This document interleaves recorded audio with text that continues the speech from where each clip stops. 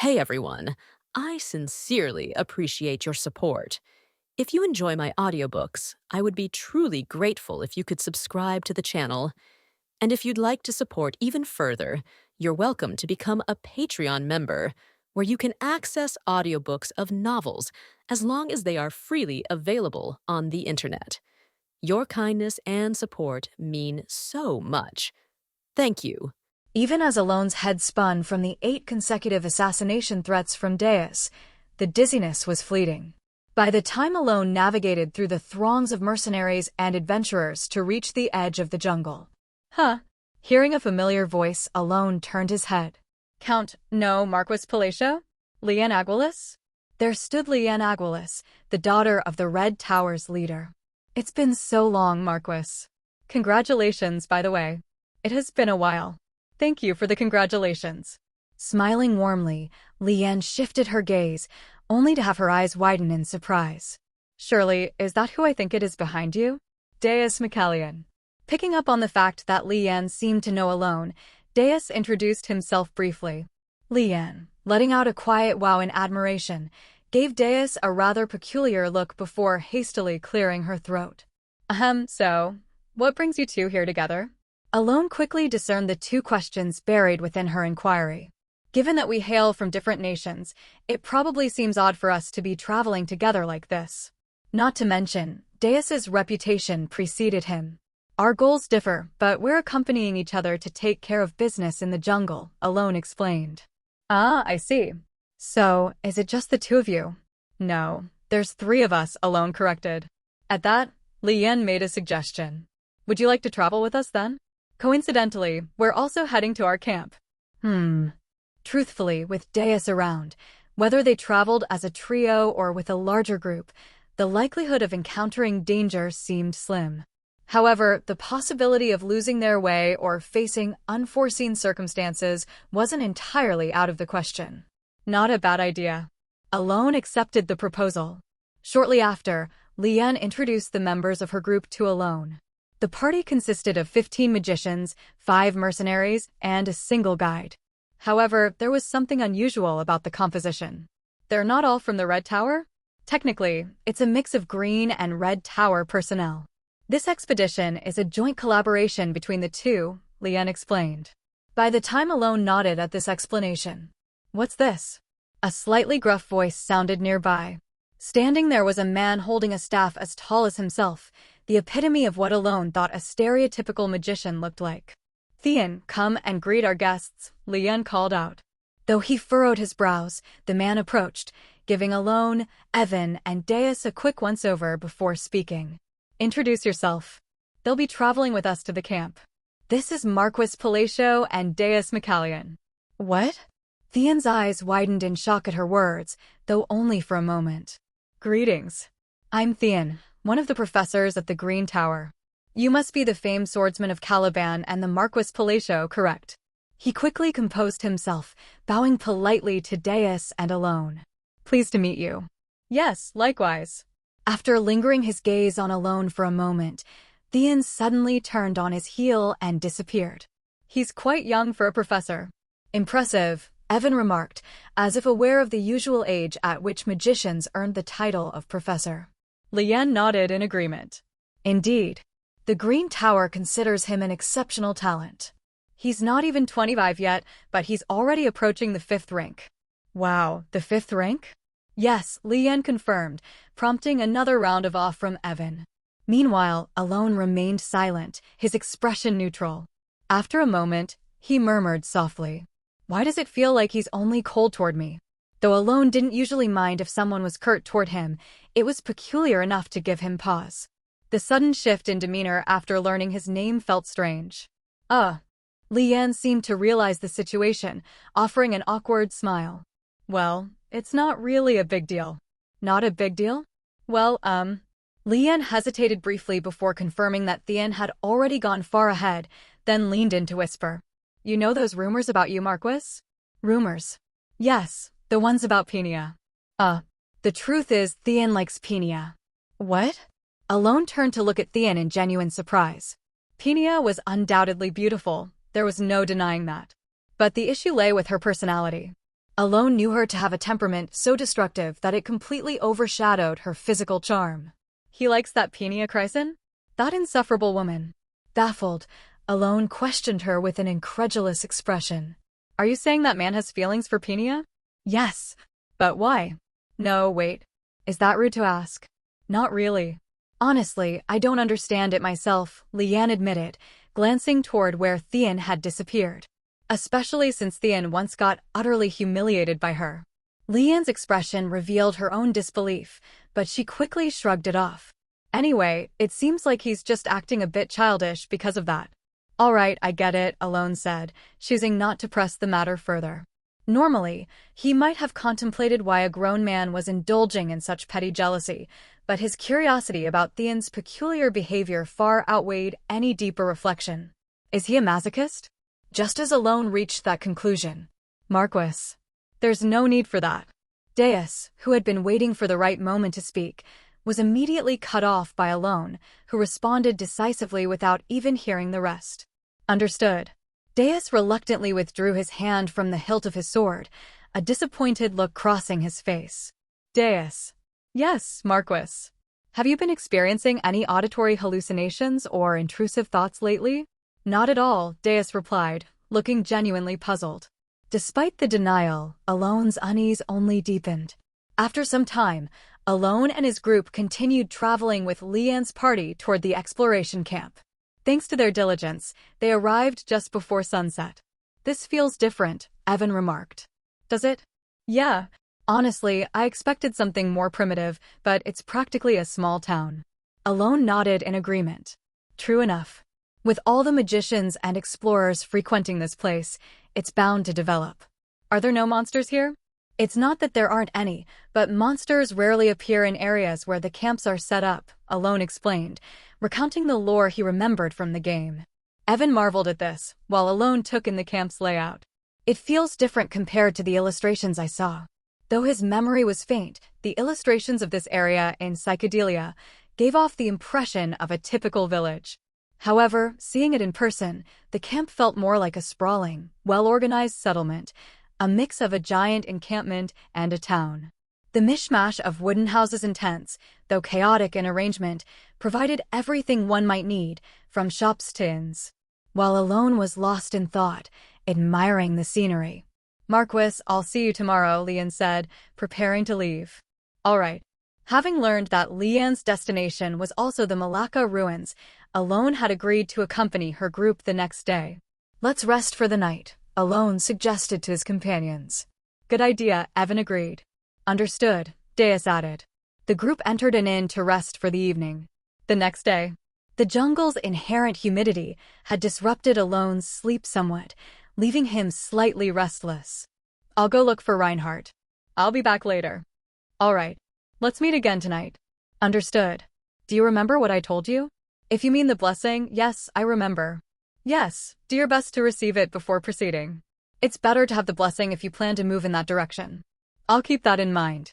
Alone and Deus agreed to separate temporarily to accomplish their respective objectives before regrouping.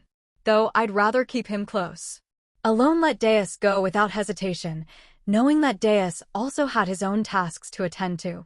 As long as Deus didn't venture into Selvanus or any uncharted regions, there was little risk to his safety. Shortly after, Alone joined Leanne's group without Deus. Deus McCallion won't be joining us? As I said, our goals are different. I see. Leanne appeared somewhat disappointed as they continued their journey toward the Malacca ruins. The sooner we finish in this jungle, the better. Such thoughts filled Alone's mind as they moved forward. Meanwhile, at that very moment, in the deep dungeons of the Holy Kingdom Rosario, reserved only for the vilest of criminals, there was a place known as the Abyssal Prison. Inside that forbidding place, a man with no legs and a reed was alive. Despite the searing agony radiating from his body, his face bore a glimmer of hope. I can't die yet. The reason he was still alive, or more accurately, the reason he had been able to possess this man's body, was that the prisoner had been one of the machina components Andereed himself had created. By implanting tree-like roots into those connected to his machina, Andereed had managed to transfer his consciousness into the prisoner's body just as his original body was destroyed during the Marquis's attack. Though his body had been utterly shattered, preventing immediate escape, this had been part of his contingency plan. In the abyssal prison, where no one visited save for the occasional delivery of moldy bread, he bided his time, slowly regaining his strength and taking over the prisoner's body completely. Soon, the prisoner's face, covered in crimson roots, morphed into Underworld's own. His legs, too, began to regenerate slowly. As he confirmed these transformations, Underworld gritted his teeth, eyes ablaze with ambition. I won't let it end like this. I'll prepare once again and create a world where everyone is equal. Gone was the benevolent smile or faith he once carried. Instead, a madness-fueled obsession gave him new hope. At that moment, Underworld saw something. In the abyssal prison, where no one should have been able to enter due to its thick iron doors, stood a man with black hair and piercing blue eyes. The man smiled innocently as he looked at Underworld. Hello. The cheerful greeting left Underworld speechless, or rather, incapable of responding. He couldn't comprehend the situation. But whether Underworld responded or not, the man continued. Well, to be honest, I don't really care about what kind of world you're dreaming of or what you're trying to do. I'm not even that angry. The man's husky voice carried an unsettling casualness as he added. But, you see, messing with His Holiness? Even I can't let that slide. Raising his hand. Snap. Underworld realized, too late, that his neck was twisting against his will. Wait, no. No, stop. Stop it. Stops. Desperate, he flailed and struggled, but... crack. His neck completed 2 full rotations, and death claimed him. That's what you get for pushing your luck. The man, who had snuffed out Underworld's delusional ambitions, strolled off into the darkness, vanishing without a trace. Left behind was Underworld's lifeless body, eyes wide open in disbelief. Alone and Evan, along with Leanne's group, began their journey toward the ruins of Malacca. Marquis. It feels like it's getting more humid the deeper we go, Evan muttered, clearly displeased. Indeed, Alone replied, nodding as he noticed Evan's grimace. I knew this place was supposed to be humid, but I didn't expect it to be this bad. It's unbearable, Alone thought, trying to hide his discomfort. He fidgeted with his clothes, feeling the damp texture under his fingers. We need to handle this quickly and get out of here. As they continued walking for a while, someone suggested, let's take a short break. They had reached the midway point of their journey. During the rest, Alone struck up a conversation with Leanne and learned why she and her group were heading to the ruins of Malacca. Malacca is a magical ruin? Magical ruins. Ruins discovered in Ranavelli came in various forms: treasure ruins, heritage ruins, and knowledge ruins, among others. Among them, magical ruins were especially prized by wizards, as they often contained artifacts from the era of forgotten gods. However, wasn't Malacca just another ordinary ruin in the game? He had visited this area countless times while playing Psychedelia, searching for jungle-exclusive artifacts, just as he had during the Roxas segment. The memories of minigames in this jungle were still vivid. It's not confirmed yet, but there's a chance, Leanne replied. Do you have evidence? Alone inquired further. Yes, explorers recently compared certain structures of Malacca's ruins with those of previously discovered magical ruins. They found striking similarities using maps created by explorers, Leanne explained. This was new information to Alone. I was aware of Malacca's ruins, but I never thought it might be a magical ruin. That's intriguing, right? I wouldn't have known either if it weren't for Thean. Based on the reports sent to the camp, I thought it was just a typical ruin. This discovery is all thanks to Thean, Leanne said. At her words, Alone glanced at Thean, who was resting a bit further away. Thean briefly met his gaze, but quickly looked away, as if feigning ignorance. Alone found it odd but didn't dwell on it. So, could Malacca's ruins hold artifacts from the Forgotten Era? Alone asked. Leanne tilted her head thoughtfully. I think it's unlikely. When explorers and wizards first discovered Malacca's ruins, they reported finding nothing. If anything, we might only find academic materials. Alone nodded in agreement, but then Leanne turned the question on him. By the way, Marquis, what brings you to the ruins? Alone hesitated for a moment before giving a vague response. Someone I know made a request. A request? Yes, they asked me to visit the ruins of Malacca. Leon seemed curious, but recognized Alone's reluctance to share more and chose not to press further. Alone appreciated her discretion and changed the subject. By the way, is it all right to share this kind of information so casually? I didn't know any of this before. Oh, Leon nodded, understanding his concern. It's fine. Even though the ruins bear similarities to magical ruins, the chance of them being one is extremely low. And the likelihood of finding artifacts is practically zero. Any academic findings would end up being shared publicly anyway, so there's nothing to hide.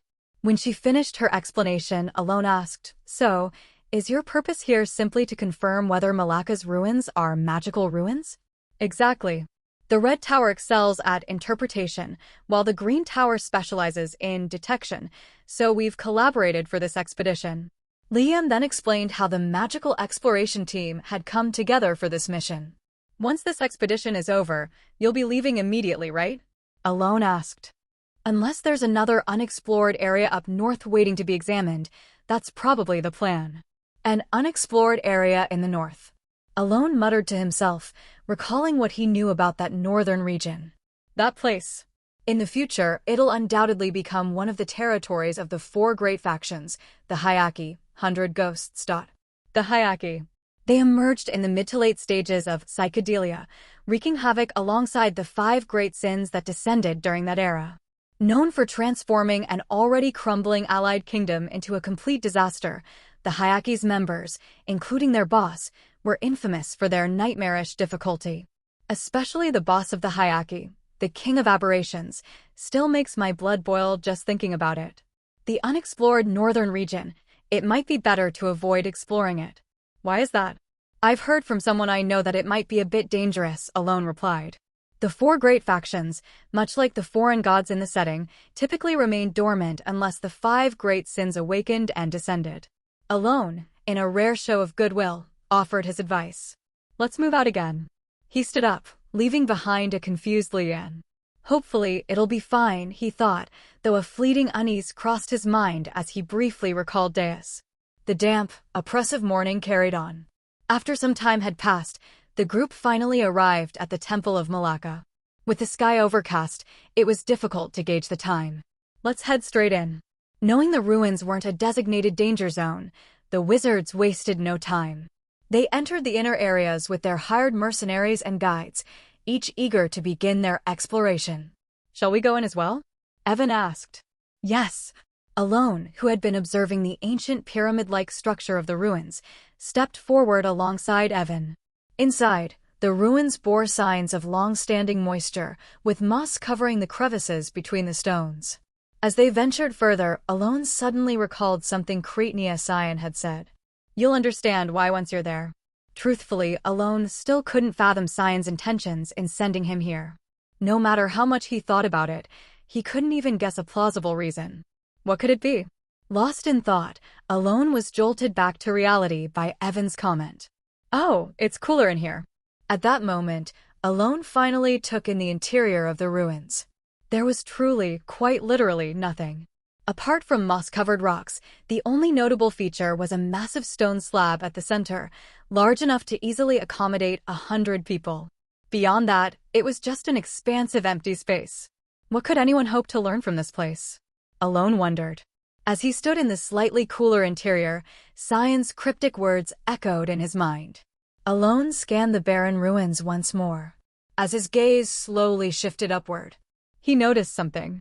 What appeared to be a drawing was, in fact, text. Alone immediately recognized it as writing in his mind, understanding it naturally as though it were ingrained in him. He'd experienced something similar before when examining a tablet in ruins once inhabited by the Dragonkin. Egg of the Sacred Dragon. Despite the wear of time, the inscription was clearly legible. Stasis, he murmured, reading the phrase beneath it. Thunk. From somewhere far away came the sound of something massive shutting. Crack. A sharp, shattering noise followed. So it really isn't likely that this is a magical ruin, even if it bears some similarities, Leon thought, still gazing at the previously empty ruins.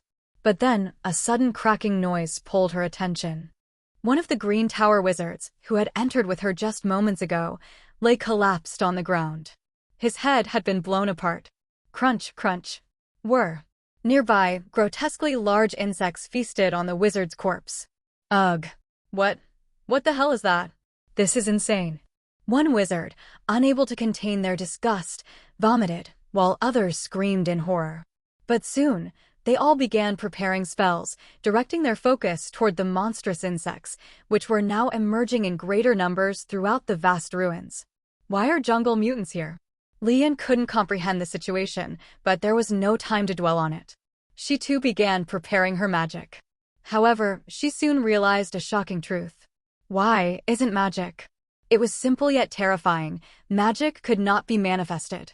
As the insects began to gather, Lian frantically tried again to cast magic, her expression growing more desperate, but her efforts were in vain. The mana, it's dispersing. The moment she released her mana for spell formation, it scattered uncontrollably into the air. Realizing this, she was struck with terror. Huh. A sigh echoed through the chamber, drawing the attention of Lian and the other wizards. Close call, said Theon, standing tall among the swarm of insects. Theon. Lian called his name in disbelief. Theon, standing over the corpse of a green tower wizard, wore a clear smile, a grin filled with mockery. You look like you don't understand, he said, his tone dripping with derision. Lian's face hardened at his obvious sneer. Do you even realize what you're doing? She demanded. Oh, are we doing this? A lecture? Sorry to disappoint you, but spare me. I've heard enough sermons to last a lifetime. And don't worry, I know exactly what I'm doing. Seems like you're the one in the dark here, though. Theon replied nonchalantly. What? Lian asked, her confusion deepening. Theon chuckled. If you knew what I was about to do, you wouldn't be looking so calm. With that, he drew a dark, pitch-black staff from his robes and waved it lightly. At that moment, one of the insects, resembling an oversized mosquito, stabbed its sharp proboscis into the chest of the wizard's corpse. In a grotesque display, it tore out the heart with a spray of blood. Theon retrieved the heart from the insect's maw and tossed it to the center of the arena. The heart thumped violently, spreading blood across the enormous space. Lian tried again to use magic, but Theon cut her off. Oh, don't bother. Now that the trial has started, magic won't work inside this ruin. Trial? She asked, alarmed. That's right. A trial to determine who's worthy of claiming the magical relics in this place, Theon explained with a casual shrug. I should mention, he added, I don't hold any grudges against you all. The only reason I brought you here is because I needed the hearts of at least 10 wizards. With a sly grin, he continued, apparently, only wizard hearts will do, something I heard from someone. Anyway, I had no other choice. Theon's demeanor turned unnervingly jovial, as though all his prior silence had been a facade. Still, I'll admit I was worried for a moment. Bringing the Marquis of Palatio wasn't a problem since he's a wizard, but that monster with Caliban's sword? Now that was nerve-wracking. I even debated how to hold out until the Marquis left. But now that I can begin the trial on the very first day, well, I'm just incredibly grateful. Theon shot a mocking glance at Alone before turning back to the others. Well then, I'll take my leave. Don't worry, your hearts will be put to good use.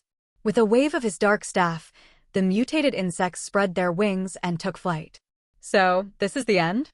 Lian watched in despair as her mana, no matter how much she poured out, dispersed uselessly into the air. Her face twisted with hopelessness. Crackle. A sharp sound broke through the chaos, drawing her gaze. There, in front of Alone's outstretched hand, glowing magic shone brightly. The wizards, who moments ago had been drowning in despair, stared at the light as if entranced.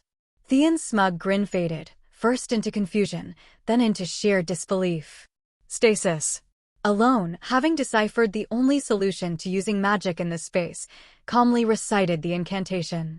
The reason why the mages couldn't use their magic within the Malacca ruins was due to the dispersion of magical energy. Extracting magical power from within the body and arranging it into a specific structure forms the foundation of magic manifestation. However, in this space, the moment one tried to extract magical power, it would scatter into the air, rendering arrangement, and thus magic, impossible. This meant that even Theon, the one who had created this very situation, had been rendered magically powerless. However, there was one exception Alone. And the reason for this exception was clear. It's because I fixed the arrangement of magical power with the incantation of stabilization. In other words, he had the ability to enforce the laws of magic through the use of incantations, no matter the situation. If not for the hint carved into the wall, I'd probably have ended up as bug food while trying to figure out a solution. Not that the current situation isn't dangerous as it is. Even so, it wasn't a moment to relax. Even if he could use magic, the fact that the environment actively dispersed magical energy was still a massive disadvantage, not only for Alone but for any mage. No matter how much magical power I pour in, arranging it still takes time, which lowers efficiency. And the Hogaftu, Memory of the Black Eye, and the bracelet are unusable as well. In short, the most I can manage is 3 spells at best. Remaining calm, Alone analyzed the current situation and scanned his surroundings. Mutated creatures resembling mosquitoes the size of humans were flying through the air, emitting the distinctive threatening buzz of insects. It wasn't just the air. They clung to moss-covered rocks. They crawled along the walls of the ruins. They scattered across the floor. Even behind him. The entire ruin was horrifyingly infested with grotesque, insect-like monsters. This is insane. While Alone was surveying the area, Theon's voice, filled with shock, echoed from the front. Logically, it shouldn't even be possible to use magic here. Theon, dumbfounded, stood with his mouth agape. Despite his companion's heightened reaction, Alone devoted all his focus to calmly assessing the situation. I need to take care of everything in a single strike. Numerous large-scale area spells that could resolve this predicament flashed through Alone's mind. Unfortunately, none of them could be used right now. If he were to cast one of those spells here, Evan and the other mages would inevitably get caught in the blast. No, rather than possibly, it was an unavoidable certainty. However, handling the bugs one by one with precision strikes wasn't a viable option either. He simply didn't have enough chances to cast magic. And as he pondered this dilemma, a thought suddenly struck him. Wait a second. If magical power disperses like this... His eyes lit up as he arrived at an idea. Decomposition. He spoke quietly. The feeble trace of magic that had been lingering just a moment ago was abruptly dissolved and disappeared. In an instant, it was broken down into tiny particles and scattered throughout the space. The faint hope the mages had clung to vanished, replaced by sighs of resignation escaping their lips. See? I knew it wouldn't work. Even Theon, who had started regaining some confidence, gave a dejected wave of his dark staff. At that moment, when the bugs hovering in the air turned menacing and began to shift, Alone maintained his composure. Behind his expressionless face, his thoughts remained steady. So even if it disperses, magical energy doesn't actually disappear. He surveyed his surroundings. Even though grotesque insects were lunging at him with lethal intent, Alone did not despair. Because he could see it. The magical energy he had just decomposed was now naturally scattered throughout the space, a result of this chamber's peculiar properties. And more importantly, the moment he realized that, despite the diffusion, the control of the magical energy spread across the chamber was proceeding exactly as he intended. Letting out a light breath, Alone formed a seal with his left hand while maintaining his calm. Then, with his right hand, he executed a Jikuanin, Earth Seal. Chongwang, Pure Light. Pajajijik. Once again, atop Alone's palm, a radiant orb of lightning surged into existence, starkly different from the feeble spells earlier. It shone brilliantly, dazzling the surrounding area. Acceleration. With that, the lightning orb devoured the surrounding air, unleashing a brilliant spectacle of electric blue light. And in the moment when the spike-like jaws and limbs of the mutated creatures were about to touch Alone's body. Designation. A blinding flash was unleashed. Quagiagagagagak. Without a moment's hesitation, the orb of lightning that Alone had created tore mercilessly through the flying insects. The heads of the bugs that rose into the air before plummeting back down. The body of a bug that was about to crush Alone's hand as it moved sideways. The curved torso of an insect bearing its proboscis, aiming for his heart. With trails of radiant blue light, as if guided by precision, the lightning pierced only the insects. In mere moments, the flash wiped out every single bug. Quajik. Finally, as if wrapping up its rampage, the lightning struck Theon's heart just as he was hastily attempting to swing his staff again, and then it vanished.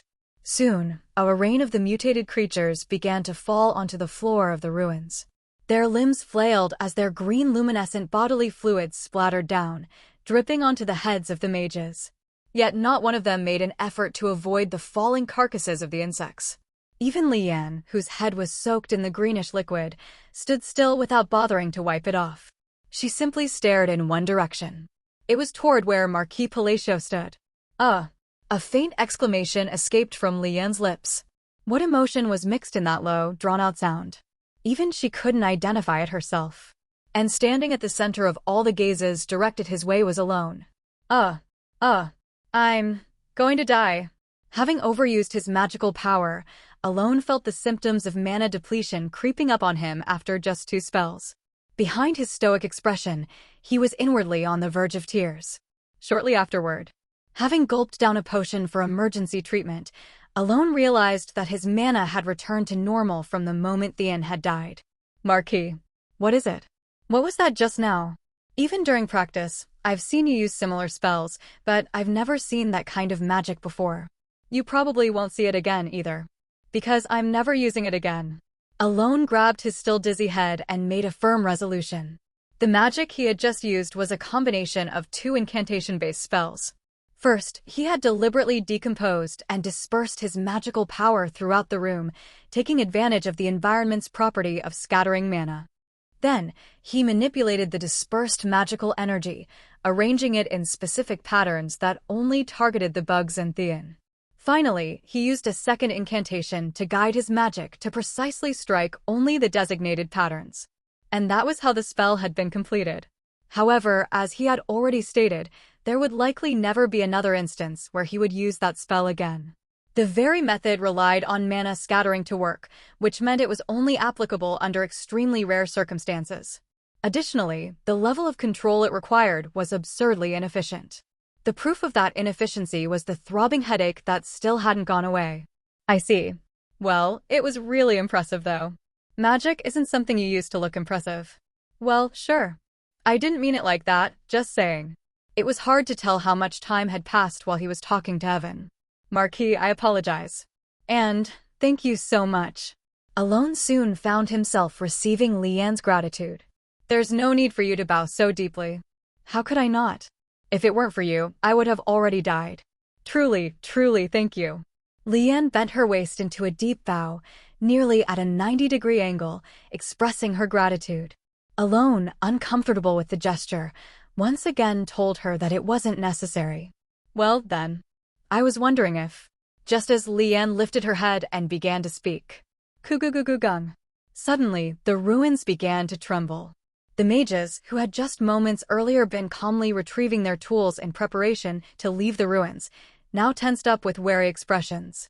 But contrary to their expectations, a staircase. The massive tremor subsided, and what appeared before them was a staircase that had formed in the central arena, where there had been nothing just moments before. The staircase led underground. The mages all came to a realization simultaneously. This was the place Theon had just mentioned earlier, the location of the object. But that realization lasted only a moment.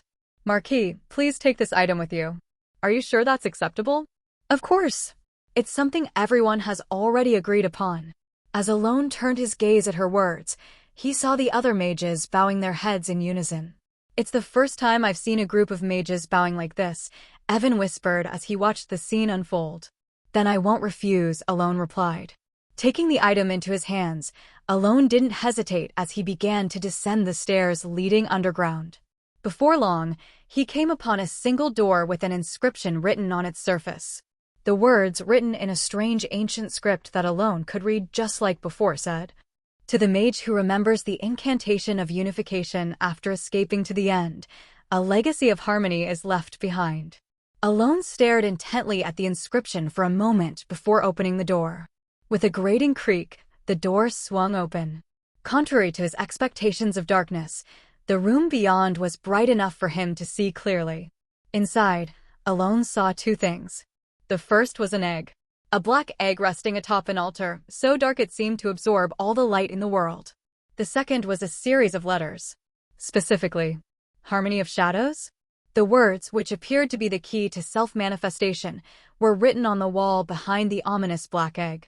As Alone stepped closer to examine the egg more carefully. He noticed an old parchment lying next to the egg, inscribed with ancient writing as well. The contents were as follows. Never allow the shadow dragon to consume anything but mana until it is born.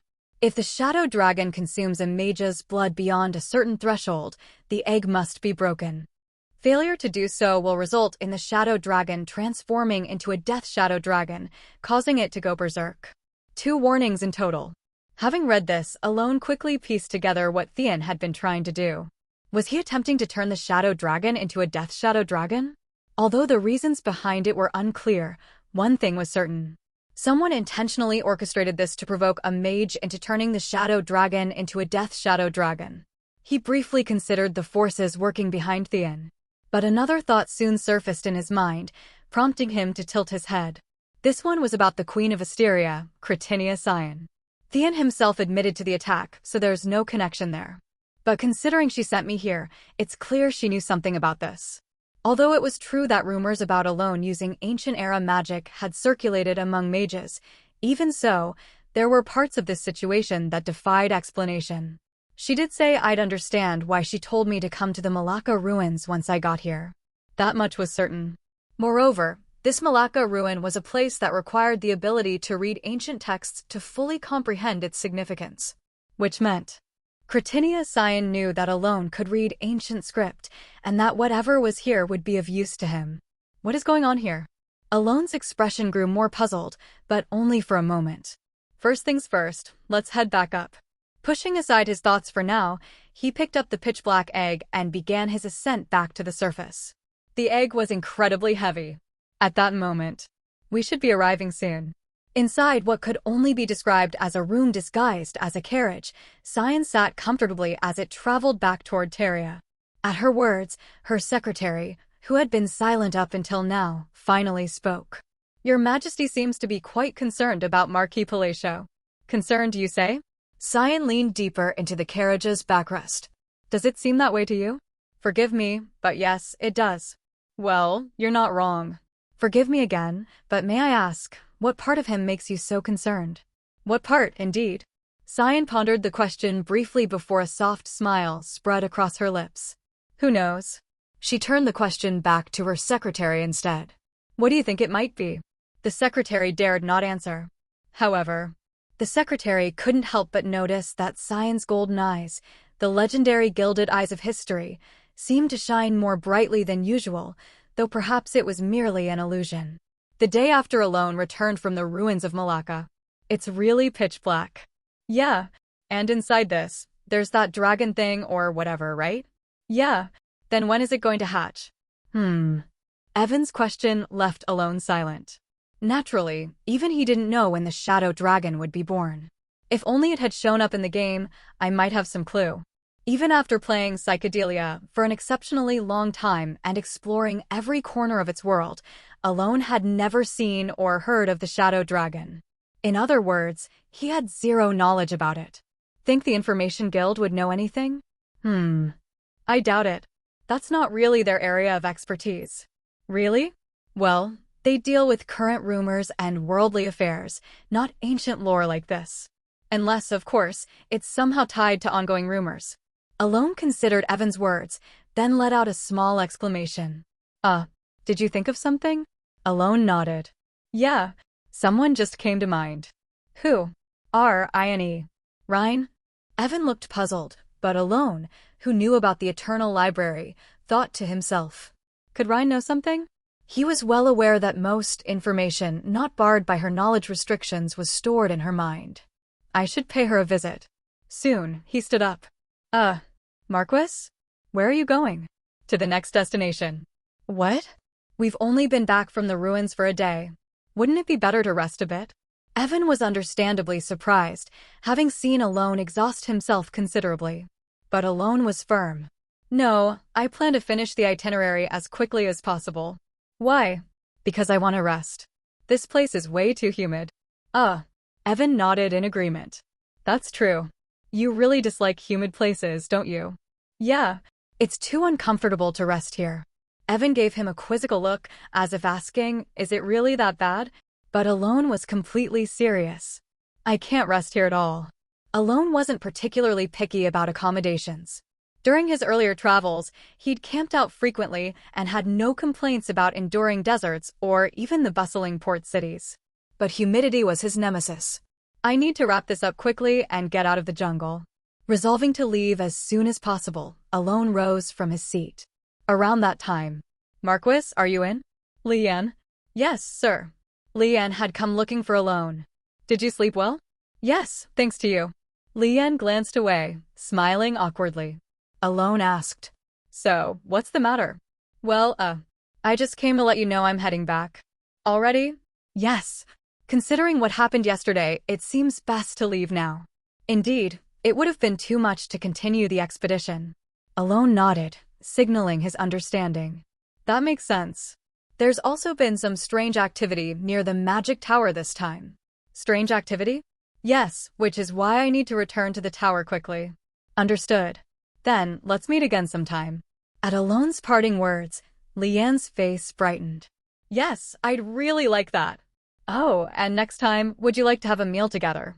"A meal?" "Yes, since you saved my life, I'd like to treat you." After a moment of thought, Alone nodded in agreement. "If that's the case, then all right. Then please make sure to visit the Red Tower sometime." "I will." Leanne bowed deeply, then turned and left. Watching her go, Evan spoke up. "She seems much friendlier than before." "Does she?" "Yes. It's probably because of your impressive magic." "That topic again?" "It's not just a topic, it really left an impact." "That's all I'm saying." Alone let a quiet smirk slip past his stoic expression at Evan's remark. "Let's go with that." With that, Alone resumed preparing to leave, a stray thought crossing his mind. Was it really that impressive? Having finished his preparations, Alone left Evan behind and headed alone to the hermit's hideout to protect the recently discovered dragon egg. Evan, having been tasked to guard the egg, eagerly nodded with a grin, clearly ready for the job. Alone chuckled softly at the sight before heading northeast toward the Sylvanus Zone. The Sylvanus Zone was notoriously dangerous, home to mutated monsters of all kinds. Normally, Alone wouldn't dare enter such a place alone. However, he felt secure thanks to a unique blessing, in Mariana's blessing. Reaching the massive statue marking the border of the zone, Alone observed the moss-covered figure resembling an unnamed goddess. Approaching the statue, he clasped his hands together and bowed his head. After about 5 seconds, he spoke. "Great goddess Mariana, grant me the sight to navigate this zone. In return, I shall offer what belongs to you." As he finished, a faint light emanated from the moss-covered statue, gradually flowing into Alone. A satisfied smile spread across his face. With Mariana's blessing, the Sylvanus Zone no longer posed any danger to him. Unless he attacked first, the monsters would not perceive him, allowing him to wander the forest freely. The blessing came with a condition, though. He had to collect scattered relics in the forest and offer them as tribute. "It's not a difficult penalty. I can just retrieve a few items from the hermit's hideout." According to lore, all items in the Sylvanus Zone were considered lost possessions of the goddess. Relaxed, Alone began his journey into the zone, though a stray thought about Deus briefly crossed his mind. "Now that I think about it, Deus didn't return yesterday. I hope he's all right." He dismissed the worry with a shake of his head. Deus wouldn't die here, not in a place like this. He could defeat a swordmaster like it was nothing, after all. Only if Deus ventured into the domain of the 100 ghosts would there be any risk, and Alone was certain he hadn't gone that far. Reassured, Alone continued his trek northeast. After some time, he noticed an unusually massive tree in the Sylvanus Zone, its twin trunks twisting together to form a towering figure. From here, head directly to the right. Following his mental map, he veered right and walked leisurely for a while. Eventually, he realized he was nearing his destination. However, the sight that greeted him left him stunned. Piles of monster corpses, stacked as high as the massive trees, surrounded the hermit's hideout. These were no ordinary creatures. They included enormous lizard-like beasts capable of devastating entire villages and other rare, highly dangerous mutations. While Alone stared in disbelief, a voice called out. Turning toward the sound, He saw a middle-aged man clad in an incongruously bright blue robe, his presence starkly out of place in the jungle. The man smiled, his expression devoid of hostility, as he addressed Alone. Entering a forest like this alone? You must have a lot of confidence in your skills. Is this your doing? Alone asked cautiously. Indeed, the man replied casually. I wanted to conduct a leisurely investigation, but these mutated monsters wouldn't stop bothering me. The middle-aged man glanced at the pile of corpses and spoke casually. Setting it up like this keeps everything away, except bugs. Alone instinctively realized that the man wasn't ordinary and spoke up. May I ask your name? Selim Micardo. Selim Micardo. Muttering the name to himself, Alone soon dropped his stoic expression, his mouth slightly agape. The Tower Master of the Blue Tower. That's my title, though my disciple handles most of the work these days, Selim said with a hearty laugh, one that seemed almost too jovial for his age. He then turned his attention to Alone. So, who are you? Forgive my late introduction. I am Alone Palacio. Alone Palacio? The Marquis of Palacio?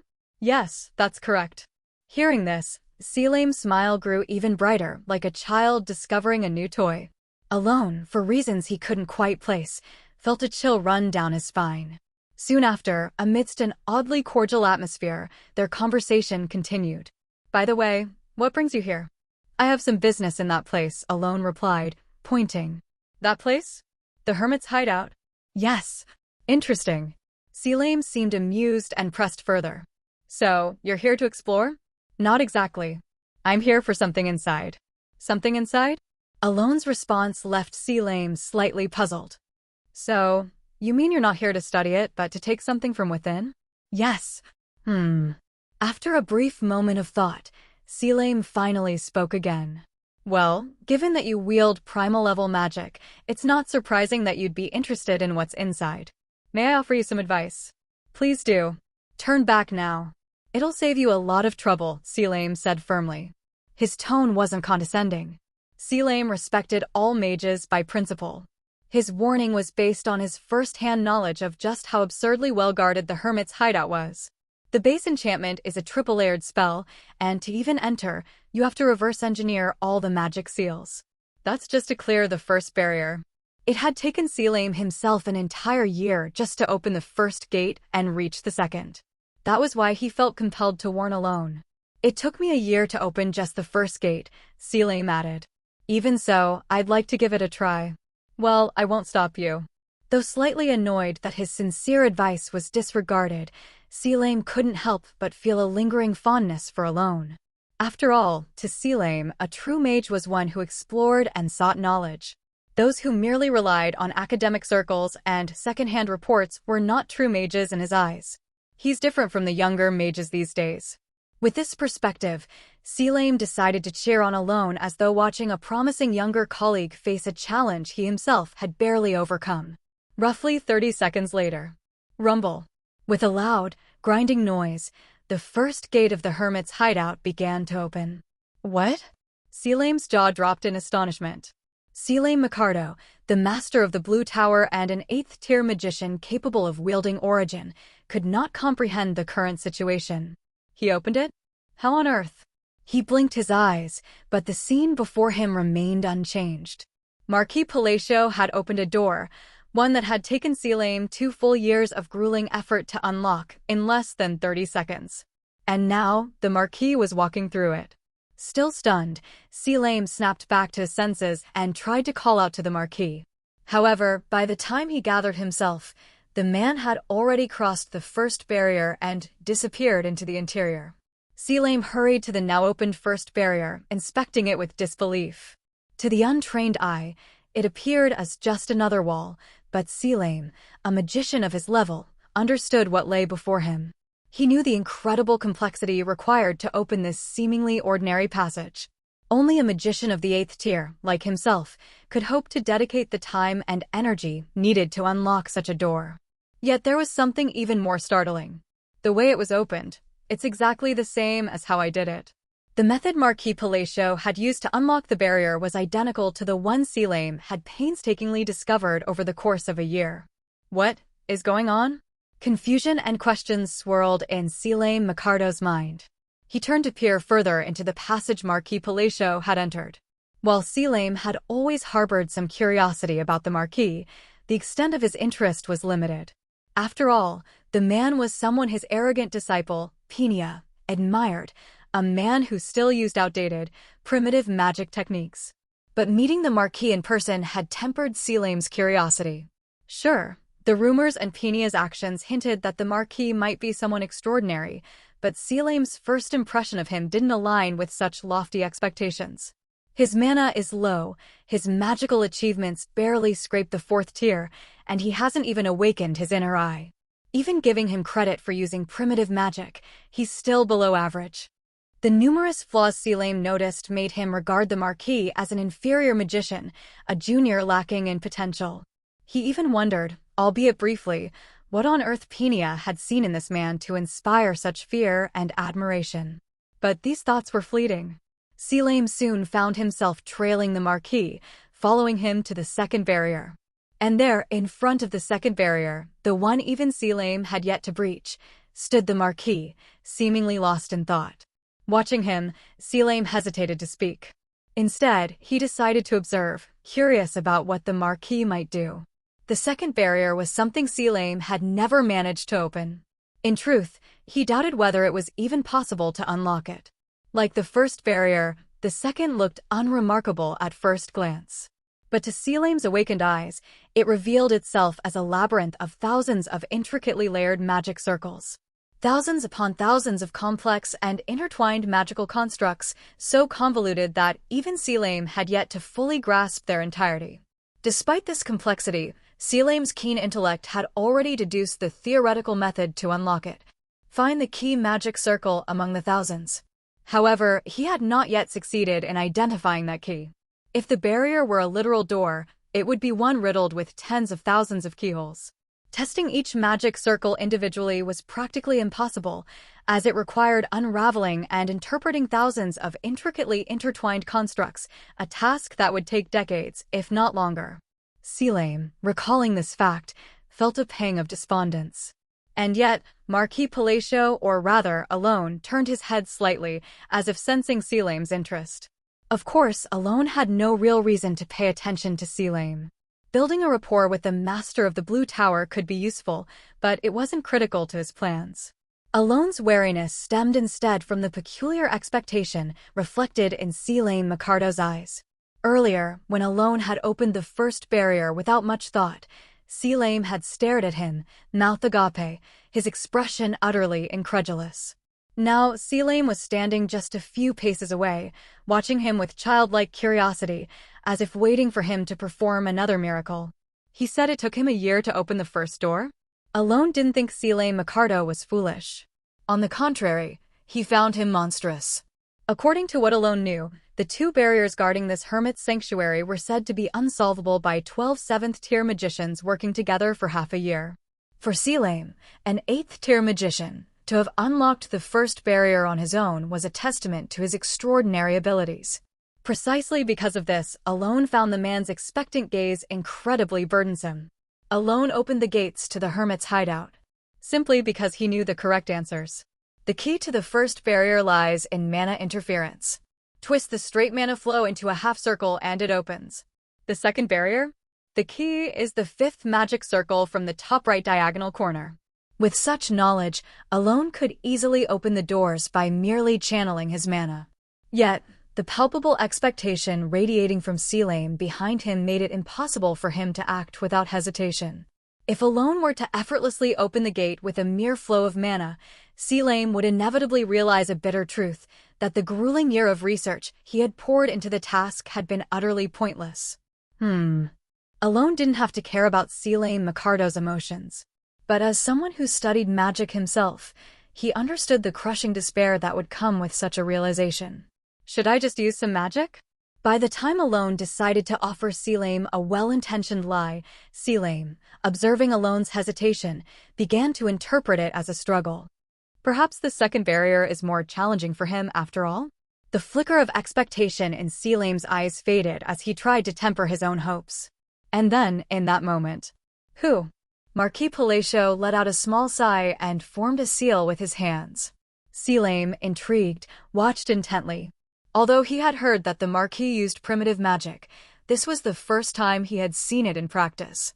As he carefully observed Alone's technique, he noticed the Marquis murmuring something faintly under his breath. Then a small orb formed between Alone's thumb and forefinger. Selim felt it immediately. What? A primal sense of danger surged through Selim Mikado. Instinctively, he furrowed his brow and began to gather mana to cast a defensive spell.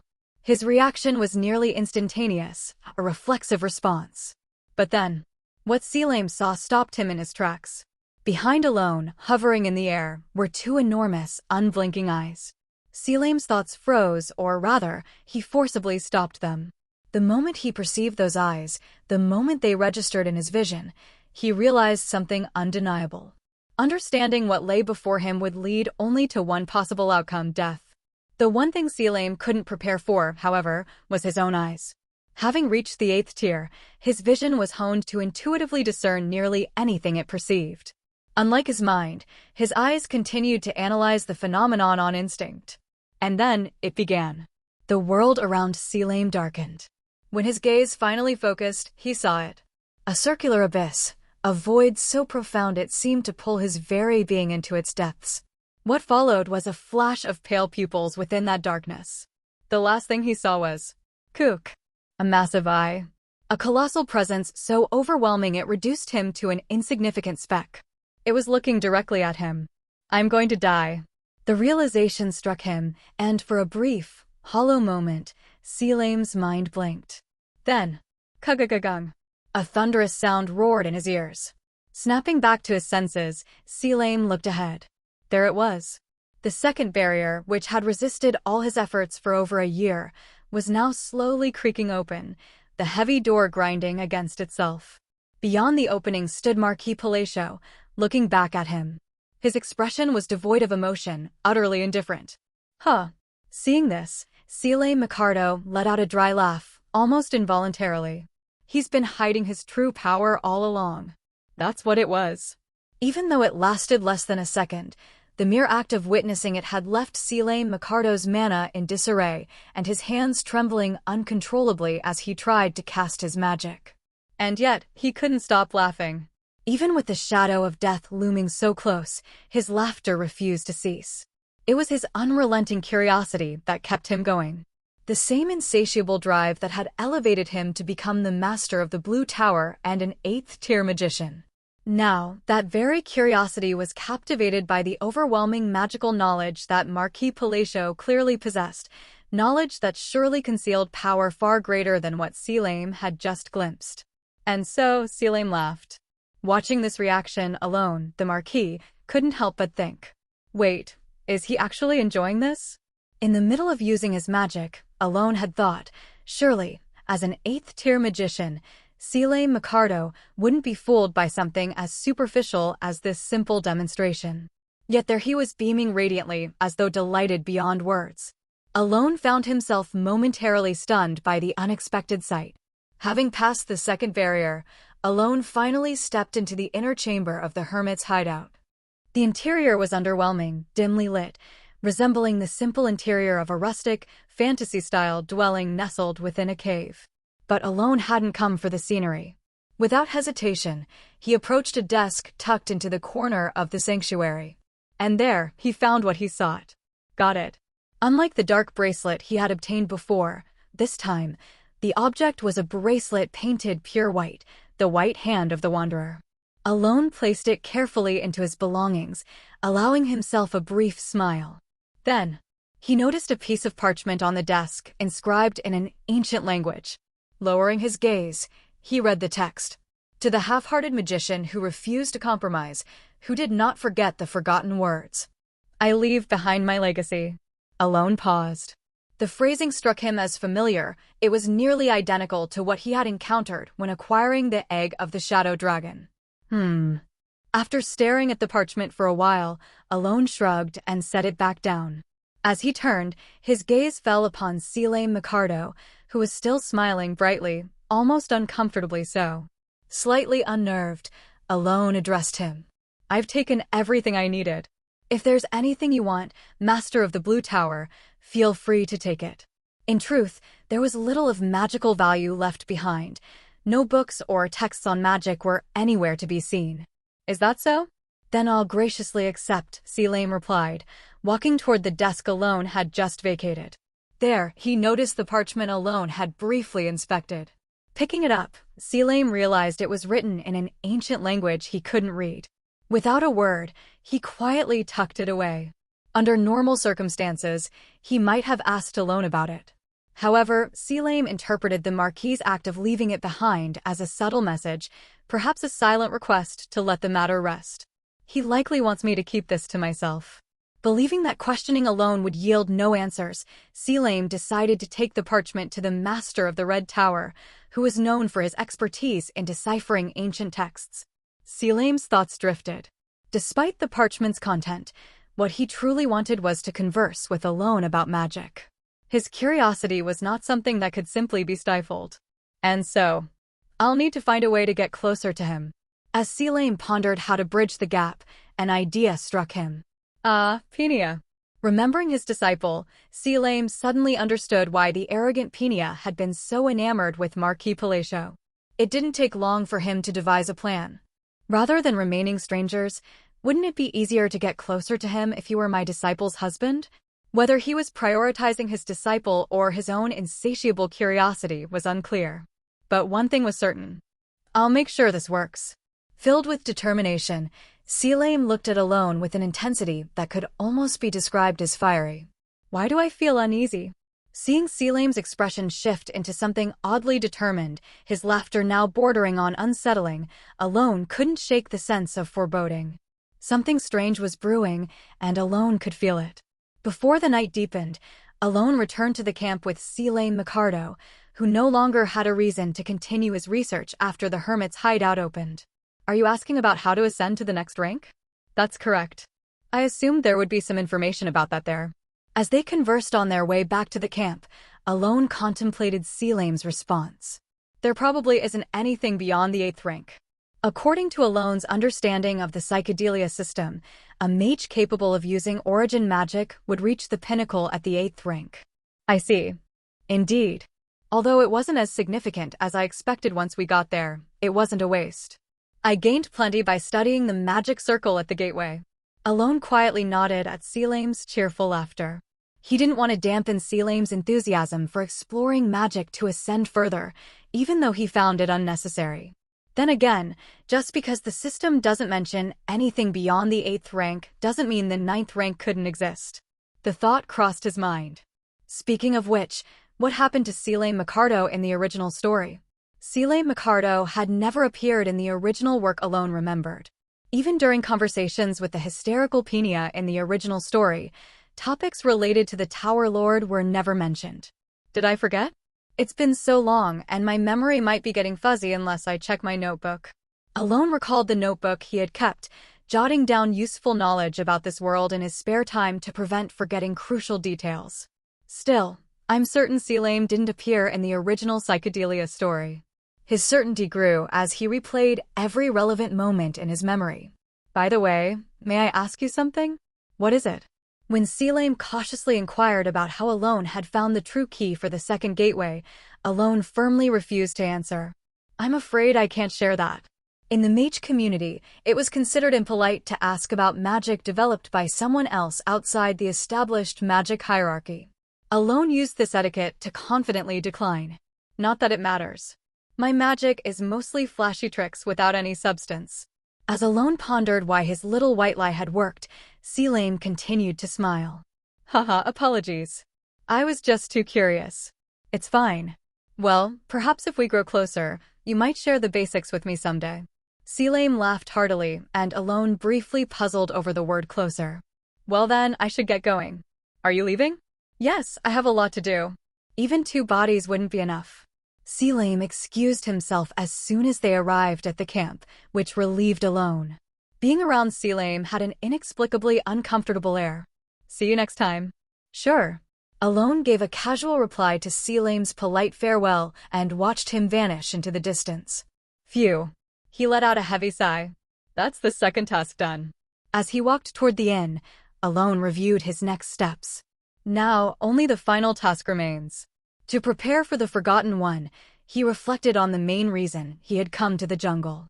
A presence, more than an item, was essential to his plans. Everything's ready. With that thought, he fiddled with the ring he had received from Henkel and returned to the inn. "You've returned, my lord." "Deus?" "Yes, I'm back."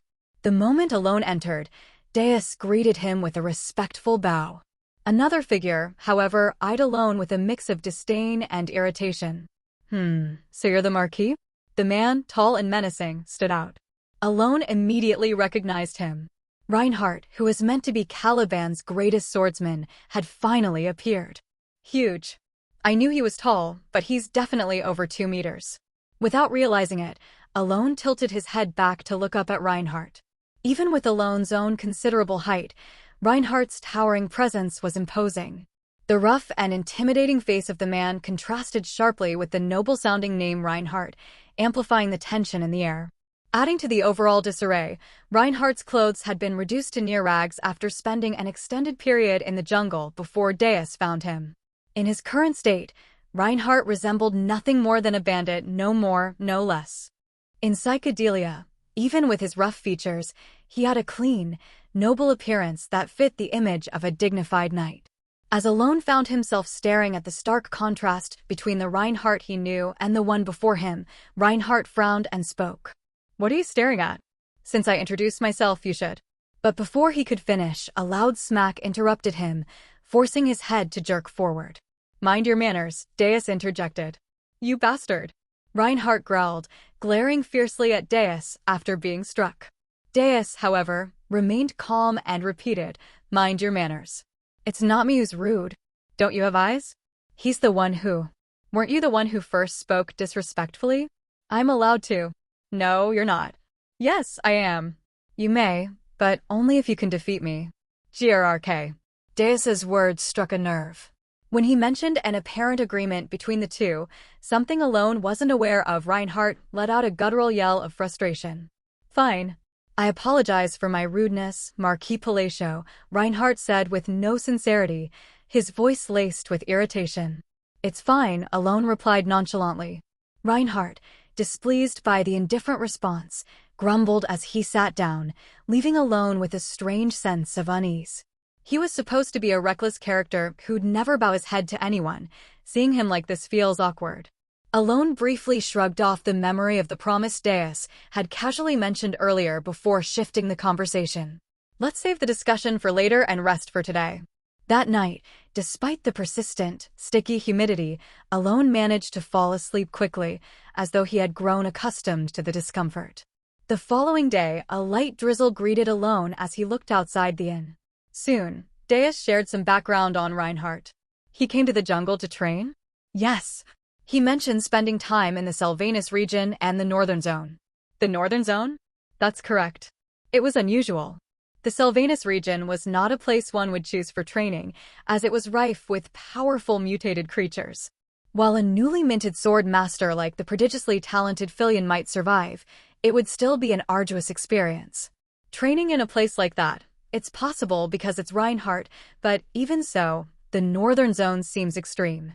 The Northern Zone, also known as the territory of the 100 Ghosts, was a place even Deus would struggle with.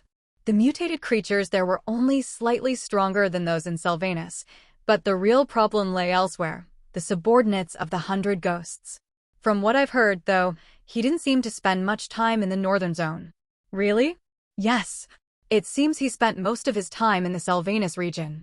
Nodding at the timely explanation, Alone couldn't help but marvel at Reinhardt's strength. Yet his gaze drifted back to Deus. And Deus defeated someone like Reinhardt. "Is something wrong, Marquis?" Deus asked, noticing Alone's lingering stare. Contemplating his response, Alone eventually spoke calmly. "It's good to see." The sentiment carried a sense of paternal pride, as if watching a son achieve greatness. But saying so outright felt awkward, so Alone chose his words carefully. "Is that so?" "Yes, you're doing well." "Understood." Deus, perhaps feeling some sense of pride at Alone's words, displayed a rare, slightly smug expression. After some time passed in conversation, they finished a simple breakfast with Evan and Reinhardt, who had also joined them on the first floor. Then Alone broached an important question. Deus, are you heading back now? I am. Will you not return with me, my lord? I have somewhere else I need to stop by. Then I'll accompany you. Haven't you accomplished your purpose? Shouldn't you be heading back? A few more days won't hurt. In truth, I was going to ask you to join me if you didn't mind. Thank you for offering. It's no problem. Deus's straightforward response prompted Reinhardt to interject. So, am I supposed to wait here? Come along. Why should I do that? Reinhardt retorted sharply, his tone defiant. So you don't run off again. What? Me? That's absurd. Did you think I wouldn't figure out you fled to the jungle to avoid calling me brother? Reinhardt clamped his mouth shut at Deus's pointed accusation, his reason for escaping to the jungle, one Alone hadn't cared to know, laid bare. Witnessing the spectacle, Alone, who had been quietly enjoying the rare scene, cleared his throat. Evan, watching alongside him, leaned closer to ask softly. So, where are we going? To the Thunder Serpent Tribe. The Thunder Serpent Tribe? Wait, you mean the one in the east? Yes. At Alone's confirmation, Reinhardt frowned deeply. What? You're heading there? Marquis Palacio, do you even know what that place is like? Of course. The Thunder Serpent Tribe's territory lay in the eastern zone, one of 3 areas the jungle camp had mapped. It remained the least developed region because of the tribe's strict policy of rejecting outsiders. You're aware they're there and still intend to go? Yes. Huh. Reinhardt couldn't hide his disbelief, which earned him another smack. Ow. You bastard. Mind your manners. Do you have a death wish? If you'd like to see who dies first, be my guest. Reinhardt erupted in anger after being struck again by Deus, but Alone remained composed as he watched the scene. If he knows about the Thunder Serpent Tribe, that reaction is expected. In the game and its lore, the Thunder Serpent Tribe was an exceptionally challenging foe. Each member of the tribe was at least as strong as a knight, and their combat efficiency doubled in the jungle. Adding to the difficulty was their mastery of curses. From the moment one became hostile to the Thunder Serpent Tribe, over 10 different debuffs would start afflicting the intruder, persisting until they left the eastern zone. Even so, Alone wasn't overly concerned. Reinhardt and Deus were by his side. Still, there was one reason for caution. The Thunder Serpent Tribe had an absolute being they revered, a godlike presence. And that being was Alone's target. With that in mind, Alone stood up. Since we're done here, let's head out. To meet the Thunder Serpent Tribe. By the time the rain had stopped, Alone's party began their journey toward the eastern zone, a region avoided by even the most daring explorers and mercenaries. About an hour or 2 after entering the zone, Reinhardt glanced ahead at Marquis Palacio with faint irritation.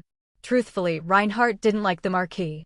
Not because Alone had wronged him directly, but because Reinhardt often suffered incidental, collateral damage because of him. What's so great about him that Deus gives those long-winded speeches during meetings?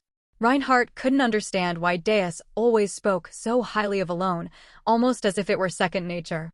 Sure, he had heard through the nights about Alone's significant contributions during the Northern Campaign years ago, but surely that story had been milked long enough. The Alone he saw in person didn't seem particularly extraordinary, contrary to the tales. If it weren't for the knights who endlessly praised the Marquis after their northern expedition, Reinhardt would have assumed the rumors were exaggerated.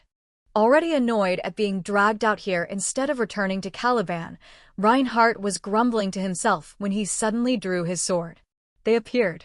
Draped in white animal pelts and wearing masks made of animal bones, a group of unknown individuals emerged like mirages in their path. Reinhardt frowned deeply as he took in the sight. We've already fallen victim to their curses. He could feel his senses dulling as if submerged in water. Be warned, outsiders. This is the land of the Blue Serpent. Leave.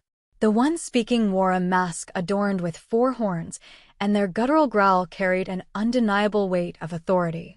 Reinhardt, unable to stop himself, let out a low whistle of admiration. Not a swordmaster, but close.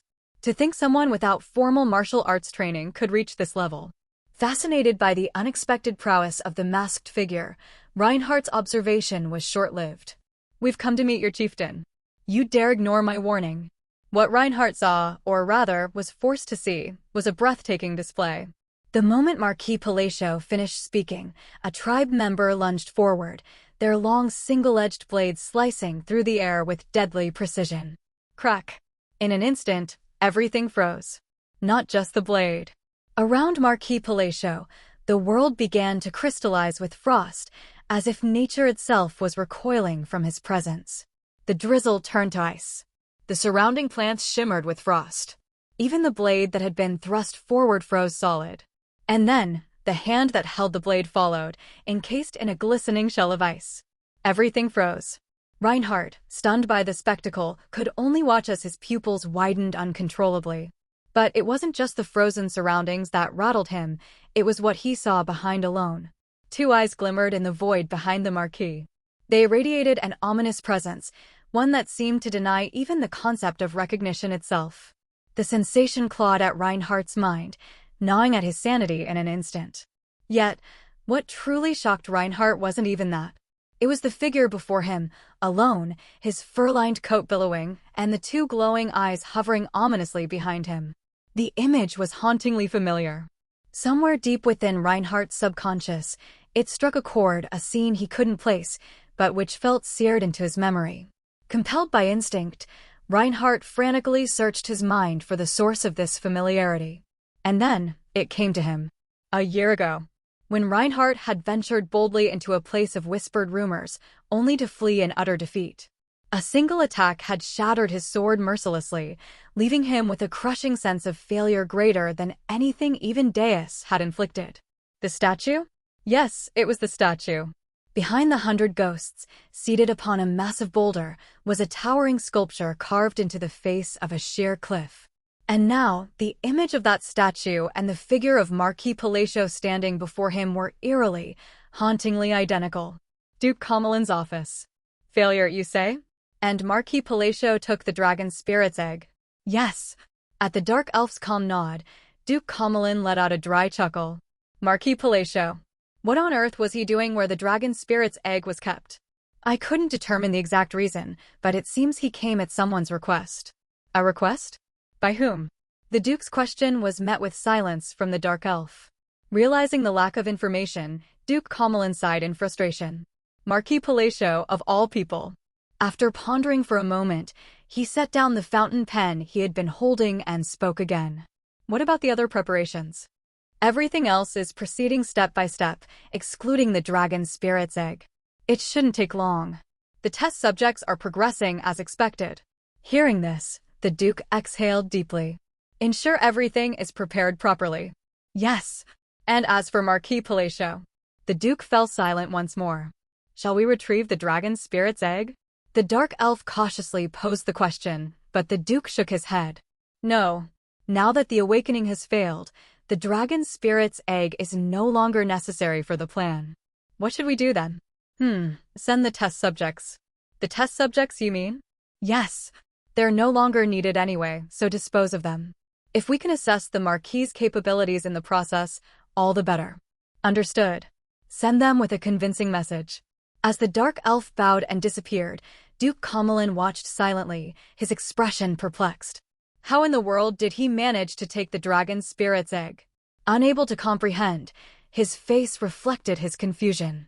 He took a deep breath, trying to calm the ripples of unease stirring within him. At this pivotal moment, as the greater cause drew closer, he needed to remain composed. For that reason alone. All for the greater cause. He silently recited the phrase he had repeated to himself thousands of times. Was it a misunderstanding? Reinhardt was aware. He understood that he might have been mistaken. No, he was acutely aware that it was overwhelmingly likely to be either a misunderstanding or sheer coincidence. Because logically, it made no sense. The back of Marquis Palacio, who resided in the Kingdom of Asteria, couldn't possibly resemble the massive statue he had seen within the domain of the 100 ghosts. Surely, that must be it. Even as he acknowledged that it was illogical and likely a coincidence, he couldn't stop himself from superimposing the figure before him onto the image etched into his memory. The flowing black coat and the two eyes, one black, one blue. It was all too identical. The vivid memory of that moment was only heightened by the sheer terror of impending death he had faced at the time, engraving the sight of the 100 ghosts and the statue behind them indelibly into his mind. Lost in his daze, Reinhardt stared blankly at the figure before him until, exterminate the intruder. The sudden cry from the Thunder Serpent tribe jolted him back to his senses. He raised his sword, infusing it with magic. But then, he immediately stopped his actions. The Thunder Serpent warriors, who had seemed ready to charge with weapons drawn, now stood frozen, trembling uncontrollably. And at that moment, Reinhardt saw it. The threads of Zahn spread throughout the forest. Though invisible to ordinary eyes, those with magical perception could see the threads spreading like spiderwebs across the entire area, entangling every member of the tribe. The only one resisting was, damn it, the man who had been pointing his sword at Marquis Palacio. Unfortunately, even he was completely immobilized. Unlike the others, whose limbs were simply bound by the threads, the man standing directly before Alone was practically mummified in Zahn threads, leaving only his face exposed. To what extent? The threads tightened with such precision that, in an instant, the man could have been reduced to nothing more than a lump of flesh. And Deus's expression, as he gazed at the man who dared to point a sword at the Marquis, was so cold it bordered on icy, an unmistakable chill that anyone could perceive. It's not Caliban's sword, but Marquis Palacio's own, it seems. Reinhardt, reflecting on the thought, watched as the fight ended almost too quickly, leaving him with a faint sense of deflation. I couldn't even fully grasp it, just how strong is that guy becoming? As Reinhardt wrestled with a pang of jealousy toward Deus, who had once again taken a step forward in strength during the time Reinhardt wasn't watching. Alone's eyes fell on a struggling member of the Thunder Serpent tribe, masked and twisting their body in resistance. It was the right choice to bring Deus, though. Alone let out a small sigh as he noticed the particularly bright, vivid threads of Zahn shining in the air. Of course, he could have subdued the tribal member himself with the biting cold he momentarily unleashed, making conversation possible. Still, Deus's presence had undoubtedly made things much easier. Even so, a flicker of unease surfaced in Alone's mind. The reason? These vibrant threads of Zahn, demonstrated for the first time by Deus in Alone's presence, bore a striking resemblance to the technique Deus had used during his awakening into sin, if only the color of the threads were different. No, that can't be. Turning slightly, Alone cast a glance back at Deus. Shall I kill them, Marquis? Deus asked in his usual calm, detached tone. No. As Alone answered, he couldn't decide whether to feel reassured or more uneasy. This power could just as easily be the innate ability of a sword master, not something tied to his awakening into one of the 5 great sins. Still, shaking off the thought, Alone turned his attention to the subdued tribesmen, his brow furrowed slightly. Normally, they wouldn't gather like this so quickly after an outsider's intrusion. What's going on here? Surveying the dozens of Thunder Serpent tribe members surrounding him, Alone tilted his head in mild confusion before shrugging. Looks like we'll need to have a conversation. Watching the tribal member growl in a voice more beastly than human, Alone sighed. I'll come to this shallow place below the sky. Welcome the dawn with joy, as I will greet it with you. At Alone's sudden proclamation, Evan, Deus, and Reinhardt exchanged puzzled looks. However, the slightly poetic, lengthy phrase seemed to strike a nerve. The once growling tribesmen froze, their eyes behind the mask reflecting astonishment. Noticing this change, Alone pressed further. How about it? Isn't this enough to grant me an audience with your chieftain? Alone himself had no idea what his words meant. But he had uttered them with such confidence because he vividly remembered encountering the Thunder Serpent tribe in the game. There had been a quest involving the tribe, and an NPC had used the exact phrase to gain entry without conflict. Confident yet cautious, Alone watched the tribesmen. How do you know those words? The tribesmen murmured in disbelief, but ultimately relented. Follow me. Satisfied, Alone allowed a faint smile to surface. Entering the Thunder Serpent tribe's village, the first thing Alone felt upon entering the village was its sheer mystique. Though he had seen its illustrations countless times, experiencing it firsthand was entirely different. The Thunder Serpent tribe's village had been built atop crumbled ruins. Alone scanned his surroundings. Homes resembling those of elves were constructed inside trees, while others were built from restored ruins. Members of the Thunder Serpent tribe, emerging from these structures, stared at Alone's group with wary, distrustful eyes. As the group proceeded through the village under the tribe's scrutinizing gazes, they arrived at the center, where a massive temple stood. Alone marveled at the temple's grandeur, which felt more like a harmonious part of nature than a separate structure. A tribesman with 4 horns gestured toward the temple and said, "Follow me." Entering the temple, the group soon arrived at a large tent inside. Within, they found an elderly man clad in white fur, much like the other tribesmen. "He's different from the chieftain I remember from the game," Alone thought as he observed the elder. Despite the wrinkles around his eyes, the elder's gaze was sharp and intelligent as he looked at Alone. "I've heard you wished to see me," the elder said. "Is that true?" At the elder's words addressing him as a distinguished guest, Alone momentarily looked puzzled. Then it dawned on him, it must have been because of the phrase he had uttered earlier. That's right. That NPC was also treated as a distinguished guest. Recalling the young girl NPC who had joined him in the jungle only to part ways as soon as the mission ended, Alone nodded slightly to himself. "Yes, that's correct," he said. "First, allow me to introduce myself. I am the one who leads the Thunder Serpent tribe, known as the Wise Ashgul," the elder said. "I am Marquis Palacio," Alone responded. As the elder politely bowed his head, Alone mirrored the gesture and introduced himself in turn. "Show your respect as well," Ashgul commanded. At his words, the tribesman who had been wearing the 4-horned mask earlier removed it. A woman. Alone was secretly surprised. He had assumed the tribesman was a man, but it turned out to be a young woman with a youthful appearance. And not just anyone. Swift Circle. "I am Swift Circle," she introduced herself. Realization struck Alone. She was destined to become the future chieftain of the Thunder Serpent tribe. With this newfound understanding, he looked at her with a fresh perspective. "And so," Ashgul continued, "may I ask what has brought you to seek me out?" At the elder's question, Alone began to deliberate on how to explain his intentions. He remained silent for a moment, lost in thought, but soon, with a small nod, he seemed to resolve himself. "The reason I have come to the Thunder Serpent tribe," he began, looking directly at the wise Ashgul, "is to subjugate the god you revere, Basiliora the Receiver." At this shocking revelation, everyone's mouths fell open in stunned disbelief. Chapter 108. At Alone's words, everyone's jaws dropped in disbelief. Even wise Ashgul, with wrinkles folding over his eyes, was stunned. So was the Swift Circle, who still looked at Alone with cautious wariness. Even Evan, who had been curiously examining one of the giant monster masks in the corner of the tent, froze. Reinhardt, who had been casually surveying the surroundings with disinterest like Evan, was no exception. All of them were left gaping. The words that had just come out of Alone's mouth were utterly incomprehensible to anyone present. Among them, Reinhardt, in particular, stared at him with an expression that screamed, "What in the world did he just say?"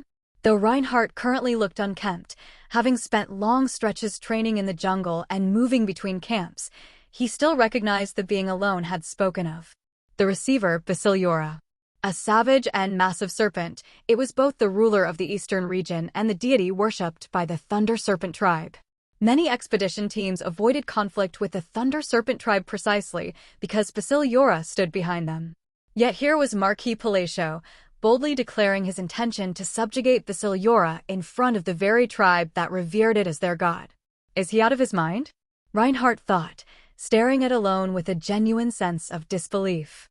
Of course, he already knew Alone wasn't ordinary. He had heard the rumors and witnessed some of Alone's extraordinary feats firsthand. But no matter how extraordinary, the idea of subjugating Basiliora felt like the height of absurdity, something beyond mere arrogance. That monster. Reinhardt recalled the one time he had seen Basiliora. Its massive tail had casually swiped through the jungle, snapping dozens of trees like twigs. Its enormous body towered over the treetops, leaving an impression so indelible that Reinhardt could never forget it. And yet, as Reinhardt stared incredulously at Deus, who stood beside Marquis Palacio, calmly nodding in agreement, his disbelief deepened. "What did you just say?" For the first time, wise Ashgul frowned, abandoning his usual calm demeanor. "Those are words, no matter how esteemed you may be, that cannot be taken lightly," Ashgul said, his voice tinged with undisguised hostility. But Alone was unfazed. He had already anticipated this reaction. Alone spoke the words he had prepared in advance. "Then will you keep living like this? What are you trying to say?" Ashgul asked. I'm asking if you will continue offering your people to that god, Alone said bluntly. How? How do you know about that? Ashgul's shocked expression gave him away, a silent admission of the truth. But Alone didn't pause, continuing his argument. Remember this, Ashgul.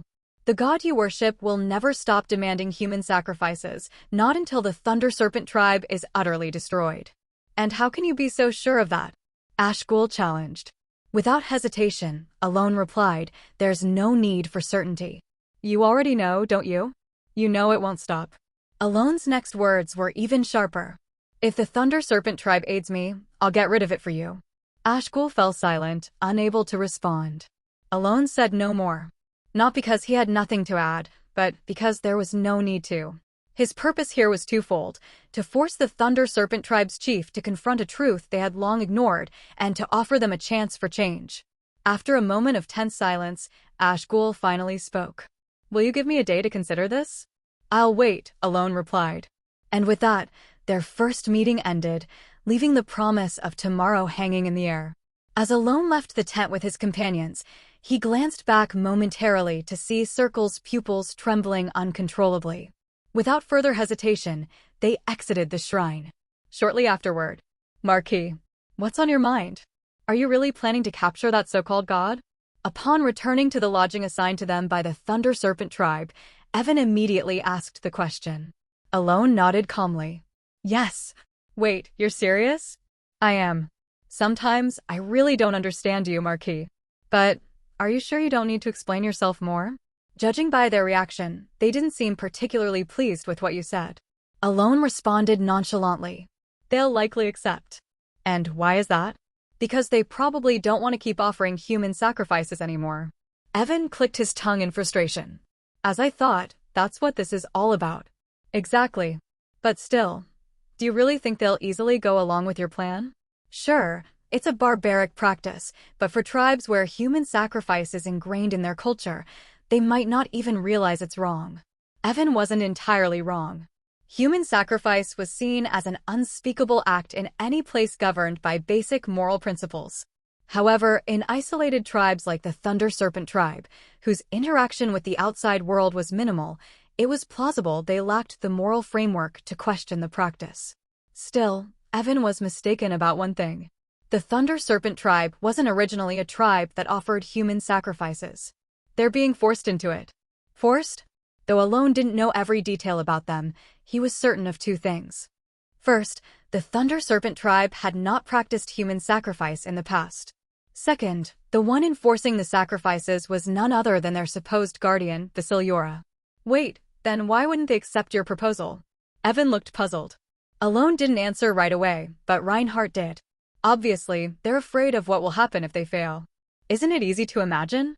If the tribe really is being forced into sacrifices, they're probably doing it to avoid being annihilated.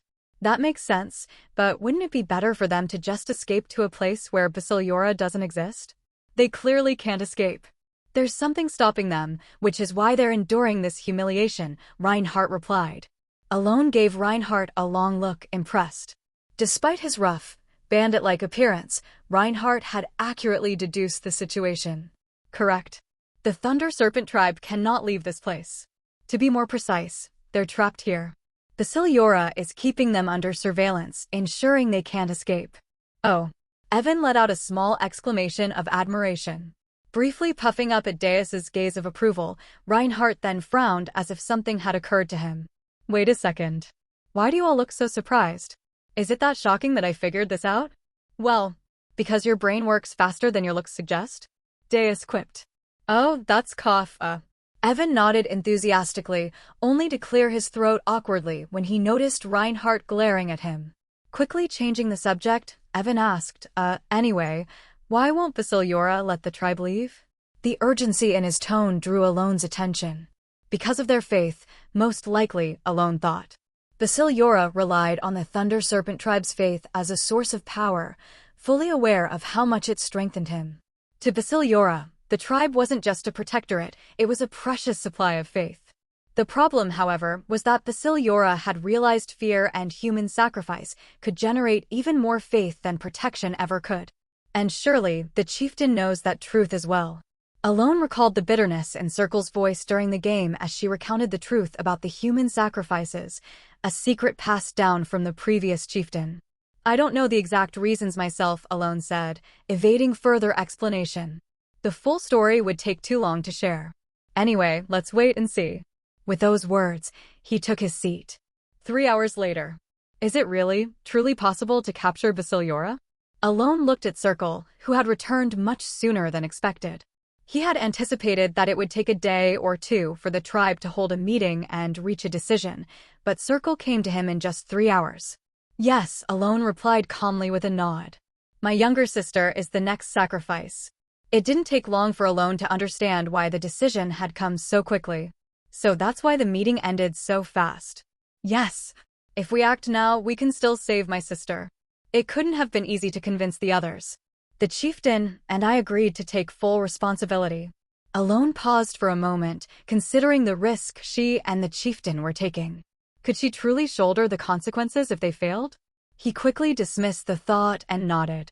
Given Basiliora's nature, the Thunder Serpent tribe was too valuable for the entity to simply annihilate. Their lives alone, hers and the chieftain's, might suffice as compensation. But for Alone, failure was never an option. Then let's discuss what needs to be done. Alone began explaining the steps to Circle, whose expression was resolute. Janira, the younger sister of Circle, the Thunder Serpent tribe's strongest warrior. She had just turned 16 and was set to undergo the coming-of-age ceremony, earning her tribal name alongside others her age. But now she stood alone atop the temple roof, gazing at the rain as it fell in heavy drops. Dark clouds, streaked with shades of gray, deepened as twilight approached. Janira glanced down at her hands. In her palm was an apple. It was her last meal, a gift from her sister, whom she loved dearly. The apple had been handed to her by Circle, who, for the first time, had shed tears while pressing it into her hands. Janira stared blankly at the once vivid red apple, now dulled like the gray sky above. Circle had told her to eat it, but Janira hadn't. No, she couldn't. Despite her hunger, despite her love for apples, she couldn't bring herself to eat it. The moment she bit into it, she felt, would mark the end. Eating it would mean being alone. The fear of that final moment kept her from taking even a single bite. She knew this was her last meal. It's pointless. Janira wasn't ignorant. She knew that holding onto the apple wouldn't keep her sister by her side. She knew the inevitable end wouldn't be stopped. She wanted to run. A sudden, overwhelming impulse flashed through her mind, but her body didn't move. Running would only make her sister the next sacrifice. She understood that too well. So she stood still, watching the gray sky darken further into night. Until, coo-coo-coo-coo, she saw it. Something enormous, gliding toward her. The great god she worshipped. The god she never wished to face. Death had come for her. Smashing through the trees with its sheer size, the massive serpent, no, the receiver, Basiliora, slithered effortlessly around the colossal altar. Its enormous eyes locked onto her. The reptilian pupil, larger than her entire body, bore into her. Fear overtook her. Her body trembled uncontrollably. The apple slipped from her hands, landing in the rain-soaked ground. Her mind screamed for survival. I want to live. I want to live. I want to live. I want to live. The thought repeated endlessly, burning in her mind.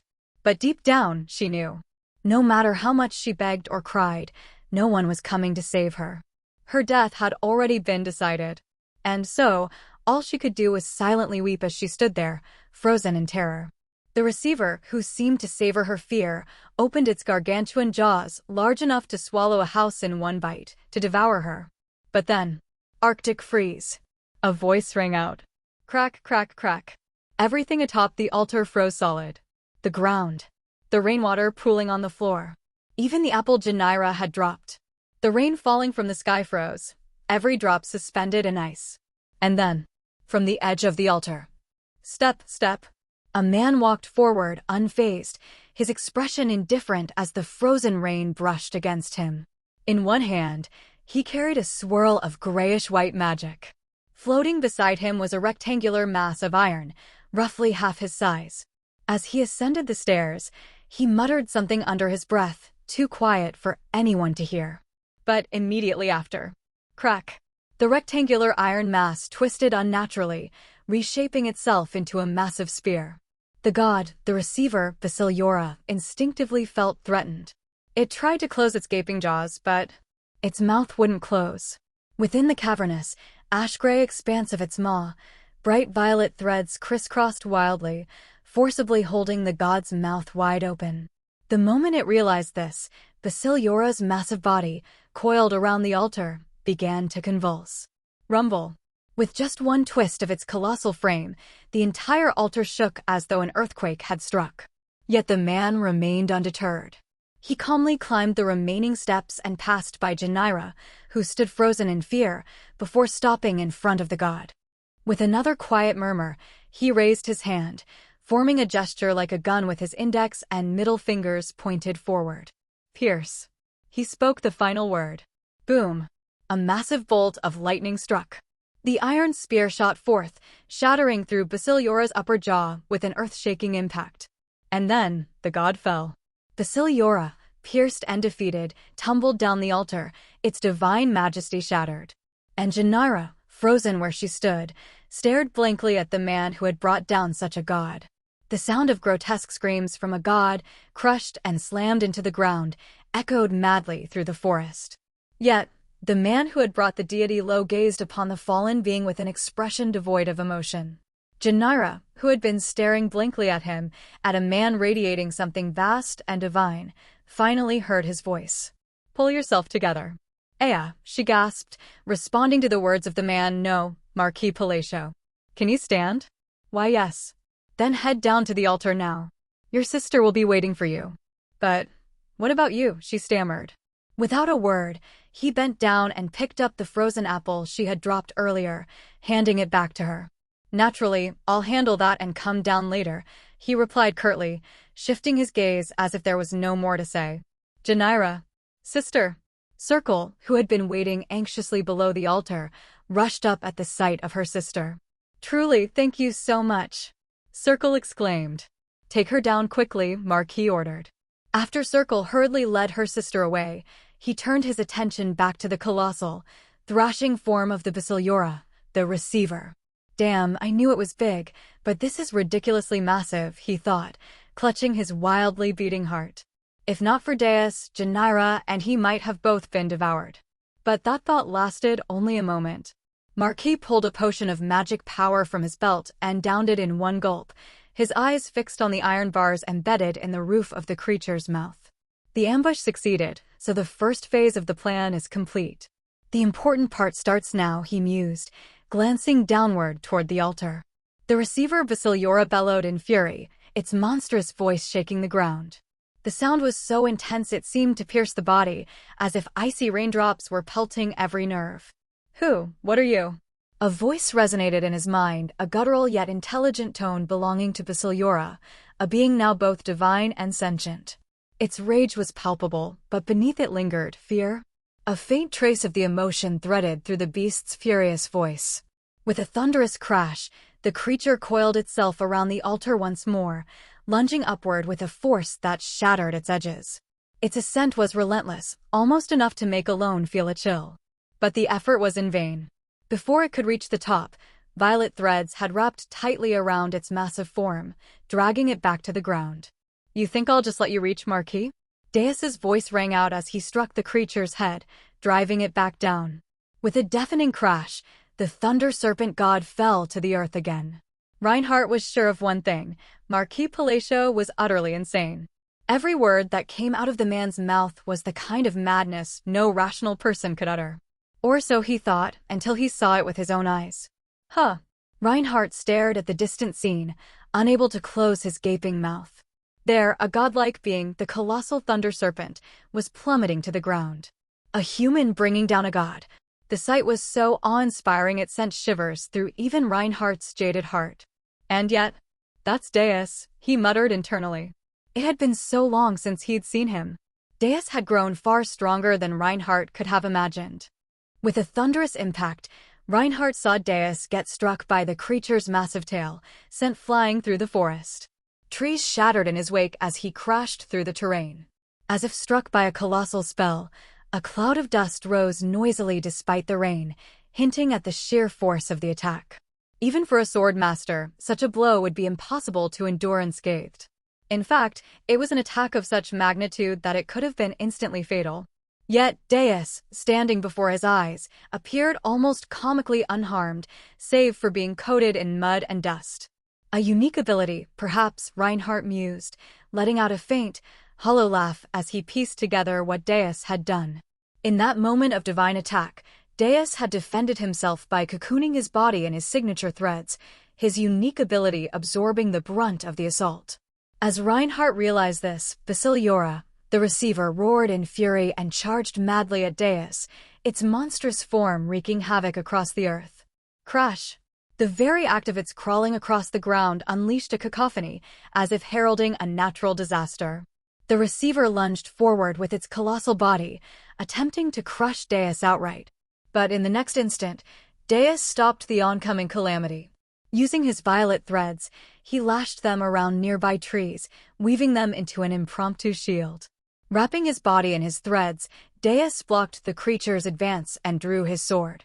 With a swift slash, he redirected the path of the monstrous force. Thud! Basiliora hurtled sideways, crashing into a massive cliff, far from the altar. The impact sent chills down Reinhardt's spine.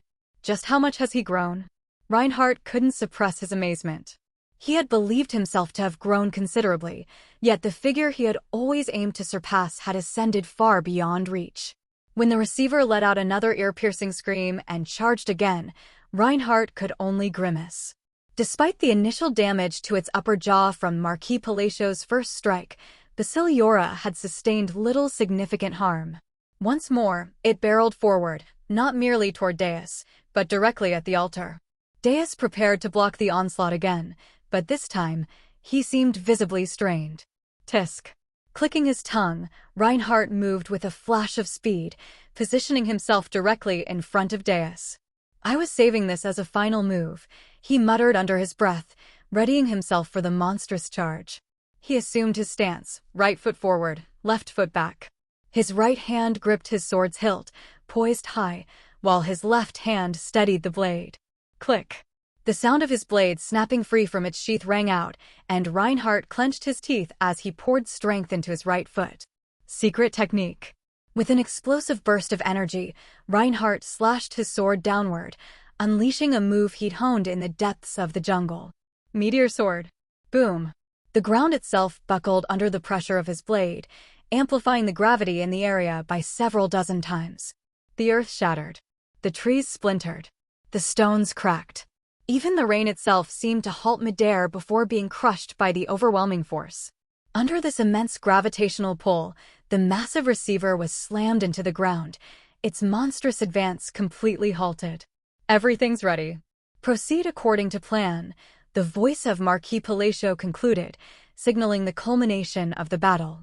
Alone observed the scene with a mix of awe and worry. I didn't ask them to go this far. From the start, Alone had anticipated Basiliora climbing toward the altar, and his plan only accounted for Deus blocking the creature's charge once or twice. He had never imagined anyone could hold off such a catastrophic force beyond that. Yet Deus had done precisely that, fending off the attack of a beast that had fed on faith for ages, perhaps not a true god, but at least worthy of being called a guardian deity. What made this feat even more remarkable was Basiliora's divine nature, which diminished damage from non-divine beings. Blocking such a creature was no small task. Thanks to Deus's efforts, Alone had completed all preparations with ease. Glancing around, he noticed Deus and Reinhardt had already retreated from the battlefield. With a sigh of relief, he muttered softly to himself. Phew. Letting out a sigh, Alone gazed at Basiliora, the receiver, as it charged toward the altar once more. Its enraged shrieks pierced the air, a wordless roar born of frustration after having its attacks thwarted repeatedly. The sheer ferocity of its charge embodied pure disaster. Yet, watching this calamity unfold, Alone calmly formed a series of hand seals. One point he intoned, his voice steady.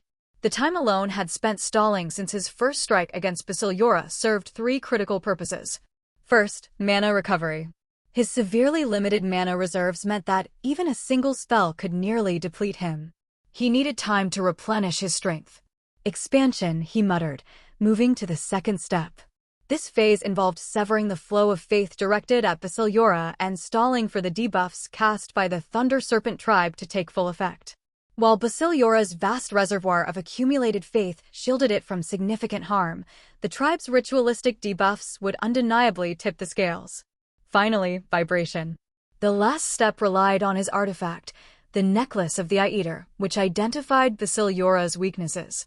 This final preparation complete, Alone turned his attention back to the colossal being as it began scaling the altar. Destruction. With that single word, Alone unleashed his spell upon the altar. Boom! The massive structure, already riddled with cracks, collapsed with an earth-shattering roar. Splash! From within, a surge of water burst forth, engulfing everything in its path. The deluge swept away the surrounding landscape and consumed half of Basiliora's enormous body in its torrent. Despite the chaos unfolding, Alone remained composed.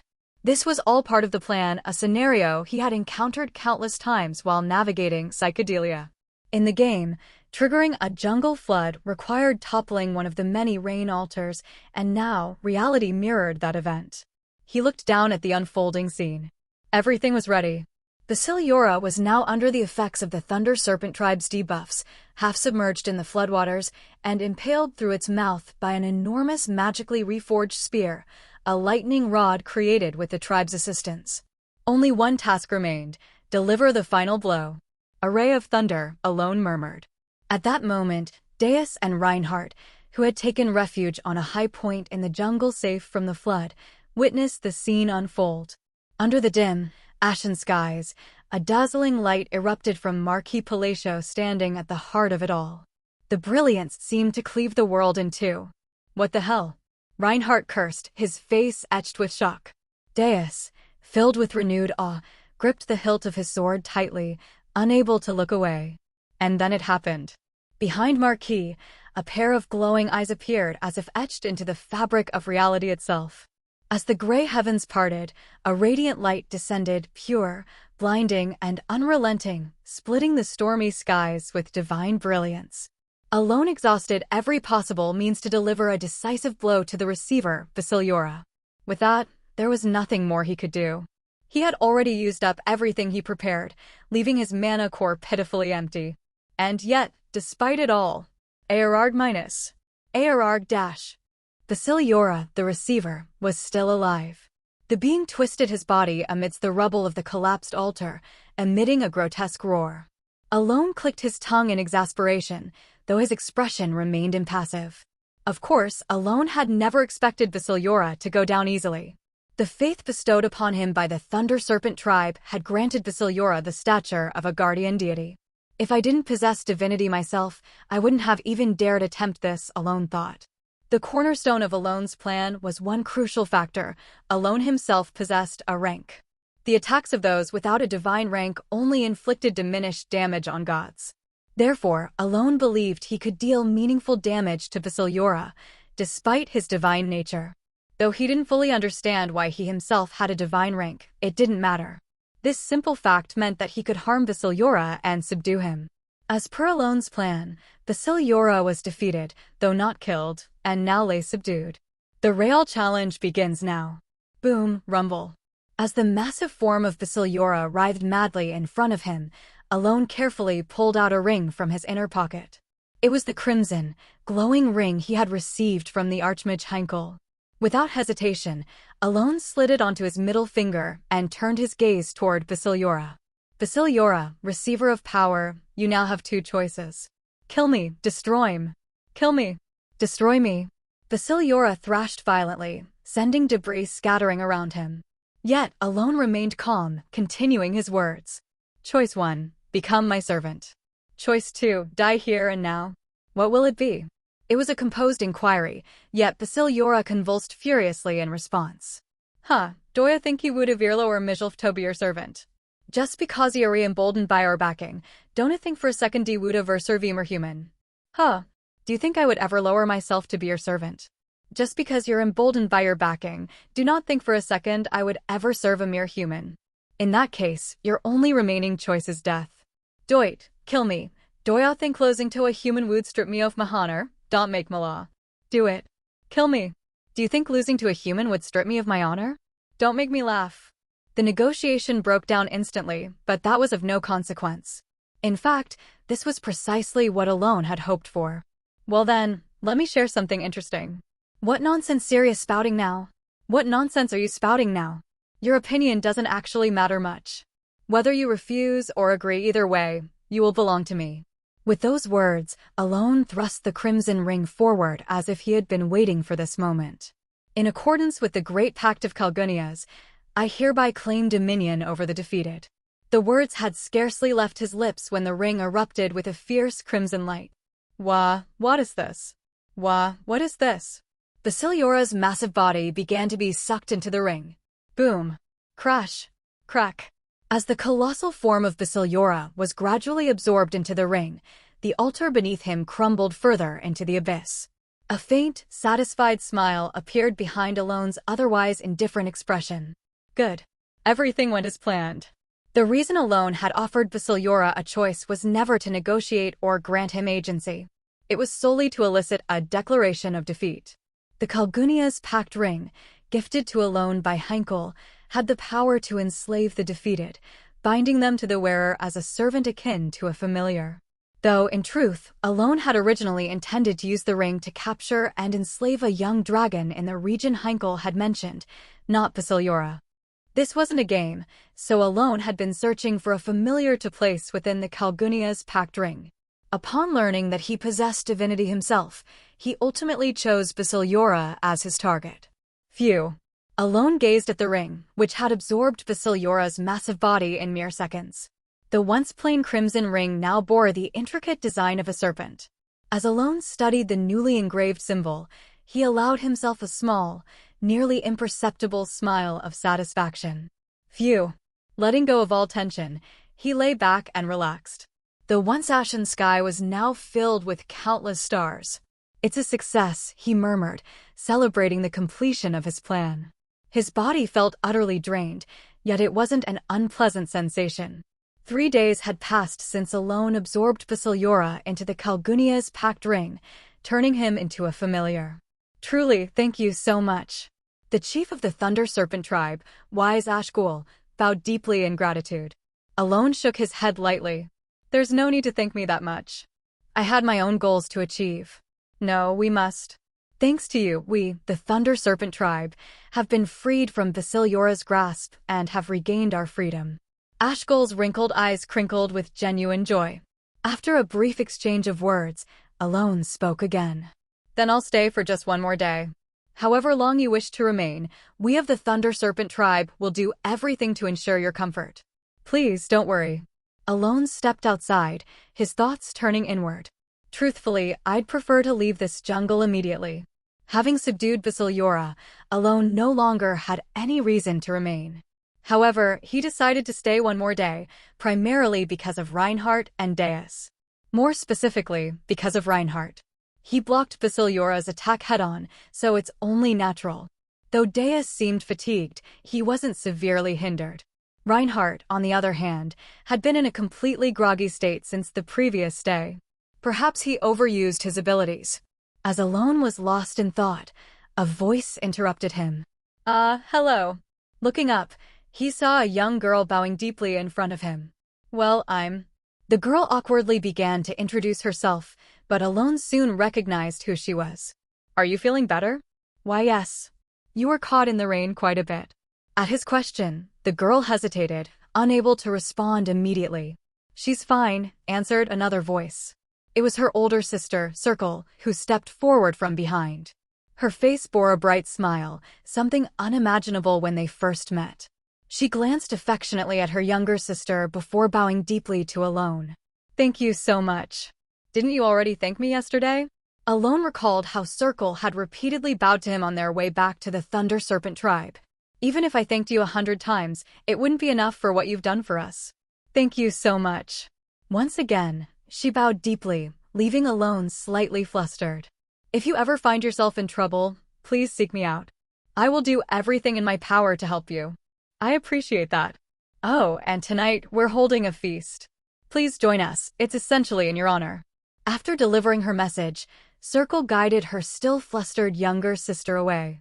As they walked off, their happiness was evident.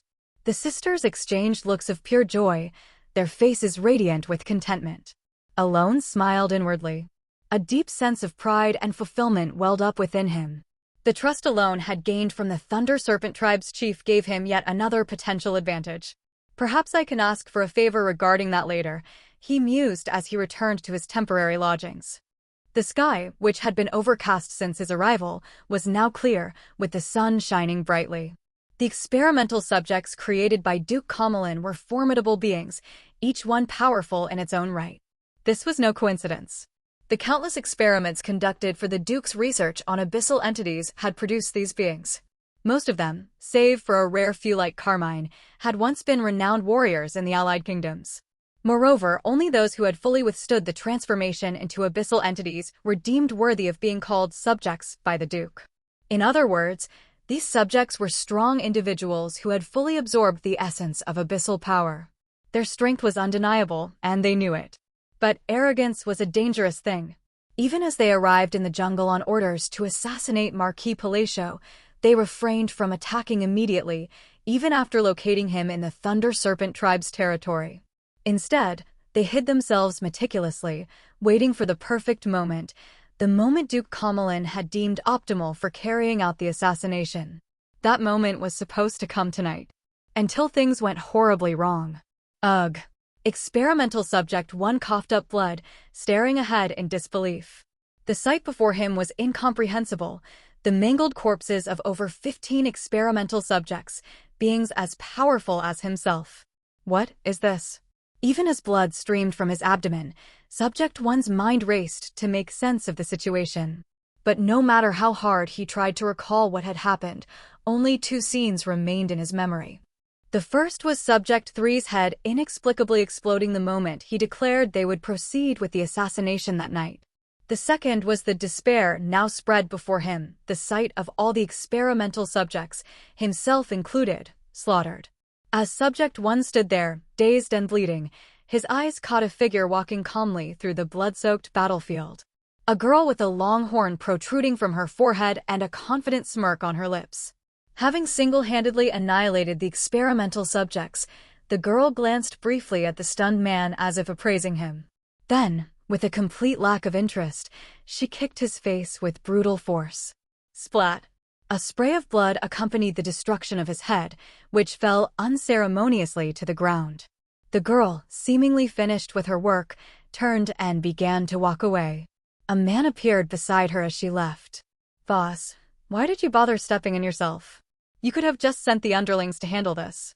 The man, whose blue skin glowed faintly under the moonlight, was twice the size of the dark-haired girl. His question lingered as they walked. The girl responded curtly, "Just felt like it." "Just felt like it?"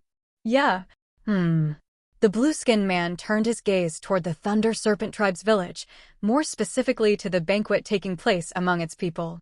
His eyes locked on one particular individual. "Boss." "What?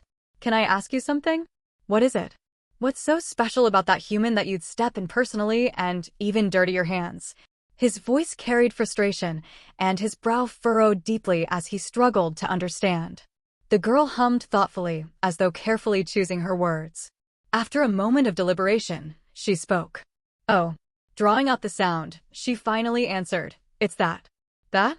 "Yeah, that." "What is that?" "Justification." "Pardon?" The girl, no, the Queen of the 100 Demons, smiled wickedly as her eerie eyes gleamed faintly. "That human is my one and only justification." Her smile deepened, her gaze filled with a mischievous delight, as though everything about this was immensely entertaining. The banquet that began at night turned out to be much better than Alone had imagined. Set between ancient ruins and a massive tree under the starlit sky and the Milky Way, the banquet exuded a charm that needed no embellishment. First, the food was delicious. And second, the food was absolutely delicious. "It's good," Alone muttered, staring down at the piece of meat he had just been eating, his expression one of mild surprise. The dish, which had a rich, nutty flavor with a hint of subtle sweetness, reminded him of crab meat and fit his taste perfectly. "Wow, this is really good." Evan, seated nearby, exclaimed in agreement. Indeed, Alone nodded, prompting a woman holding 2 children from the tribe to smile and speak up. Well, it's an honor to hear that from our tribe's hero. I made that dish myself. Really? It's very well made. It's all thanks to the quality of the ingredients. What is this made of? It's made with Stormby. At that moment, Alone froze mid-chew. Storm, 6. Yes. Wait, the Stormby? Yes, that very Stormby. The confirmation made Alone want to spit out the contents of his mouth. In this jungle, a Stormby referred to an insect resembling a giant cockroach. I see. Oh my, are you not eating anymore? I think I may have overindulged a bit, Alone replied, cautiously setting the Stormby meat aside and glancing to his side. Evan, on the other hand, seemed to have made it his mission to consume every last piece of Stormby meat at the banquet, his head practically buried in his plate. Alone hesitated, wondering whether to say something, but eventually chose to remain silent. Once again, he was reminded that there were times when ignorance was bliss. He excused himself and sat near the ruins, gazing at the star-filled sky. The Milky Way above was breathtaking, outshining even the moonlight that bathed the ground in its glow. Then a voice called out, "Marquis Palacio." Alone turned his gaze to see Reinhardt approaching slowly, having seemingly regained some mobility. Reinhardt, too, was chewing on a piece of Stormby meat, looking as though he genuinely enjoyed it. "Tasty, isn't it?" Alone asked. "This? Yes, it's quite delicious. A taste I've never encountered back in the kingdom." Of course, he hadn't. It would have been stranger if such a dish were available there. "By the way, could I ask you something?" Reinhardt scratched his head before speaking. "Go ahead. Do you know anything about the 100 Ghosts?" "The 100 Ghosts? You mean the northern region?" "Yes. I know of it, but that's about it." "Just know of it? No connections or anything like that?" "Connections? Unfortunately, this is my first time in the jungle." At Alone's response, Reinhardt seemed to accept it, nodding thoughtfully. "I see. What's this about?" "It's nothing. Just a bit of confusion on my part." With that, Reinhardt turned away, clearly having said all he intended to. His habit of delivering cryptic remarks and then leaving without further explanation was entirely in character, so Alone simply nodded in acknowledgement. Watching as Reinhardt resumed eating Stormby meat while walking away, Alone couldn't help but feel slightly unsettled. It wasn't that his stomach turned, but the sight was a bit uncomfortable. After some time, when his stomach had settled, Alone decided to return to the banquet in search of other food. However, as he arrived, he noticed people gathering in one place and began to walk toward them. Yes, the Marquis stood his ground before the great god without retreating a single step. Instead, he climbed upon it and drove a spear into its head. Oh! Alone realized that Deus, with an unusually solemn expression, was recounting the recent battle against Basiliora to the gathered Thunder Serpent tribe. The Marquis gazed down at the fallen god, or rather, the beast, with indifferent eyes, as though it were only natural. No trace of emotion could be seen. Oh! As the tribe members responded in awe to each of Deus's words, Alone felt an awkward sense of embarrassment creeping over him. It wasn't that he disliked being praised, but listening to a tale of his own deeds, spun into an epic and recounted in front of an audience, was something his ego wasn't quite thick-skinned enough to endure. Still, he didn't want to interrupt the story everyone seemed so engrossed in, so he began edging away from the group. But the creature climbed the altar again and again to kill the Marquis. Not once, however, did its attacks land. Each time, it was struck down by the Marquis's magic. Alone couldn't help but feel the story was veering away from the actual events. He wanted to correct it. "You're the one who dealt with Basiliora, weren't you?" but stopped himself. At that moment, Marquis Palacio gazed upon the serpent coiled around the altar and summoned a radiant light that pierced the ashen sky. The sight of him then. Deus's elaborations grew increasingly extravagant, to the point they sounded like verses from some religious scripture. Alone couldn't help but regard him with suspicion. If Deus had simply stuck to the facts, Alone wouldn't have minded. But the exaggerated and almost boastful tone felt as if he were teasing him under the guise of a friend embellishing a story for dramatic effect. Is he doing this on purpose to mock me? The Milky Way sparkled in the night sky above. The following day, Alone decided to leave the Thunder Serpent tribe. Now that Reinhardt and Deus had recovered fully, there was no longer any reason to stay. "I look forward to meeting you again, honored guest," said the tribe leader with a respectful bow. "I shall look forward to it as well," Alone replied with a polite nod. "If ever you need assistance, please don't hesitate to call for us." "I will. I'll come to help too, definitely." Circle, along with her younger sibling, chimed in. "Thank you." After bidding them farewell, Alone and his group set out early in the morning. By midday, they had returned to their camp, grabbed a quick meal, and continued onward, reaching Alone's estate before nightfall. "Wow, so this is the era of civilization," Evan exclaimed in delight. Alone, standing beside him, shared the sentiment. Even though it bordered the jungle, the atmosphere felt entirely different. In the jungle, the oppressive humidity clung to their clothes, making it unbearable, but here, it was far more tolerable. "I should avoid the jungle as much as possible from now on," Alone thought, savoring the comfort of a restful night after so long. The next day, Alone stood before Caslot, ready to part ways with Deus. While Alone was headed east toward the kingdom of Asteria, Deus needed to travel west, where Caliban awaited him. "Well then, until next time," Alone said lightly. Deus bowed his head in response, but then paused, asking suddenly, "Marquis." "Yes. Have I grown stronger?" The unexpected question made Alone stop and think for a moment before he nodded. "Yes, anyone can see that. You've steadily become stronger." In truth, Deus had likely reached the level of a grand sword master. "Is that so?" "That's a relief," Deus replied, a faint smile spreading across his face, the first Alone had seen during this journey. What's he so relieved about? Pondering this, Alone bid Deus farewell and parted ways at Caslot. "Shall we head to Teria now?" "Yes. Though I'd like to visit the Marquis first, I need to report back." Anne, muttering to himself, Alone thought of Cretinia Scion. As the carriage began its journey toward Teria, Alone's mind was filled with thoughts of what awaited him there. At the time Alone was heading to Teria, inside the tent of the temple at the center of the Thunder Serpent tribe. "What is it, Chief?" Circle, swift as ever, entered the tent in response to the wise Ashgul's summons, tilting her head in inquiry. Circle. "Yes, Chief." "Could you recall and repeat the words spoken by the honored guest?" At the Chief's request, Circle nodded confidently. "I'll come to the shallow place below the sky. Welcome the dawn with joy, as I will greet it with you." "That's what he said, as I mentioned before. But why are you asking about this now?" The chief, who had been examining a scroll, looked up. "Circle, as you know, our Thunder Serpent tribe reveals sacred words only to those who have earned our gratitude. It ensures that the honored guest can summon our help whenever needed." "Yes, of course, I know that." "And depending on the extent of the favor received, the specific sacred words vary. Also, to prevent leaks, different opening words are used," Circle replied. The chief nodded in agreement.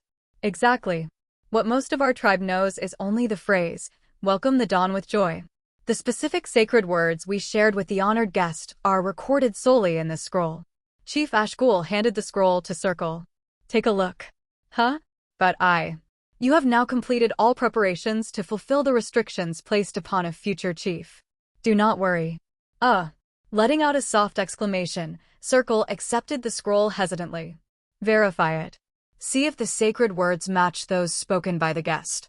Following the chief's instructions, she carefully unrolled the scroll. As she slowly reviewed the ancient record, permitted to be read only by the chief, her gaze fell on the first line. And she held her breath. The very first line didn't just contain the sacred words spoken by the honored guest. Next to those words, a name was inscribed. Bearer of Lightning, Kalanon. Unconsciously, Circle murmured the name aloud. It was a title she knew all too well. No, it was impossible not to know it. The Bearer of Lightning, Kalanon, was the guardian deity who had first protected the Thunder Serpent tribe. Raising her head abruptly, she asked, "Chief, does this mean?" "Yes," the chief confirmed. But to think of him as a god just because of the sacred words, Circle began to voice her doubts. Ashgul chuckled softly. "Yes, you're right. Even if we alter the sacred words, it's impossible to guarantee they won't be leaked." "Then why?" "But those sacred words are ones that no one else could possibly know." "Why?" "Think carefully, Circle. Recall the stories of Kalanon you've heard since childhood, the ones recorded as unshakable truths on the divine tablets passed down since ancient times." "The divine tablets?" Circle's mind wandered to the ancient relics that had been with the Thunder Serpent tribe since time immemorial, tablets that, despite no one writing on them, would inscribe the tribe's history every 10 years. A faint gasp escaped her lips. The story of Bearer of Lightning, Kalanon, that she had read on the divine tablets told of how he had defended the Thunder Serpent tribe against the Black Scourge, meeting his end in the process. The tribe owed him an immeasurable debt of gratitude and had pledged the very first sacred words as a token of their eternal bond. Immediately afterward, Kalanon truly closed his eyes for the final time. In other words, the original sacred words known only to Kalanon himself could never have been leaked. Exactly, Ashgul said. And since only the chief has the authority to view the scroll, a restriction is placed to ensure no one else can divulge the sacred words. Therefore, the only person who could possibly know them is the one who spoke them. The chief's voice echoed quietly in the tent. Circle stood frozen, her mouth slightly agape, lost in thought. After a prolonged silence, Circle spoke up. Then why didn't he inform us of this fact? Circle murmured, seemingly unable to comprehend, and the chief, struggling to sit in his chair, shook his head. I don't know either. It's like how a small creature can't understand the actions of a great being. We too cannot fathom his intentions. The only certainty is that he has once again saved our tribe. So, we must do what we can in return. What we can do? Circle inquired, to which the chief responded, yes, the only thing we small creatures can do for him is to offer reverence. That's? He smiled brightly, what we, blessed by his grace, must do, and you, as his apostle and future chief, are obliged to carry out. Can you do it? Circle paused briefly at the chief's words, and at the same time, she remembered. She recalled the brilliant white light that spread through the Ashen world when dealing with Basiliora. To which Circle responded without hesitation, yes. Alone had traveled from Caslot to Teria, the capital of the Kingdom of Asteria, taking about 2 weeks, with just 1 day left until his arrival.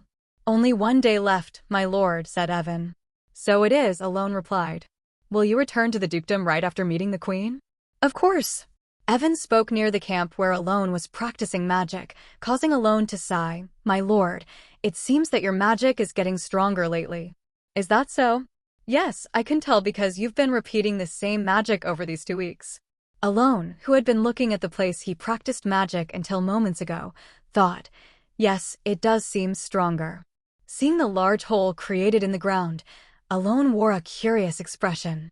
Despite using magic regularly for exploration, a sudden increase in its power didn't make sense since his research was focused on efficiency, not strength. Continuing his thoughts, Alone suddenly hypothesized, could it be that my level has increased without any signs? Considering that his magic had intensified due to an increase in level, this seemed plausible. Yet, Alone was increasingly puzzled since he couldn't pinpoint where this level was accumulating. I can't think of any significant events that would increase my level.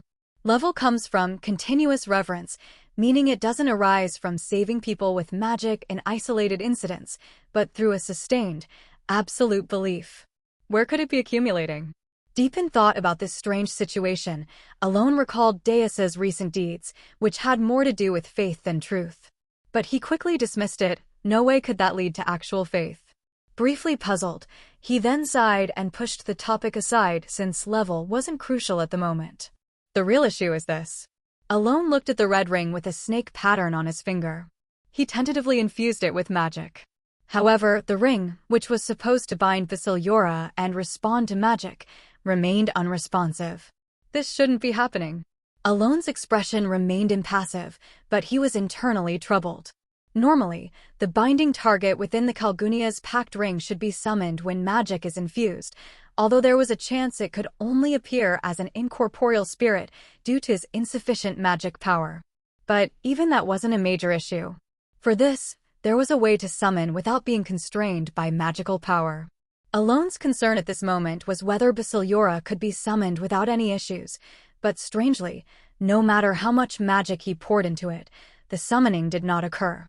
More precisely, it feels like it's about to happen, but then it doesn't. Clearly, his magic was draining significantly, and there was a moment when the magical array seemed to create a spirit, which suggested that the summoning was about to occur. Is it deliberately not appearing? A rational suspicion arose, and he thought, I guess I have to ask Heinkel. He remembered the original owner of the ring, a great mage who had used it more effectively than anyone else. Evan. What is it, my lord? When is the magic conference happening again? Oh, I'm not entirely sure, but if it's as usual, it should be in about a month. That wasn't a short amount of time. Deciding to ask Leanne for help once more, Alone then looked at the spirit egg. It's been almost 2 weeks of giving it magic without a sign. During the 2 weeks to Asteria, despite consuming potions, the spirit egg showed no reaction. It might be because my magic power is ridiculously low.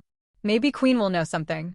Initially, it was Cyan who had sent him to the ruins of Malacca, and he thought this as he did so. My lord, have some sweet potatoes. It's chillier than in the jungle, so they taste really good. Really? Captivated by the sweet potatoes, Alone thought, I'll find out tomorrow. He then sat next to Evan and took a bite of the well-roasted sweet potato. Tastes good, doesn't it? Yes. I should have brought some of that Stormby meat too. I think the sweet potatoes are dozens of times better. The sweet potatoes tasted just as good on an autumn evening. And the next evening. My lord, we've arrived. Good. Now seeing the familiar landscape of Teria in the distance, Alone said, let's go straight to the castle. Yes. They began heading towards where Cretania Cyan was, and not long after, oh, have you arrived? In his office, the monarch of Asteria greeted him with a still leisurely expression. Deus Michaelian's sister, Silly Michaelian, was in a very good mood today. There were 2 reasons for her good mood. Her brother, Deus Michaelian, who had been on a business trip, returned today so they could have dinner together, and Silly Michaelian, as a mage, had reached the 1st rank today. Hee. She couldn't help but laugh. The words her mentor had surprised her with over the past year came to mind. You have talent. Having talent. That statement, coming from a magic mentor who wasn't one to give empty compliments, was very sweet to Silly. After all, her only family, Deus Michaelian, possessed a brilliant talent for the sword. Although she hadn't acted out of jealousy, she had indeed envied him, which made her current validation as a mage all the more delightful. Especially since she had excelled in 4 of the 8 elements: fire, ice, lightning, and wind. I'll boast to my brother. Silly was looking forward to the banquet with Deus. He would be the happiest to hear this news, as it was he who had suggested she learn magic. It must have been because of him that brother suggested I try magic. Silly knew why he was obsessed with magic. It was impossible not to know. Whenever they were together, and he started talking about that person, a dinner that should have lasted about 30 minutes would extend late into the evening. Plus, Silly knew that Deus occasionally tried to imitate Marquis Palacio's use of magic in secret. I'm going to surprise him tonight. With high hopes, she looked forward to the evening banquet. When Silly finally met Deus in the evening, she exclaimed, Brother, I've become a mage. Really? He asked. Yes. As expected, a gentle smile spread across Deus's face, and she smiled back at him. I'm truly proud of you. I knew you could do it. Delighted by Deus's genuinely happy reaction, Silly excitedly shared the discussion she had with her mentor today. So anyway, I'm planning to focus on the elements of fire and wind. Deus nodded repeatedly, giving his sister a warm look. Just as an excited Silly was about to speak again, Deus interjected. Wait. Because my mentor said the fire element is easy to learn. What? She paused, realizing something was off. Brother. Up until a moment ago, Deus had been smiling warmly, but now his face had become very stern and serious. Confused by the sudden change, Silly hesitated, but then Deus spoke. Silly, as you know, our Michaelian lineage has been known to inherit the elements of lightning and ice. What? She was even more confused. It was natural to be confused. As far as she knew, there had never been a mage in the Michaelian family, and their parents were just ordinary woodcutters and herbalists. However, Deus continued, Silly, this is an important issue. We need to be clear. Decide now whether it's fire and wind or ice and lightning. Deus interrupted her with a serious expression, as if truly believing that the Michaelian lineage had historically mastered ice and electric magic. Silly looked at Deus, whose expression was more serious than ever. Tentatively, she started to say, it seems like fire and wind are. Ice, lightning. Ice, lightning. After a moment of silence, she cautiously ventured, ice, lightning? Trying to appease her brother, she finally uttered the words he wanted to hear. Deus then nodded several times, a pleased smile spreading across his face. Yes, that's right. The Michaelian lineage is definitely that. The Michaelian lineage, there's no such thing. Though Silly thought this briefly, she chose not to voice it out loud. It was an odd evening. First, take a seat. Excuse me. As he nodded slightly and sat in front of her, Cyan smiled as if she had been waiting and offered him a sweet potato. Eat this. Ah, yes. Although he had eaten it yesterday too, he couldn't refuse it since it was offered directly by the queen herself, so he accepted it obediently. But why sweet potatoes again? He certainly wondered. They don't taste good when they're cold. Then, excuse me. However, he filled his mouth easily at her continued urging. Regrettably, he still could not taste the sweet potato. Who could eat comfortably in front of a king? Moreover, no, why only me? Because he was the only one eating the sweet potatoes. If he had something else to eat with others, he might have filled his stomach while being somewhat mindful. But she just stared intently as he ate the sweet potato. It feels like my face is being drilled through. He felt pressured, but couldn't ask her to look away. Munch, munch. Munch, munch. In front of the smiling queen, Alone forcibly finished all the sweet potatoes. You eat well. Thank you for the compliment. Should I be happy to be praised for eating? As he kept silent for a while with that brief thought, Cyan nodded with a satisfied expression. Good, now that you've eaten, let's talk. She leaned forward as if to get into the main discussion. What did you find in the ruins? I found the dragon's egg. What is that? Actually, besides its name, I don't know much. But may I ask something? Speak. Do you not know of the dragon's egg, your majesty? That would be expected. There must have been a reason why Alone was sent there. But, of course, I don't know it. Cyan nodded as if it were obvious. Then, why did you order me to visit the ruins? Alone's doubt only deepened. She seemed to gather her thoughts for a moment, then fixed her gaze on Alone. Marquis Palacio, are you well informed about our Cretinia royal family, or more precisely, about the Golden Historian's Eye? Alone nodded. Yes, I am aware. Do you know of its power? It's a power that has been passed down through our royal lineage, accumulating strength. Cyan nodded as if to agree. Yes, just as you said, this Golden Historian's Eye passed down in our Cretinia royal family inherits power. It's almost the same as inheriting the past. She lifted her index finger slightly. Whoosh dash. A small flame appeared on her fingertip. How about that? It's magic. I haven't specifically learned magic. Isn't that surprising? Is it an inherited power? Yes. It's a power bestowed by the second generation, who is a 7th level wizard. But that's not all. Swordsmanship, alchemy, engineering, strategy, I have inherited many other things. She tapped her eyes with her other hand. With these eyes, leaving behind a remark that it might seem unfair, Cretinia's Cyan extinguished the flame as Alone remained silent. Honestly, Alone couldn't quite grasp what she was trying to say. Cyan continued to speak. But even though it may appear so to others, this power has a side effect.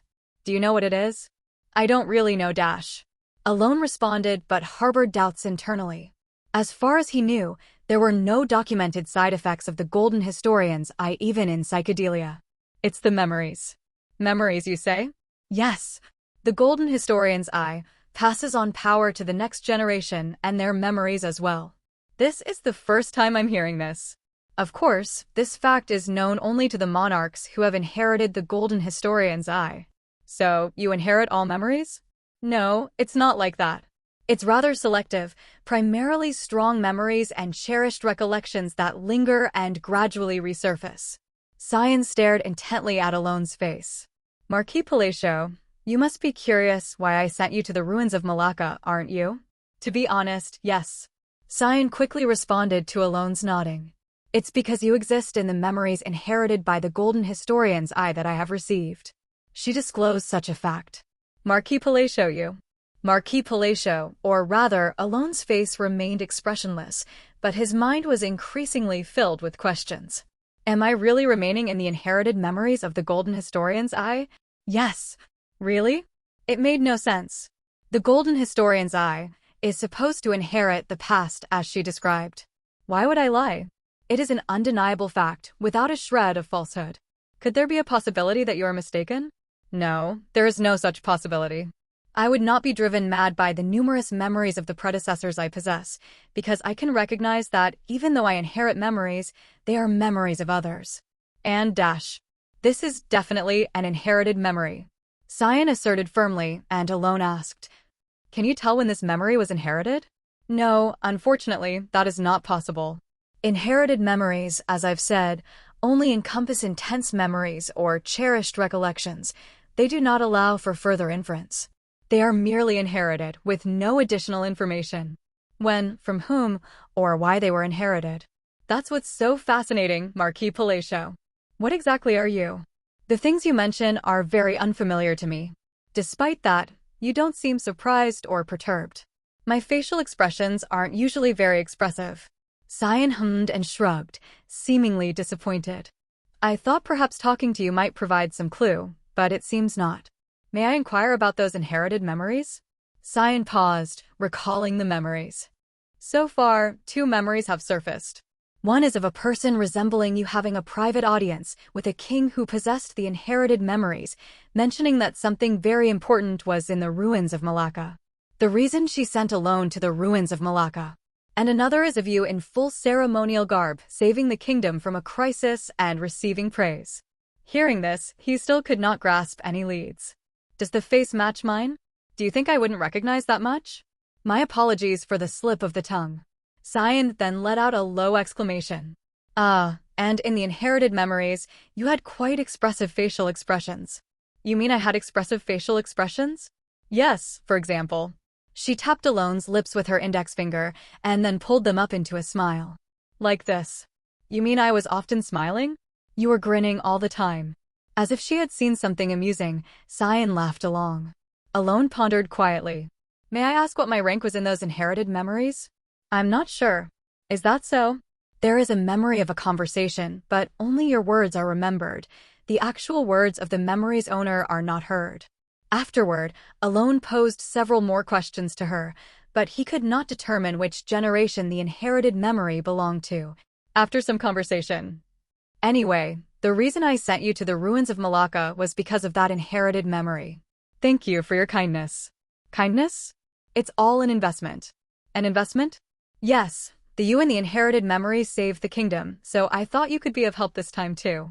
That may not be me. Is that so? Cyan rested her chin on her hand and smirked slightly. In the end, we haven't learned anything new about these peculiarly inherited memories. I apologize. No need. It was quite interesting. I'll call you again if something else comes to mind. Do the memories surface gradually? Mostly yes. Since inheriting them, they come to mind suddenly, or sometimes when there's a strong shock similar to the past anyway. See you later, I'm getting sleepy now.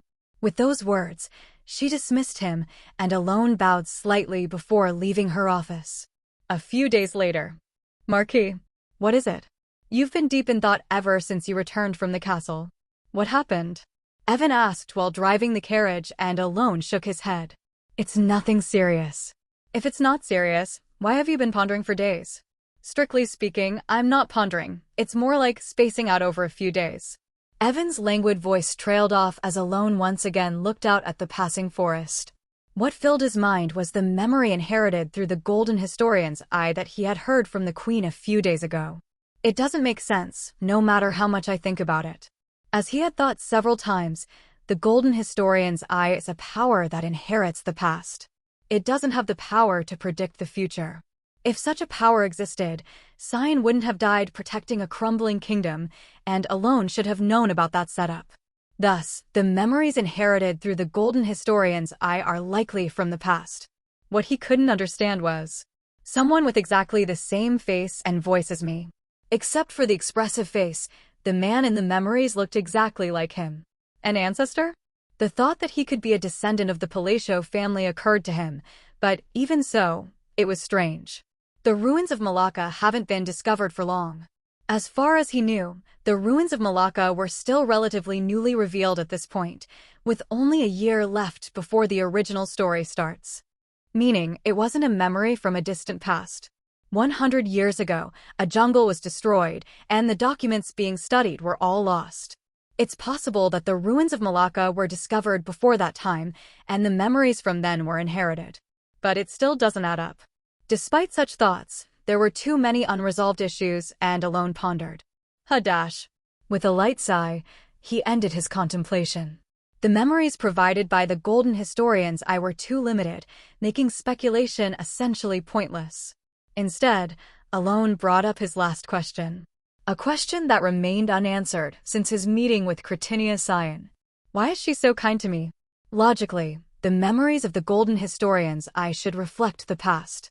That means the man in the ceremonial garb in the memory of succession is not Alone but someone who looks like him, which would have been a logical deduction for her too.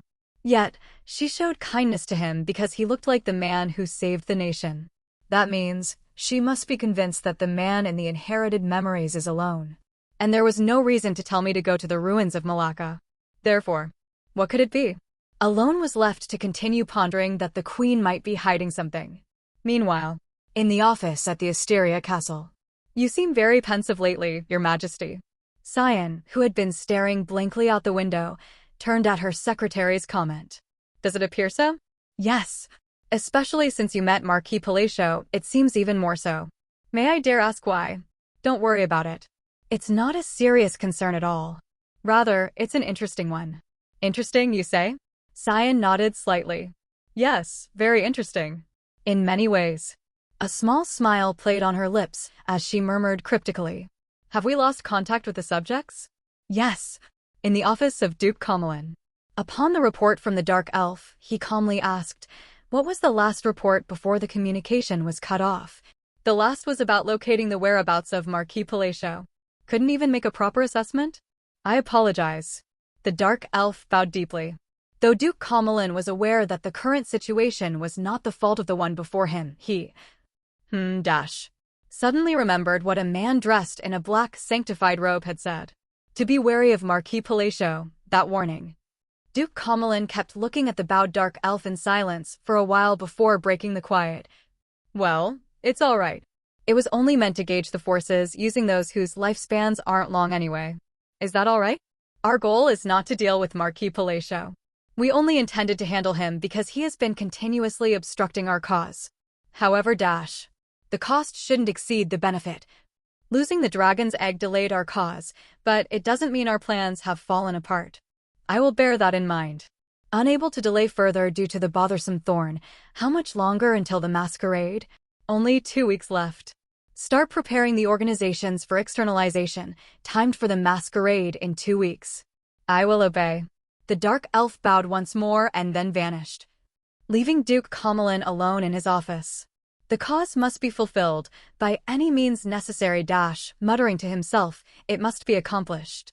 It is the only way to save this world, he affirmed quietly to himself. With a breath held tight, a clear madness shone in his eyes once again raised. Alone returned to Palacio's residence about a week later. After his arrival, his most important task was to rest. Despite not neglecting his magical studies even then, the break at the mansion was genuinely sweet relief after months of hectic travel. However, he couldn't purely enjoy leisure throughout that week. This seems tougher than expected? Indeed. Evan, who had started assisting in his tasks, remarked. What they were looking at was a document about the current state of Marquis Palacio's fief. The financial situation isn't bad, but it's not good either. That's true. The financial state of the fief was mediocre. In fact, strictly speaking, it was more on the poor side. But maybe that's to be expected? Our fief hardly has a source of income, except when it thrived on Underworld money even at its best. It's still the same now, isn't it? What do you mean? It's essentially being covered by money coming in from the faction. Evan pointed to a part of the document. That's true. Alone inwardly felt extremely troubled. Because he was just about managing to balance the entire fief with the finances of the ducal estate. On the contrary, if limited to the ducal estate's financial status, it was quite affluent. This was because of the many treasures he had received as compensation while wandering outside his domain. However, that was not a steady income. It seems necessary to create some safe revenue mechanisms. Realizing the need to brainstorm further, Even though the finances of the ducal house are currently stable, without a steady source of income, the end is inevitable, and it will eventually run out. Should I create some local product when money comes in, like a specialty item? Alone was lost in thought for a while, then soon closed the thick paper documents and asked, "Do we have any specialty products in our territory?" "A specialty product?" "Yes." "Drugs?" "Why is that coming up suddenly?" "No, drugs used to be the specialty product of the Count House." "Was it that significant?" "There was nothing else besides that." Alone nodded with a peculiar expression. Yes, the Palacio family had long been deeply involved in the underworld of Asteria, one of its dark secrets. Is there really nothing else? I suppose not. There really isn't anything around here that could be called a specialty. Isn't having nothing a bit concerning? Briefly pondering. Should I handle other matters first? Deciding to prioritize other piled-up work and think about the development of the territory. And I should reply to the letters. Starting to open and read one by one the 3 letters from Yusha that had accumulated during his absence. The first letter was a light greeting, mentioning the recent situations of Rhine and Sealring. The second letter was similar to the first, a light greeting with stories about Raiden. Thanks to Evan's regular updates, Alone was somewhat aware of Raiden's news. Discovered an amazing artifact. Come to think of it, I haven't heard rumors about Raiden from outside recently. Suddenly such a thought occurred. Well, actually, no news from a pirate is good news. It was almost certain that if news updated, it would likely be about a bounty increase. So, Alone felt a small satisfaction with Raiden's lack of news, as he unfolded the last letter. Fortunately, after confirming it was also a greeting letter, he soon started writing a reply. Having finished, it was about a page long. However, considering the frequency of incoming letters compared to my replies, maybe I should write a bit longer. Aiming to balance things out a bit more than usual, he started writing a longer content. Soon after recounting his recent visit to the jungle and pondering what specialty product to determine for the Marquis House's small daily matters. Checking the 3-page-long letter, he smiled proudly to himself. After entrusting the letter to Evan, he turned his gaze outside the window. Unlike the perennially humid climate of the jungle, Asteria was now approaching winter, with red maple leaves gradually falling. Late autumn was already passing. As time passed, the maples disappeared and full winter arrived. It's time to move. The Magic Academy? Yes.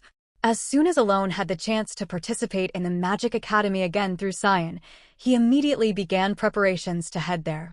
But, my lord, are you moving already? I understand there's still quite some time until the Magic Academy starts. Even if we start leisurely from now, we'll have plenty of time. Evan asked while preparing. Of course, he was right. However, Alone's purpose in attending this academy was actually to meet Heinkel. There's no problem in going early, right? Well, that's true. Evan agreed and naturally turned his gaze to one side and asked, "Are you taking this black egg?" The black egg placed on one side of the office.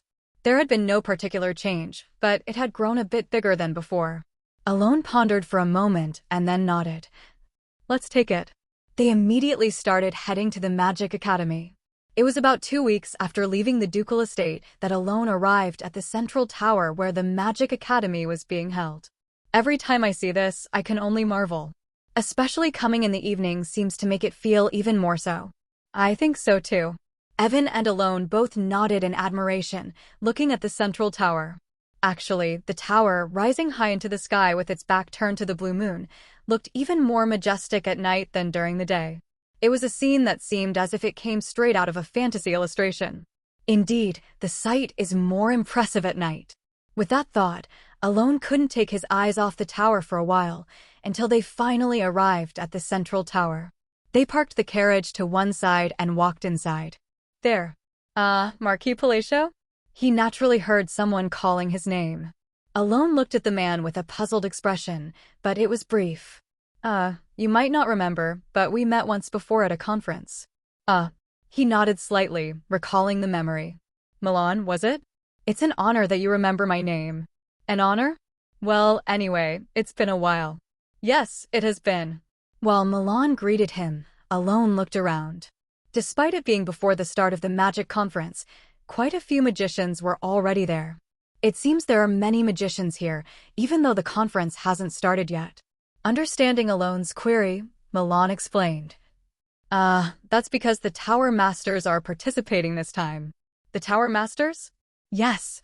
Both the Blue Tower Master and the Red Tower Master are participating in this conference. I heard they will even give a brief lecture tomorrow. It made sense now why so many magicians had gathered already. If the Tower Masters were participating, their lectures would be immensely beneficial for the magicians. Actually, I came to attend the lecture too. Alone also had the intention not only to ask Heinkel about the ring, but also to gain some knowledge from him. Although he was dealing with challenges using the Babylonian syntax, self-imposed restrictions, and feats of great strength, he was, frankly speaking, only a fourth-tier magician by now. By the way, congratulations. Suddenly, Milan offered his congratulations. Congratulations? Yes. What are you congratulating me for? Alone asked with a puzzled expression, but Milan smiled knowingly. There's no need to pretend. Most of the magicians here already know. No, really, what are you talking about? Alone looked at him blankly, but Milan kept smiling. I've already heard the rumor that the Blue Tower Master has officially approved your engagement with the Deputy Tower Master. Congratulations, Marquis. And with that... What? For a brief moment, the usually unchanging face of Alone showed a flicker of surprise, his eyes widening in disbelief. I think there's a misunderstanding. What about? At Milan's puzzled question, Alone's head began to spin. To be honest, he had no clue where to start addressing the ridiculous rumor. That Pina admires Marquis Palacio? Or that the Tower Lord Silane Micardo has allowed his subordinate Pina to date him? No, isn't it strange in the first place that the Tower Lord is even granting permission for dating? Suddenly he thought this, but soon convinced himself alone. Silane Micardo wasn't related by blood, but was no different from a parent to Pina and her sibling, Philin. After all, it was Silane Micardo who taught them magic as orphans. That is, Silane has a reason to interfere in Pina's dating. No, that's not important right now. Alone opened his mouth to set the record straight. First of all, everything is a misunderstanding. A misunderstanding? Yes, Pina Chryson does not like me, and I have never received permission to date from the Blue Tower Lord. Oh, really? Yes. Milan expressed doubt at Alone's firm nod. But I heard that the Blue Tower Lord definitely said so. Wasn't it none other than the Blue Tower Lord who had given permission? Must be some misunderstanding that made such a rumor spread. Is that so? Yes. I've seen the Blue Tower Lord recently, but we didn't discuss anything like that. There was definitely a misunderstanding. Okay, I understand. With repeated denials, Milan stepped back. Well then, I have to get going. I have things to do. Yes. I'll see you next time. Sure. They parted after a light farewell. What? I clearly heard such rumors. The words floated in the breeze, but Alone let them pass. It seems the magic industry still spreads that rumor. Evan also asked, surprised. Does it seem so? Baseless rumors usually fade quickly, don't they? Usually, yes. I wonder why this rumor is strangely resurfacing. But the Marquis has clarified it as a misunderstanding, so it should slowly subside, right? Despite that, I already clarified it as a misunderstanding among the nobles quite some time ago. Didn't Pina clarify it? Alone was puzzled. Given Pina Chryson's nature, she would have immediately attacked the source of the rumor upon hearing it. After a moment's thought, Alone shook his head inwardly. It's slightly uncomfortable, but after all, a rumor is just a rumor. It won't be long before Pina is freed from the gossip. It's just annoying to go around clearing up misunderstandings. It's not like I can gather magicians to clarify such a trivial rumor. While Alone was thinking this, then, did the Blue Tower Lord really do something? The Blue Tower Lord? Yes. Actually, that rumor is quite old, but it's strange that it's flaring up again now. Evan proposed a hypothesis. Alone recalled the time he met Silane Micardo. I don't think we discussed anything related to that, but I did feel as if he was up to something. He definitely had an unusually bright smile. I'll have to ask him the next time we meet. As Alone reflected on their conversation, he shrugged lightly. Honestly, meeting Heinkel was much more important to Alone right now. Therefore, let's figure this out later. For now, let's head up. He quickly moved towards the room he had been assigned. The library on the 38th floor of the central tower was originally a place with few people. Or, to put it more precisely, it was a place that magicians hardly visited. Despite being a library, a place that magicians, who enjoy researching and studying, would love, the reason they did not come was simple: because of the alternative space. All the books here could be viewed as clean copies in the reading room on the 20th floor, instead of as old tomes. Thus, the existence of the Central Tower Library was really about its historical symbolism, being the original library built when this place was first established. And in such a place, a woman who had been there for an unimaginably long time. Heinkel, called the Chalice of the Beginning by magicians and also regarded as their idol, quite liked this situation. Whether before or after becoming a spirit, she didn't particularly like noisy environments. Of course, that didn't mean she shied away from people altogether. Being a sentient being with a perfectly intact mind, there were days she wanted to see others. On such days, she would roam around the tower, watching magicians and having fun. If she found a magician she liked, she would subtly lure them to the library to engage in various conversations and offer help. In fact, more than feeling satisfied with helping, she enjoyed the sense of superiority when magicians looked at her with admiring eyes after she imparted knowledge. Anyway, nevertheless, she quite enjoyed living alone in the empty library, leisurely reading books. I am here to see Heinkel, the Chalice of the Beginning. Yes, clearly, just moments ago. Why has this guy come again? Heinkel almost screamed involuntarily at the sight of the man with his head bowed low, but she swallowed it back. Because the man in front of her was someone she really did not want to meet. What brings you to me? Heinkel smiled awkwardly. If those who knew her temperamental nature saw the scene, they would all either be shocked or burst into laughter. But the reason Heinkel had to be nice to the man in front of her was because of that behind Duke Palacio. Something tremendously sinister, absolutely not to be acknowledged, yet also not to be ignored. It was only now, during their second meeting and after having calmly assessed the situation, that Heinkel realized that the entity behind him was not attached to the man by his own volition. Nevertheless, the fact that Heinkel had to be nice to alone remained unchanged. The entity behind could erase Heinkel's existence at any moment, even now. And she was aware that the entity had some kind of interest in the man in front of her.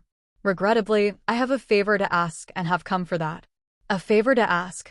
Yes. Actually, I'm having trouble using an item you gave me. It was more like he had snatched it, not that he had received it willingly, but she still responded kindly with a smile. Shall we take a look at it? Understood. Anything else you'd like to ask for? Well, if possible, I would like to receive some teachings on magic, if that's feasible. Of course, I will pay. Even though Heinkel was inclined to be kind, she could not agree to his request. For Heinkel, who prioritizes her life above all else, it was very uncomfortable to continue staying in the same place with an entity that could take her life. Therefore, that might be a bit difficult. May I ask why? That's because Heinkel, who was about to explain without hesitation, suddenly stopped speaking. Only someone like Heinkel, who had been staring at alone, could properly perceive the eyes hidden within the hidden space behind him, suddenly bulging. Heinkel turned her gaze towards Alone as if to confirm the answer that was about to come. With Heinkel's mouth agape and frozen, Alone tilted his head slightly in confusion. However, Heinkel, from within the hidden space, noticed the eyes staring intently at her and began to sweat coldly. No, maybe I can help. Is that so? Yes, I can do it. Yes, of course. Thank you. No, come to think of it, it's not that difficult. She hurriedly changed her statement. Only then did she feel the eyes in the hidden space withdrawing their presence. Why? Why? Why is this happening to me? She felt like crying. Meanwhile, although inwardly she was screaming, outwardly she wore an awkward smile. Alone, unaware of Heinkel's inner turmoil, thought, no, she seems much nicer than what I've seen in the games. What's going on? He was puzzled by how easily she had accepted his request. Maybe she had a different character originally, and something in the game made her change? Indeed, if one only looked at her appearance, she could pass for a girl if not for the giant wizard's hat she wore. Yes, she looks too young and fragile to be that cruel. Unaware of Heinkel's inner feelings, he concluded that her personality must have changed after some incident that was not explained in the game. I really want to run away for real. Heinkel, struggling to hide her desire to cry, quietly whined. Meanwhile, at the top floor of the central tower. So, you want me to translate this? That's right. There were two men present. Parkline Agralis, a magician of the 8th rank with red hair and red eyes, and Seelame Micardo, both of whom held the position of Tower Lords. Why should I? Parkline, grinning lazily, frowned upon seeing Seelame smiling leisurely. Because you're the only one who can translate these ancient languages. And why should I help you? Because we're friends? Parkline scowled. Friends my foot. I don't remember that. But we're here together now, aren't we? You only came because you said you'd pay for the artifact you borrowed last time. Did I? I want to strangle you. Parkline clenched his fist as if itching to do just that. Regardless, Seelame remained calm. Anyway, please do me this favor. It's not that difficult for you, especially since you have the related artifact. And this time, I'll definitely give you what I promised. Parkline, not particularly pleased, eyed him. Make sure you keep that promise. He then turned his gaze to the parchment. As Parkline was surrounded by a scattering of magical essence, a round artifact, resembling an eyeball, rose from his pocket. He began reading the characters on the parchment as if scanning them. After a period of silence, Parkline spoke. The translation is done. What does it say? Seelame asked urgently, and Parkline responded. I leave my inheritance to the half-mage who never compromised, who never forgot the phrases. It doesn't seem to contain any grand secrets of magic like you might have hoped. Knowing that Seelame had been rummaging through ruins looking for clues to advance to the 9th rank, Parkline turned to him with a slight smirk, only to halt abruptly. Until just now, Seelame had been smiling, but he seemed deep in thought. Parkline was puzzled. All the while, events from their last venture flashed through Seelame's mind. Marquis Palatio casually opening the entrance to the hermit's hideaway, the eyes behind him stirring fear and curiosity, and the dupe quickly gathering items as soon as they entered the hideaway, and then staring at a letter underneath for about a minute. And then, I leave my inheritance to the half-mage who never compromised, who never forgot the phrases. Upon recalling Parkline's translation of the parchment, Seelame concluded in his mind. Is Marquis Palatio that mage? The term wizard is known to anyone who is a mage. Wizards were, in a way, the ancestors of mages, active during the forgotten era of gods. Each one was a powerful entity capable of twisting the laws of the world at will. However, beyond that, little was known due to the loss of information. Numerous relics and artifacts from the era of forgotten gods are still being discovered, but those related to wizards are surprisingly non-existent. What remains of the wizard's magic is now called primitive magic, which is not considered particularly appealing, as it was studied 100 years ago by a researcher. Silica Man, a 7th-tier mage, enchanted by the described wizards, spent an enormous amount of time with his students researching wizards, eventually mastering the use of ancient magic through their phrases and symbols. So far so good, but the problem was that the ancient magic they deciphered turned out to be more rudimentary than they had imagined. The alignment of magical power was inaccurate, making the manifestation of magic unstable and incredibly slow to emerge.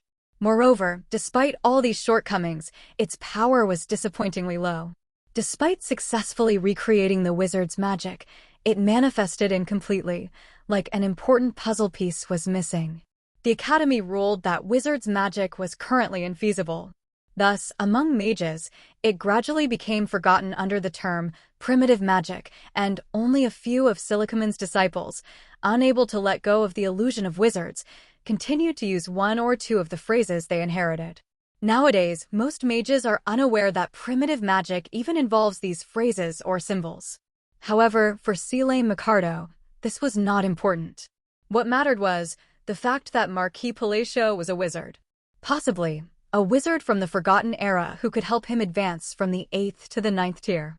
Of course, his speculation might be premature, but he was convinced of it based on a few clues.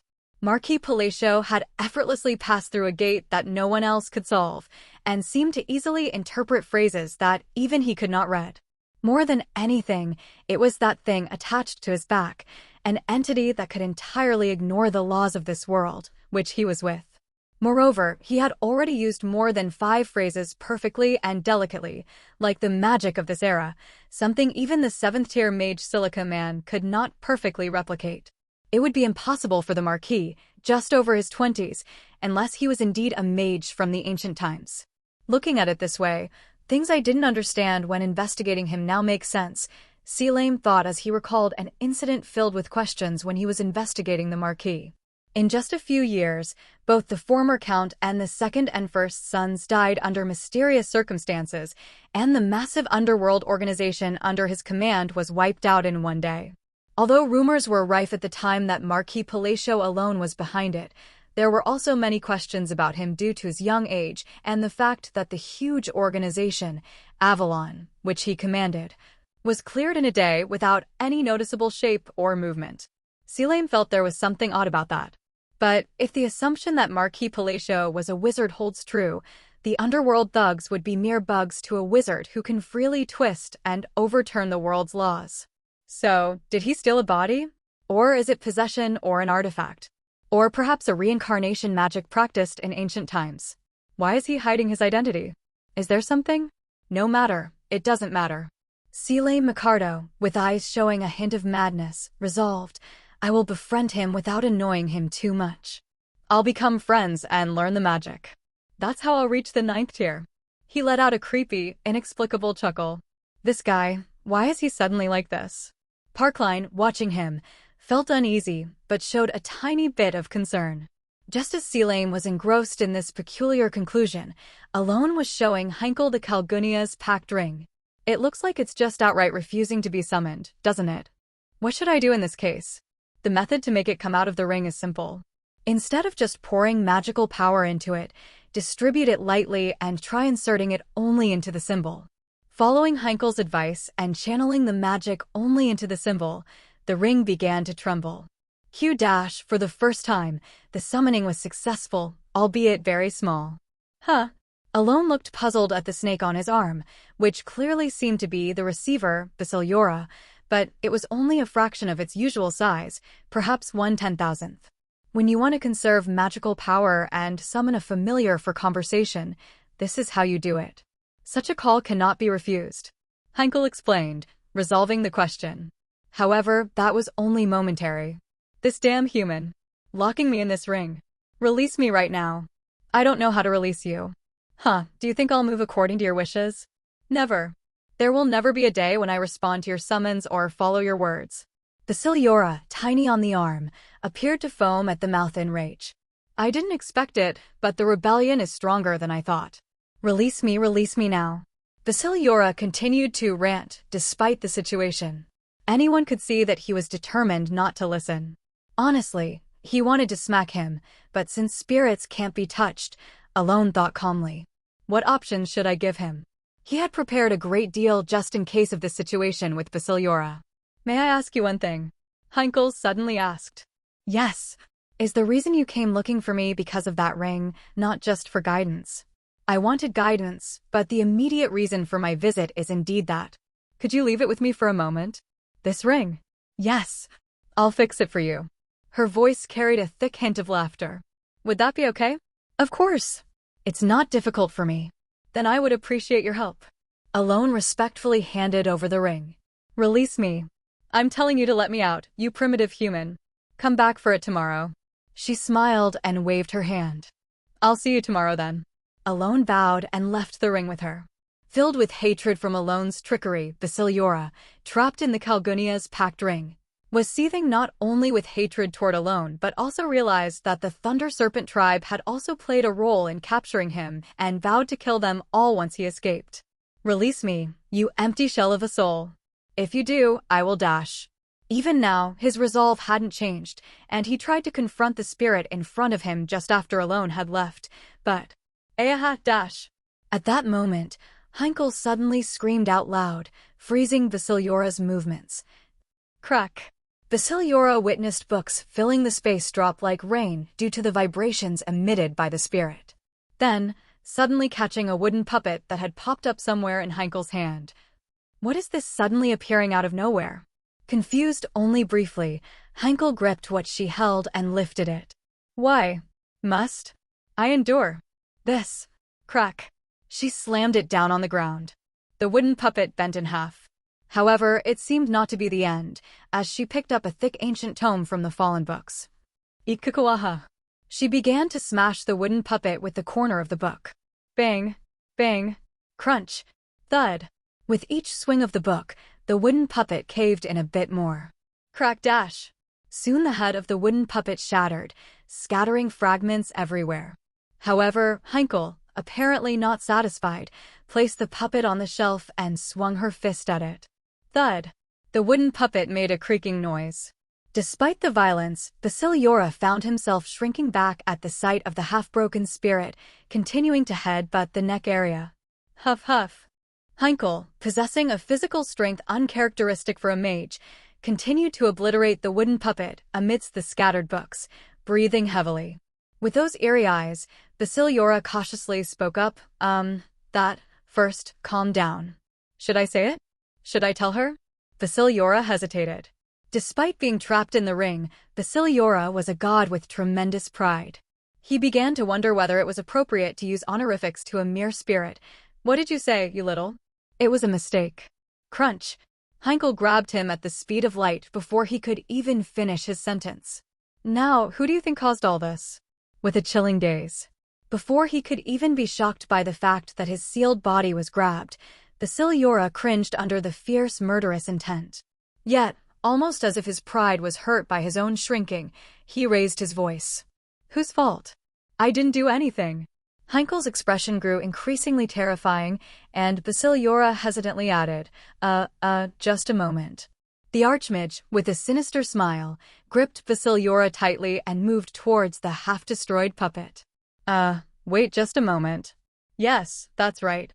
Our snake did nothing wrong. I think so too. No, wait. Hello.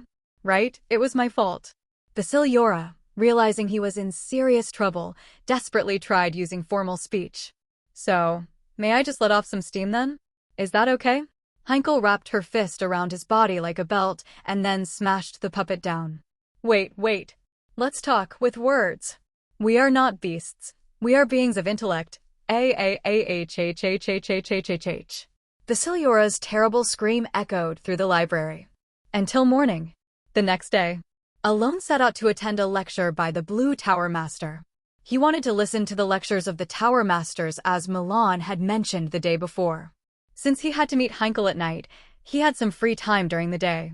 Unfortunately, I'm sorry, but the reservation is already closed, and there are no more seats available, so entry is impossible. He couldn't attend the lecture due to all seats being taken. I didn't know there was a reservation. He briefly sighed as he watched other mages hand in their papers and enter. Perhaps, could I stand at the back and listen? No. Even though you're a marquis and a noble, this place is for everyone to study magic equally, so such unfair entry is not possible. Feeling disappointed, he asked just in case, but the firm reply came immediately. The response was so cold and somewhat brisk that he felt a slight dissatisfaction, but it was a fact he couldn't change, so he was about to turn back when, Marquis Palacio? Tower Master? Alone had a chance to meet the Blue Tower Master. Hello. Blue Tower Master. Yes. Just moments ago, the mage who had been wearing a cold expression now greeted Seelame with eyes filled with admiration. Seelame lightly accepted the greeting. No, why is your excellency here? Suddenly, he addressed Alone with formal speech. Feeling puzzled only briefly, Alone decided to answer the question first. I had some free time and thought I would attend a lecture. My lecture? Yes, gasped Dash. This is a great honor. That your excellency would attend my lecture. At this, Seelame grinned broadly, leaving Alone baffled. Alone knew that the Blue Tower Master didn't care much for authority, but was also aware that when it came to magic, he was as stiff-backed as anyone could be. Come in. You there. Quickly, let him through. What? But the seats are all ready. Isn't it my lecture? Yes, but... Then what are you waiting for? Quickly, let him in. Because of this. Why is he like this? Alone was at a loss for words. The other mages queuing to attend the Tower Master's lecture also looked on with bewildered expressions. Melat, a sixth-order wizard and a professor at the Red Tower, involuntarily opened her mouth in shock at the scene unfolding before her. It was all because of what Seelame Micardo, the master of the Blue Tower, had said. An honor. Despite hearing it herself, Melat could hardly believe it. Selim Micardo, the Blue Tower Master, was known to be unusually gentle and kind compared to other Tower Masters or the future successors who would inherit his will, such as Pina. This made him very popular among the wizards of other towers. He was a person who did not hesitate to give advice and teachings freely. However, even the kind Selim held great authority and pride in his magic. An incident where he completely dominated the Purple Tower Master, who had belittled Selim's magic during a central tower meeting, was well known among all wizards. Was that all? There was also an occasion when the Green Tower Master had challenged Selim's lecture, leading to a forced 3-day debate until the Green Tower Master conceded defeat. Thus, although Selim was kind, he was proud of his magic and did not easily bow his head to anyone. That's why the current situation was so astonishing. Turning her gaze, she saw that other wizards were similarly bewildered and, confirming it was not a misunderstanding, stared at Marquis Palacio. His hierarchy was the Fourth Order. While it was unusual for a wizard to use ancient magic, primarily primitive magic, there was nothing else remarkable about him. What exactly? Why is the Blue Tower Master making such a fuss? While doubts filled her mind, Marquis Palacio himself was also puzzled. Really, what is it? Alone, contemplating whether to ask or not, hesitated before being invited. Please come in. Is that really okay? Of course. How could I not make room for the Marquis?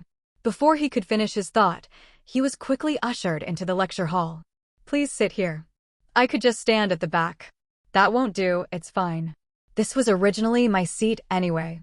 Thanks to Selim's excessive hospitality, he ended up sitting in the front row, feeling the piercing stares of everyone behind him. After the lecture ended, it was clear that attending Selim's lecture was the right choice.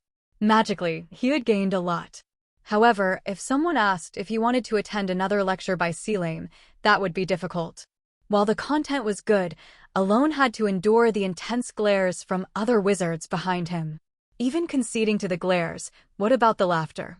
Alone recalled earlier, specifically the burdening smile Selim had given him, which seemed to have a hidden agenda, making him leave the classroom with a troubled expression.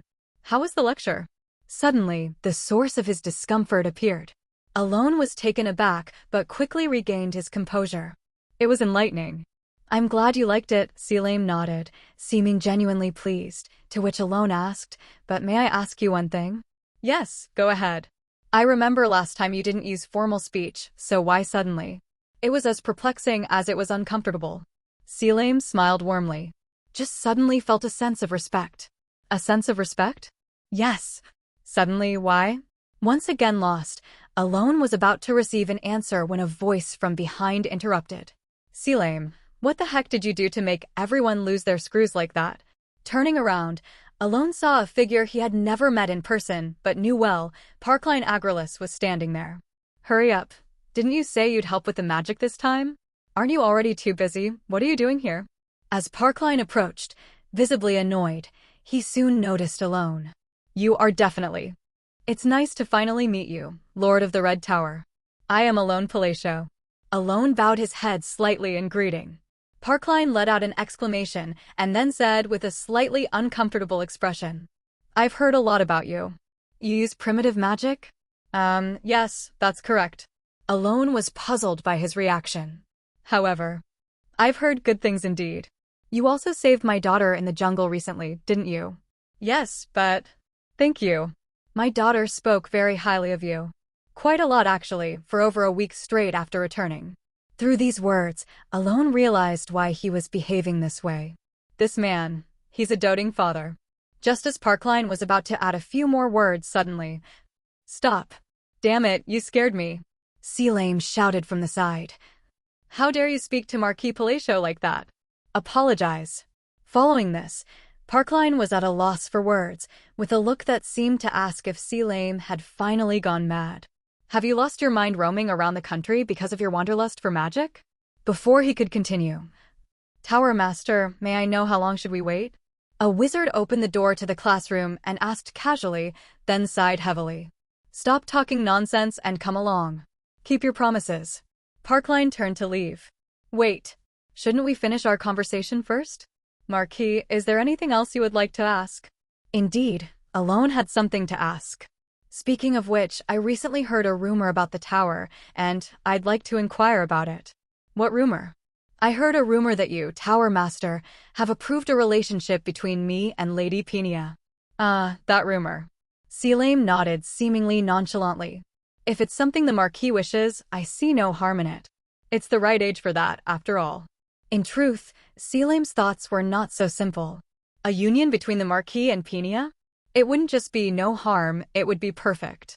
But revealing such personal bias seemed inappropriate, so he said as much. Come on, follow me. We're just getting started. Without a chance for Alone to respond, Parkline pulled Selim away. And then, see you next time, Marquis. Alone watching Selim being dragged away with an unusually bright smile couldn't help but hold his aching head. Blue Moon's regular meeting.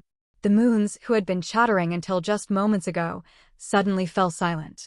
The face of Yusha projected on the screen was unusually serious. We've found those who tried to defame the Great Moon.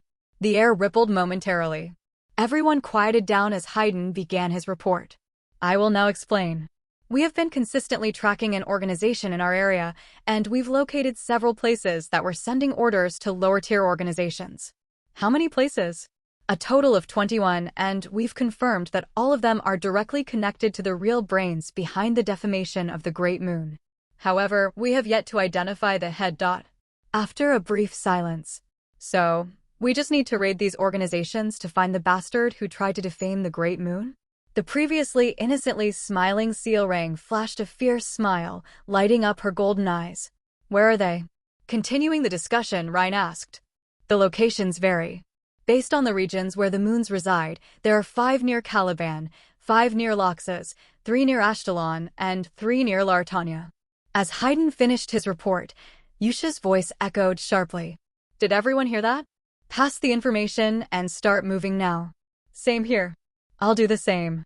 There seem to be none in Colonia, so I'll head to Ashtalon. We just need to kill them, right? Make sure to get the information before you kill them. Yusha sighed lightly, easing the heavy atmosphere a bit, and then introduced another topic. There's another matter. Another matter? What is it? Raiden and Sealrang reacted immediately. It seems the Great Moon needs specialty goods for the domain. Does anyone have a good proposal? Is he looking for something characteristic of the domain? It seems so. Me. Sealrang eagerly raised her hand. Let's hear it. I'll build a coliseum in the Great Moon's domain and I'll be the specialty product. Rejected. Oh. Sealrang made a sulky face, but she did not argue further. Her idea was so off the mark that it was unclear where even to begin correcting it. You can't come yourself. We all have our own orders. Ugh. Then. Specialty products, isn't it already decided? Deus's confident voice cut in. What is it? If the Marquis writes his autobiography, that solves everything. Another unusual suggestion sprang up.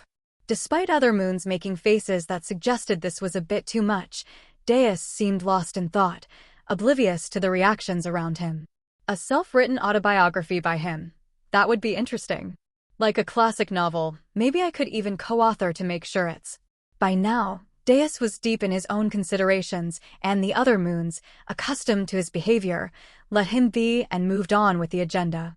Specialty products. Behind Sealrang's dissatisfied voice, Raiden, stroking his chin thoughtfully, spoke up. I have a not-so-bad idea about this. Let me handle it. What is it? Since none of us are particularly good at that kind of thing, how about we bring in someone who is? Is there such a person? Yes, I've recently met someone. Raiden smiled slyly. Meanwhile, in the alleys of Loxus. Brother? Why are you shivering all of a sudden? It's like a sudden chill came over me. Ever since being dragged off by Raiden and nearly dying, only to return and save her life twice as joyously as before, Alexian the Appraiser was suddenly struck by an unknown chill. What's that? Filled with unease, he looked out the window. There, the blue moon was shining. At that moment, having seen the rising moon, Alone immediately set out to learn magic and greeted. Good day. Welcome.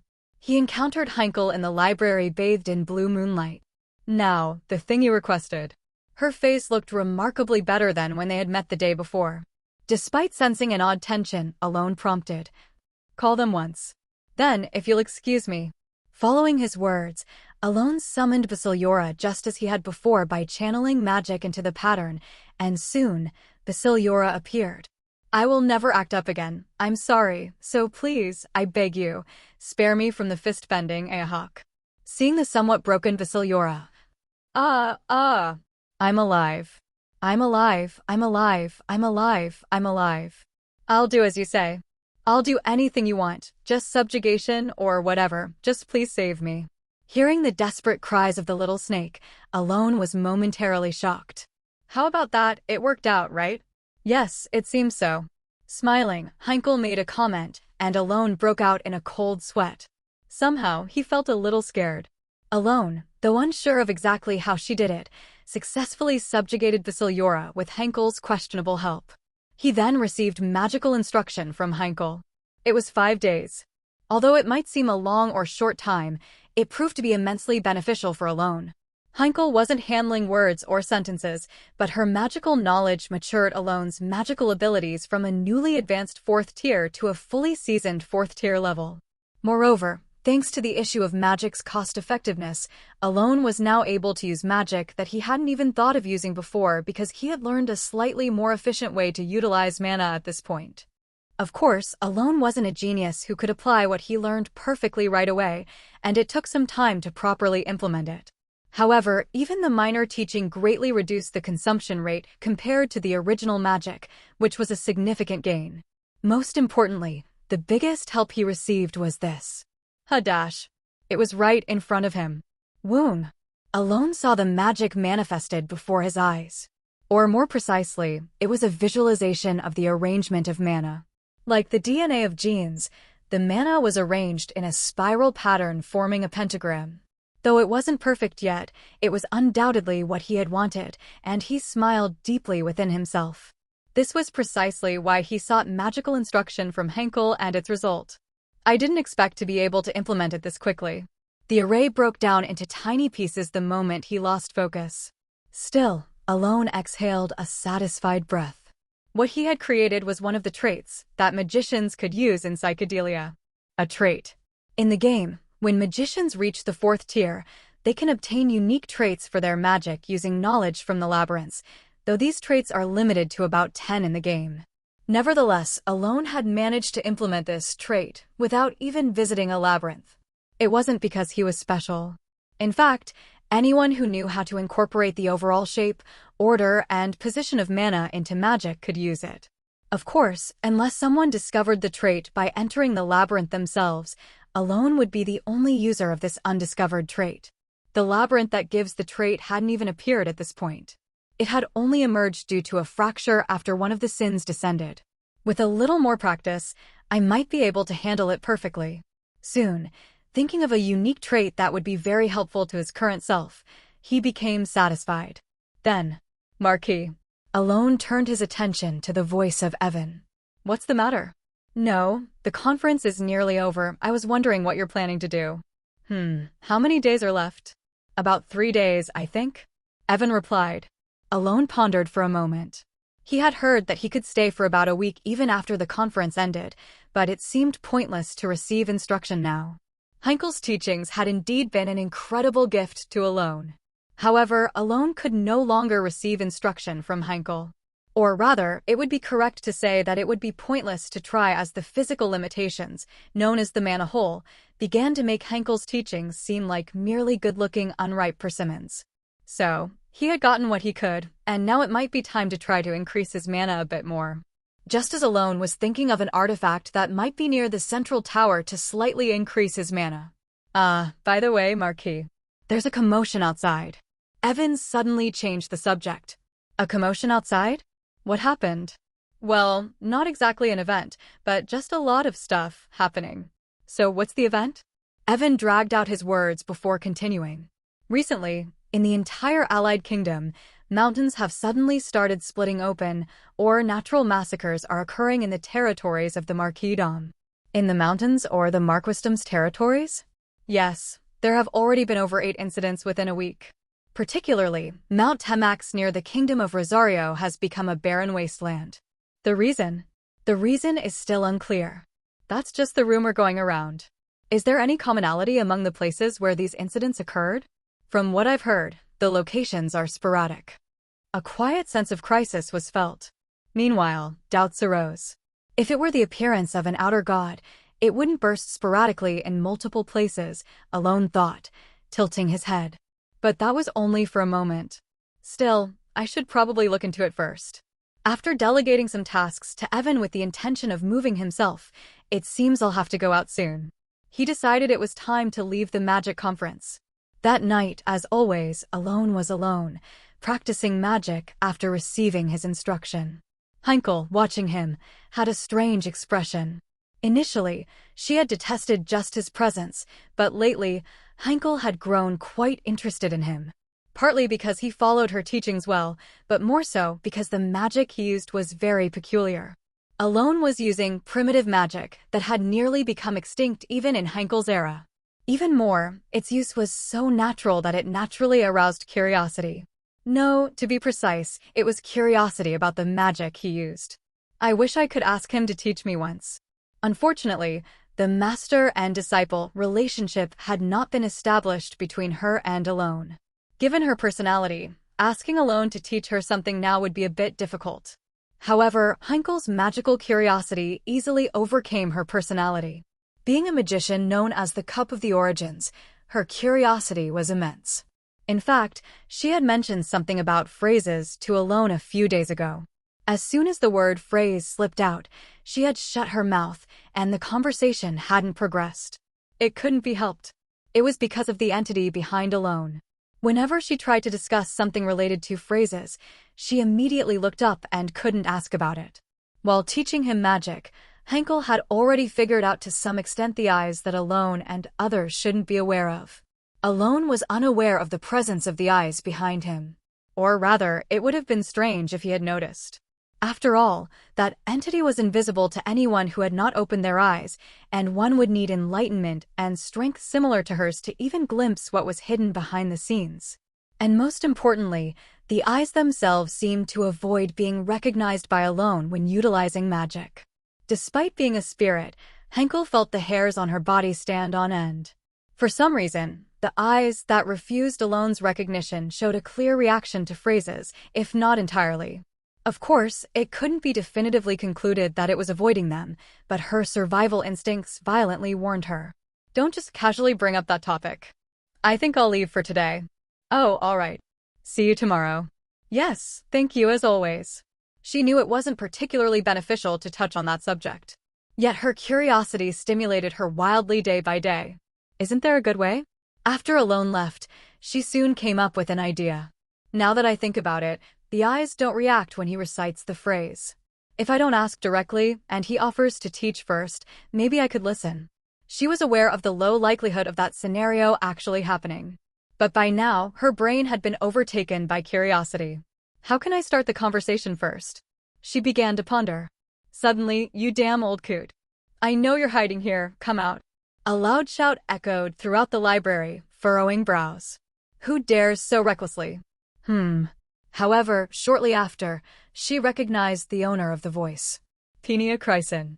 For Heinkel, who wandered around the central tower whenever she felt bored, Penia was a well-known figure among the magicians, her name frequently mentioned. Moreover, there had recently been rumors involving her and Marquis Palacio. Wait. It seems like a path is opening up. Penia, if Penia truly had that kind of relationship with Marquis Palacio. A small plan began to form in her mind. Penia Chryson was in a very angry state. That was because she originally had no intention of attending this magic conference. It was only recently that the magical supplies had started arriving properly, allowing her to resume the experiments that had been on hold. But the reason she came to the central tower was exactly because of damn old coot dash. A rumor started by the Blue Tower's master. Wow, I didn't know you'd already finished greeting. So the vice master of the tower is getting married. You really can't predict life. Penia gritted her teeth as she recalled the professors who barged in during her magical experiments and spouted such words.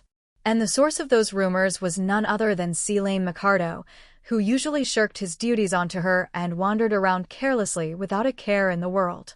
She couldn't just stand by. She had to punish that old coot immediately. Pinia rushed to the conference and, finding him already hidden, she scoured every corner of the building, eventually arriving at the library. And here, who is there? She encountered a spectral girl. Or more precisely, the Cup of the Origins, Heinkel. The Cup of the Origins, Heinkel.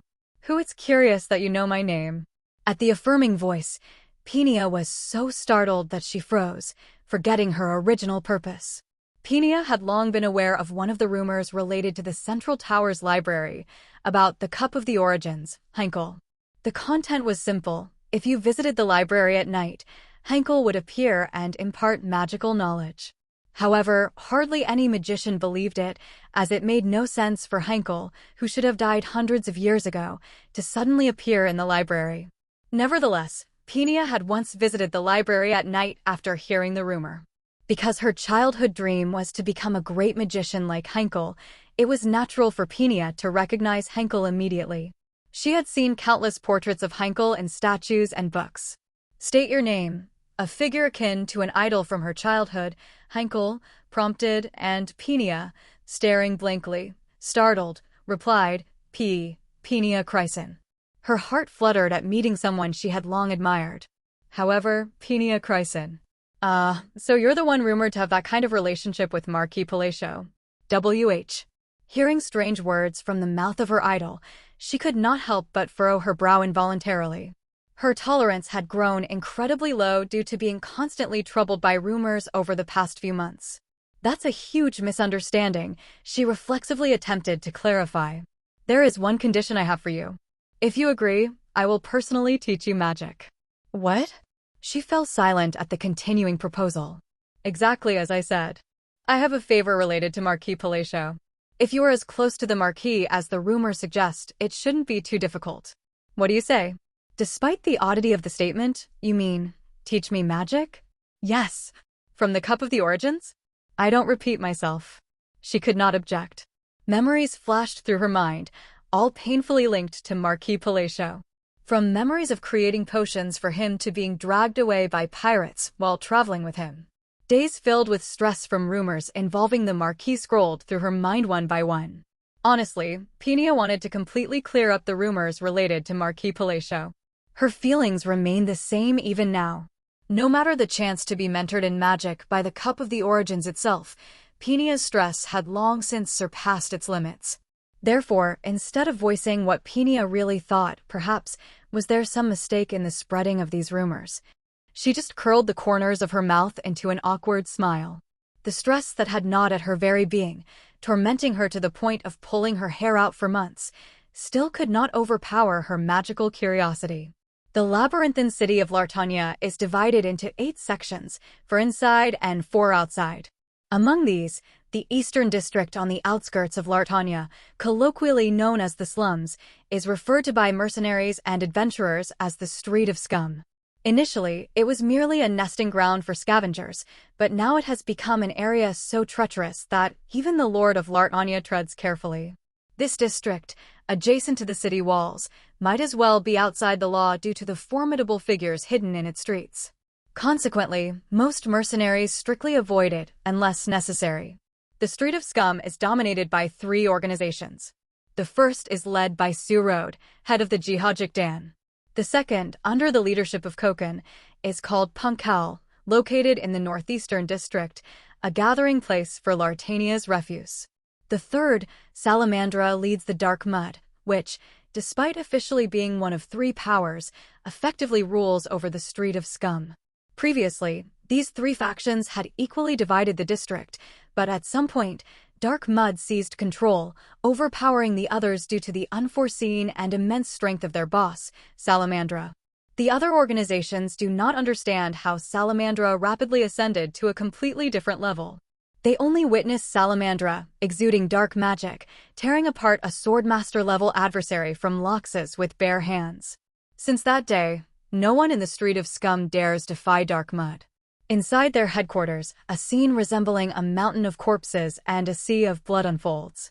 Everywhere you look, inside buildings, outside on the streets, the ground, the sky, the exterior walls, the main gate, corpses are all that can be seen. A unique aspect is the massive golden pipes piercing through the bodies, creating chaos like a jungle gym, gleaming under the blue moonlight. Salamandra, the leader of Dark Mud, looked nervously at the being before her under the clear blue moon. Her green eyes sparkled behind her as a woman, or rather, a high-ranking member of Lartania named Rhine, issued a command: restore it. The moment the command was given, the golden pipes moved at incredible speed, seemingly melting into nothingness and erasing the macabre jungle gym. As a rain of corpses began to fall, creating a blood flower, Rhine, seemingly pleased with the power bestowed upon her, nodded repeatedly, saying, "Well, it seems all the nuisances are gone now. Shall we have a talk?"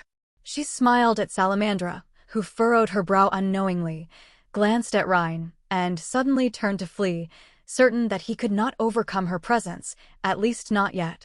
Upon deciding, Salamandra entered the building without hesitation and rushed to the basement to use that against the formidable opponent. Upon reaching the basement, she quickly opened a box prepared for this day, her only hope, her lifeline. Unfortunately, as soon as she opened the box, she could no longer reach out her hands.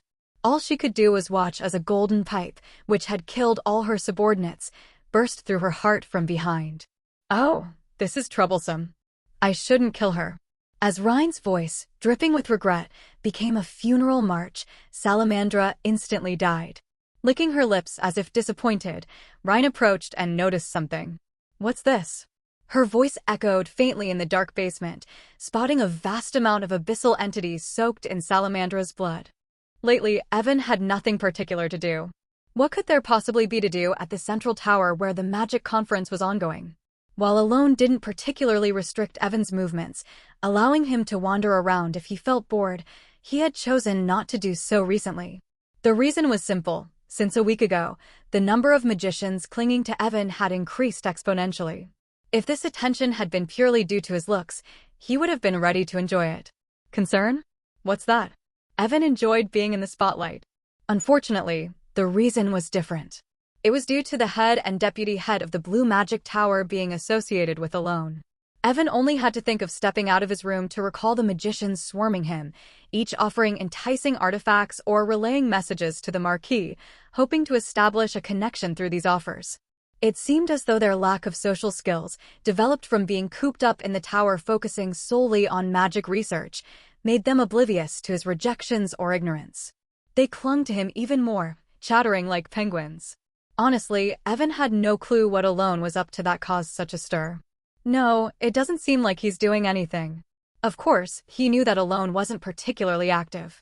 Essentially, Evan was just accompanying Alone, who didn't engage in anything unusual during their travels, except maybe eating sweet potatoes for over 2 weeks without getting tired of them. But given the circumstances, Evan couldn't help but suspect Alone might be up to something secretly. Alone, being who he was, would only sincerely feel wronged if asked about it. Although it was hard to tell with his expressionless face, having served him for almost 10 years, Evan had learned to read some emotions through his impassiveness. So, after days of staying indoors, Evan finally went out, walking inside the magic tower. He figured enough time had passed for the rumors to have died down. Shortly after, he felt satisfied, realizing his judgment was correct. As he walked around, the magicians only glanced at him instead of crowding around, leading him to believe the gossip had been quelled. Just as he was starting to enjoy his leisurely tour of the tower, he encountered someone. "It's been a while." "Oh, Phelan." Yes. Evan ran into Phelan Chryson, whom he had met in Loxas. Initially aloof, they had developed some friendship while traveling together in Loxas. "What brings you here?" "A magician attending a magic conference?" "I'd like to say there's nothing unusual, but that's not why I came." "Then, I was dragged here." "Dragged? By whom?" "By my sister, because of the rumors." Evan immediately understood Phelan's words. "Is she very upset?" Evan had heard from Alone that Peenia Chryson had spoken harshly about Alone. Phelan paused for a moment, then spoke. "I asked her just in case." "And?" "I got slapped." "Oh dear. It's a bit harsh to say, but she's become quite violent," said Phelan, his voice tinged with fear. Evan noticed that the respect Phelan once had for his sister during their time in Loxas had significantly faded. This indirect evidence of the hardships Phelan had endured at Penia's hands stirred a sense of sympathy in Evan. So, she came here because of that rumor? Exactly. She said she'd come to find the head of the tower, who'd been spreading those rumors, and have a word with him, or rather, give him a piece of her mind. It sounded like a misunderstanding. Ahem, so could the deputy have come alone? She decided to bring me along thinking the head of the tower might hide. Oh. Realizing he had been drafted into a search party, Phelan felt momentarily relieved that his sister wasn't around. So, have you just arrived? No, we got here late yesterday. My sister went to look for the head of the tower, and I started from the first floor with others today. She should be arriving soon. By the way, where's the Marquis? He's probably somewhere in the tower attending a lecture. But considering how angry she got over a mere rumor, she must really dislike him, huh? Suddenly, they heard murmurs among the magicians and saw Alone in the distance, reading a book he hadn't seen before. Behind him was Penia Chryson, watching him with a serious expression. Penia, over here, Phelan called just as he spotted her. Marquis. Hello. Evan and Phelan saw Penia, who had just been looking serious, approaching Alone with a bright smile and a nasal voice. At that sight, Evan doubted his own eyes. Deputy. Don't call me that, just Penia Marquis.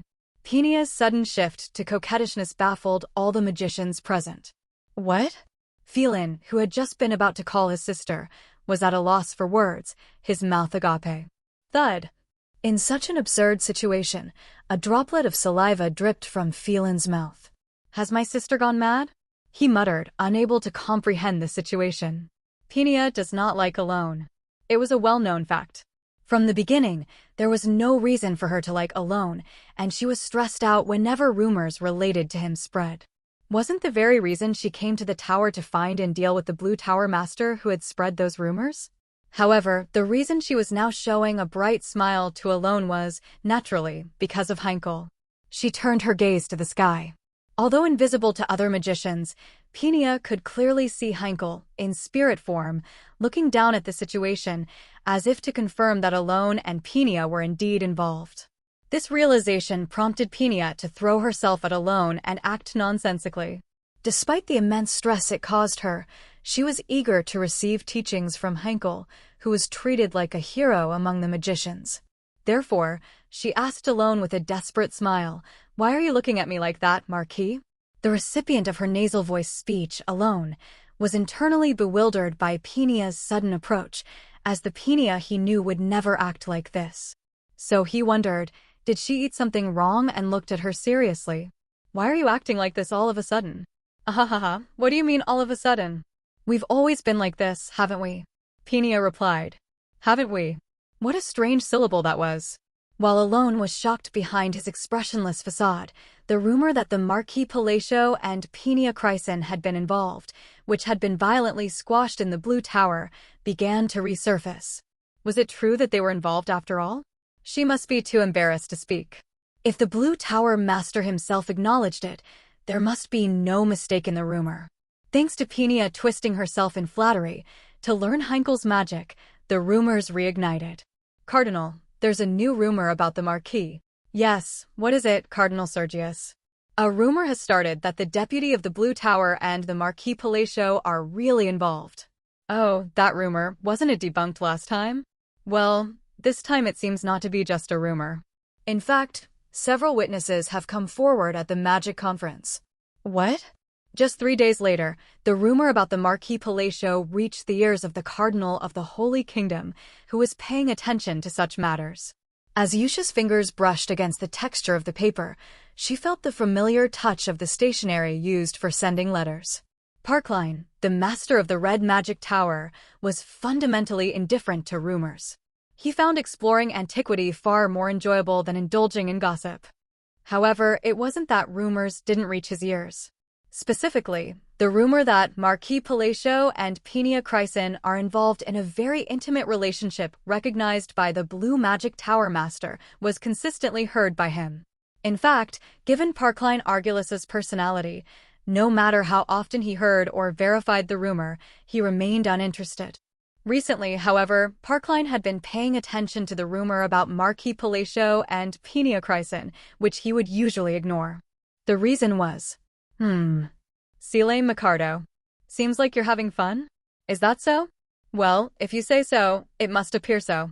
Seelane, who seemed overjoyed, expressed his exhilaration with his entire body. He knew when this excitement had started. It was after the rumor about Marquis Palacio broke out. Indeed, since then, Seelane, just before entering lectures, always wore a smile and hummed a tune with a bounce in his step. Sometimes, it seemed like he had sold the authority of a magic tower master so casually that even his hips swayed. The exact reason for his behavior was unclear, but a guess was possible. Seelane Micardo might seem difficult to approach at first glance, but he was an easy person to understand. There was only one factor that determined his mood: magic. He was always happy when he solved a magical problem, and unhappy when magic didn't go as planned. Other events? Seelane didn't express much emotion about anything other than magic. Whether the magic tower was destroyed overnight or if the deputy of the Blue Magic Tower was so frustrated that she came running to kill him, Seelane rarely showed any emotional response, unless it was about magic. Anyway, Seelane's recent activities in seeking clues to ascend from the 8th to the 9th tier were well known to Parkline, so guessing why he was excited was easy.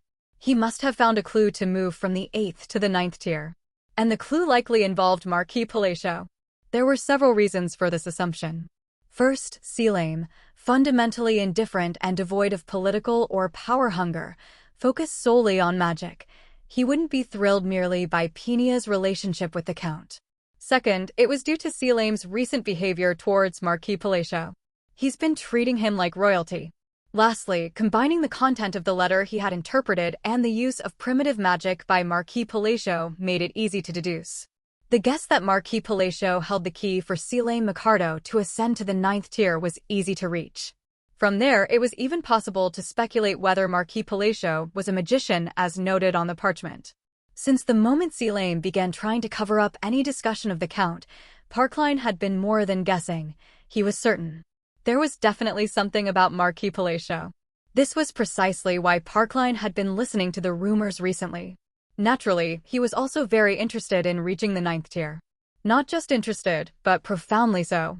Not only him, but all the Magic Tower masters harbored a desire to reach the 9th tier. After all, the masters of each tower had ascended to their positions through a blend of curiosity, desire, and genius. Therefore, master of the Red Magic Tower. It's been a while. To secure his gains, Parkline was quicker than anyone to meet alone, regardless of what might be hidden. If he openly asked, there was surely something to be gained. That coat looks warm. This coat? Yes, but it's quite chilly now. When it's hot, and when it's cold, it's cold. Anyway, I'd like to give you a gift. Would you accept it? A gift? Parkline naturally pulled a dark blue coat from within his robes. It was similar to what Alone usually wore, but had black fur trimmings at the edges. It's an artifact coat I made myself. It's enchanted with subspace magic, and the coat itself adjusts the surrounding array to facilitate magic use. It's a very fine coat. Yes. Moreover, it has a built-in artifact that, although mild, maintains a constant temperature inside. What do you think? It's a very nice coat, but why are you suddenly giving this to me? Parkline laughed heartily in response to the Marquis's emotionless inquiry. Well, my daughter has often received help from you, so it's a token of gratitude. Then I will gratefully accept it. Good, let me know if you need anything else. Thank you for your consideration.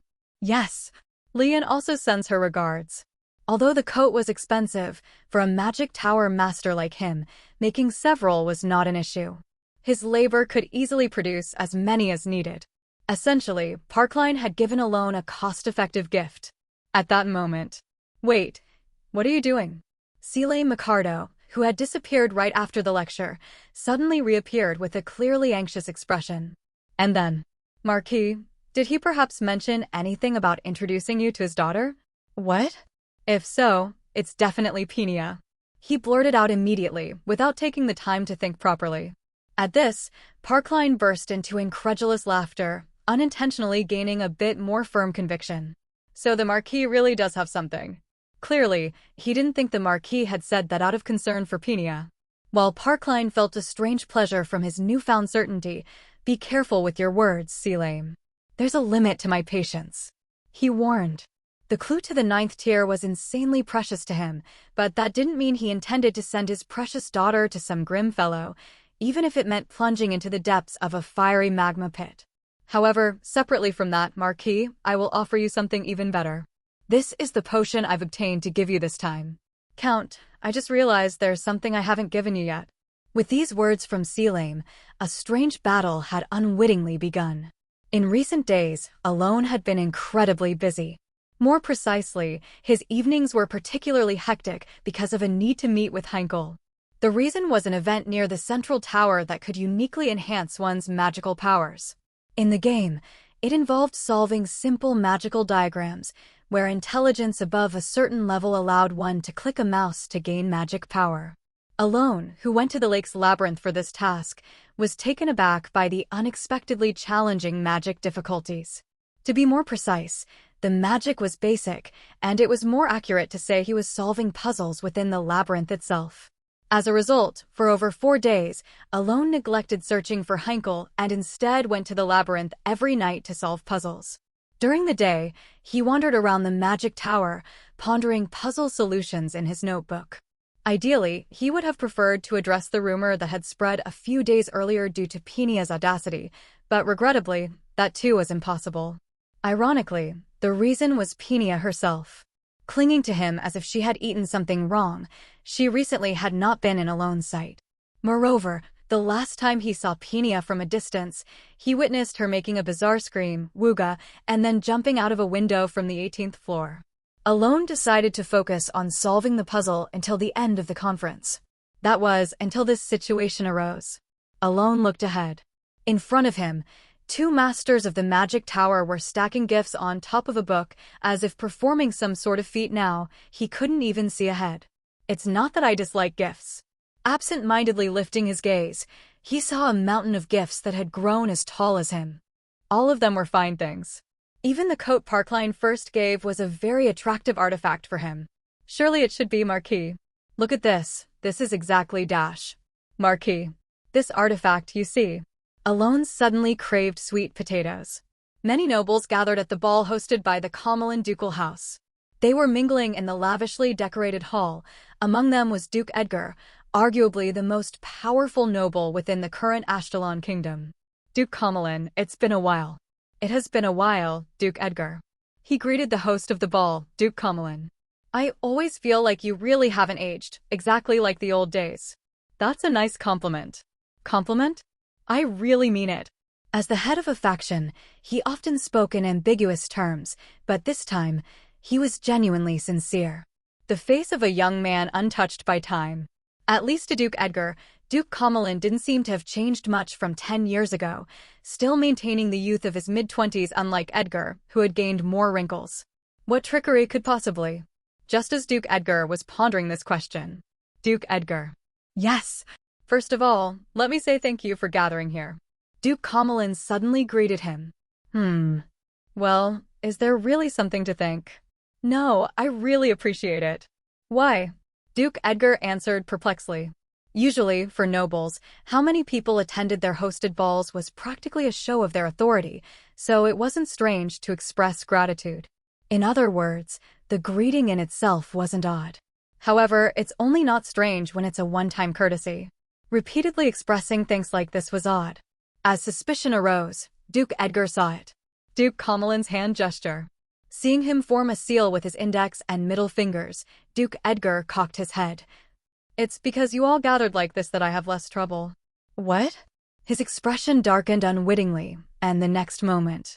Vexation. As Duke Comelin's voice uttered. Pop. Edgar Duke's head burst open. Not only his. The head of a young lady who had been smiling just a moment ago. A knight guarding other nobles. A noble enjoying tea time at one side of the ball. The heads of all living beings present at the ball exploded. Then, in the middle of the ballroom now adorned with red blood. Thump. Duke Comelin, brushing off the blood stuck to his hair, walked towards the door of the ballroom with an unruffled expression. Let's begin. He signaled to start to a dark elf in the darkness. Yes, the beginning of a great cause. A salvation awaited for hundreds of years. 2 days later, after completely solving the puzzle in the labyrinth, an outer god has descended? Alone heard such news from Deus. Outer gods appearing in the kingdom of Ashkelon? Yes, and not just in Ashkelon. Reports indicate sightings in Loxus and Caliban as well. Alone frowned deeply. Multiple outer gods appearing at once? Yes, and not just in partial form, but fully incarnated? That's what the reports claim. That's impossible, Alone thought. Something felt off. Never before in Psychedelia had he seen multiple outer gods descend at the same time. While he couldn't definitively say it wasn't possible, the phenomenon was clearly abnormal.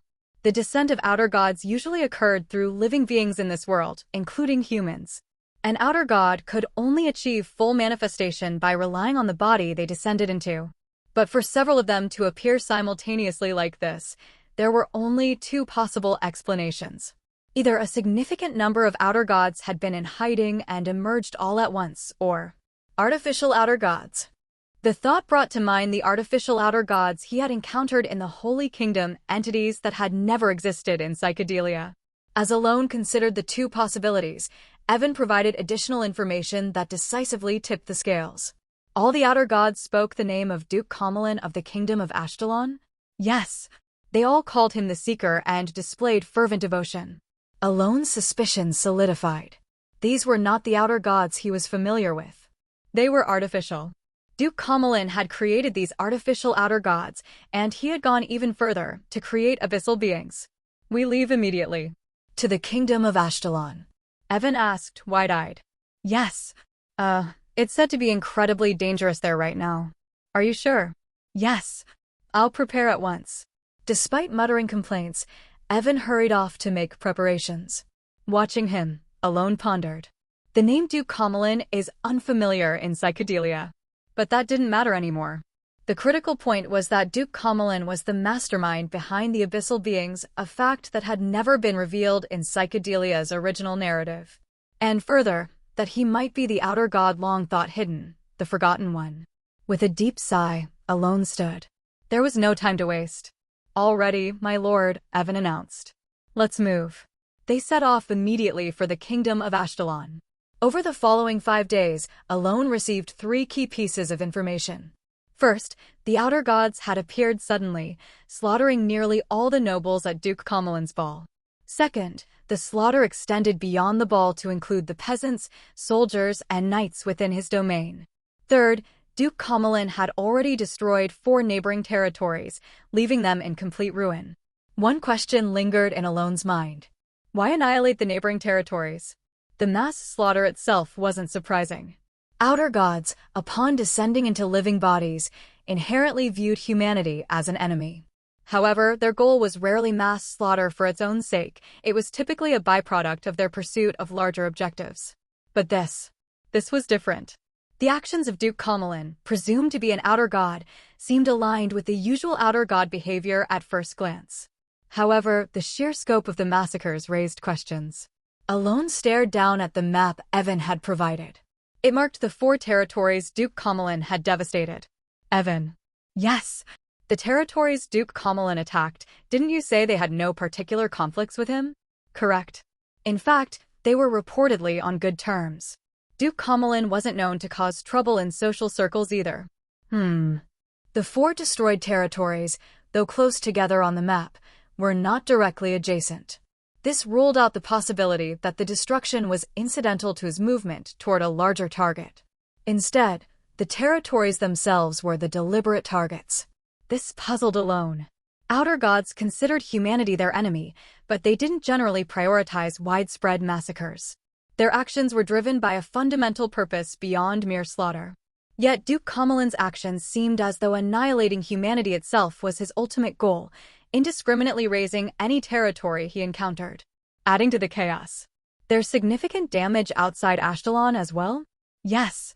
While Ashkelon is the worst, other countries have also seen territories wiped out with ease, 1 or 2 each. Even the artificial outer gods, presumed to have been created by Duke Comelin, didn't seem to have any clear objectives. They existed only to slaughter humans. Alone studied the map again with a peculiar expression. After a moment of searching his memories, he shook his head. Duke Comelin never actually appeared in the game.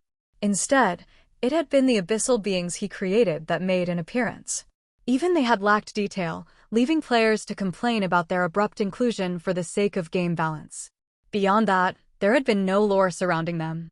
Looks like we're about to cross the border into the kingdom of Ashtalon. Really? If the intel is accurate, Duke Comelin's next target should be the Lumiere territory. Shall we head there? That's the plan. But, my lord, Evan interjected hesitantly, is it really fine to Russian like this? I know you're going to stop Duke Comelin, but we haven't even assessed the enemy's strength yet. Evan trailed off, muttering about how Alone had done the same in the past. Alone considered his words in silence. Unlike his past encounters, where the game's knowledge had given him an advantage, Duke Comelin was an unknown adversary, shrouded in mystery. Nevertheless, Alone nodded resolutely. We can go. Are you certain? Yes. Everything is already prepared. And I have my ways of gauging their power. Alone's fingers brushed the artifact hanging around his neck, the necklace of the Snow Eater. He recalled a hidden feature of this item. Well, if you say so, Evan shrugged in reluctant agreement. Alone looked skyward.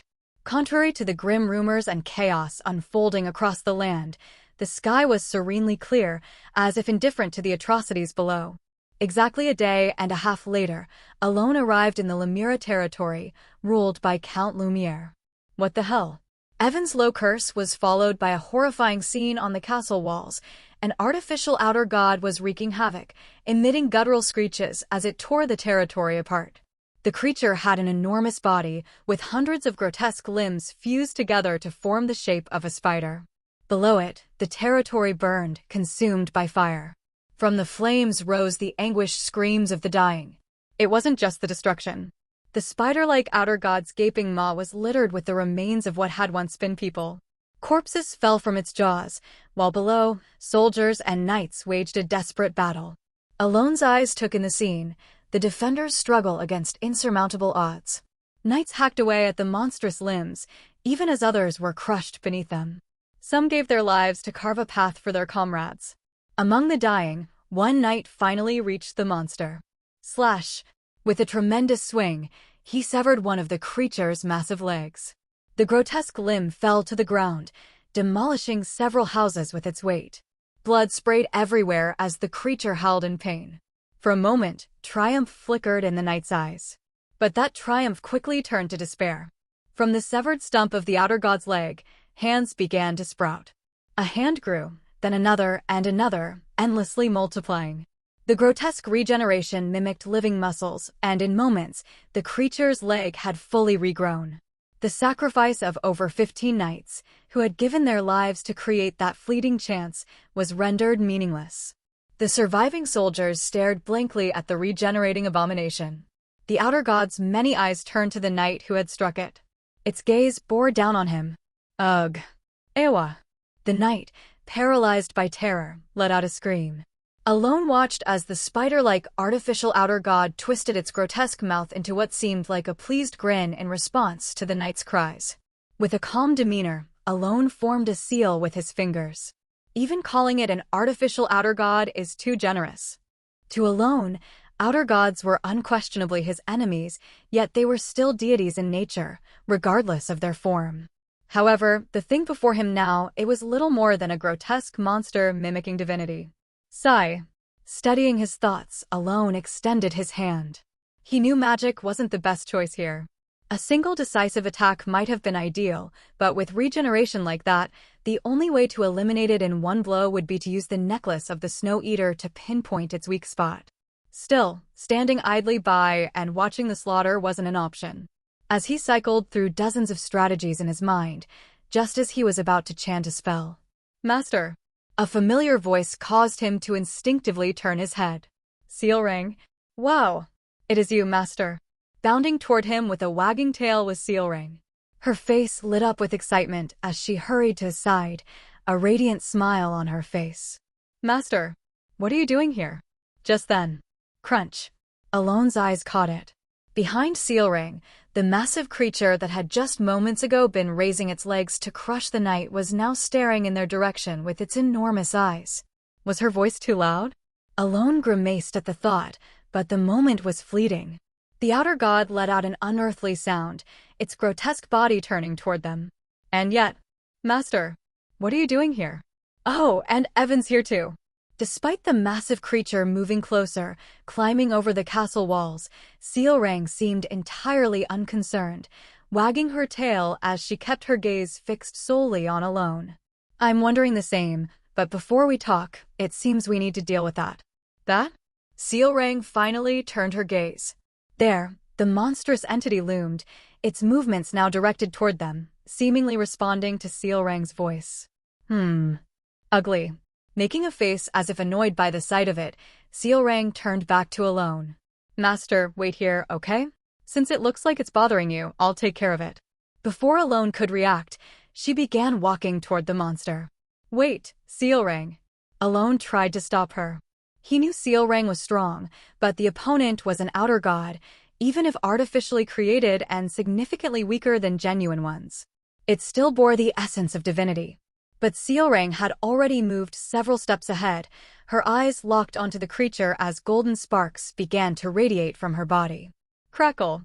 Golden lightning surged outward, devouring the darkness around them and lighting up the area. The ground cratered beneath her feet, and her hair, which had been resting neatly down her back, rose in sharp, lightning-infused spikes. And then, rang-chang. A barely audible whisper escaped her lips, too faint for even Alone to catch clearly. In an instant, she vanished. Before Alone and Evan could even comprehend where she had gone, they saw it. The massive body of the artificial outer god, which had been devastating the territory, suddenly lifted into the air, weightless against the impossible force. At the same time, from beneath the creature, a brilliant bolt of lightning shot upward, tearing through its body and climbing toward the heavens. The soldiers and knights, who had been drowning in despair moments ago, stared, their eyes drawn to the dazzling lightning. Crack! ZZZZT. The radiant lightning pierced the creature's torso, splitting it open as it climbed higher and higher into the night sky. Everyone watched, their mouths agape in disbelief. Even Alone and Evan were no exception. Finally. Is that even possible? Evan muttered, stunned. Alone didn't respond.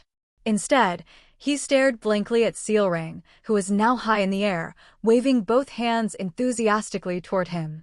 How's she this strong? Alone's mind swirled with confusion as countless questions hung over him like hooks. Ultimately, the monster was defeated by Sealrang and Alone working together. Of course, Sealrang's overwhelming abilities were so formidable that she could toy with the monster with ease. However, the monster's unnaturally rapid regenerative ability allowed it to cling stubbornly to life. As the battle dragged on, it was Alone, using the necklace of the Snow Eater to discern its weakness, who pinpointed the human-like vulnerable spot hidden beneath the monster's maw, delivering the final blow and killing it completely. As the dark night gave way to the faint light of dawn. Truly, thank you. From the half-ruined lord's castle, Alone faced a man who bowed deeply, nearly falling to his knees. The eldest son of Count Lumiere, or rather, the de facto count himself, as the previous Count Lumiere had perished at the Duke of Comelin's ball, lowered his head in profound gratitude. Alone's gaze shifted beyond the ruins of the castle, to the sight of displaced villagers and groaning, injured soldiers. What lay before him was the devastated state of the domain. While some parts remained intact, they were few and far between. Most of the land was on the brink of ruin. Letting out a quiet sigh, Alone listened as the new count explained the state of the Ashtalon kingdom in detail. Duke Comelin is using the Outer Gods? Yes. And the Outer God that was here, it was one of those the Duke unleashed? That's correct. Where is he heading next? I cannot say for certain, but judging from the direction he was moving, I believe he's headed toward the lands of Duke Merkelane. The count's face was heavy with sorrow. Alone nodded. Thank you for informing me. I swear I will repay this kindness. As Count Lumiere swore his promise multiple times, Alone turned and walked away. Master. Soon, he spotted Sealrang, who was surrounded by knights gazing at her with awe. However, there was something unusual. Let go of me. Carrying me like this is undignified for royalty. In one of her hands, she was holding a man dangling helplessly. The man, his face smeared with soot and seemingly mortified at being caught by the scruff of his neck, squirmed desperately to free himself. Alone observed the scene and asked, "Who is this?" "Oh, this. Don't call me this. I'm royalty. I am Karsam, a royal prince of Colony. Colony's royalty." Alone let out a quiet exclamation and searched his memory for information. The troublemaker Karsam, wasn't it? Karsam, the second prince of Colony. In Psychedelia, he was introduced as a minor character with no significant role. As expected of someone nicknamed Troublemaker, he caused endless problems that the protagonist's party often had to clean up. After pondering briefly, Alone looked at Karsam. For royalty, his behavior left much to be desired. He was covered head to toe in soot.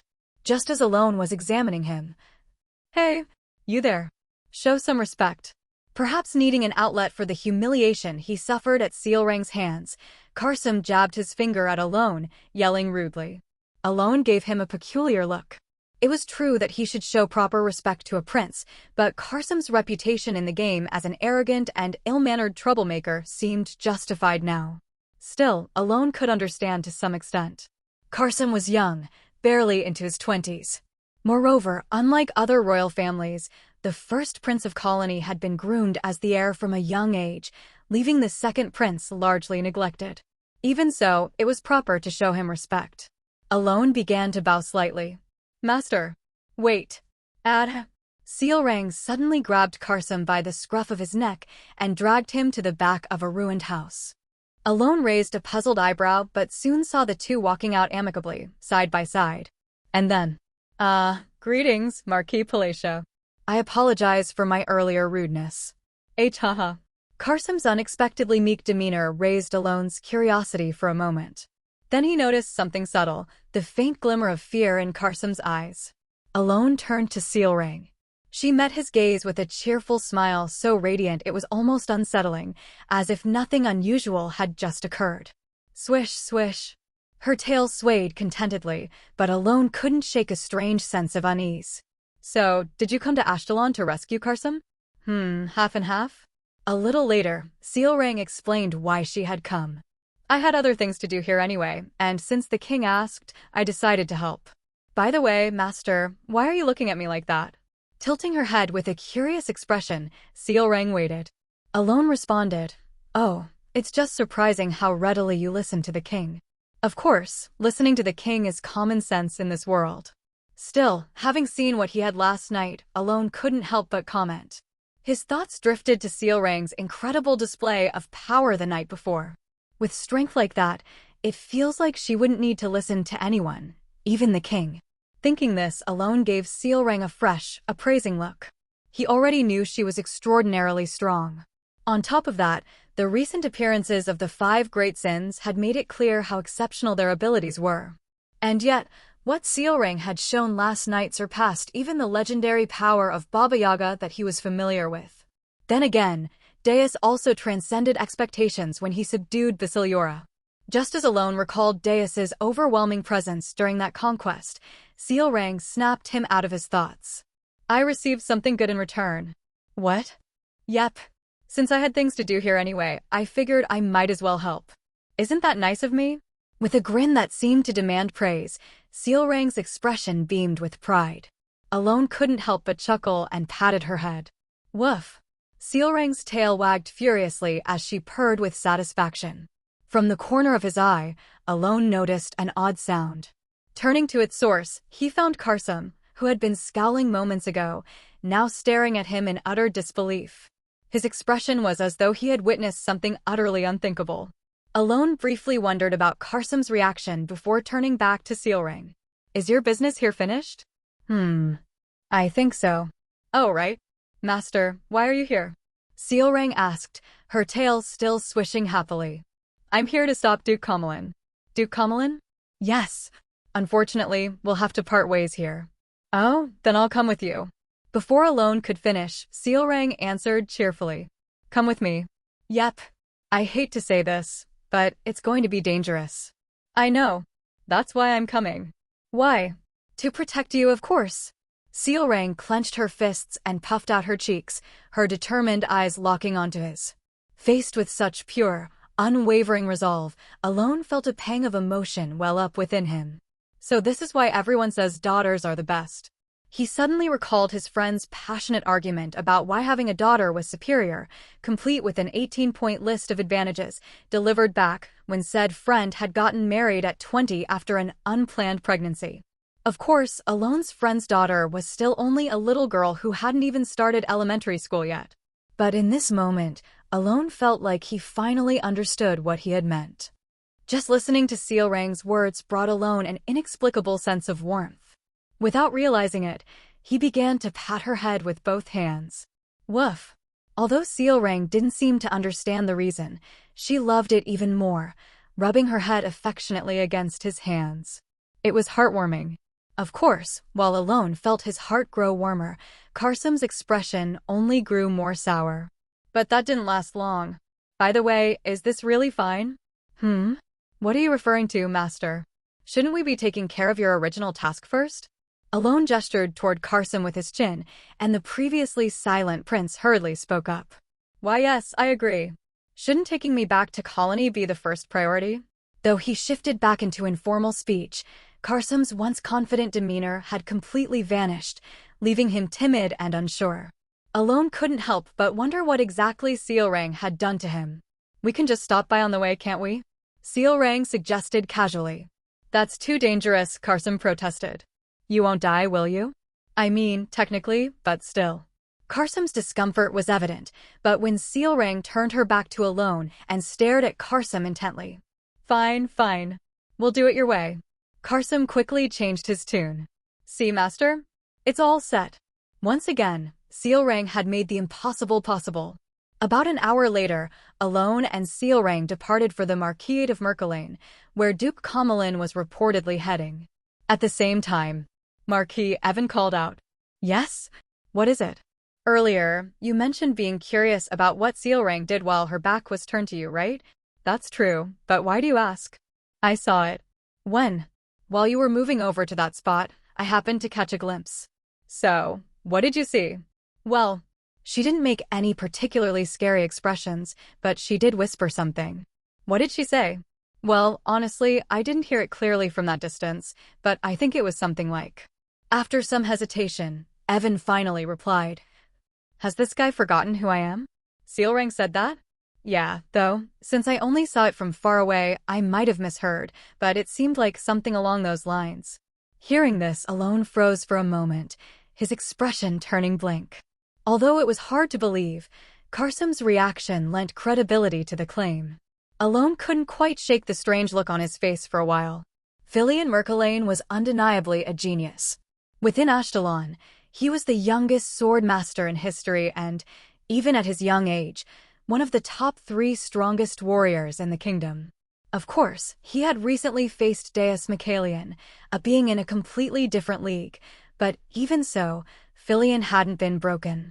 Instead, the devastating defeat from that encounter became a stepping stone, spurring Filian to grow even faster in the past few months. His natural talent made such growth possible. Still, despite his determination not to give up, even after facing such overwhelming power, Filian now found himself learning, for the first time, what futility and despair felt like. He stood with his back to his domain, staring at a harrowing sight. What stretched out before him was carnage. Corpses littered the landscape. A body with its upper half missing. Another, split cleanly in 2. Yet another, riddled with deep slashes from head to toe. Limbs severed, leaving only a torso behind. It was a sea of corpses. Everywhere he looked, all he could see were corpses. Knights, soldiers, mages, it didn't matter. Every figure in his sight was nothing more than a lifeless body. And before those corpses lay an inhuman hellcape.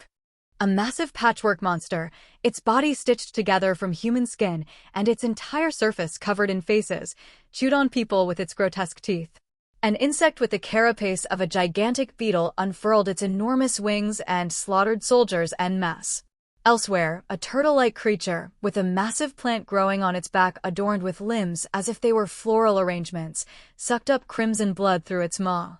Beyond them, Other incomprehensible and unidentified outer gods, things he had never seen in his life, wreaked havoc. They unleashed unfathomable deaths indiscriminately, taking the lives of everyone in sight. In this world of ash, where ominous and sinister red magic spread through the air, Filion lowered his gaze. What he saw was his armor, ruined beyond recognition, his sword broken, and his right arm twisted at an impossible angle. Filion let out a quiet, bitter laugh before lifting his head to look ahead. This is just absurd. At the end of his gaze stood Duke Comelin. The only figure among the outer gods that retained a human appearance. He observed the scene with an emotionless expression, as if none of it affected him. The one who was likely the root cause of all this. Boom. Boom. A deafening noise snapped Filion out of his thoughts. Turning forward, he saw the turtle-like creature with limbs for flowers closing in on him to claim his life. Slowly but surely, its heavy footsteps drew closer. Filion could only laugh bitterly. And then, "Brother, run!" At the sudden shout, Filion glanced up at the castle wall. There stood soldiers, desperately clinging to their positions despite their terror. Among them was his younger brother, Gillen Merkelane, whose eyes were clouded with despair. And yet, even as despair consumed him, Gillen shouted, "Go! Escape! There's still time.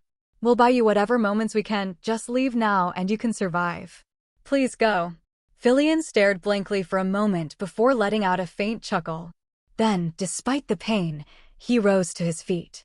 His body refused to move properly, but still, he stood. With his left hand, he gripped his broken sword. "Everyone, retreat. Abandon your weapons and escape through the north gate," he shouted with all his might. "Brother." Gillen's voice echoed again, but Filion didn't respond. Instead, he charged forward. His clever younger brother would understand his intent better than anyone. Huh. Filion mustered the last of his mana, forcing out an aura. It was pathetically weak, barely enough to scratch the skin of an outer god. But for now, it would suffice. As he began to sprint forward, Filion's lips curled into a grim smile. The odds of victory? 0%. He knew that all too well. But at this point, probabilities didn't matter to him. His goal wasn't to win. It was to buy just a little more time. Screech. With impeccable skill, Filion sliced through a barrage of petal-like projectiles made of arms and legs. Soon, he managed to slash through the outer god's leg, eliciting a screech of pain. Slash. Slash. He darted under the outer god, inflicting wounds as he went. But his limit came far sooner than he'd hoped. Filion glanced down at his completely shattered sword and his legs, which refused to move. Then he looked up. His vision was filled with the sight of hundreds of limbs hurtling toward him to claim his life. It was an unmistakable, inevitable death. And yet, even in that moment, Filion didn't stop smiling. He showed no sign of despair. He just smiled. He believed that he had done the right thing. He believed that he had not given up. And so, as he calmly prepared to accept death, crackle, a flash of light appeared. Before he realized it, Filion found himself back in front of the castle wall he had charged away from earlier. At the same time, he saw it. The massive outer god that had been attacking him was now enveloped in a crimson mist of blood. And then, crackle crack. Before him stood a girl with golden hair billowing in the air. As soon as Filion realized this, he murmured a name without thinking. Seal Ring. His gaze shifted to the figure standing beside her. There, next to the radiant golden flash that was Seal Ring, stood a man clad in a gray coat. Black mana scattered around him like grains of sand dissolving into the air. The man, Marquis Palatio, looked down at Filion with a calm, emotionless expression. Well done. Leaving behind those brief words, the Marquis began to walk forward. In response to his small steps, the scattered outer gods lunged toward him. Yet, the Marquis did not stop walking. One step, then another. His steps were measured and steady. And then, by the contract of Calgunias, I command you. Filion watched in awe as it unfolded before him. Comrade, manifest yourself. Kraea. With the Marquis's incantation, an enormous serpent materialized, raising a storm of dust and a deafening roar. Unlike the artificial outer gods created through unholy methods, this was something entirely different. It was a genuine divine being, empowered by true faith and imbued with divinity. Towering over all the synthetic outer gods present, its presence was overwhelming. And so, Filion witnessed the descent of Basiliora, the divine serpent, who stood as the true deity amidst the false creations. As the ground quakes, the soldiers on the castle walls fix their gazes on a single point. Their eyes meet a god descending upon a world of ash and gray. Not a creation born of human hands, but a god that emerged from the dust, existing purely as it is real and true. Accompanying this god is the terrifying roar of Basiliora, a sound that inspires reverence among the soldiers, yet strikes terror into the hearts of artificial outer gods. The thunderous cry echoes, scattering dust in all directions. Then, as the soldiers standing atop the walls look up once again, they see the figure of a god, one that compels them to lift their eyes despite their elevated vantage point. Boom, boom, boom. The massive form of Basiliora begins to move. Moments ago, an artificial outer god resembling a turtle had been charging toward the castle wall. But now Basiliora swiftly coils around its body. Snap. The artificial outer god lets out a scream the instant it is entangled. The soldiers are stunned into silence. Before their very eyes unfolds a battle reminiscent of myths and legends, a clash of monsters so great it seemed plucked from the stories of old. Some soldiers gape in awe, some show expressions of shock, and others watch with reverent gazes. But the moment is fleeting. Roar. It does not take long for the soldiers to realize one undeniable truth. The scene before them is not a grand mythical battle between legendary beasts. This is merely a hunt. Crunch. The soldiers watch in a daze. In the distance, they see the artificial outer god, coiled by the mighty Basiliora, being torn apart. The shell that even Filion's relentless attacks could not penetrate now crumbles like brittle stone. Its limbs, which had skewered countless knights and soldiers and brought despair, are ripped off one by one, scattering a storm of blood. And then, without even the chance to scream, this artificial outer god, once a cruel butcher, meets its end in a pitifully wretched death. Its entire body, its bones and carapace, is utterly ravaged. Amid the ensuing stillness, roar. Basiliora's cry reverberates across the battlefield. The air quakes and a sense of reverence spreads among the soldiers. Reverence that cannot be hidden. And then, Marquis Palacio. Duke Comelin, who had seemed endlessly indifferent just moments before, frowns and clicks his tongue briefly. At that signal, crash. The battle of outer gods, no, the fight between the real and the counterfeit begins. Basiliora's massive body moves chaotically among the artificial outer gods, ravaging them. Hup! In response to Alone's command, the snow wolves leap forward to aid Basiliora, unleashing golden flashes as they weave through the artificial outer gods. Everyone watches this scene of mythological combat in a stunned daze. Everyone but one person. Filion Merkelane looks elsewhere. His gaze is fixed on a man cloaked in a coat that seems alive, with every strand of fur rippling and exuding black mana. A man who dared to summon a god to this land, calling it his ally. A man who once arrogantly spouted nonsense, flaunting his ignorance. 15 minutes remain. No, is it 14 now? Alone let out a light sigh as he observed Basiliora wreaking havoc among the outer gods, then cast his gaze down to the bracelet on his right hand. It was the Hand of the Wanderer, a relic he had obtained from the fairy Tevet. Combined with the white hand of the Wanderer found in the Hermit's Sanctuary, these two artifacts had merged to form the symbol of salvation of the Wanderer, which now glowed crimson. As expected, the time limit is regrettable. Still, without it, I wouldn't have dared to summon this at all. The Kalgunia's pact ring allowed him to forcibly summon subjugated entities. However, its major drawback was that the stronger the entity, the more mana it required to summon. Under normal circumstances, Alone's mana wouldn't have been sufficient to summon Basiliora, not unless the entity was incorporeal. In fact, even the Tower Lords, who possessed incredible magical reserves, would be incapable of summoning Basiliora without suffering complete mana exhaustion. This made the ring containing Basiliora practically unusable. But thanks to the Salvation of the Wanderer, which allowed any artifact to bypass mana limitations for a full 15 minutes, this impossible feat became reality. Originally, the Pact Ring and Salvation of the Wanderer weren't meant for use at this stage. They had other purposes further down the line. But this isn't a game. Alone ended his musings and shifted his focus from Vasiliora, who was battling the outer gods, to Duke Comelin. He had heard the Duke was quite advanced in age, but he appeared unexpectedly young. If not for the fact that he stood among the outer gods, Alone might not have recognized him at all. The youthful appearance of the Duke resembled an ordinary nobleman, yet Alone didn't lower his guard. Quietly forming a hand seal, he remained vigilant. At that moment, "So, you're another half-finished one like me." The voice of Duke Comelin, who had remained silent until now, broke the air. "What?" Alone responded with a puzzled question. But the Duke only let out a soft sigh and posed another question. "I suspected it from the moment I heard you took the dragon egg. And now, seeing that bracelet on your wrist confirms it. Still, I don't understand why you're trying to stop me." "Why?" Alone remained silent, not because he couldn't understand the Duke's words, but because he was debating how to interpret and respond to them. Yet, before he could settle on an answer, no need to reply. Duke Comelin didn't wait. "I don't know why you're interfering, despite knowing the disaster ahead, but if you stand in my way, I'll simply crush you." The Duke formed a seal with his hands. Refraction. Begin. Alone, meeting the Duke's movements, completed his own hand seal and invoked a phrase. Thus began the Battle of Mages. To be honest, Alone was at a clear disadvantage in this duel.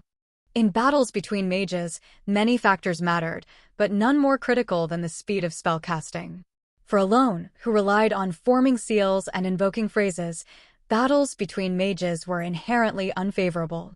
However, this time, he believed things might be different. For reasons unknown, Duke Comelin also used seals and phrases. With both sides operating under the same constraints, Alone felt the risks were evenly matched. But he was mistaken. Acceleration. The instant the Duke's voice rang out, Alone realized the Duke had already reached him. Frostbite. The surrounding ground instantly froze into a tundra, and icy tendrils began to climb up the Duke's legs. Crack. But the Duke shattered the ice effortlessly, as though it were nothing. Immediately, he formed a seal with his left hand and chanted, "Expand, scatter, bloom, spiral." Alone was struck with shock. That fast. By principle, incantations are used to twist the laws of magic. Each incantation requires sufficient time to alter a single law. If another incantation is uttered before the previous one has finished twisting the law, the resulting magic can completely collapse. This was precisely why Alone left a slight pause between incantations, to ensure that the implementation of magic wasn't disrupted by overlapping distortions of the laws.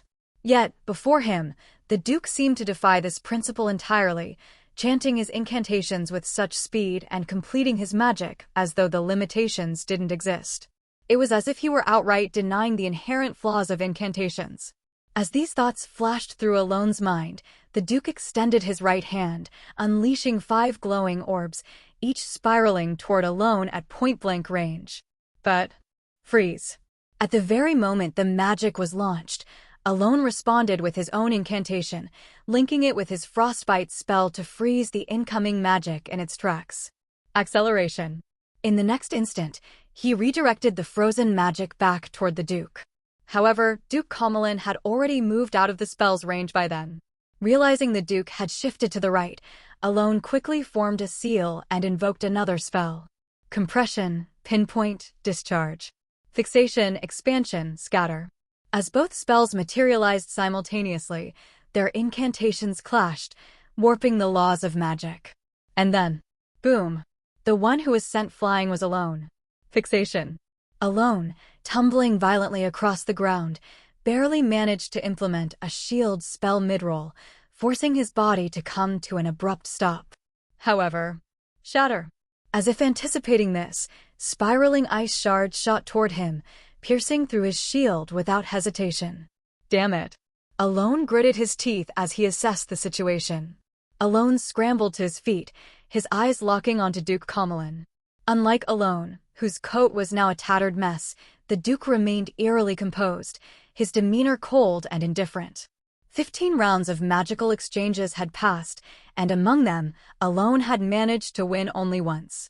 Even then, the victory was so minor that it merely grazed the Duke's collar. In truth, Alone's magic wasn't ineffective against the Duke. But his speed is absurdly fast. The Duke's spellcasting speed was far beyond what Alone could handle. Even planning 1 or 2 steps ahead wasn't enough to keep up. But it wasn't just speed that put Alone at a disadvantage.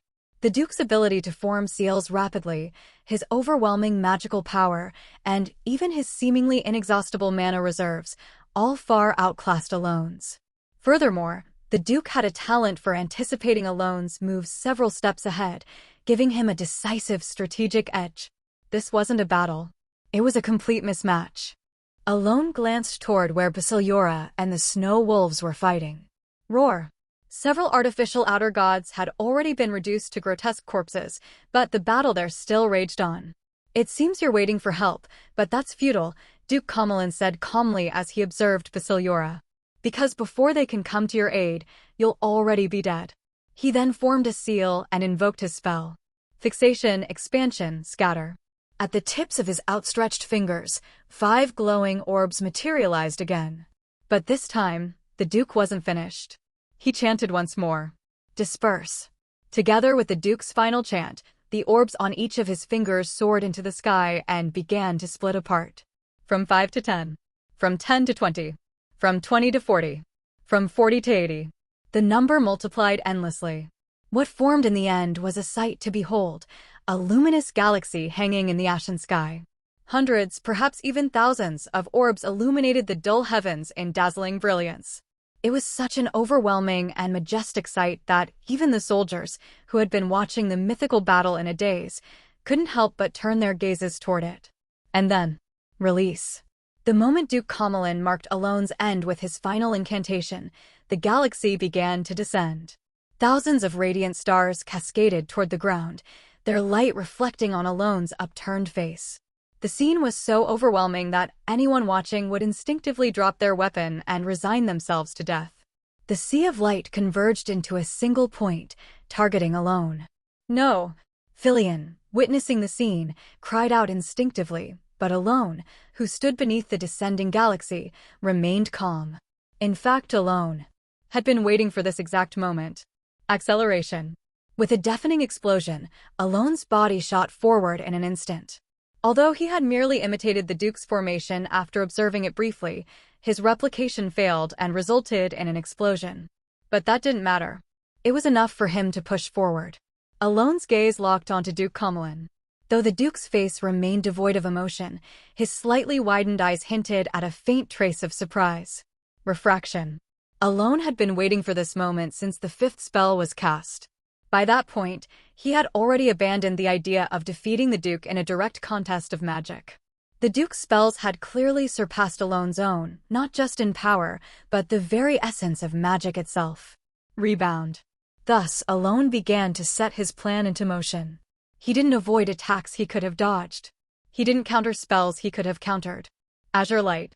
Minimizing his damage, he waited for the perfect moment, the moment when the Duke's focus would waver, when his guard would drop. Diffractions. The moment when he could unleash his hidden card. The sound of the galaxy falling behind him tore through the air, gnawing at the earth with an eerie screech. At the same time, Alone formed a seal, and brilliant azure light flared before him. Then, line. As the final syllable echoed, Alone's finger snapped toward the startled Duke Comelin. Boom. A bolt of lightning, moving at monstrous speed, hurtled toward the Duke. But, just as the lightning was about to pierce the Duke's heart. Acceleration. The Duke twisted his body, narrowly evading the blue lightning. Crackle. The magic skimmed past him, disappearing into nothingness. Filion and the soldiers, witnessing the scene, let out faint gasps. In the Duke's normally impassive eyes, a glimmer of relief and satisfaction flickered. A clear contrast of triumph and despair. Yet Alone, who had staked everything on this final gambit, remained composed. From the start, he had anticipated the Duke dodging the spell. He was already prepared for what came next. Crackle. The sound of electricity erupting behind him drew the Duke's attention. What he saw was 2 radiant azure lights shining brighter than anything else in the Ashen world. The Duke's expression twisted in disbelief, while Alone, behind his calm demeanor, allowed a faint smile to form. This was Alone's true final move. A unique trait attainable only by reaching the 4th rank in Psychedelia, the ability to cast spells in areas resonating with one's mana signature, enabling multicasting. Scatter. Even as the Duke twisted his body once more, the azure lights had already been unleashed. Boom. The Ashen World was once again bathed in blinding blue light. Duke Comelin found himself reminiscing about distant memories.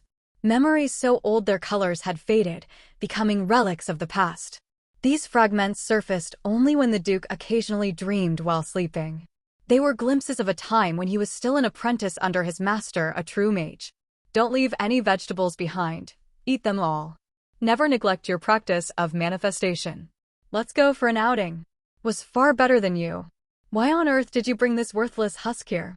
The memories that trickled through his mind were unremarkable.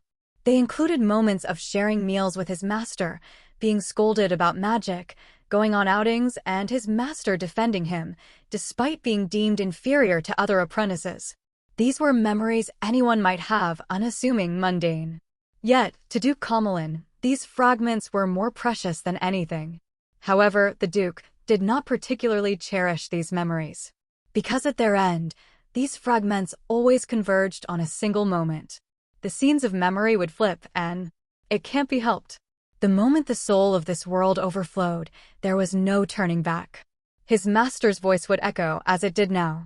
Startled by the familiar voice, the Duke snapped out of his reverie. Realizing he had momentarily lost consciousness, he quickly assessed his physical state. His condition was dire. His right arm was gone, and his abdomen had a gaping hole. Yet, the Duke's focus was elsewhere. He lifted his head to look forward. Standing there was a man clad in a dust-covered, dark coat, gazing down at him with an expression devoid of emotion. It was Marquis Palacio. Like the Duke, this half-finished mage stood blocking his path amidst the Ashen World. How in the world did you use a sentence? Marquis Palacio's tone betrayed no hint of emotion. The Duke could not comprehend. There was no doubt the Marquis had used a sentence. Even if it wasn't through formula or manifestation, that was undoubtedly a sentence. How could someone like you, another half-finished mage, possibly achieve this? It was a mystery beyond understanding. The Marquis had wielded a sentence. Even if he hadn't mastered formula or reached the level of manifestation, he had nonetheless invoked its effects. But this didn't mean Palacio was a complete mage. No matter how much he grasped the fundamentals of sentences or achieved manifestation, without mastery over formula, he could never become a true mage. He was, indisputably, a half-finished mage. A half-finished mage, like the Duke himself, who had inherited sentences from a mage. Huh. And yet, the Duke couldn't understand it. Let out a hollow laugh. You, who've inherited even a sentence, why are you stopping me? Me, who carries the hopes of every mage. Surely, the Marquis had seen it too. The end of this world. The inescapable apocalypse. And surely, he must have known that the true mages had sacrificed everything to protect this world from its demise. This thought elicited bitter laughter from the Duke. At the half-finished mage who sought to undo the world that all the true mages had given their lives to preserve, he felt an unbearable sense of futility. So when he began weaving the seal, a sudden and unconscious sense of danger forced him to defend himself with a shield. And then, boom! As he was slammed into the ground, what he saw was, "Master, you're a little late." A blood-soaked figure who had shattered the very ideals the Duke had crafted. However, the Duke's task did not change just because she joined the battle. Convergence. The Duke formed a seal to kill him. The battle continued. Point, dispersion, scattering, firmament. From Duke Comelin's lips flowed an unending stream of incantations. These were fragments of magic he had accumulated over centuries of living in silence, honing his craft. A magic unique to him, born from lack of innate talent. In the dark, ashen world, a river of stars unfolded. Though he had not inherited a sentence, it was precisely for this reason that he could achieve such skill. Thousands, perhaps tens of thousands of orbs rose into the air, forming a meteor shower that descended toward the earth. With them came a faded memory, one that could surface only in dreams. A voice emerged within his mind. "It's fortunate you never became a true mage." Even as the memory and its voice surfaced, the magic rained down upon the beastkin who had shattered his ideals. It descended upon the half-finished mage who sought to undo the will of true mages. If you aren't a mage, it's just a futile death. That's why I'm entrusting this to you instead. The voice from the faint memory rang in his ears. And then, crackle. Amidst golden flashes of lightning, clear sky, the Marquis evaded the magic with ease, his expression as detached as if the situation posed no threat. Stay alive. Protect this world. The world we mages gave our lives to shield. The Duke recalled his master's final words. A memory long buried. Huh. Exhaling a shallow sigh, Duke Comelin gazed ahead. He knew. His speed in reciting incantations was far greater. The pace at which he manifested magic was equally unmatched. By all measures, he was stronger than the half-finished mage before him. And yet, his magic could not reach his opponent. The fragments of magic he had refined over centuries were ineffective against the half-finished mage who was just like him. This time was no different. Duke Comelin stared at him. The Marquis bore noticeably more minor wounds than before. The ground was littered with countless shattered glass vials. But the Marquis's expression remained stoic, his hands casually tucked into the pockets of his dust-covered dark coat, standing resolute. By contrast, the Duke's condition was dire.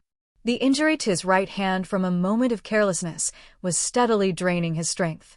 The hole in his abdomen was clearly robbing him of life. Yet, even with death looming, no pain showed on his face. Instead, he chuckled faintly and spoke. You know this, don't you? Calmly. How foolish your actions are. He opened his mouth to speak. Even if you've inherited a sentence, if you survived without receiving its essence, you must know. Soon, those things will rise and the world will meet its end. There was no emotion in his voice. When the souls are full, there's less than half a year left. If we don't bring order to this world and humanity within that time, they'll emerge.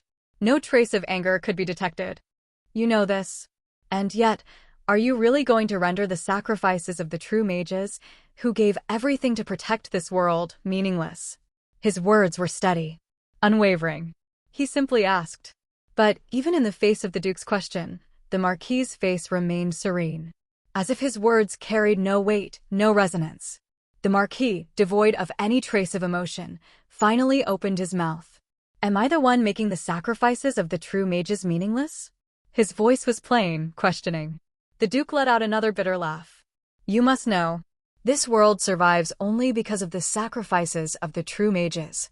The Marquis, silent, continued to gaze at Duke Comelin. His gaze was calm. Yet, paradoxically, it seemed to carry an undertone of anger.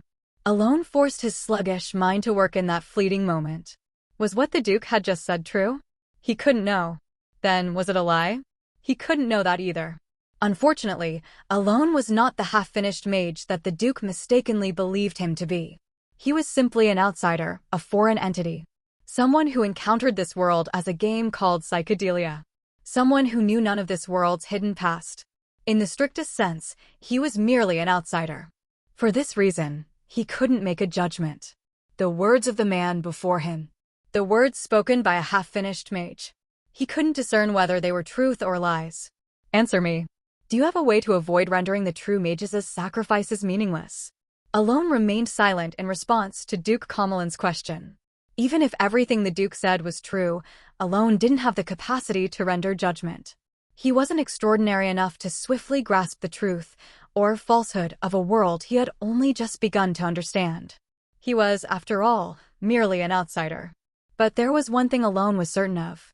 One judgment he could make. The man before him must be stopped here and now. Because Duke Comelin's purpose lay in the annihilation of humanity or some similar grand design.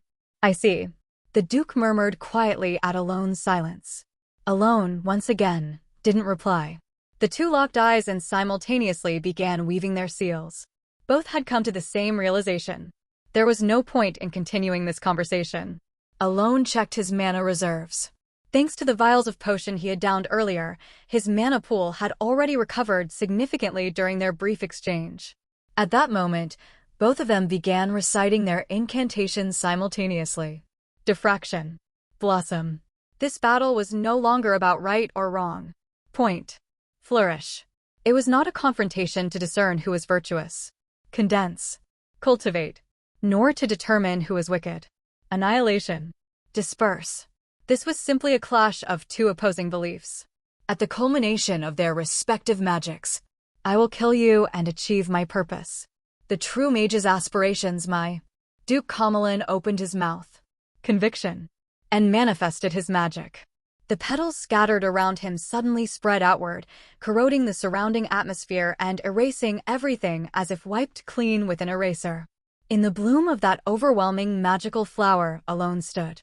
For a brief moment, he thought.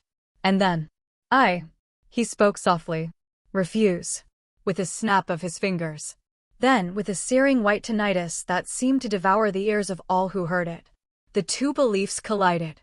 The convictions of two half-finished mages came crashing together. The Duke gazed vacantly ahead. What he saw was a world of ashes. Next came the barren earth where not a single blade of grass grew, an empty land where everything had vanished. As familiar faces began to appear on that desolate land, he realized something. This was a memory from the past, a faded memory that was now hard to recall. However, as time passed fairly, it became a memory he could only see in dreams. It was the reason why he had survived until now, and at the same time, it was the yoke that tormented him from his memories. The Duke couldn't take his eyes off the scene. There, he saw the backs of the true mages he knew well. Faces appeared among that group, from the face of a true mage who had been there before he became a disciple of his master, to those who became true mages around the same time, and even those who became disciples of other true mages later but achieved mastery faster than him. Beyond the parched land, they all walked into the abyss. What he saw next was his master's face, smiling. Her smile was as compassionate as ever.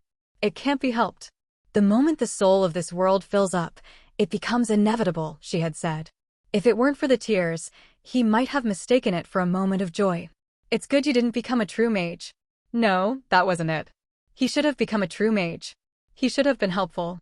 That's what he believed, and it seemed to him in his memory had said something to that effect.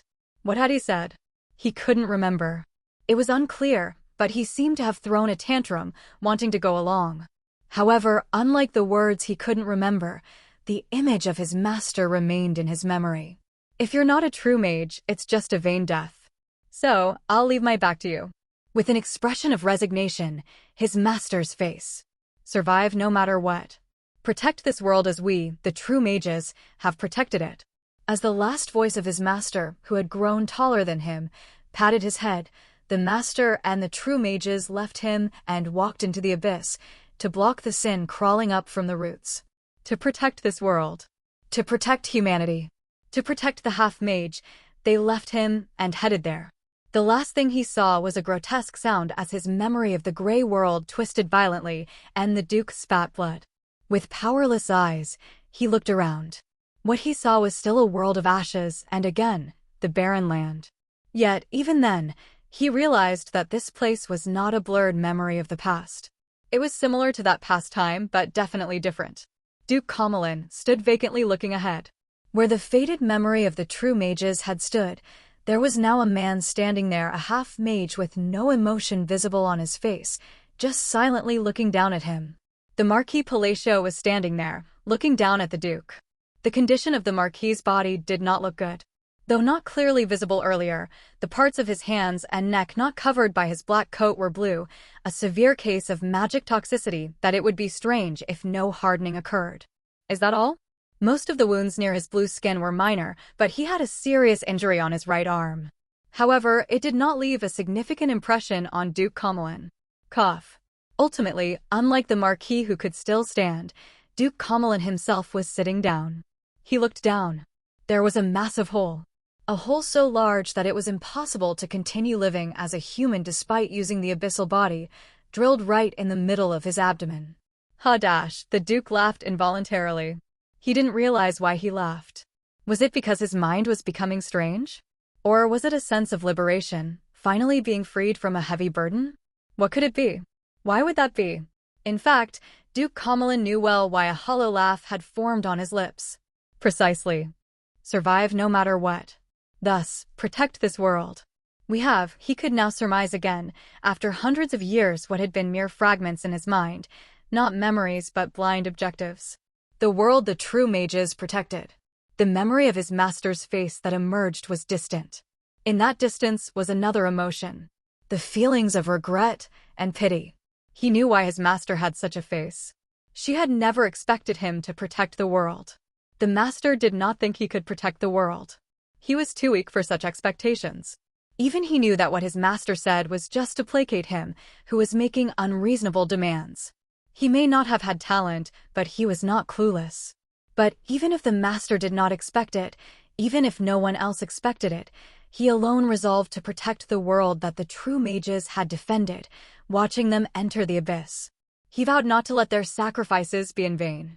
However, ironically, the start of such a vow was more out of self-satisfaction than for a noble cause.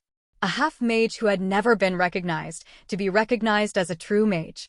A vow made so that he could proudly think and declare himself a part of the true mages. Even if no one else recognized him, he wanted to think so himself. Thus, the smile that formed on his lips was self-mocking. In the end, am I just a half-mage? He spat blood and chuckled without realizing it. Because he had accomplished nothing. Just as the master had anticipated. As the true mages had anticipated. He sighed dryly and realized that his vision was blurring. The death he had postponed for countless years for a single purpose was now approaching. Duke. Amidst this, a voice called out, and he turned his head. There was the Marquis Palacio, looking down at him with the same emotionless expression as before. He was about to speak.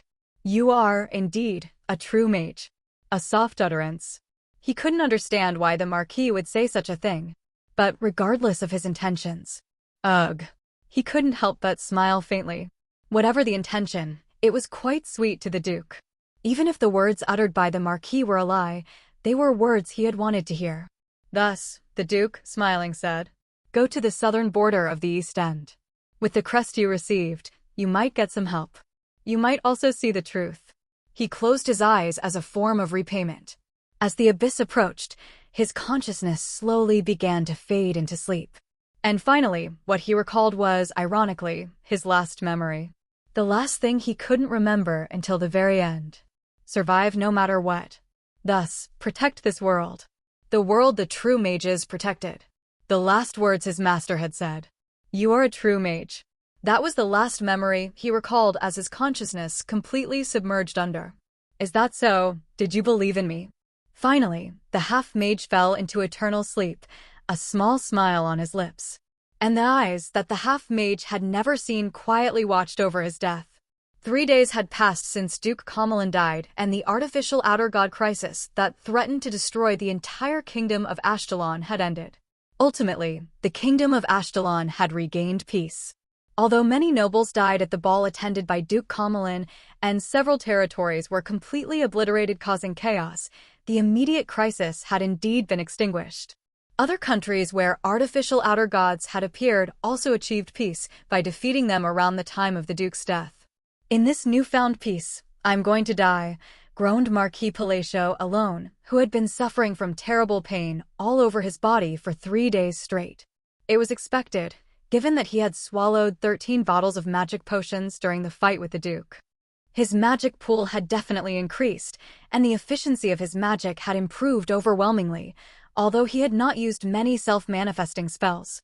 However, the battle with Duke Comelin had pushed him to use more magic than his limits allowed.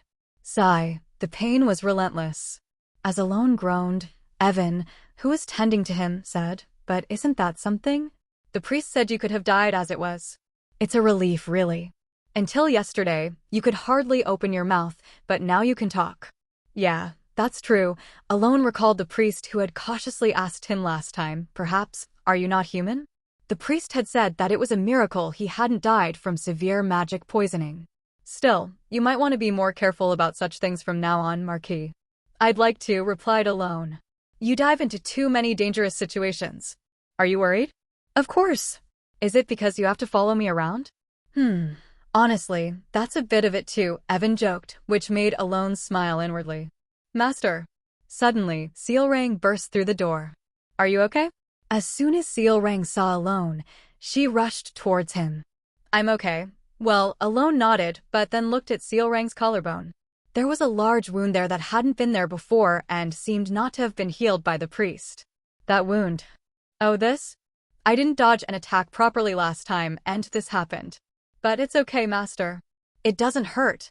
Sealrang laughed it off as if the wound caused by a mistake was no big deal, but Alone's expression behind his impassivity was complicated. Regardless of what she thought, that wound was a result of Sealrang trying to help Alone. I'm sorry. Huh? Why are you sorry, Master? It was just my mistake. Sealrang looked genuinely confused, but Alone's gaze remained fixed on the wound. It's a wound you got trying to help me. And it might leave a scar, making it look ugly. I feel ashamed. At this, Sealrang briefly stopped smiling and looked at her collarbone. From her right collarbone to the end of her shoulder, she stared at the scar and then looked at Alone. Master. Yes. What do you think, Master? What I think? Yes, Master. Do you think this scar makes me look ugly? At Sealrang's question, Alone was silent before shaking his head. Not at all. Then it's fine. Is it? Although his face remained unchanged, Alone felt puzzled inside. Yes, as long as it doesn't look strange to you, Master, I don't mind at all. Sealrang cheerfully exclaimed, smiling once more, and Alone felt a pang in his heart without realizing it. Huh? Evan looked at Alone's face, surprised. Even though it was very slight, Alone was definitely smiling. Evan, who had served him for nearly a decade and had never seen even a small change in his expression, was momentarily stunned. Soon after, Alone saw off Sealrang, who had left to receive treatment, and then greeted an unexpected visitor who came to see him. The troublemaker, Karsam, had come to visit. In fact, apart from accompanying Sealrang, he had no connection with him. Why is he here? Are you okay, sir? Seeing a member of the colony royalty suddenly bowing down with utmost respect, Alone couldn't help but feel baffled again. Alone remembers Karsam as a troublemaker who is arrogant and dismissive. While not inherently cruel, the environment Karsam grew up in was enough to shape him this way. In any case, Karsam has never shown any respect to players in the game. Although he may gradually feel more friendly or favorable as quests progress, his characteristic personality does not change. So, it was quite shocking for Alone when Karsam, who usually speaks informally even after being saved or helped by the player, looked at him with respect and used formal language. Despite Alone's thoughts, your body must have suffered a lot. It's only natural, considering the formidable presence you've displayed. Karsam's eyes were unusually bright for reasons unknown. Why do you ask, my lord? I don't understand why you're acting this way all of a sudden. As Alone spoke in a steady tone, Karsam, as if making a decision, straightened up. I have come to respect you, Marquis Palacio. Suddenly? Yes, ever since I saw you a few days ago, alone against the outer gods, and that incredible wizard, I couldn't help but respect you. It may sound odd, but I've lived quite a reckless life until now. Karsam continued his impassioned speech, even spitting as he spoke fervently. You may not know, but I am far removed from the line of succession. It was decided when I was young. No matter what I did, my father had already chosen my older brother as his successor. That's why I never tried before. Alone was speechless beyond his expressionless facade, and Karsam did not stop talking, going on for over 5 minutes. That's why I have come to respect you. His confession was honestly filled with cringeworthy words. While it was understandable to be amazed by a battle or to dream of becoming a wizard, the sudden realization and shame about his wasted life due to witnessing Alone's battle was somewhat hard to understand. Thus, wondering what it was all about, Alone quietly sighed. Seems like Karsam's age was 17? 17 years old. A bit late for the typical teenage angst, but not too late for it to strike. It seems the angst has developed late. Alone internally expressed his pity. In about 2 to 3 years, Karsam would remember this confession and might be kicking himself under his blankets. But Alone felt no need to mention that. Above all, it seemed like Karsam was caught up in his teenage angst, yet finally determined to live earnestly. Alone simply nodded without saying anything. A week later, Alone's body, which could have lost its life due to mana addiction, was recovering quickly. Marquis, how are you? Marquis, are you feeling all right? Marquis, I've prepared dinner. It was Filion, who had become the lord of the Merkelane territory, expressing his gratitude with utmost care. No, you don't need to go to such lengths. What are you saying? It's the least we can do after you saved us. The thorough care Alone received was undoubtedly due to the sincere gratitude from Filion. In reality, it was because changes had occurred in his body. Mana addiction is being cured? Yes. Initially, there was a severe case of mana addiction, but now most of it has disappeared. Wait, didn't you say last time that there was no mana addiction? To Alone's question, the cleric shook his head. To be precise, I said it wasn't severe enough to hinder your life or use of magic. Is that so? Yes. Once mana addiction occurs, it doesn't disappear. That's why I told you last time to be very careful about consuming potions. I see. It seems you did mention that. As Alone nodded, the cleric continued. Originally, your grace was at a stage where the addiction could have worsened, potentially preventing further use of magic. But it's being cured? Yes. Normally, once this condition sets in, it can't be cured. But in your case, it is being cured. The cleric, amazed, repeatedly infused divine energy into his body and nodded. Yes, it's improving. Is something happening to my body? It doesn't seem so. Then could it be because my magic core is small? He asked, wondering if a small magic core had its advantages. That's even less likely. If the magic core is small, addiction usually progresses faster. I see. He nodded, realizing once again that his body was of no help from start to finish. After the cleric left, "What's this?" Alone murmured, and Evan shrugged his shoulders. Why worry about it? Isn't it good if it's good? That's true, but Alone crossed his arms, only to let them drop due to the pain he felt. I feel like there's a lot more to think about. In fact, he had struggled with magic addiction over the past week and hadn't been able to think properly, but now he had many mysteries to unravel, from the things left by Duke Comelin to the rituals he mentioned. Additionally, there were stories related to the south of the border. There's a lot to find out. While he was thinking this, Your Grace, I have something to tell you. What is it? I just heard, but as soon as your body recovers, it seems you need to move. An emergency meeting of the Allied Kingdoms has been called, and you are asked to attend. Attend? Yes. Alone nodded slightly. Since this was a matter involving the entire Allied Kingdoms, he expected this situation to arise, whether it was positive or negative. How soon do I need to leave? You should go by next week. That's tight. Yes, it is. Despite the tight schedule, Alone thought for a moment, well, I still have to go. He made up his mind, and about a week later, although unable to use magic, but having regained some mobility, Alone. Master, let's go together. I have to go too. I will accompany you too. Took Sealrang and Filiant to attend the emergency meeting in turn. During their journey to Turn, Alone didn't come up with any deductions, but learned an unexpected piece of information through Sealrang. Did you say you didn't hear the conversation between me and Duke Comelin? Yes. You mean you didn't hear Duke Comelin's voice, nor mine? Right? I couldn't move, but my mind was clear, and I didn't hear anything at all. It turned out that the conversation between Alone and Duke Comelin somehow couldn't be heard by those around them. They were aware of the speaking, but couldn't make out the contents of the conversation at all. Did the Marquis do something? Of course, at that time, Alone hadn't done anything. More accurately, he couldn't have done anything. At that moment, although he was in a better state than Sealrang, who had blocked most of the attacks directed at him, he was essentially in no condition to act. However, Alone soon stopped pondering this, because they had arrived in Turn. Upon hearing that a meeting was taking place, he immediately made his way to the King's Council chamber. You've arrived. He could see the assembled monarchs. Familiar faces were present. The first person he saw was Cretinia Scion, looking at him with a relaxed expression. King Carmax's 3 of Colony, and then... Well, let's get straight to the discussion, said King Stalion V of Ashtalon, staring intently at Alone. Marquis Palacio, thank you for stopping Duke Comelin. He then stood up and bowed respectfully. A king bowing his head was an extraordinary honor, even if Marquis Palacio had saved the kingdom of Ashtalon from a crisis. King Stalion V was a king, and his bowing meant that the whole kingdom of Ashtalon was showing him respect. I only did what I had to do. Regardless, Alone responded calmly with due respect. Now that we have given thanks, let's move on to some serious questions. What question do you have? Marquis Palacio, what exactly are you? What? Such a question came from King Stalion V. I don't understand the point of your question. Just as I said. King Stalion V's face was utterly serious. After this incident, I started investigating you.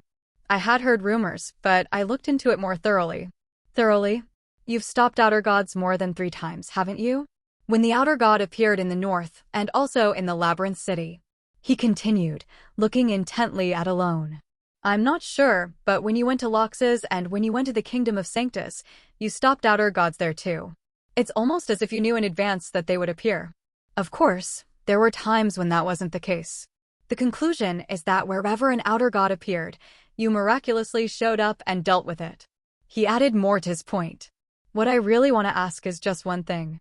Why do you go around dealing with outer gods? After hearing everything, Alone realized that King Stalion V was suspicious of him. He also understood his question. Although indirectly, he essentially asked if Alone was involved in this incident. There was certainly some leap in his logic.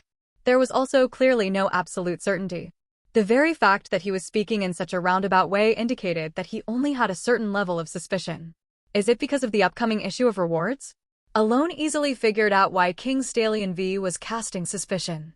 Effectively, the incident had been caused by Duke Kamalin, and the Kingdom of Ashtalon had to take some responsibility for the current situation, in one way or another.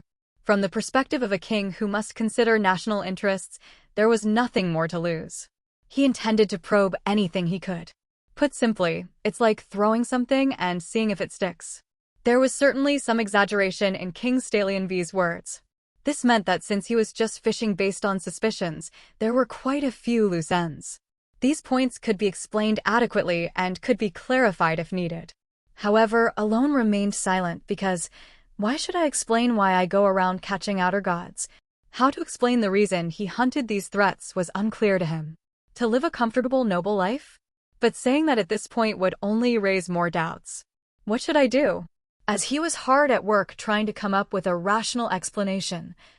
Do not ask him why he goes around catching outer gods.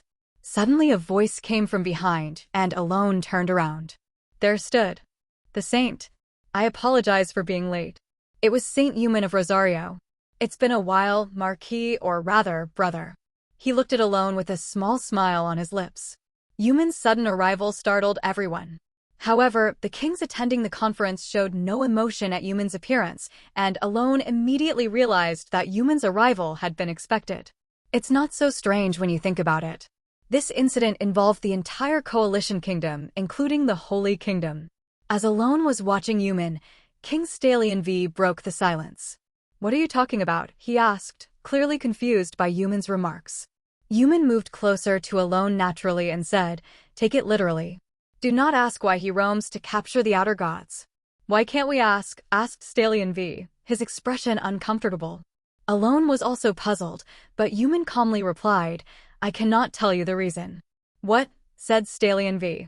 The only certain thing is that he is contributing to the peace of the world right now, Euman assured. The kings, who had been silent until then, were all visibly impressed. Generally, the Holy Kingdom maintained neutrality, so openly taking sides was quite unusual.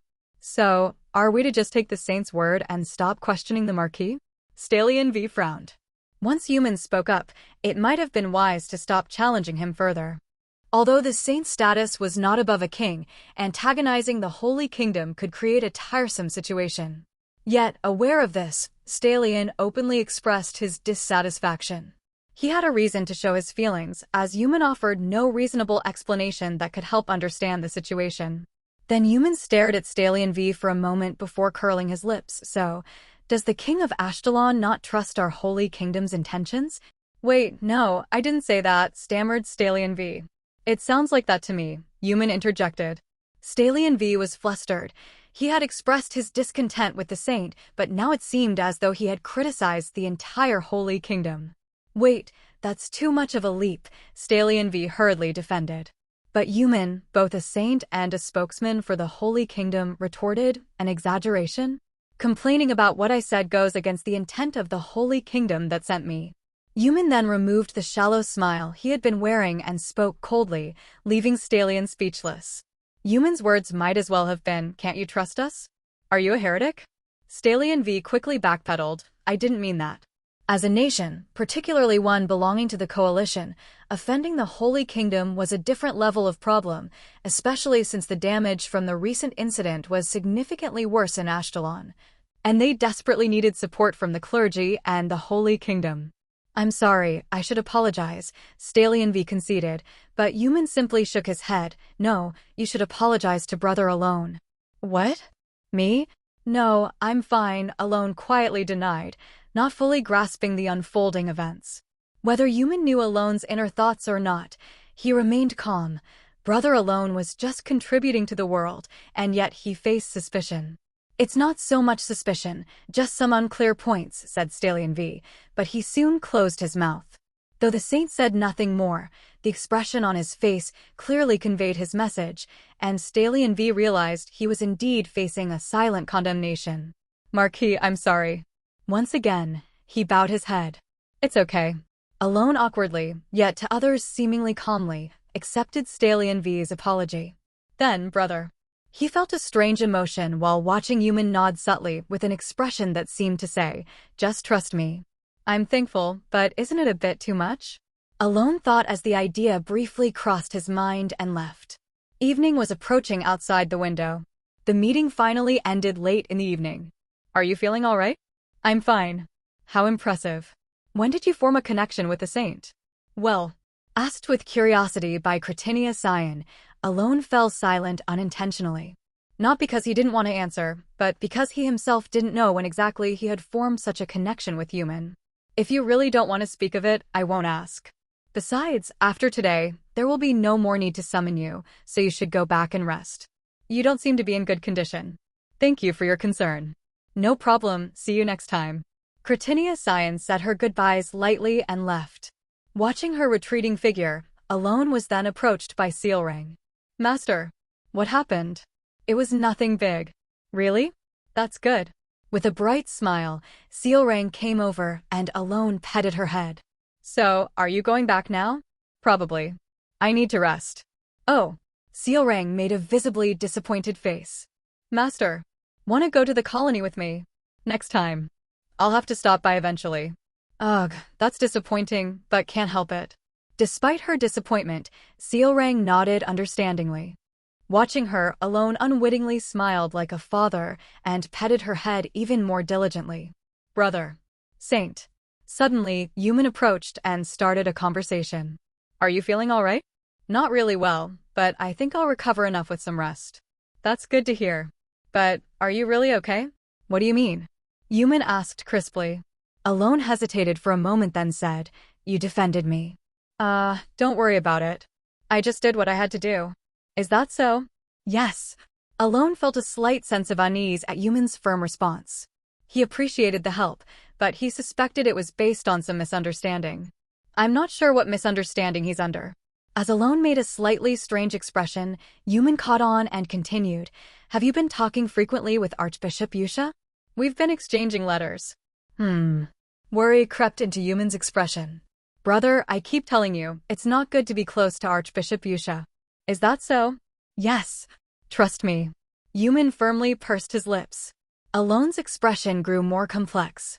Thinking back, Yumin had always warned him to be cautious of Yusha. Therefore, I just want to clarify in case there's been some misunderstanding. No. Instead of addressing the potential misunderstanding, Yumin's expression became like that of someone who had laid out their child by the riverside. Remember my words, brother. Yusha is a person you need to be very careful around. She's someone who hides things. Remember my words. Yumin, seeming genuinely concerned, reiterated his warning several times. Instinctively realizing that any response would only make the conversation go in circles, Alone said, Yes, well, I will do as you say. That's good. He nodded reluctantly, and then Yumin, with a calm smile, turned and left. He might be smarter than I thought. Huh. Surprised by Sealrang's sudden remark, Alone slightly tilted his head. The next day, after hearing all sorts of incomprehensible talk, Alone left Turn and headed to his estate. At that moment, in the Harlem district of Loxas. After being dragged away once by Raiden, Alexian, an appraiser who had since been trying to live life more interestingly instead of wasting each day, faced an unexpected disaster. The disaster was none other than, R.A. Raiden, sir? Hey, have you been well? The very person who had turned his life upside down, the pirate king of Loxas, was grinning brightly. Yes, I've been well. But what brings you here? Alexian naturally bowed his waist and asked while shaking his head submissively. Although his back was normally unbowed to anyone, having seen what happened to those who stood against Raiden before, this attitude came naturally. Raiden, seeming to like his demeanor, nodded and asked, "So, are you still up to illegal stuff?" "What? No, how could I? I've been out of that business for a while now, Dash." Alexian protested as if it were a great injustice. Indeed, he had been out of the illegal business since staying in Harlem, obviously due to Raiden's words, "Stop doing illegal stuff and live right." Raiden had casually mentioned this while tapping his head a few times, but for Alexian, the situation had become a trauma and he really acted as Raiden had instructed. Recently, he had started a legitimate business. Alexian, whose mind was sharp when it came to making money, even without illegal activities, had innate business talent and was even making a good deal of money. "Is that so?" Yes, I'm really only doing legitimate business now." To prove his sincerity, Alexian showed his sparkling eyes and nodded several times. "Then, go to my brother's domain." "What?" An unbelievable command, no, an order, was dropped. "Didn't you hear?" "I did, but if by brother you mean the Marquis Palatios domain." Alexian, questioning whether he had heard wrong. "Yes, you heard right. Why should I go there?" "You're good at business, aren't you?" "Yes." "Well, yes. Go there and do some business. What's it called?" Raiden paused to scratch his head, then added, "Make some specialties. Gather some influx for the domain. You know, stuff like that." "Me?" "Yes, you." "Why me?" He looked even more puzzled. "Don't like it?" Following Raiden's question, "No. If you don't like it, just say so." "I dash. Just talk, that's all." "I will go." Alexian had no choice but to obey. "That's right, good decision." Raiden casually patted his shoulder and left with ease. After a brief moment, Alexian, checking his surroundings, exclaimed, "They make my life unbearable." Bang! He slammed the desk and shouted, "What?" Immediately after, Raiden opened the door and came back in. Gasped Dash. "Did you call me?" Raiden's question. No. Alexian, repeatedly shaking his head with both hands held forward. "Okay then. Do well." Yes. Raiden shrugged his shoulders, turned around, and left. Alexian tightly closed his eyes and then checked his surroundings again. Sigh. He quietly sighed to himself. In the dark of night, at the front of the Merkilian estate. Despite having occurred weeks ago, the traces of a fierce battle still linger in the estate. Under the blue moonlight, that thing wearing a black robe appeared. Like before, he quietly looked towards the outer castle, which was unguarded, then turned his gaze and calmly walked on. Thud, a pace neither too large nor too small, neither too fast nor too slow, just right. The first place it reached was where the artificial outer gods and Basiliora had fought. Next, it went to the spot where Marquis Palatio had been, and finally, it stopped where Duke Comelin had been lying down and vanished into dust with his eyes closed. Staring at that area, its face, which had always carried a smile, now showed a mix of expressions. It maintained a blank expression, but also let out a small laugh. Then, its expression turned cloudy before twisting into a strange smirk. "And so, the half-baked mage only made it this far," it muttered in a tone that could be a sigh. "Well, it doesn't matter. There's a new character of interest now, so I might as well keep watching." It turned and disappeared into the darkness. Is he really the material or not? An odd language vanished with the wind, leaving no one behind. After everything, on the way back to the Palatio estate, Alone looked out the window at the arriving winter with a relaxed expression. "There's still cleanup to do, but that's not my concern." "My lord." "What is it?" "You've been quite pensive lately," said Evan, who had entered the carriage for the night. Alone shrugged. "I have a lot to think about." "Is that so?" "Yes." Now that his body had recovered and he had been busy immediately responding to a summons from Turn, he finally had time to think about what needed to be done. Duke Comelin, the Dark Ones, the border, magic. Which should I investigate first? Or rather, he needed to understand what Duke Comelin meant by "they are coming." According to all the information Alone had gathered, the identity of they seemed to be the 5 great sins. It was an important issue for Alone. He had made efforts to prevent the 5 great sins from descending into this world. Honestly, I didn't struggle to the death, but I did raise the children who could become the 5 great sins well so they'd grow up normally. Well, I raised them right? He suddenly felt anxious recalling the sins he had encountered, but soon calmed his mind and continued his thoughts. What was crucial for Alone at this point was the fact that despite raising the kids well, the 5 great sins might still appear. Honestly, it's dubious. Could such a thing happen? He was slightly skeptical. The 5 great sins were supposed to appear because the villains who served as their vessels had turned evil. Since, according to the game information Alone knew, Yusha and others had mostly not turned evil and grew up fine, it seemed there was virtually no chance for the 5 great sins to appear. However, Alone couldn't just ignore Duke Comelin's words. Having glimpsed a bit of this world's hidden fragments, Alone knew that things didn't operate like the game settings suggested. Alone recalled his conversation with Duke Comelin. The look in Duke Comelin's eyes wasn't that of a madman believing in delusions, but rather of someone facing a grim reality. Was it the south of the border? He recalled the words Duke Comelin had spoken. The south of the border. Literally the stage of psychedelia, between the Union Kingdom and the Empire of Calypsophobia. Alone had originally planned to visit it at least once. If the 5 great sins were to descend, it would be a must-visit place. As he recalled the wasteland the users called Badland, he revisited Duke Comelin's words. Go to the southern border of the East End. With the crest you received, you might get some help. You might also see the truth. After pondering with a sigh, he made up his mind. I'll move as soon as my body recovers.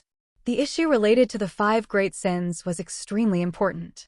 Additionally, he grew curious about Duke Comelin. Well, first I'll recover, and when I go to the border, it will almost be 2 years. Then I can visit the colony and ask about the rituals Duke Comelin mentioned. With that thought settled. Lord. What? Would you like some sweet potatoes? Yes. As he ate the sweet potato handed over by Evan, Alone watched the white snowflakes falling outside the carriage window. Oh, it's snowing. Indeed. He chewed on the sweet potato as the first snow fell. Whether because of the snow or not, the sweet potato tasted even better than usual. And as time passed, about 2 weeks later, Alone arrived at the Palacio estate. The next day, he briefly received a report from Evan on the situation of the estate, and his eyes widened. Is this all the treasures sent from the Merkilian estate? Yes, all of it. Yes, all of it. This was because, when he had arrived at the estate the day before, he had not fully seen the carriages filled with treasures, more than 5 in total. Alone, with a blank expression, went forward and opened one of the carriages. See-char-ar-ar. As soon as he opened the carriage, treasures spilled out. Watching the coins quickly turn the white snow into gold. Wow! Evan, watching by the side, involuntarily let out a gasp, and Alone did the same. Though his expression was usually unreadable and calm on the surface, Alone was quite astonished at the moment. This is a lot? Of course, it wasn't the first time Alone had received such gifts. He had received similar presents from Carmax's 3 in the colony and also rewards from the Kingdom of Rosario. But usually, while he received treasures, he had never received so many coins. How much is this, really? Why so much? Alone, with his mouth agape, was puzzled. Of course, it was true that Alone was the hero who saved the Merkilian estate. If he hadn't, the estate would indeed have vanished. But this seemed a bit too much. Filian, now that I see, you're indeed a friend who makes sure to repay. He gratefully accepted the gold coins. Having more money is always better, and it's a virtue not to refuse gifts given. Well, after all, the Merkilian estate is wealthy. Knowing the situation, Alone decided to accept the gift without any burden. Lord, what is it? If it's not too much trouble, may I have 1 gold coin? Granted specially. After giving Evan a gold coin, Alone hummed to himself for a while as he looked at the carriage filled with gold coins. He was hungry and his fingertips were tingling from mana addiction, but now he felt somewhat healthier. A smile naturally came to his face. This was the first day Alone returned to the estate. At that time, in the office of the Merkilian estate. I wonder if the gifts arrived safely? Yes, they probably did. That's good. As Filian nodded, his secretary Kalan soon opened his mouth. But sir, Duke, are you sure it's okay? What is? The gifts.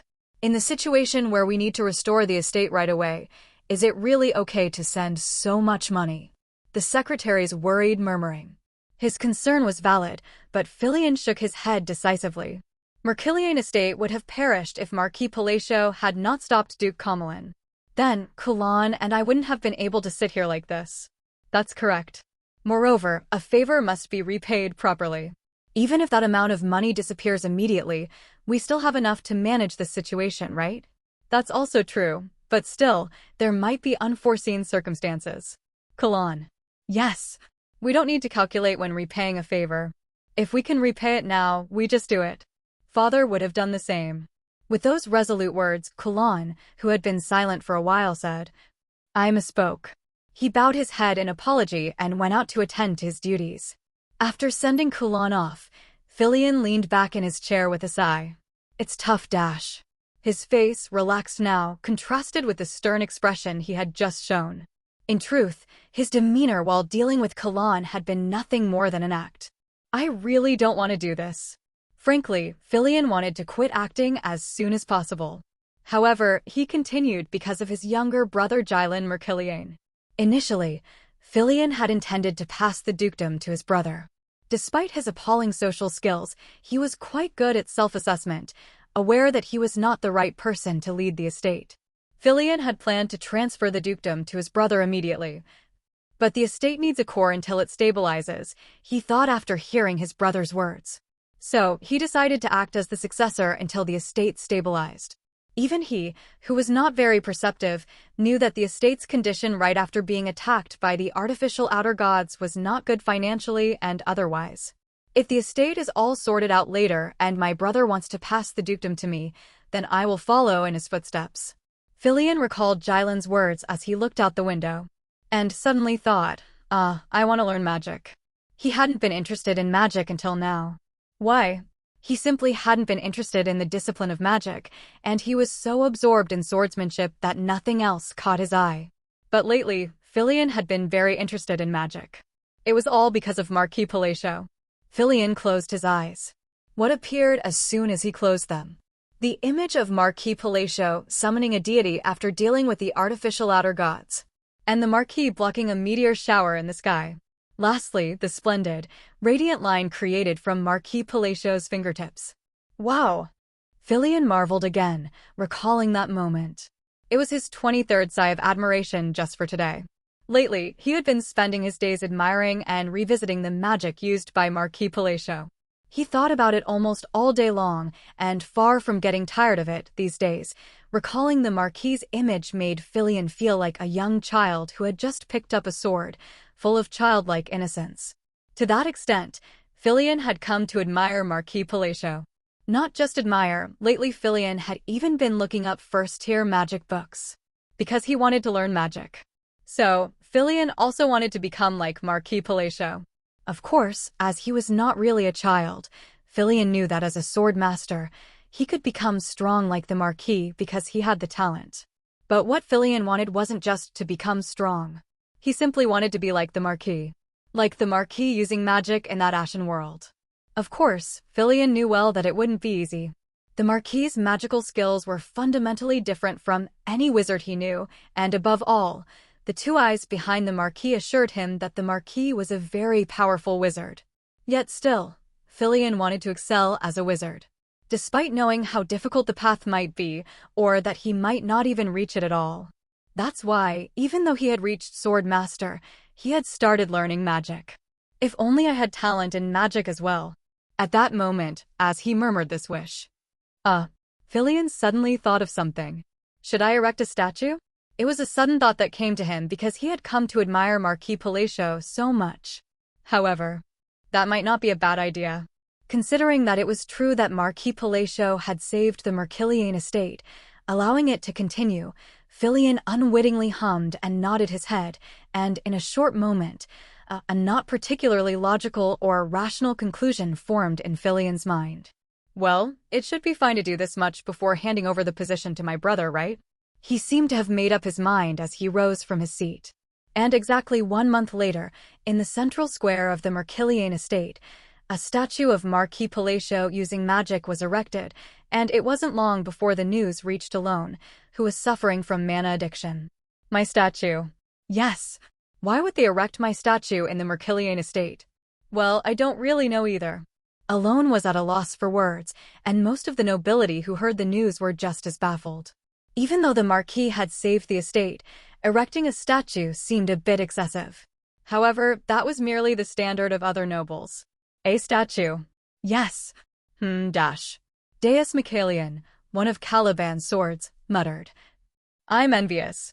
Excuse me. Should I do it too? Excuse me.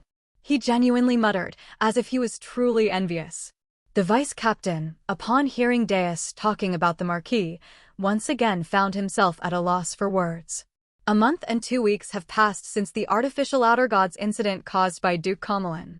Stalion V sighed deeply in turn, a sigh laden with multiple meanings. Now that it was confirmed that Duke Comelin had instigated the incident, the kingdom of Ashkelon had no choice but to compensate other kingdoms in some way. However, Stalion V wasn't overly stressed by this. He had anticipated such an outcome from the moment he began investigating the incident and had prepared accordingly, even managing to settle reasonable compensation terms after extensive discussions during the bi-monthly emergency meeting. Yet, his expression remained grim. I shouldn't have interfered with Marquis Palacio back then, sigh. Stalion V pinched the bridge of his nose. Nothing had directly happened between him and Marquis Palacio since he hadn't even seen the Marquis's face after that day. The real reason for his unease was Yuman. Stalion V repeatedly thought back to the remarks Yuman had made during the meeting. That's so? I think it's inadequate. You should clearly apologize for this part. Passing it off so lightly doesn't look good. Oh, wasn't it the same last time? It almost sounds like you're saying other countries are also to blame, which doesn't sound good. Yuman had relentlessly found faults and attacked every time Stalion V spoke. Unable to understand Yuman's persistent attitude, Stalion V was puzzled. Although the kingdom of Ashkelon and Rosario weren't very close, their relationship was not bad, and the same was true with the saint. Yet, this relationship seemed shattered by a single incident involving Marquis Palacio. My head hurts, he thought, filled with doubts. What exactly is the relationship between Marquis Palacio and him? It was odd that Saint Yuman would defend Marquis Palacio, who was closely connected to Archbishop Yusha, and although it wasn't apparent, there was a mutual check between Archbishop Yusha and Saint Yuman of Rosario. Therefore, Yuman's seemingly supportive stance towards the Marquis was peculiar. That's it. There must be something about Marquis Palacio. I should look into it, Stalion V resolved firmly, unable to just let it go. Your Majesty, it's time to join the meeting, said a voice, prompting Stalion V to stand up. His expression was more relaxed than before, as Saint Yuman would no longer participate in the meetings from today. With a somewhat lighter heart, he proceeded to the conference hall, only to be met with the glaring golden eyes of a beastman from the colony, staring as if to devour him. Although he did not understand why such a look was directed at him, he soon recalled that she had a very close relationship with Marquis Palacio and let out a low sigh. That day, Stalion V grimly vowed, I really shouldn't mess with Marquis Palacio. Despite the vow, unfortunately, Stalion V encountered many unhappy incidents in Turnover the next week, during the peak of winter. Meanwhile, Alone had been back at his duchy for about 2 months, spending most of his time resting due to mana addiction. Although his recovery was surprisingly quick, allowing him to move around without much difficulty after some time, he was still unable to use magic. Thus, he could not engage in practical magic research, spending his days in rest. Nonetheless, he wasn't entirely idle as he had duties as the lord of his lands. He had to deal with the piled-up and exceedingly tedious paperwork. However, the process wasn't too dull because of a sudden, unexpected victory. Ha ha ha ha, it's a victory for me indeed. Wait, what? How did this happen? Foolish, to think you could defeat a god, it's pure arrogance. It was because of Basiliora. Alone looked at the two beings facing each other across a board game similar to chess. Evan, with a shocked expression, and Basiliora, a small spiritual entity with a triumphant upper body. The contrast between their fortunes was starkly apparent. Hey, let's do it again. Why should I redo it? Do you think I, of such noble stature, should stoop to rematch a lowly creature like you? Enough of your nonsense. How can you boast about 1 win in 30 matches? Evan's voice was filled with injustice, and for once, Alone empathized with him. Basiliora had lost to Evan more than 30 times and had been boastful about the one lucky win, as if a novice had beaten an expert in a fighting game and called them inadequate. It's so annoying dealing with this blockhead. So, what can you do about it? You're just shaking in your boots. Basiliora, with his mouth agape, curled up and lifted his small body, which was adorable at just 30 centimeters tall due to being a spirit. Lord, can you summon this creature? If I summon him at his actual size, this whole domain would be destroyed. How about a smaller size, about my height? No, I can't. Alone genuinely wanted to materialize Basiliora to tease Evan, but unfortunately, it was impossible. The limit for using the artifact, Wanderer Salvation, was 5 years, or was it 10? Alone glanced at his bracelet. It had glowed bright red when summoning Basiliora, but now it was ominously dark, indicating a wait time of 5 to 10 years before the artifact could be used again. However, Alone wasn't too concerned because there was another way to use the bracelet, having bypassed cooldowns in games through resets. Maybe about half a year after the original story began? Alone shrugged as he thought about the character who could reset the cooldown of salvation. Indeed, foolish humans can't defeat me. Lord, this guy flinches every time the central tower is mentioned. There might be something there. Let's send him there. Wait, that's underhanded. Recently, Alone had been keeping himself entertained by watching Evan and Basiliora play while working on paperwork. As time passed, about 4 months later, Alone's mana addiction gradually faded, allowing him to perform magic a couple of times and welcoming the warmth of spring instead of winter's chill. Evan. Yes. When did we get an auction house in our domain? I believe it was about 4 months ago. Didn't you receive a report about it? Yes, I remember that. Why do you ask? Alone checked the figures in the documents again. It's just that for something that started only a few months ago, it's paying a lot of taxes. The reason Alone asked about the auction house despite knowing it existed was precisely because of the taxes. It's only been 3 months and the taxes are this high. The amounts weren't shockingly large, but the figures were significant considering it was just from a few months of operating an auction house. Evan. Yes. Can you bring the owner of the auction house here? The owner. Yes. Alone wanted to meet the auction house owner, thinking about developing the domain further. Although he was somewhat naive about managing the domain, maintaining it wasn't too difficult, given his experience with paperwork. However, growing it was another matter. The ducal finances were essentially breaking even, aside from the money Alone brought in. Costs mostly consumed any additional revenue, achieving a net zero gain. Therefore, he thought, if the auction house is doing well, perhaps investing in it and expanding it into something like a tourism industry might be a good idea. Alone began forming a plan in his mind. Alone needed to discuss business with the owner of the auction house. Even if a plan seemed plausible, business was fraught with variables, and experience was known to make a difference. Shortly after, through Evan, Alone had the owner summoned, and he was at a loss for words when he saw who it was. Alexian. Good to see you, my lord. It was all too familiar. Alexian's life had taken a turn for the worse from the moment he met Raiden, the Pirate King. Enduring numerous hardships and ultimately succumbing to Raiden's coercion, Alexian found himself at the ducal house, wondering what sins he had committed in a past life, though his current life was not without its faults either. Nevertheless, there were days filled with gloom, but Alexian had eventually managed to turn his fortunes around. His innate business acumen brilliantly caught on to the fact that many trade guilds frequented the Palatial Ducal House, and in just a few months, he had established a thriving auction house from nothing. Why are you here? It just turned out this way. Alexian wanted to shout, your brother, the pirate, dragged me here by force, but he restrained himself. After all, such a statement would not benefit him. He had also been warned by Raiden to behave if he wanted to live. Given that he did not wish to die, being cautious with his words was natural. Despite the circumstances potentially making it awkward, Alexian was quite pleased. He roughly guessed why the Marquis had summoned him.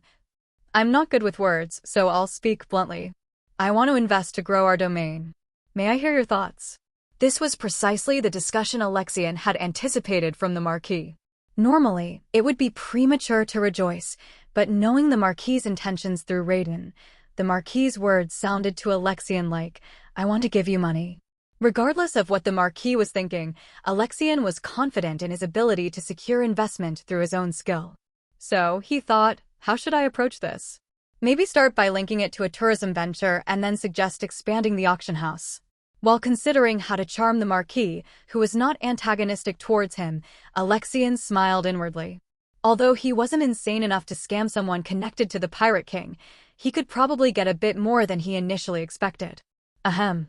Just as Alexian cleared his throat, his eyes caught something outside the window. A woman with blonde hair and dark clothes was perched on a tree outside, staring intently at Alexian. Upon making eye contact, she promptly pulled a magical device from her bosom. And then, as she slightly smiled, the device emitted light, projecting an image in front of Alexian. His expression instantly hardened. The image showed Raiden looking back at him with a stern and solemn expression. Clouds of gloom once again shrouded Alexian's face. Then you're not saying it's impossible to succeed? Correct. The Palatial Dukedom is well located and often frequented by merchants. Even so, the merchants didn't come around as often as you'd think. Probably because up until now there was no particular reason to visit the dukedom, so they might have preferred to visit other estates a bit farther away. Is it because of the local products? Yes, indeed. The surrounding estates do have their own special products. Alexian's response was straightforward. Alone admired inwardly, thinking, this is why business should indeed be handled by those who are skilled in it. Alone nodded unconsciously, observing how well Alexian understood the situation of the estates better than himself. Well, strictly speaking, Alone hadn't really focused on developing his estate. But it was true that Alexian had exceptional business acumen. Should I invest? Initially, when Alone found out Alexian owned the auction house, he thought it necessary to reconsider his investment. Alone knew how dire Alexian's true nature could be, even though he seemed mild-mannered when they met through Raiden. But after discussing further, Alexian appeared quite normal.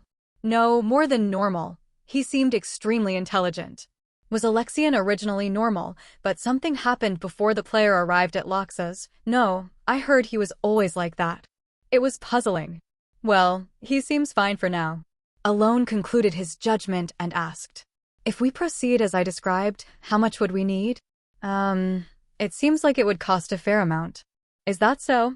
Yes, initially. Setting up the foundation alone will require a substantial amount of money. I'm prepared to invest a reasonable amount, of course, to you as well. Alone was considering a significant investment in the business. He hoped to earn money without exploiting the local people. So, I'd like to have an open and comfortable discussion. What are you looking at? However, Alexian seemed a bit off. Since the start of their serious conversation, he was subtly looking not at Alone but somewhere behind him. Following his gaze, Alone turned his head. A tree? Just an ordinary tree was in sight. Nothing serious. I have a habit of staring into space, which might have caused some rudeness unintentionally. That's all right. Everyone has their habits. As Alone nodded, Alexian, forcing a smile, looked behind Alone at a woman holding a video screen. There, Raiden was. If caught, just like that. Uttering fierce words, spelling out every letter clearly as if to ensure understanding, held back a scream he wanted to let out. He knew it.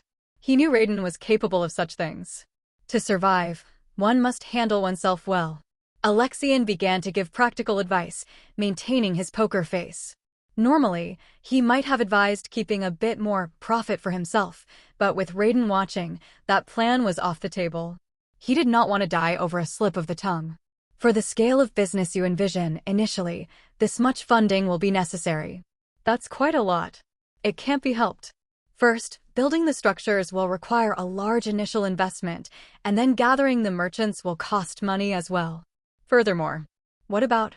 The key is to make the merchants feel it's more important to stop here because of the benefits we offer, even if there are special products in other estates. That will also require more money. If we operate that way, wouldn't the merchants stop coming if the benefits were removed? No. By gathering the merchants and boosting the auction house and surrounding tourist industries, once the auction house becomes a major value, merchants won't easily exclude this dukedom from their routes. What if? After a lengthy discussion, Alexian suddenly. So, originally, we would need about 250% of the proposed amount. Stopped talking. because Raiden was staring intently at him from outside, shaking his head. However, if I make an effort, perhaps 200% would suffice. Despite feeling Raiden's menacing glare from afar, Alexian adjusted his statement smoothly. Shake. Raiden shook his head once again. It's possible, and I might even be able to reduce it to 180%. Alexian reluctantly lowered the figure, feeling a bit wronged. However, slowly shaking his head again, Raiden's actions made Alexian say, perhaps, it might even be feasible to go down to 150%. He said this while internally screaming with frustration. Honestly, he had slightly inflated the initial rate out of greed, but it wasn't like it left much profit anyway. Yet, despite this, shake. Seeing the devil continuously shaking his head through the window, Alexian's previously smiling face tensed up. Isn't this too much? They say even a cornered rat will bite a cat, and Alexian, faced with such unreasonable demands, involuntarily wore a venomous expression. I've done everything. Everything. He had obediently gone to the Pirate Peninsula when asked. He had withdrawn from illegal businesses when told to stop Underworld activities. He had come to the dukedom without complaint when asked, and had already reduced the investment proposal from about 200% to 150%. Was it still not enough? The countless memories of humiliation and oppression intensified his resentment, and finally, with emotions surging, Alexian declared, 100%. What? I will do it with the originally proposed investment amount. He conceded, swallowing tears of blood as he lowered his head. After all, he did not want to die. Nod. Raiden nodded in satisfaction through the window. Alexian's face was the very image of despondency. And alone, standing opposite, was. He couldn't help but be puzzled. In fact, a proper negotiation hadn't even started before it was unilaterally concluded. After a moment of bewilderment, Alone finally spoke up. Let's settle on 150%. What? If what you say is true, that seems to be the necessary investment, he said. A calm voice. However, Alexian's eyes widened in disbelief. Although granting 150% was still insufficient, everything is relative. Seeing Raiden ruthlessly haggling over prices, and then the Marquis offering to add an extra 50%, Alexian felt tears welling up in his eyes. Marquis is truly a saint. Objectively, he was not a saint, but having dealt extensively with Raiden, Alexian felt overwhelmed. Thank you. Truly thank you. He bowed deeply, holding back tears that were starting to flow. Alone thought, is this a midlife crisis? Watching Alexian's emotions rise and fall on his own, a rational doubt surfaced in his mind. King Carmax's III of the colony was recently less busy than other monarchs of the allied kingdoms because his desert kingdom had not been affected by the recent Outer Gods crisis. Except for the initial meeting, he was not much affected by the recent major events. Instead, did another seismic event occur? Yes, the Mana estate suffered significant damage. King Carmax's III was concerned about the recent seismic events. How many does this make? The fifth. How strange. What about the wizards? It seems the wizards from the tower are investigating, but they haven't identified the cause yet. This was because these seismic events, which usually occurred around the magical towers, were happening more frequently everywhere. King Carmax's thought briefly, and then decided not to worry about it. The estates were suffering, but it was not yet excessive. Instead, what is Karsam doing? He is learning magic today as well. He inquired about the second prince, who had recently piqued his interest. Again today? Yes. And does he have talent? Yes, quite a bit. He's already reached the first tier. Already? Yes. It's said that he is very talented and also puts in considerable effort. The advisor continued, recently, the court's opinion of the second prince has significantly improved. Most say he has gained a lot of respectability since that incident. Is that so? Yes. There are even many who say he has become more respectable than the first prince recently. That much. It seems so, possibly more noticeable due to the contrast with his past behavior. The advisor paused briefly. I also think the second prince has changed a lot.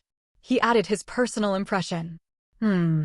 Even recently, he saved a maid who nearly fell while cleaning the railing. Karsam did. Yes. It said he commented, if it were Marquis Palacio, he would have done the same. That's a bit cringeworthy.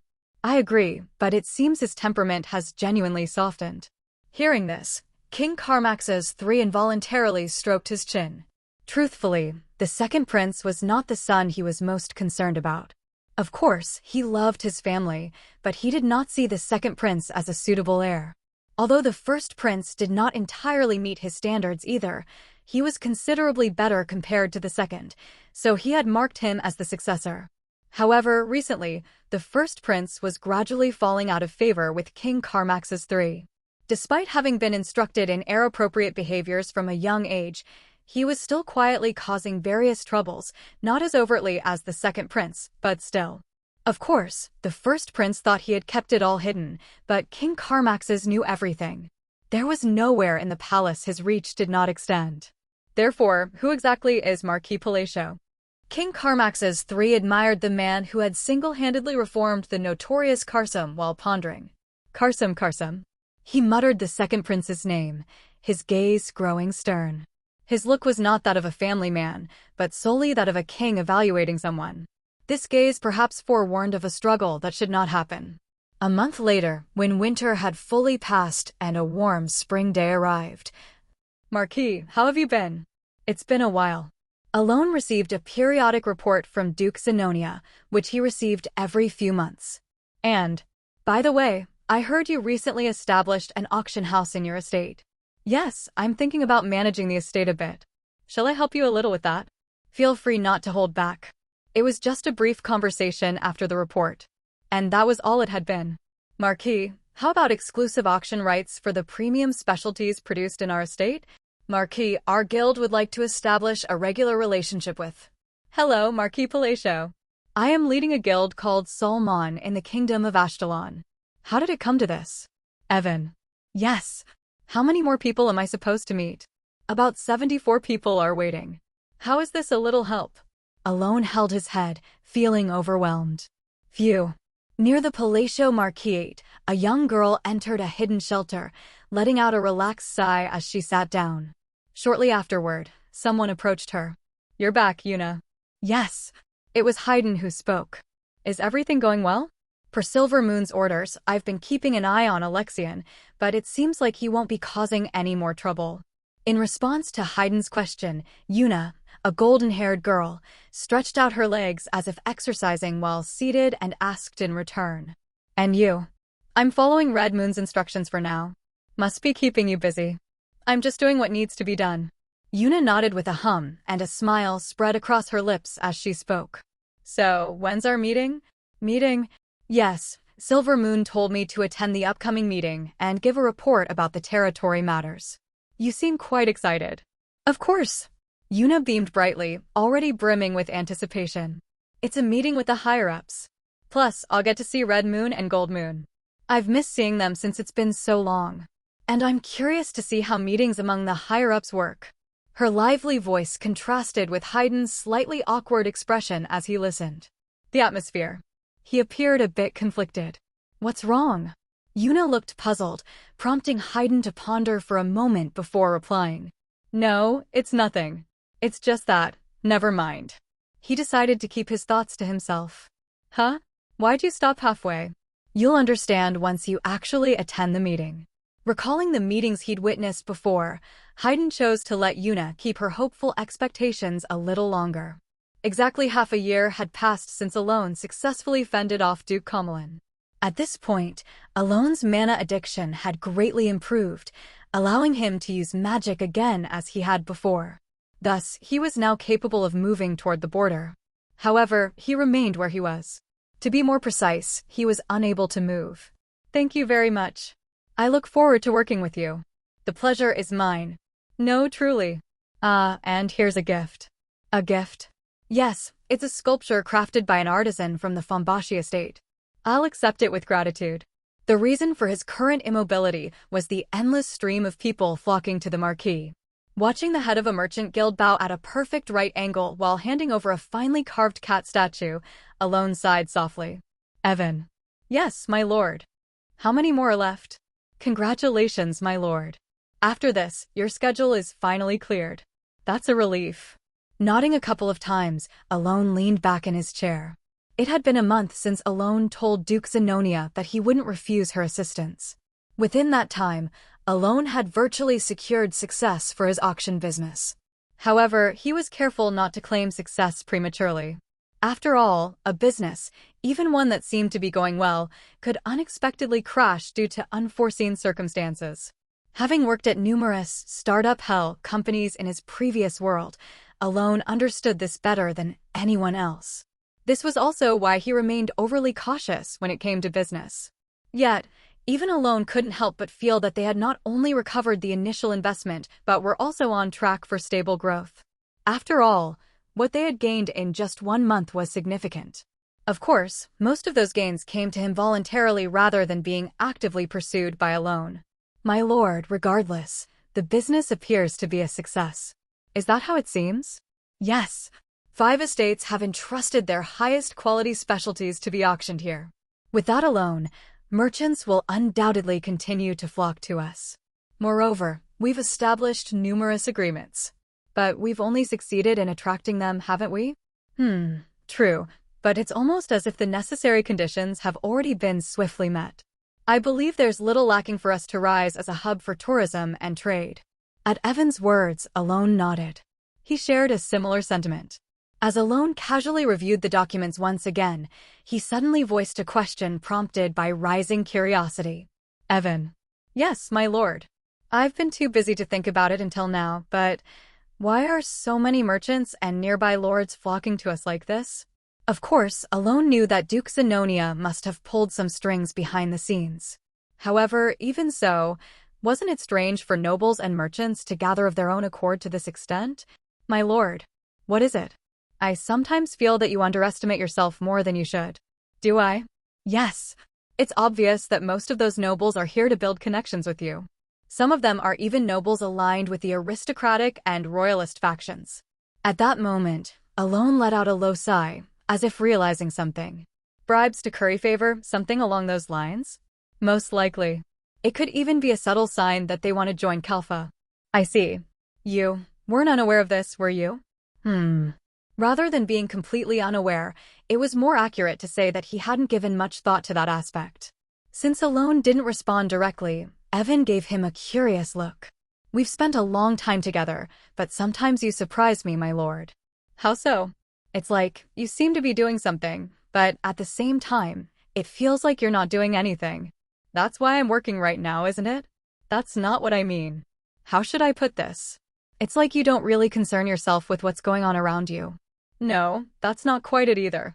As Evan struggled to find the right words, something else seemed to come to mind, and his eyes widened slightly. Oh, right. I meant to tell you earlier. There's a letter from Rhine. A letter? Yes. It looks like a reply to the letter you sent her last time. Now that you mention it.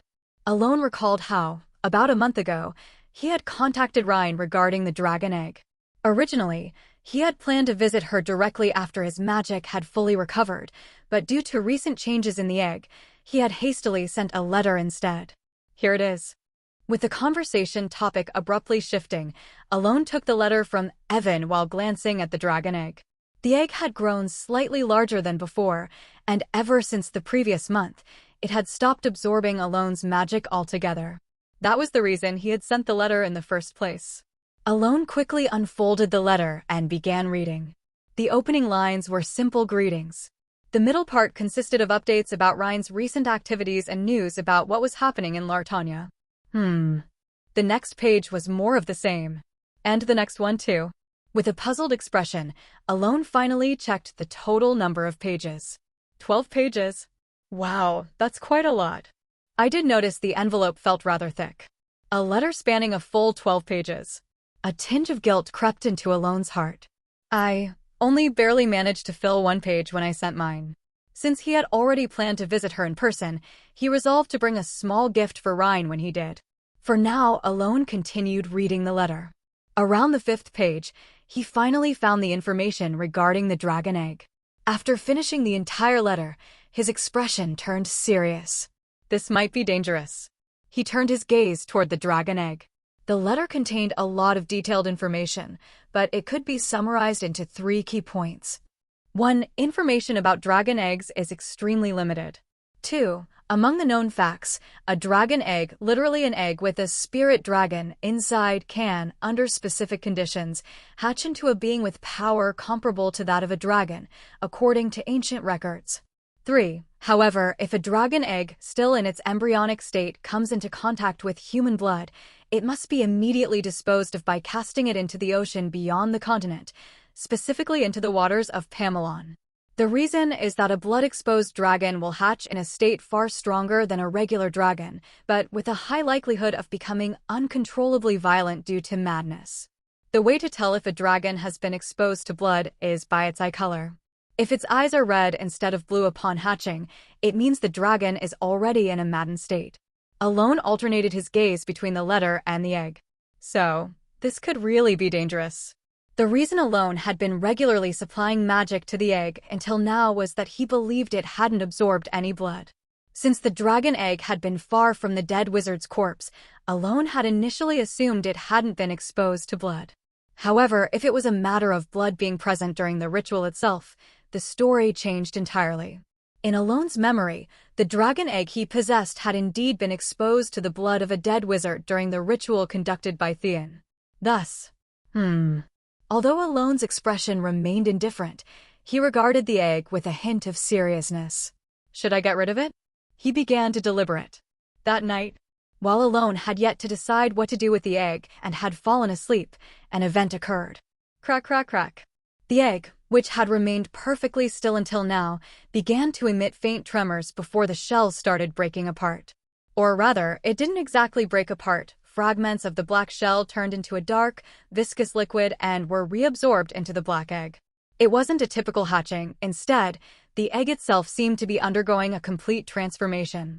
Soon, with a low grinding sound, something emerged.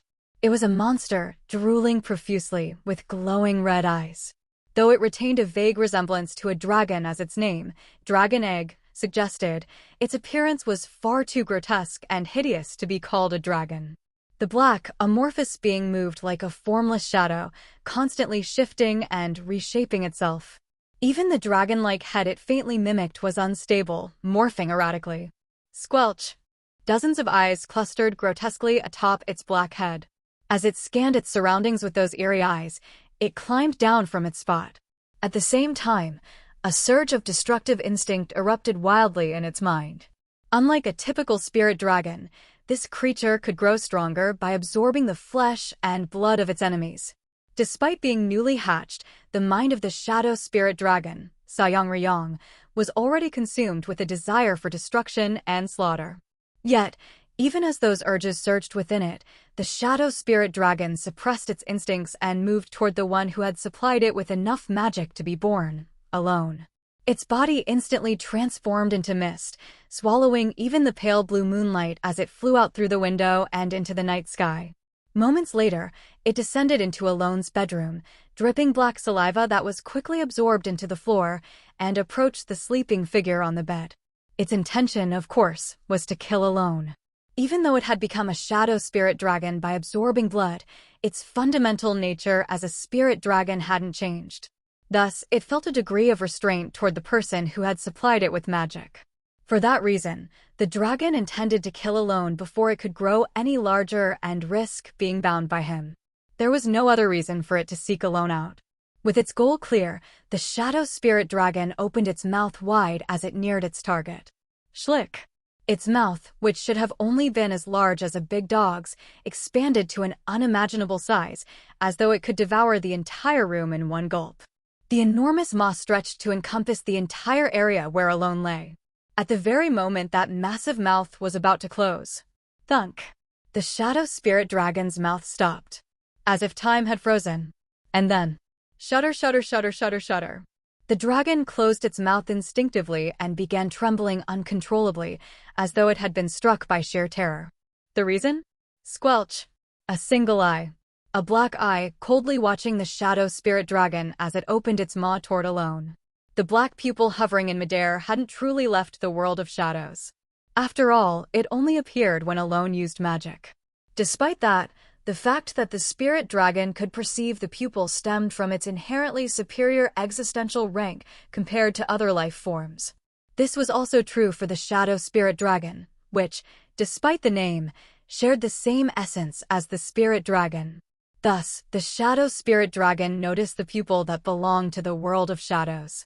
Having only just been born, it failed to realize that it wasn't supposed to perceive such a thing. And, because of that, tremble, tremble, tremble. The shadow spirit dragon froze on the spot. It instinctively understood that the pupil before it was a being fundamentally different from itself, one whose rank was so overwhelmingly high that the gap between them was indescribable. That ridiculous difference in rank restored the spirit dragon's wisdom and intelligence, which had been lost when it consumed human blood. Though the shadow spirit dragon was newly born, it began thinking for itself how to survive in this situation. With black shadows dripping around it, the first thought that crossed its mind was, should I fight? Even though its wisdom and intelligence had returned, its feral temperament remained intact. However, it soon abandoned that idea. Even if it were to fight, there was no chance of victory against a being so powerful, especially when its master had supplied it with magical power. The shadow spirit dragon continued to ponder deeply.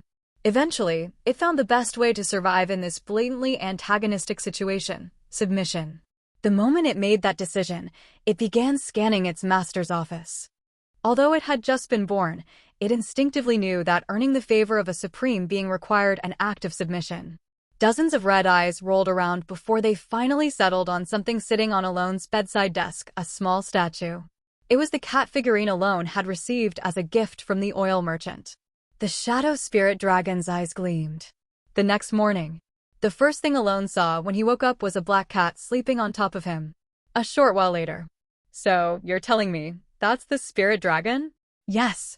The creature, which was now curiously exploring the office, was undeniably a cat, or rather, the shadow spirit dragon. That looks like a cat. It is. But how is that a dragon? Evan asked, his face full of doubt. His skepticism didn't last long, however, as he soon noticed the black cat's silhouette shimmering like a heat haze. It doesn't look normal, but still, it's more of a cat than a dragon. How can that be the shadow spirit dragon? The egg is gone. The egg. Evan finally noticed that the black egg, which had previously been behind Alone, had completely disappeared. Oh, you're right. Regardless of whether the two were paying attention, the shadow spirit dragon roamed around, observing its surroundings with its red eyes. It really just looks like a cat. But it's not an ordinary cat. Well, true. Its fur is flowing in an unusual way. Alone remained expressionless, but inwardly he felt a strange sense of unease. It's definitely the shadow spirit dragon. The red eyes left no room for doubt. Even so, Alone couldn't help but feel uncertain because of what he knew about the shadow spirit dragon's nature. Even if its appearance is that of a cat, it doesn't seem violent. According to what he knew, a shadow spirit dragon would massacre every living being around it the moment it was born. Yet, the one before him showed no such tendencies. In fact, tap, tap. The creature gently tapped at a book sticking out from the bookshelf with its front paw. It looked more ridiculous than terrifying. After a moment of contemplation, Alone called out softly, "Blackie." Meow. The shadow spirit dragon immediately turned around and ran toward him with little hesitation. Blackie? It's a name. Evan, finding the name unexpectedly sweet, gave Alone a strange look. Don't you think that's a bit too soft for something like a shadow spirit dragon? Also, its cry doesn't really sound like a cat, does it? Evan felt slightly uneasy, but that didn't stop the small kitten-sized Blackie from reaching Alone. It listens well too. Alone continued to stare at the shadow spirit dragon with a perplexed expression. No matter how he looked at it, this dragon was nothing like the descriptions he had read in the manual or the information he had heard from Ryan about the egg of the spirit dragon. For a brief moment, he wondered if this was truly a different entity, as Evan suggested. However, he quickly shook his head. This creature, which looked like a cat, was definitely the shadow spirit dragon. He could sense the strange, almost extraordinary aura emanating from it right away. After quietly observing the shadow spirit dragon for a while, Alone placed both hands under its front legs and lifted it into the air. And then, the cat's body stretched out. Huh? Evan's startled voice broke the silence. It was only natural, although Alone had lifted it with his hands. The cat's legs, which should have left the ground, remained on the floor, while its body stretched longer. In the blink of an eye, the shadow spirit dragon, which had been about the size of Alone's forearm, grew until its head reached Alone's waist. Noticing the odd stares, the creature belatedly lifted its legs off the ground. Swoosh! Thus, a moment later than expected, the shadow spirit dragon ended up properly in Alone's hands. Alone put the creature back on the floor and lifted it again. Once again, its body stretched out. After repeating the action a few times, the small creature began to catch on and hurriedly withdrew its body a little faster each time. It really is the shadow spirit dragon. See? Yes. The two were now certain. Meow. While being lifted, the creature tilted its head slightly in an adorably curious manner. Alone stared at it quietly for a moment before setting it down and standing up. Where are you going? I thought I'd read the letter again, just in case. I fell asleep after thinking about its contents last night. I'll fetch it, keep an eye on things. Yes. Tap tap. Meow. After Alone left, Evan turned to look at the shadow spirit dragon, now called Blackie, with a curious expression. As soon as Alone disappeared, the creature began inspecting its surroundings again, occasionally tapping interesting objects with its front paw. Even someone as indifferent to pets as Evan couldn't help but be intrigued. Though Blackie's form seemed slightly off for a cat, it was undeniably adorable. Compelled by curiosity, Evan approached and, just as Alone had done earlier, lifted Blackie. Oh. Evan marveled at how Blackie's body stretched endlessly, nearly doubling in length compared to when Alone had lifted it earlier. Though it was somewhat bizarre, the creature's wide, innocent eyes were so cute that he couldn't help but admire it. However, just then. Evan noticed something. With a sudden squelch, dozens of red eyes began appearing along Blackie's long body. But that wasn't all. A huge mouth, lined with sharp teeth, emerged in the middle of its elongated form. Grata. With a grotesque sound, Blackie opened its gaping mouth wide toward Evan, who could only stare in stunned silence. Then, without a word, Evan slowly crouched down and set Blackie back on the floor. Pitter-patter. As though nothing had happened, Blackie began glancing around with its bright, curious eyes. And just then, why are you kneeling there? Returning to the office, Alone noticed Blackie rubbing its head against his feet and gave it a gentle pat. He also noticed Evan, who remained frozen in a kneeling position, looking bewildered. Evan? Lord Marquis. I think that's definitely the shadow spirit dragon. Why the sudden certainty? It's really very scary. He replied absent-mindedly, still shaken. Alone, puzzled by his words, glanced at Blackie. Meow. Blackie simply tilted its head, looking up at Alone with slightly larger than normal, innocent eyes. After some time had passed, Alone ultimately decided to postpone any decisions regarding Blackie. There were two main reasons for this decision. The first reason was that Blackie was much tamer than expected and followed Alone obediently. Of course, Evan seemed to avoid going near Blackie altogether at some point, but that was beside the point. The second reason was the letter sent by Ryan, which mentioned that if Alone managed to successfully subdue the shadow spirit dragon and establish a bond with it, there would be no need to dispose of it. Alone glanced down at Blackie, who was napping on his lap, and then shifted his gaze to the small symbol drawn beneath his right wrist. This marking hadn't existed before the shadow spirit dragon hatched. It had appeared right after Blackie was born, and Alone was certain that it was a submission mark. In other words, the chances of Blackie posing any threat to him had vanished. However, when did it happen? The problem was that Alone had no idea when this mark had appeared.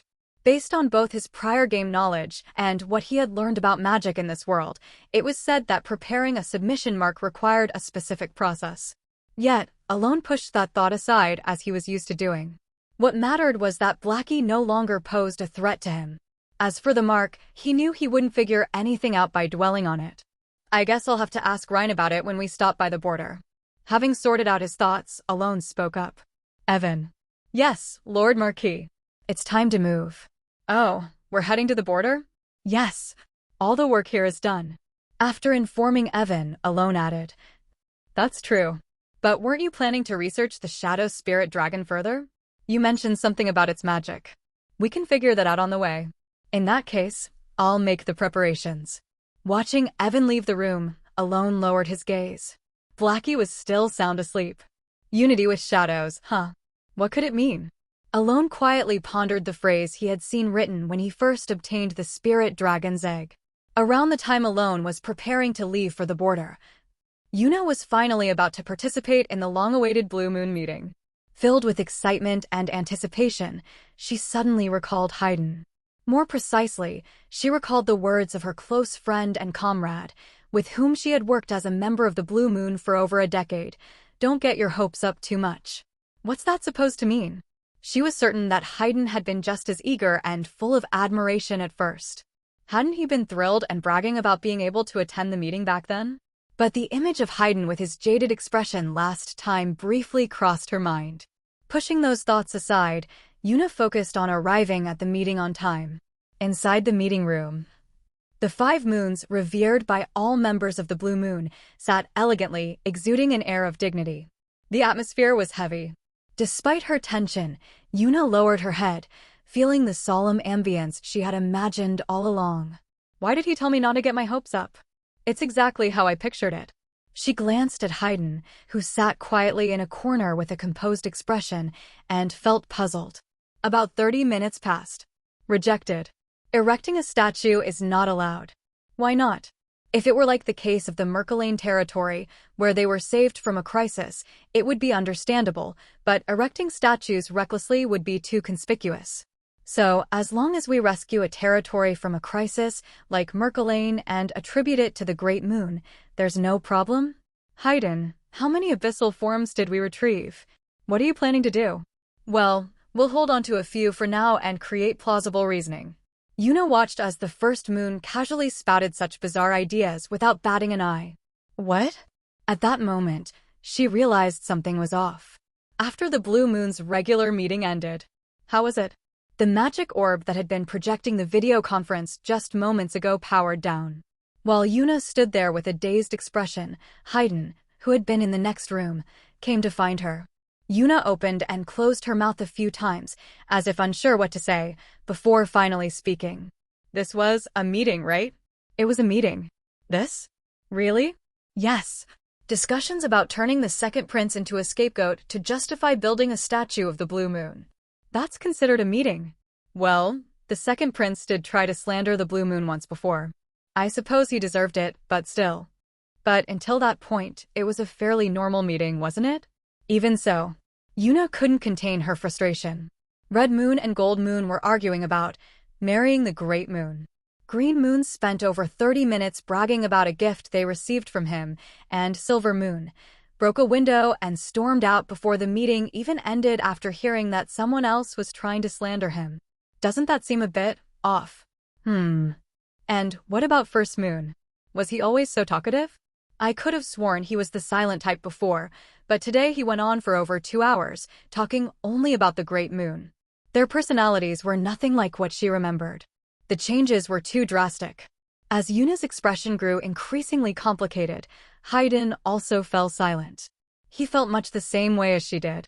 In fact, recent meetings had become increasingly extreme. The fanaticism had intensified even more compared to when he had first started attending. Did the Great Moon learn some kind of hypnosis? Haydn couldn't help but recall a thought Raiden had once voiced, all while watching Yuna. Yuna, whose expression clearly said, "This isn't the kind of meeting I wanted to attend." And then, Haydn, what is it? Do you think the Great Moon might have some kind of mind-altering or hypnotic ability? When I saw him from afar last time, I didn't get that impression, but now, seeing that Yuna had reached the same conclusion as him, maybe, Haydn didn't bother denying her words. The border zone of the Allied Kingdom was a long distance from the Marquis of Palacio, taking about a month's journey. It was only natural. The Kingdom of Asteria was located in the east, while the border lay on the far western edge of the Allied Kingdom, beyond Caliban. As a result, Alone had been traveling by carriage for over 2 weeks. However, he hadn't felt bored for even a moment. The reason was none other than Blackie, or rather, the Shadow Spirit Dragon, and the phrase he had acquired along with it, unity with shadows. Lord Marquis, what are you thinking so hard about? Alone, who had been watching Blackie diligently munching on roasted sweet potatoes by the campfire, slowly answered Evan's question. I just can't figure it out. Oh, the magic? Alone nodded. I can't get the magic to manifest at all. During the carriage ride to the border, Alone had repeatedly tried to use unity with shadows, but he still hadn't figured out the proper method. What's the problem? Of course, he understood that there could be several potential issues. As the Dragonkin had mentioned before, magic that involved phrases and sentences required precise and correct terminology to achieve the desired effects. Yet, Alone found it puzzling because of past experiences. Even when he hadn't fully understood the use of phrases and sentences, he had at least managed to produce partial manifestations of magic. However, with Unity with Shadows, it wasn't even partially working, only mana was being consumed without any tangible results. Is this magic something special that requires a unique approach? Or is it a spell that only works with the spirit dragon, making it impossible in its current state as a shadow spirit dragon? The questions in his mind continued to grow. Lord Marquis, by the way, there's something I haven't mentioned yet. What is it? At that moment, Evan's voice broke the silence. Alone organized his thoughts and turned his attention to Evan. It's news I heard from the estate we visited this morning. Apparently, there's been a sudden increase in the appearance of dimensional rifts recently. Dimensional rifts? Yes. Originally, they only appeared near the Mage Tower, but now they've started popping up simultaneously in various places. This wasn't exactly surprising news. Well, the main storyline is set to start in less than half a year, so it makes sense for them to start appearing more frequently. Alone had already anticipated that the frequency of dimensional rifts would increase from now on. In Psychedelia, the protagonist Eleban's adventure began because of an incident where a higher-level phenomenon called a chaotic rift appeared in his village, putting it in danger. Since Alone had been preoccupied with the looming threat of the 5 great sins, which were directly tied to the world's potential destruction, he hadn't paid much attention to the rifts. However, they were one of the main plot points driving the storyline in Psychedelia. Some dimensional rift incidents had even endangered the entire kingdom. Still, Alone wasn't particularly concerned. That was because of the protagonist. Exactly. There was no need for Alone to intervene since Eli Van, the protagonist, would follow the original storyline and travel around closing the dimensional rifts. He'll handle it just fine on his own. Unlike the 5 great sins, which could annihilate entire nations if they descended, dimensional rifts wouldn't cause major problems as long as they were dealt with in time. That's why Alone wasn't too worried about them. Maybe when Eli Van starts his first adventure, I should offer him a bit of help. Give him some extra supplies, and if he turns out to be weaker than expected, should I keep him in Lartania for a while to train him? As he envisioned Eliban struggling, Alone began to draft a rough plan in his mind and casually popped a cold sweet potato into his mouth. Tasty. Lord Marquis, you've been eating sweet potatoes by the campfire every night. Aren't you getting tired of them? No, they're always fresh and delicious. Is that so? Evan, who had grown tired of sweet potatoes, was now eating potatoes instead. I didn't think I liked sweet potatoes this much. Why do they taste so good? Alone briefly wondered about this, but soon shrugged and pushed another sweet potato into his mouth. The cool night breeze and the warmth of the campfire made the sweet potatoes taste as good as ever. After about 2 more weeks of travel, Alone finally reached the area near the border. Wow, from this distance, it's completely barren. He gazed at the towering border wall and the sandy wasteland stretching beyond it, lost in thought. How should I get across? The wasteland between the Allied Kingdom and the Empire, known to players as the Badlands, was heavily guarded by the Allied army, making entry difficult. In fact, ordinary nobles weren't even allowed to set foot in the wasteland. Even in Psychedelia, players could only access it a few times through special quests. It wasn't just because of the Empire. It was to avoid awakening the Curseborn, wasn't it? The Curseborn. Though they hadn't appeared yet, in the future, they would become one of the 4 major powers alongside the White Ghosts of the Jungle. Their base was located somewhere in that wasteland. There were also several minor reasons for the border's strict security, but the primary concern was the Curveborn. Should I use the secret tunnel after all? He briefly considered the secret tunnel hidden in the wall, which was protected by dozens, perhaps hundreds, of magic circles, but soon grimaced. I'd prefer not to use it if I can help it. The tunnel would certainly allow him to enter, but if there were any alternative methods, he'd rather avoid using it. That was because navigating through the tunnel was more difficult than it seemed. though I'm not exactly sure why it was so exhausting. Whenever Alone used the secret tunnel during his playthroughs to level up, a notification would pop up saying, "You've consumed too much stamina," and his party's HP would drop by 50%. While he was lost in thought, Evan asked, "Shall we stop by the village first?" Yes. Since the sun was already setting, they decided to spend the night in a village near the border. Upon arriving at the village, "My lord, Yusha, brother, Saint, you're here too." They encountered a rather unusual group. "What brings you here?"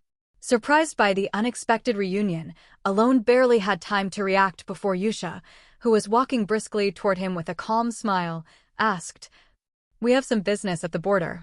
"The border?" "Yes, but why are you here?" When Alone inquired about their presence, Yusha responded, "There's been a recent issue at the border, so we're heading there to repair the main gate." "Brother." Yuman intercepted the answer. Yusha looked at him with a slightly stiff smile, likely because the conversation had been cut off. However, Yuman ignored her gaze and added with a gentle smile, "If you have business at the border as well, brother, why not come with us?" Although it didn't show on his face, Alone was delighted by the unexpected offer. If he accompanied them, there would be no need to use the secret tunnel to cross the border. "Is that all right with you?" "Of course." Thanks to this unexpected stroke of luck, Alone found himself with an easy way to enter the border zone. The Allied army defending the border consisted of soldiers and knights drafted from 5 different countries representing the Allied kingdom. At present, the commander of the border defense was Kiriana, who, a few years ago, had been known as the second sword of Caliban's 5 swords. Despite the sudden arrival of a saint and a cardinal, Kiriana wasn't fazed. She had already received a report from her superiors. Instead, what intrigued her was the unexpected presence of the Marquis Palacio, who had arrived with them. Not only had he not been mentioned in the report, but she also remembered owing him a favor from a past incident in the northern region, yet they hadn't had the chance to formally greet each other since then. But that moment of reflection didn't last long, as Kiriana soon found herself in an awkward situation. Actually, it was quite a ridiculous situation.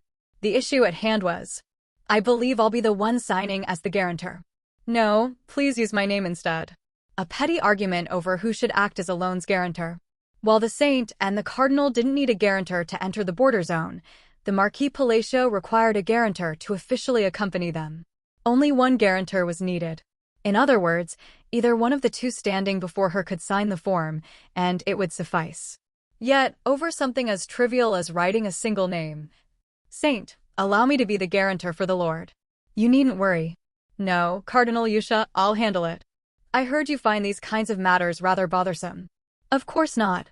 Even if it's bothersome with others, it's entirely different when it comes to my lord. This doesn't trouble me at all since it's about my lord and me." "I feel the same. Matters like this are nothing between us, brother, so there's no need for you to concern yourself." For over 10 minutes, they had been engaged in a subtle, but escalating war of nerves. Kiriana looked at Yusha and Yuman. Both of them wore calm smiles, but their eyes weren't smiling. In fact, there was something unsettling about their expressions. "It's oddly intimidating." "Saint, wouldn't it be better to concede? My lord seems to be getting a bit uncomfortable." "Cardinal, wouldn't it be better if you conceded? Why are they acting like this over something so trivial?" As the two clerics began using increasingly aggressive wording, even Kiriana felt uncomfortable. "Please, stop being stubborn." "Cardinal, I must insist." "Let me handle it." "There's no need for you to exert yourself just because brother is watching, especially since you did nothing during the previous royal conference when brother was being criticized. I already sent a letter before the saint even knew about it, so don't worry. I'm thinking far more about my lord than you are." The atmosphere grew so tense it seemed they might actually start fighting. Kiriana barely resisted the urge to hold her head in her hands. "What is the Marquis Palacio anyway?" She looked over at Alone, the cause of the argument. But Alone, too, was equally baffled. What's with them? He had no idea what was going on either. About 20 minutes later, Alone was able to cross into the border zone with 2 guarantors. It was the first time such a thing had ever happened since the establishment of the border. In any case, Alone successfully entered the border zone and was now facing the barren wasteland beyond. A strange sight caught his eye. What he saw was the outer wall covered in countless monster corpses. Of course, this scene wasn't entirely unusual. After all, the purpose of the wall was to defend against both monsters and potential invasions from the Empire. Nevertheless, Alone found it peculiar because this was the wasteland. There are monsters in the wasteland, but it's odd for them to swarm in such large numbers. There were easily hundreds, possibly thousands, of monster corpses scattered around. Additionally, soldiers were actively clearing away the bodies on one side. Lord Marquis. Alone turned toward the voice and saw Kiriana, the commander of the border defense, approaching. I owe you my life for what happened before. Before? Yes, in the northern region. If you hadn't dealt with the outer god back then, I wouldn't be standing here now. Alone nodded as he realized what she was referring to. It was nothing. I only did what needed to be done. Is that so? Yes. You have great compassion. Kiriana's remark made Alone pause for a moment. He could roughly understand why she said that. To Kiriana, who didn't know the truth, it must have seemed like Alone had gone out of his way to the northern region to prevent casualties by dealing with the outer god. Since he didn't have a suitable response, Alone decided to change the subject with a brief reply. By the way, may I ask you something? Of course. There are many monster corpses here. Was there a recent attack? Kiriana tilted her head slightly. Yes, but didn't you know about it? No, I wasn't informed. I assumed you were already aware since you came with the other two. She then gave a brief explanation of the current situation at the border. A monster wave? Yes. It's been happening at regular intervals for over 2 months. At first, it was only a few dozen monsters, but recently their numbers have been increasing. That's why we asked the Saint and Cardinal to help repair the main gate. Only then did Alone roughly grasp the situation. So that's what the main gate issue was about. He recalled Yumin mentioning their purpose yesterday, but since Alone didn't know much about the gate itself, he hadn't thought much of it. In Psychedelia, the main gate had never been mentioned. Naturally, there hadn't been any quests involving monsters swarming the border like this. Moreover, this type of event had never been mentioned in the original storyline either. Is this just something that happened before the main story started, and I didn't know about it? Or is this some kind of distortion in the timeline? As he was lost in thought.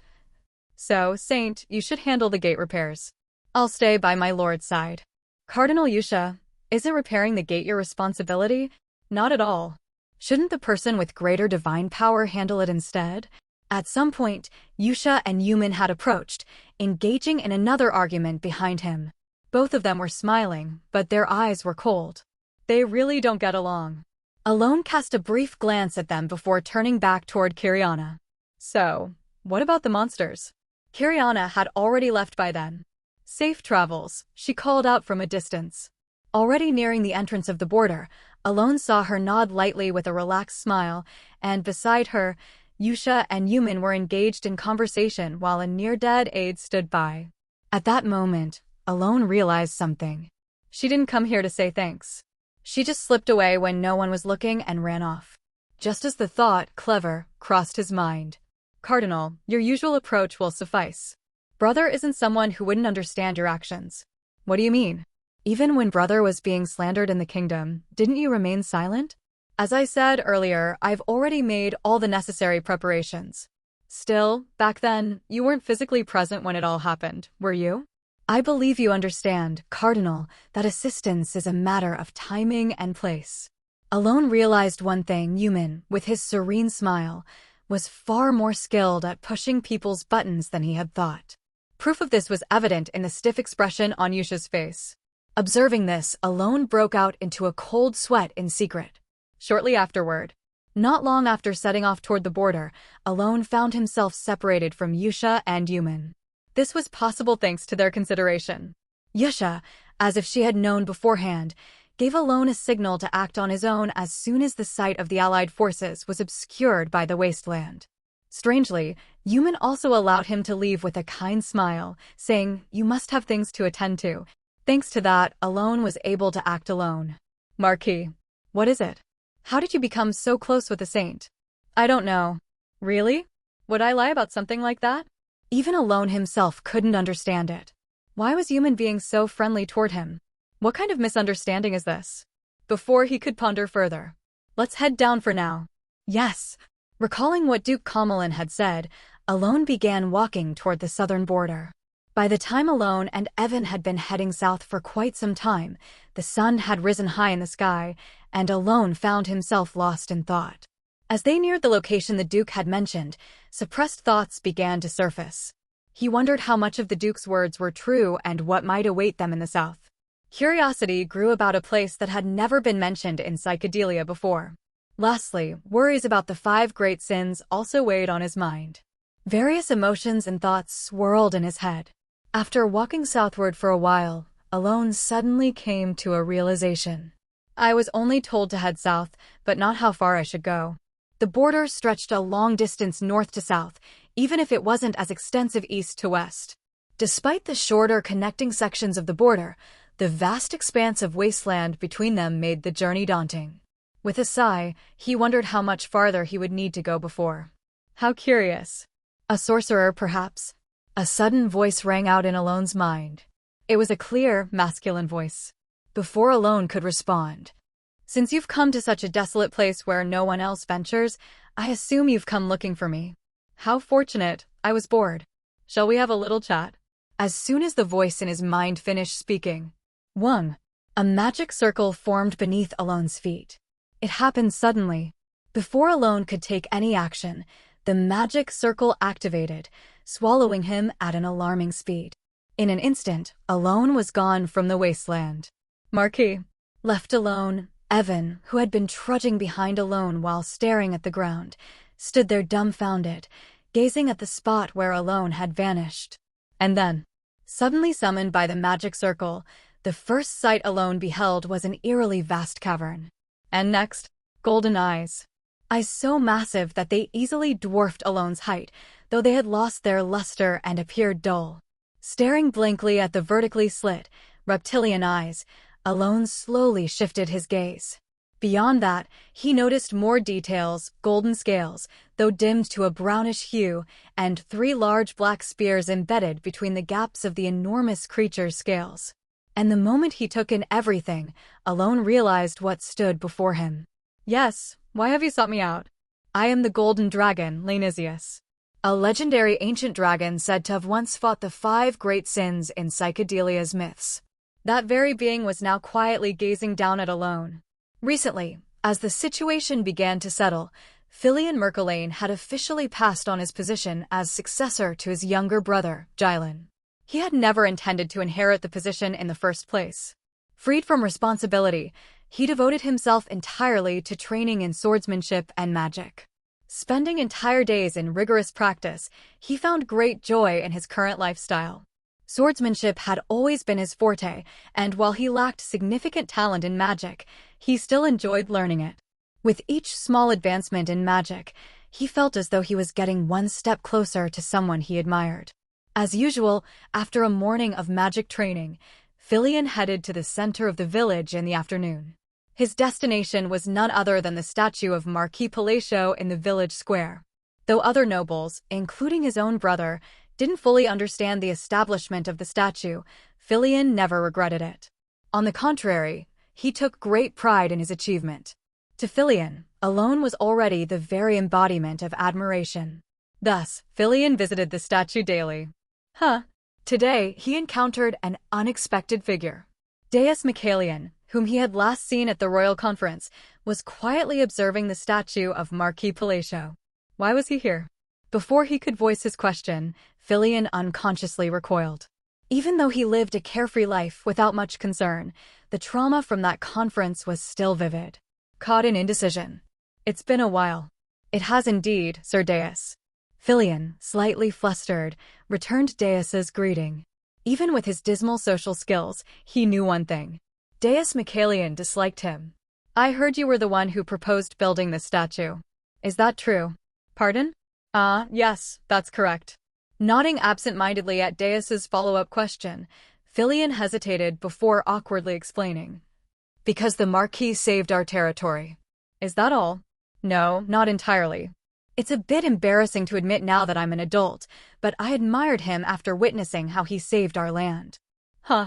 Filion let out an awkward laugh and continued speaking. "So, I suggested erecting the statue." "I see.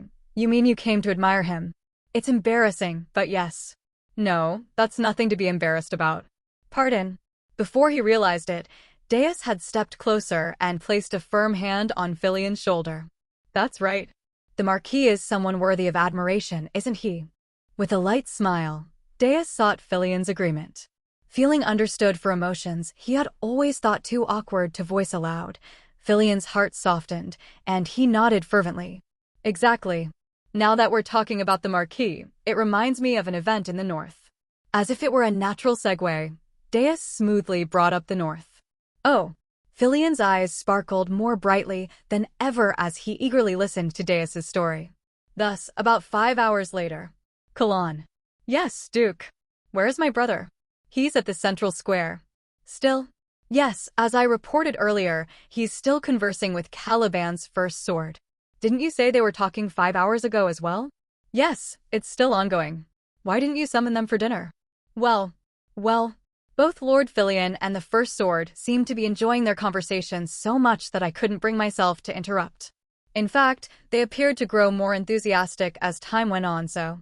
After receiving Kalan's report, Jylan couldn't help but feel baffled and curious. What on earth could they be talking about for so long? Curiosity gnawed at him. Still, they need to eat dinner, so go fetch both of them. Understood.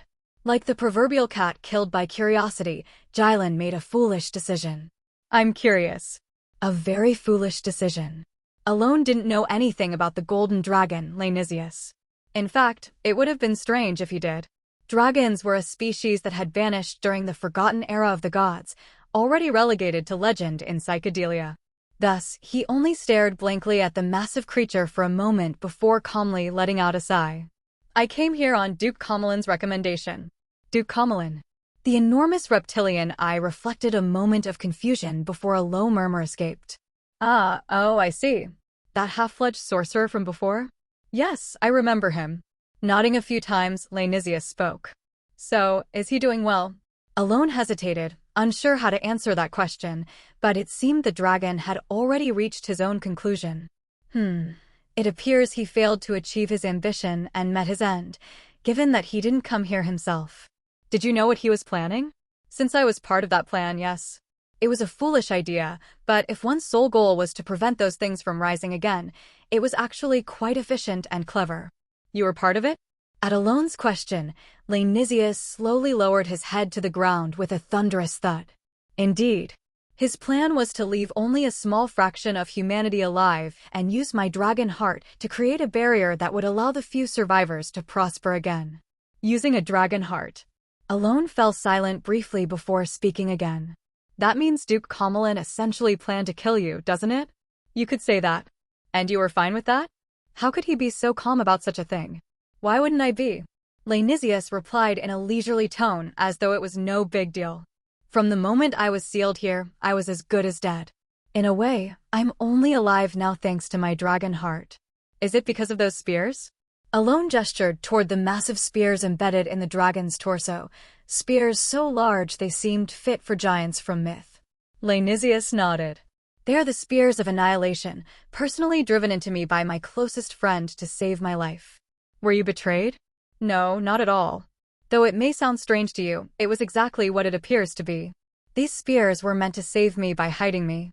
A story from the forgotten era of the gods, then? Yes. May I hear it? Certainly.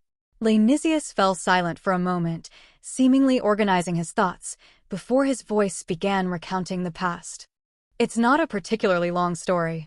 We, along with the sorcerers, went to slay them, and we failed. Most of the dragons perished there. The same was true for the sorcerers.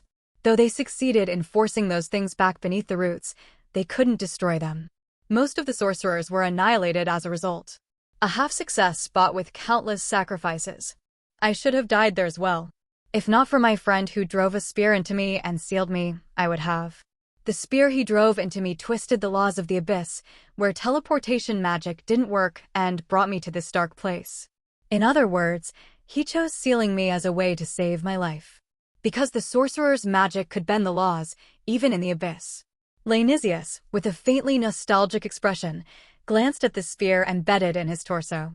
Then, with a resigned look, he muttered, "Well, thanks to that, I survived, but I lost everything. These spheres of annihilation seal all of the target's abilities. That means...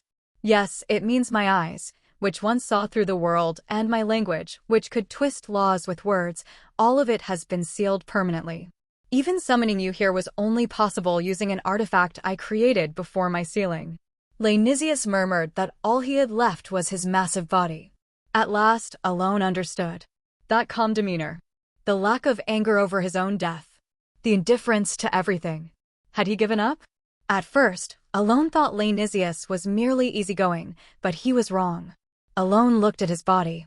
Although his golden eyes still existed, they had lost their vivid color. Likewise, the golden scales that once gleamed brightly in the dark no longer stood out but seemed to be immersed in shadow. Even the magical energy that should have been perceptible felt faint and weak. Is there no way to break the seal? There is none. Unless my departed friend returns, destroying this spear would be impossible, Dionysius declared firmly. For a moment, silence fell between them. You are a kind soul. What? Aren't you feeling pity for me? But there is no need. I have accepted this situation. Now let's get to the main point. Tell me why you came here. Dionysius's gaze met Alone's directly. The silence was brief. Alone quickly asked the first question he had prepared. The Duke Comelin said it won't be long until it rises again. Is that true? It is true. As I mentioned before, it was only sealed. Alone let out a deep sigh. He had suspected it might be the case since his battle with the Duke Comelin, but hearing a confirmation left him feeling stifled. However, he had another fact to verify, so he continued without hesitation. From what I know, for them to descend into this world, they need a vessel for possession. That is also correct. Is the vessel already predetermined by fate? Dionysius answered decisively. Not at all. The vessels they possess are created by the apostles. Apostles? Yes. They often mentally break down individuals with high potential, making them ideal vessels for descent. Alone frowned silently. The concept of apostles had never appeared in the game. Was it mentioned at all? As he tried to search his faint memories, Alone sighed quietly once more. While it was true, as Dionysius said, that the 5 great sins would descend, at least the children he had nurtured wouldn't become the 5 great sins. That alone gave Alone a sense of relief. 10 years ago, Alone had only intended to give light guidance, but before he knew it, his bond with them had grown deeper than he had realized. In any case, if the 5 great sins are truly going to rise, my course of action is now clear. As Alone thought of the artifact located north of the border, a sudden question came to mind. He turned to Dionysius once again, seeking clarity on something he thought he already knew. Before I met you, I encountered a dragonkin in the ruins. Dragonkin? Well, he only looked like one. I can't say for sure if he truly was a dragonkin, but he seemed unaware of when those things would rise. Recalling the dragonkin he had encountered in the colony's ruins, Alone waited as Dionysius pondered for a moment before responding. I don't know whom you met, but perhaps it's possible they didn't know. Why is that? During the final battle between the sorcerers and the dragons, most gods were either annihilated or sealed after having their powers and names stripped away. So, if they were destroyed or sealed early on, they wouldn't know? Indeed, no one would know. The sorcerers and dragons who knew the truth all perished, offering their lives to seal them. The only ones left who know for sure are myself and the Duke Comelin. I see. Alone nodded, organizing his thoughts. The Duke Comelin mentioned that you could assist me with magic. Assist you? If it were in the days before I was sealed, perhaps. But now I can offer advice at best. Then, do you know anything about the unity with shadows? What? As soon as Alone mentioned it, Dionysius's demeanor changed dramatically. Alone was briefly taken aback by the reaction. How do you know about that? What do you mean? I'm talking about unity with shadows. Is it important? Of course it is. It's the emblem of my dearest friend, Kylus. What? An all too familiar name escaped the dragon's mouth, leaving Alone dumbfounded. At that moment, meow, from Alone's coat pocket, where it had been quietly resting, the small creature Blackie let out a strange sound and jumped out. Young dragon? No. Shadow dragon. Dionysius exclaimed in astonishment. Shortly afterward, Dionysius, who had heard everything about Alone's ability to use various incantations and how he obtained the dragon egg, finally spoke after much deliberation. So, in the end, you wish to ask about the method to use Unity with shadows. That's right. Very well, I'll teach you. Really? But there's one condition. A condition? Yes, and it's not something unfavorable to you. If you can truly grow strong enough to achieve it. Dionysius smiled broadly and said, "You will gain the right to be called my master." He presented this to Alone. "What do you say, mage? Will you accept my offer?" A new glimmer of hope flickered in his once lifeless eyes. Kiriana, though irritated by the monster wave that had continued for several months, didn't feel any particular sense of crisis. It was only natural. No matter how many monsters surged forth, Kiriana was one of the 5 swords of Caliban. In other words, she was a sword master, and to someone like her, monsters were nothing more than a nuisance regardless of their numbers. They posed no real threat. At least, that had been the case until just moments ago. "Hey, block that area, you idiot. The wall's collapsing. Reinforce. Reinforce, damn it. Get your head in the game." Kiriana frowned as she looked toward the fortress walls at the border. Despite being reinforced with countless spells to prevent any monster from breaking through, the walls were now in ruins. This meant that an unforeseen situation had occurred. Swish! Each time Kiriana swung her sword, countless monster heads soared into the air. Yet, despite her efforts, the number of monsters didn't decrease. In fact, as time passed, more seemed to be pouring in, as if they had been waiting for this moment. Why did the walls suddenly? She couldn't comprehend the situation. There was no way those magically reinforced walls could be broken so easily. But there was no time to dwell on that mystery amidst the urgent chaos. Kiriana rescued a soldier who had fallen helplessly and was about to have his neck torn by an orc. She scowled and scolded him. "Get it together." Sorry." The soldier hastily picked up his weapon with trembling hands. Kiriana sighed. The monster army itself still didn't pose a significant threat to her. Given her abilities, which were more suited to facing individual opponents than large groups, she could kill all the monsters here, though it would leave her bedridden for days. If necessary, she could always choose to flee. No monster could ever catch up to Kiriana if she decided to escape. Yet, what made her expression serious was the plight of the soldiers. Even now, she was powerless to prevent soldiers from being torn apart by monsters before her very eyes. This was precisely why she had come here, even after retiring from the 5 Blades. She had once witnessed her Night Order, which she had nurtured herself, being mercilessly slaughtered by the outer god Ulfultus in the north. She never wanted to experience that horrific tragedy again. Ugh. Feeling a sudden nausea rising from her stomach, Kiriana instinctively covered her mouth. The memories of the north resurfaced, making her breath quicken. Although she was capable of overcoming the present situation, the trauma rooted deep in her mind since the northern battle continued to haunt her. At that moment, a figure entered her field of vision. Marquis Palacio. The sight of him brought her a surprising sense of relief. Though she hadn't observed any extraordinary magical prowess from him, she had heard many rumors about the Marquis. And she knew that rumors didn't arise without reason. "If he can reduce the number of monsters by even a third or even a quarter, I can retreat the soldiers and finish off the rest myself." As she calmed her breathing and composed herself, the Marquis raised one hand to form a seal. Then, lifting his left hand with only his index finger and thumb extended, he brought it up to his nose. And what appeared next was a cat? It was a cat. A kitten with jet black fur, matching the color of the Marquis's cloak, suddenly perched on his shoulder, tilting its head and observing the approaching monsters with crimson eyes. Danger! Seeing the monsters charge at the Marquis before any magic had been cast, Kiriana instinctively tried to move, but her body froze. She gasped. The moment the Marquis quietly muttered something. A chill ran down her spine. Countless crimson eyes appeared all over the small cat's body, sending shivers through everyone who witnessed it. Then, with those blood-red eyes covering its entire body, the cat curled its lips into a chilling smile. The red eyes, contrasting with the blue moonlight, settled in the small cat's body. The cat's tail grew longer and slid along the Marquis's right hand. Like a snake coiling, the tail wrapped around the hand and quickly reached the ground, then seeped into the shadow created by the blue moon.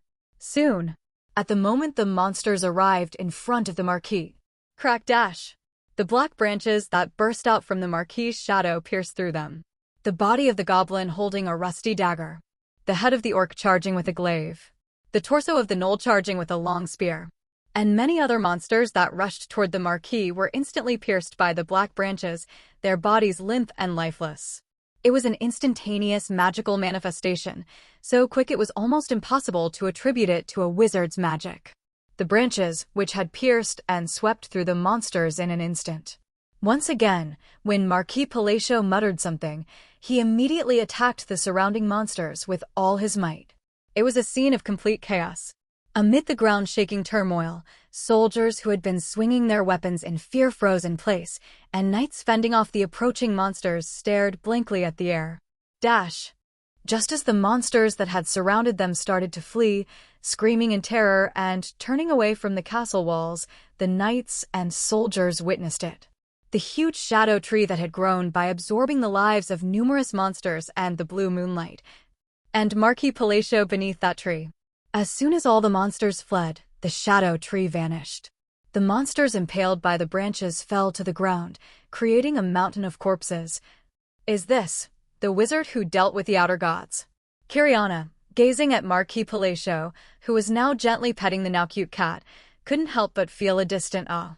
At that moment, the wizard who had cast the spell alone said, "You suddenly disappeared and came back after hours. How did you manage to cast such a spell?" "That's how it happened." With a light shrug of his shoulders, he then looked at the cat. "Blackie. Meow. Next time, it would be nice if you consider my mana while casting the spell." Meow dash. The cat Blackie, who looked somewhat disheartened. "Still, well done." Meow. However, the praise seemed to lift Blackie's spirits, and he nodded vigorously. "I almost died. It was another close call." The reason Alone was able to use the Unity of Shadows was that he had eventually learned how to use it from Lainisius. As expected, in order to use the Shadow Dragon, it wasn't just about memorizing the incantations. A special process had to be followed. That process was connecting the Shadow Dragon with mana.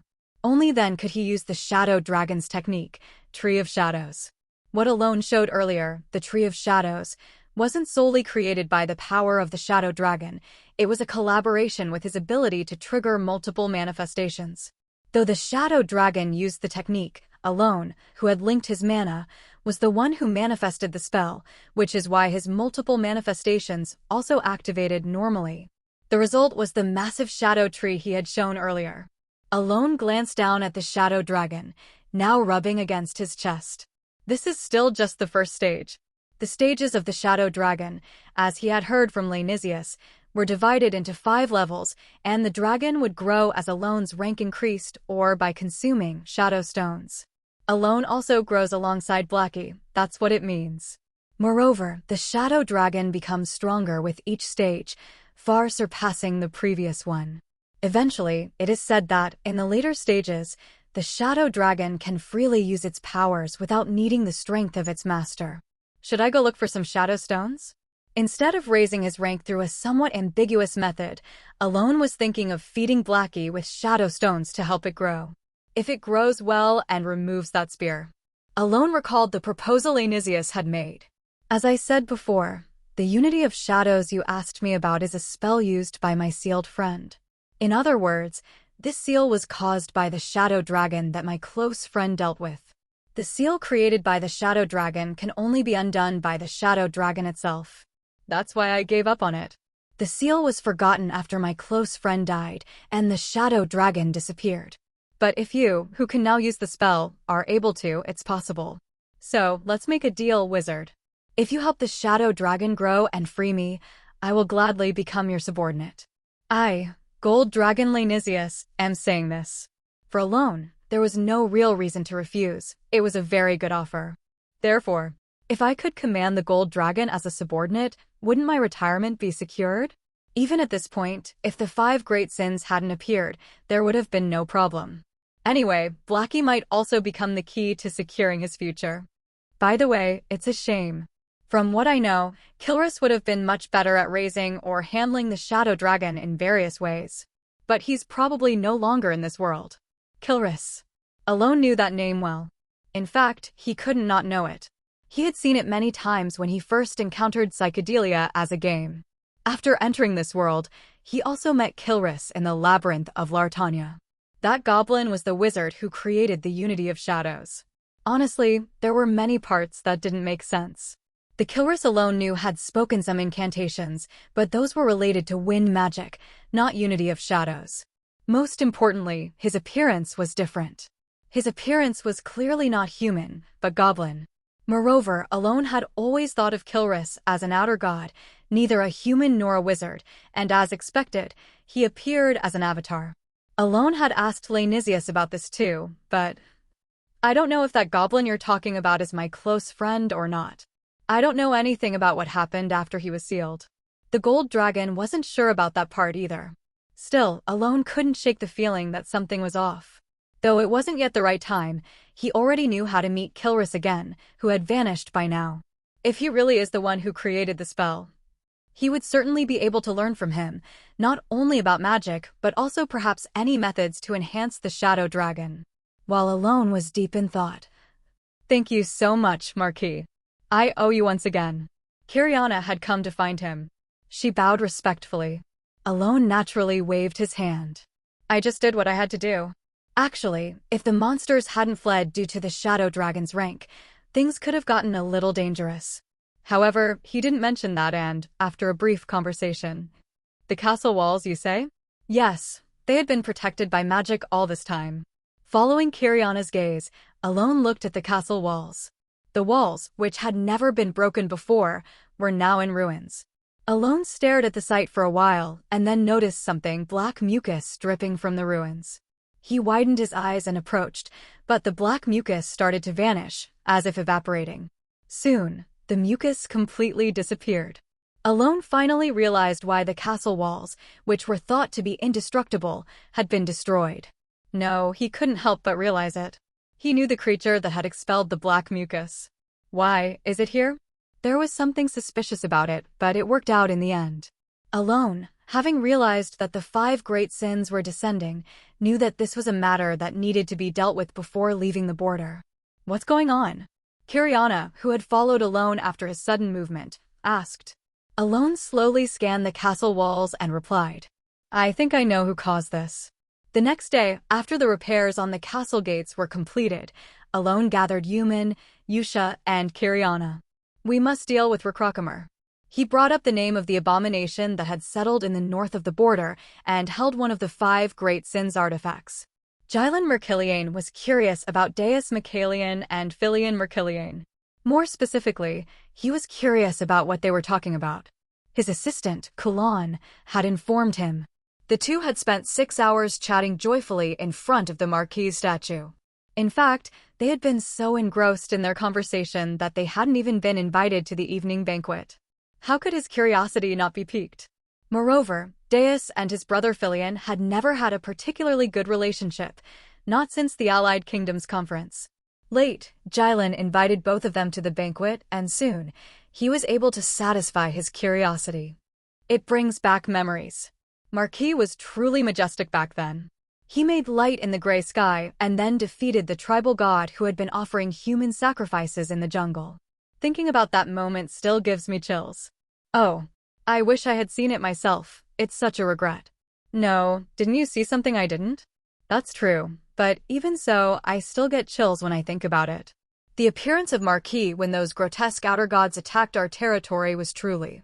It seemed as though they were intentionally praising the Marquis as soon as they sat down after a brief greeting. For a moment, Gillen was bewildered, but then smiled as he watched the two of them speaking so familiarly. Deus Michaelian, the first sword of Caliban, was not someone Gillen was particularly fond of, so he had no desire to get involved with him. Thus, he occasionally joined in their conversation while enjoying the meal. But at some point, Gillen realized something. He realized that he had made a serious mistake. I really wish I could have seen it too. What a shame.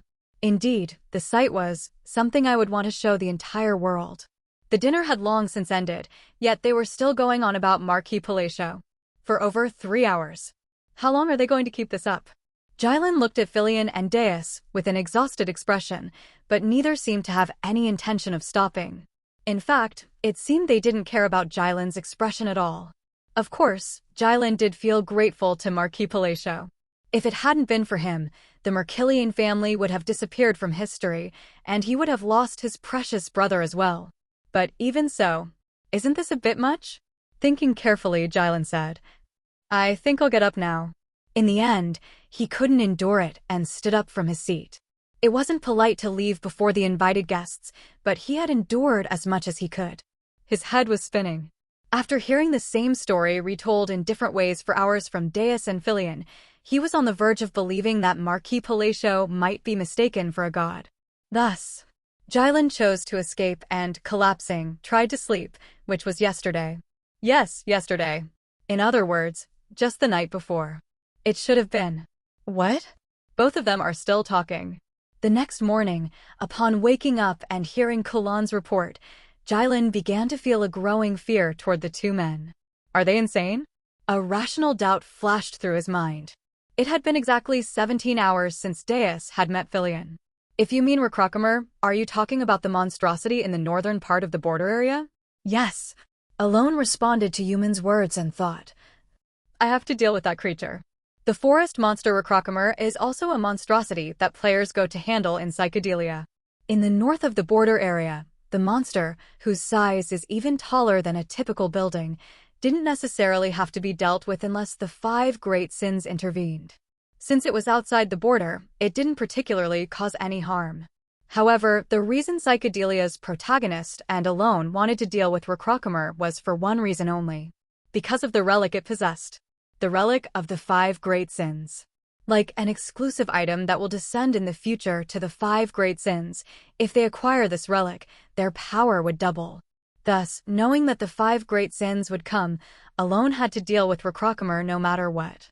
Additionally, there was also something he could gain. So, was it Recrocomer's power that destroyed the wall yesterday? While thinking of the crumbs that would fall, Alone nodded to Kiriana's question. Yes. I thought there was no clue, but how did you? There was black slime vaporizing on the broken wall. Slime? Yes. This black slime distorts any magic array it touches. Probably, the reason the wall fell is because Recrocomer's slime invalidated the structure of the magical circle on the wall. Indeed. Kiriana nodded. But then, confusion appeared on her face. But, as you say, Lord, can we assume that Recrocomer intentionally smeared the slime on the monster to attack us? I can't be sure, but it's not an impossible story. Recrocomer, as a monstrosity, has the authority to command monsters. So, the monster waves that have been attacking us, it wasn't because of a fault in the gate that repels monsters, but because of Recrocomer. Kiriana speculated. And Yuman, who had been quietly listening to the conversation, joined in. I meant to tell you, but we spent about a day checking the 5 installed gates and found no damage. So, probably a high chance that what the Lord said is correct. Why exactly is Recrocomer? Murmurs of increasing puzzlement. Honestly, I don't know why it attacked the wall. Alone was also puzzled. In the game, Recrocomer had never attacked the wall like this. At some point, it didn't seem to move. After a moment of contemplation, Alone brushed off the thought. After all, what he needed to focus on at this moment wasn't why the enemy attacked the wall, but dealing with the enemy itself, Recrocomer. That's why I might need some help with this. He promptly took action. Rather, I would like to ask you for help. If it keeps causing monster waves, especially ones that can invalidate the walls, it must be killed. Kiriana's eyes blazed with fighting spirit. Alone smiled inwardly. Dealing with Recrocomer would definitely require her help, precisely, the help of the allied forces. Then, let's set off immediately. There was no need to delay. The expedition was organized. It was not possible to mobilize all the allied forces. More than half of the troops had to be kept at the wall, as necessary. If they had pulled all the allied forces out for the punitive expedition and the monsters from the wastelands started rampaging inside the walls, the problem would become quite serious. Kiriana divided the allied forces into 70% for wall defense and 30% for the expedition. Although Alone was a bit disappointed, it was enough, so he accepted it. Saint Yuman also decided to stay at the border. Someone needed to lead the allied forces in Kiriana's absence. Although Yuman was a cleric, the power of his title as a saint was great. It was a position respected enough to command the allied forces. It's a pity. Yumin showed a slightly displeased expression. His gaze turned to Yusha, who was smiling broadly. Saint, you just need to encourage the allied force as well. What about the cardinal? How can a saint and a cardinal be compared? The people who remain will definitely want the saint to stay. I really regret it too. Despite being regretful, Yusha's smile was about 1 centimeter wider than usual. The saint furrowed his brow slightly, but eventually. It can't be helped. He sighed deeply and moved closer to whisper to Alone. Lord, never trust her. As I've told you several times, she is not a trustworthy person. Really? Alone felt odd. Not because of the content. He wasn't surprised as he had heard it before. It was the attitude. If so, why whisper? His voice was loud enough for others to hear. It was a blatantly unnatural behavior. Alone looked at Yusha. Fortunately, her expression was similar to before. No harm done. Her subtly gleaming red eyes were on the saint, like the gaze of a victor looking down on a loser. Why are they on such bad terms? Well, there's no need to know right now. Alone turned to Evan and ordered. Evan, you stay too. Yes. Evan responded energetically, as if he had been waiting. Aren't you going to ask why you're not coming? What is there to ask? I just follow what the Lord says. You responded so hastily because you didn't want to go? Hey, what do you think I am? Evan laughed. Then let's go together. Lord, thinking about it, I felt like I had both heat stroke and a cold yesterday from waiting for you so long. Evan, who said he would follow without question, quickly changed his tune. Alone chuckled inwardly. A few hours later. Let's set off. The expedition departed. It would take about 3 days to reach Rakrakhamar. Remembering this, Alone thought of the relic that the monstrosity possessed. Certainly, it was the relic of Wrath. He glanced at Yusha walking beside him. Originally, this relic was something Yusha was supposed to obtain in the future. However, in the original story, she, awakened as the Sin of Wrath, did not acquire this relic. The protagonist Eliban obtained the relic before her and destroyed it. Eliban's ability to conquer the Sin of Wrath was greatly due to this fact. Of course, Yusha was constrained, and the mages of the tower unleashed a barrage of magic, while Caliban's sword masters also joined the punitive force. And even the strong hidden across the continent came out to help. The more I think about it, the less sense it makes how strong it was. Yusha suddenly felt like a stranger. A sin that could only be killed after a total war effort by the entire world. Then, Lord. Yes. As they walked, Kiriana looked at Alone hesitantly. Could I, perhaps, touch that cat? Cat? Oh, are you talking about Blackie? Blackie peeked out from Alone's chest pocket, looking around. As Alone pointed to the little one. Is its name Blackie? Yes. What a cute name. Kiriana fiddled with her fingers, her expression slightly fluttery. Alone shrugged his shoulders nonchalantly because he had named Blackie himself. Feeling quite pleased, he took Blackie out. Would you like to touch him? Oh? Really, may I? It's fine. But what if he doesn't like other people touching him? Like yesterday, it might change a bit. Alone paused, looking puzzled, then sighed. He too had experienced a bit of a culture shock yesterday when he saw red eyes emerge all over Blackie's body. But aside from when using magic, Blackie maintained the form of a cat. It should be fine. Is that so? Then I'll try. Without any suspicion, Alone handed Blackie to Kiriana. As soon as the cat was in her hands, she smiled unknowingly, but then, puff. When red eyes angrily appeared all over the cat's body, she froze. With a growl, she hurriedly handed Blackie back to Alone. Once back in Alone's arms, Blackie vigorously rubbed against him and acted affectionately. Kiriana wore a bittersweet expression. It seems he only shows this side to you, Lord. I'm sorry. I didn't know he would do that. Alone looked at Blackie with mixed feelings. I didn't know he would be so hostile to others. Is it just towards Kiriana? Wondering, Alone tried handing Blackie to other soldiers and knights, but... Eek. Lord, could you take him back, please? Each time, the cat fiercely glared with red eyes and growled, and Alone realized Blackie didn't like being handled by others. After the commotion, Yusha called Alone. My lord. What is it? Could I hold Blackie for a moment? Blackie? Yes. He looks cute.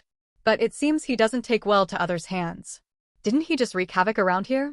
However, Yusha nodded as if it would be fine. But he's so cute. Can I try? Asking again, Alone handed Blackie over to Yusha, albeit with a slightly worried expression behind his calm facade. As expected, as soon as Blackie was in Yusha's hands, he started growling and producing red eyes all over his body.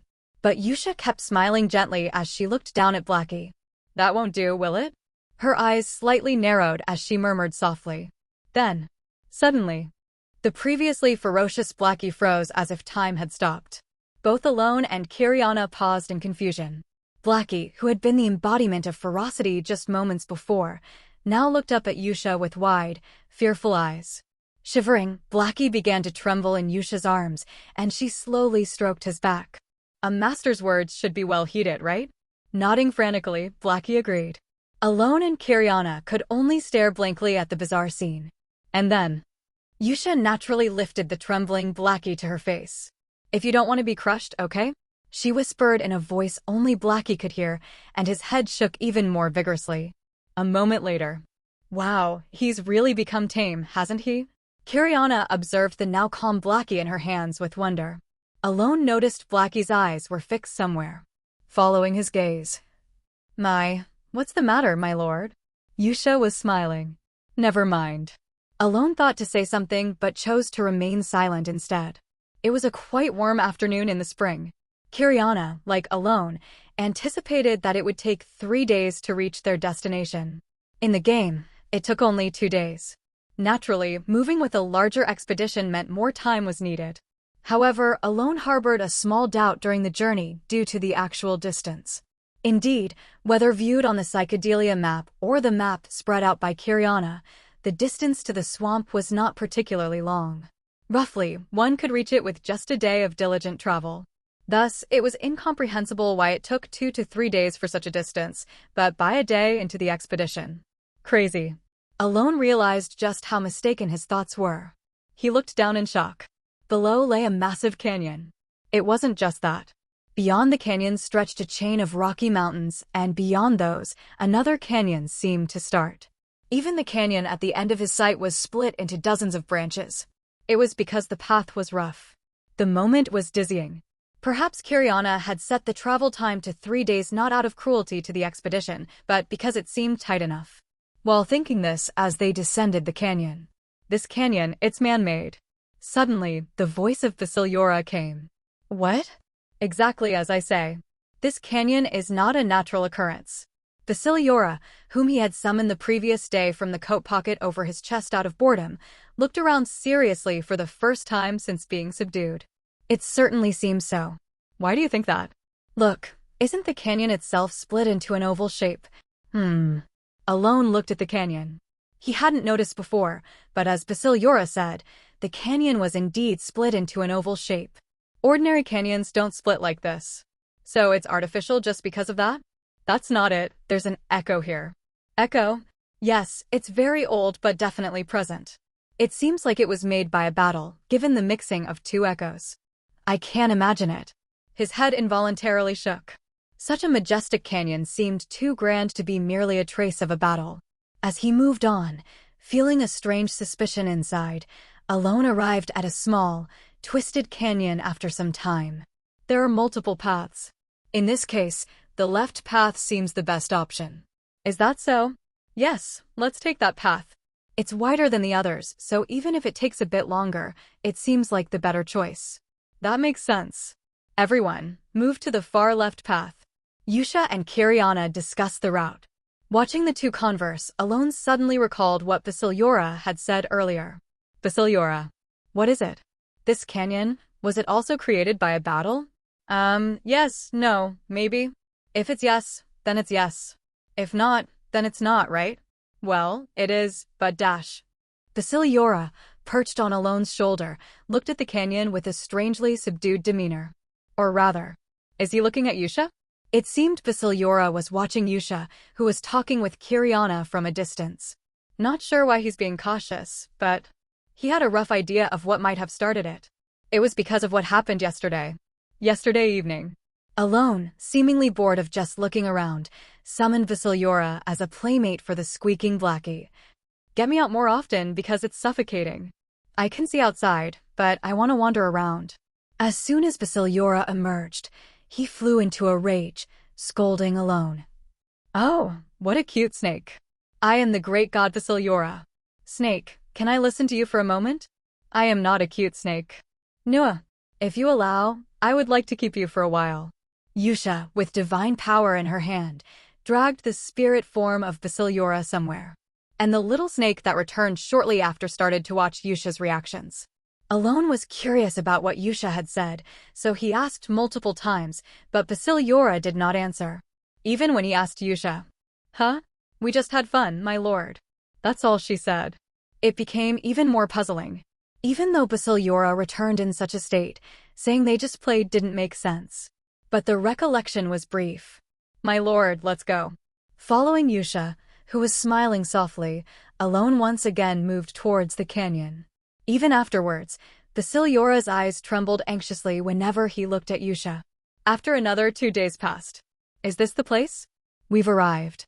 The expedition arrived at the swampy area where Rakrokamer of the Forest Abyss was located. As the expedition trekked through the forest, they encountered it. In the middle of the forest, not a bald hill, but Rakrokamer. In the middle of the swamp, its size was not fully obscured even by the water, and the soldiers looked pale as if their morale was broken just by its presence. And the knights also had serious expressions. Their faces weren't as pale as the soldiers, but their eyes clearly showed blatant fear. It was understandable. Rakrokamer, presumed to be sleeping in the swamp, was too vast for mere humans to kill. "I knew about it from stories, but it's bigger than I thought. Can we really kill it?" Even Kiriana spoke with a voice full of doubt. To which Yusha quietly smiled. "And Alone. I will now explain the plan." He began to explain without hesitation. A blue moon rose late at night. Kiriana quietly looked at the moon, then turned her gaze and spoke. "Begin." "Yes, understood." At her command, a knight lightly nodded towards somewhere. Recognizing the signal, "Turn." The soldiers started turning the massive pulley. Kriek. As dozens of soldiers moved in unison, the rusty noise started as the pulley slowly began to turn. Simultaneously, the northern pulley has started to turn. "We've started the eastern pulley. Signals are up from the west and south too." Reports from the knights were delivered. Kiriana nodded lightly, recalling the explanation given by Marquis Palacio earlier. The coalition's task is simple. There are a total of 4 pulleys in the swamp, based on the cardinal directions. Once I give the signal, you just need to turn all 4 simultaneously. After turning the pulleys, monsters will swarm in, and all the coalition needs to do is hold them off. A very simple and straightforward plan. Watching the soldiers struggle with the pulleys, Kiriana revisited a lingering question in her mind. How does Marquis Palacio know that there are pulleys here? As far as Kiriana knew, not many were aware of Rakrokamer's existence. Originally, no one except the coalition forces could enter beyond the borders, and the very existence of Rakrokamer would have been known only from ancient texts if one were not part of the coalition. Yet, strangely enough, Marquis Palacio seemed very well informed not only about Rakrokamer but also about this swamp. As if he had been here before. What? Just as a strange doubt began to form in Kiriana's mind. Thump. The a massive sound indicating that the pulleys had fully turned made her stop thinking and look around. The water in the swamp is draining. The water. It was true. With a tremendous noise, the water in the swamp began disappearing into an unseen underground depth. As Kiriana confirmed the rapidly decreasing water level. Crazy. At a knight's low curse, she involuntarily hardened her face and looked straight ahead. There lay Rakrokamer, just as it had been sleeping when they first saw it this afternoon. An exclamation of horror escaped her. The creature's bulk gradually revealed as the water level dropped. Is that a living creature? At the knight's whispered awe, Kiriana also closed her mouth. She could only empathize deeply. Can we really kill that? Doubts wildly scrambled through her mind. It was as enormous as a great fortress, and as the depth decreased and it emerged from the water, just one breath from it was enough to scare the local birds into a noisy flight. Even Kiriana, who prided herself on reaching a superhuman level, had to humbly acknowledge the limits of the human race. Overwhelmed by its sheer size, she felt involuntary awe. She then looked at Marquis Palacio. He was moving forward. Toward Rakrokamer, whose single tooth was so large that it would take 5 men combined to match it. Eventually, sighing deeply, the Duke looked ahead. Recrocomer, still not awakened, its mere breathing vibrated the earth, giving even Alone an unimaginable sense of pressure. Even for someone like Alone, there was no magic that could effectively damage a monster of this size. Nor could he suddenly create new magic with higher firepower than before. He was not that much of a genius. However, the fact that they had to deal with this monstrous creature remained unchanged. There was only one thing he could do. That was the application of magic. Alone, deploying a severe cold from his armor, quickly muttered an incantation. Slower than Duke Comelin, but certainly faster than the old Alone. Frost Barrier Extreme. The moment he uttered the last word, the magic that froze everything within the conjured space burst forth. Krarek. Above Recrocomer's head, it unfolded. The magic, constrained in space and time to save mana, lasted only 2 seconds. In that brief moment, a massive crystal formed above its head. Certainly capable of wiping out dozens of monsters in one strike, the crystal formed initially was too small to inflict meaningful damage on Recrocomer's massive body. However, multiple manifestation. Alone's magic, already having laid out a spiral structure of magical energy, deployed Frost Barrier Extreme once more. Crack. And on top of that, he deployed it again. Crack. What ultimately formed was a giant crystal large enough to finally impact Recrocomer's massive body. Observing the floating crystal, Alone sealed an incantation and twisted the laws of the crystal. Spiral. Following the chant, the law embedded within the incantation infused into the crystal. The arrangement of icy magic twisted into a spiral. Its sharpest point spread across a wide surface like floating debris, releasing a sound akin to a tree breaking, scattering the remnants in all directions like spring snowflakes. Only then did Recrocomer, awakened too late by the snowflakes assaulting its body, open its eyes. Rotation. But Alone, undeterred, twisted another permitted law. The crystal, upon Alone's chant, began to rotate clockwise, obeying the law of gravity as it plummeted to the ground, gaining the penetrating power to pierce through the monstrous creature's tough skin along with the spiral incantation. With a thunderous noise, it pierced through Recrocomer's body. Simultaneously, the last thing Alone invoked was Shatter, violently breaking the arrangement of rotating magical energy. With that, the crystal that had pierced through Recrocomer exploded like a bomb and dispersed. Under the blue moon, a bloom of ice flowers blossomed. By the time the battle between Recrocomer and Alone began. Thank you so much, Saint. It is not because of me, but all thanks to Cyronia's grace. Another monster wave was repelled from the fortress walls at the border. Yes, thanks to Cyronia's grace, there were almost no casualties. That's a relief. Human responded as such, looking down below the fortress walls.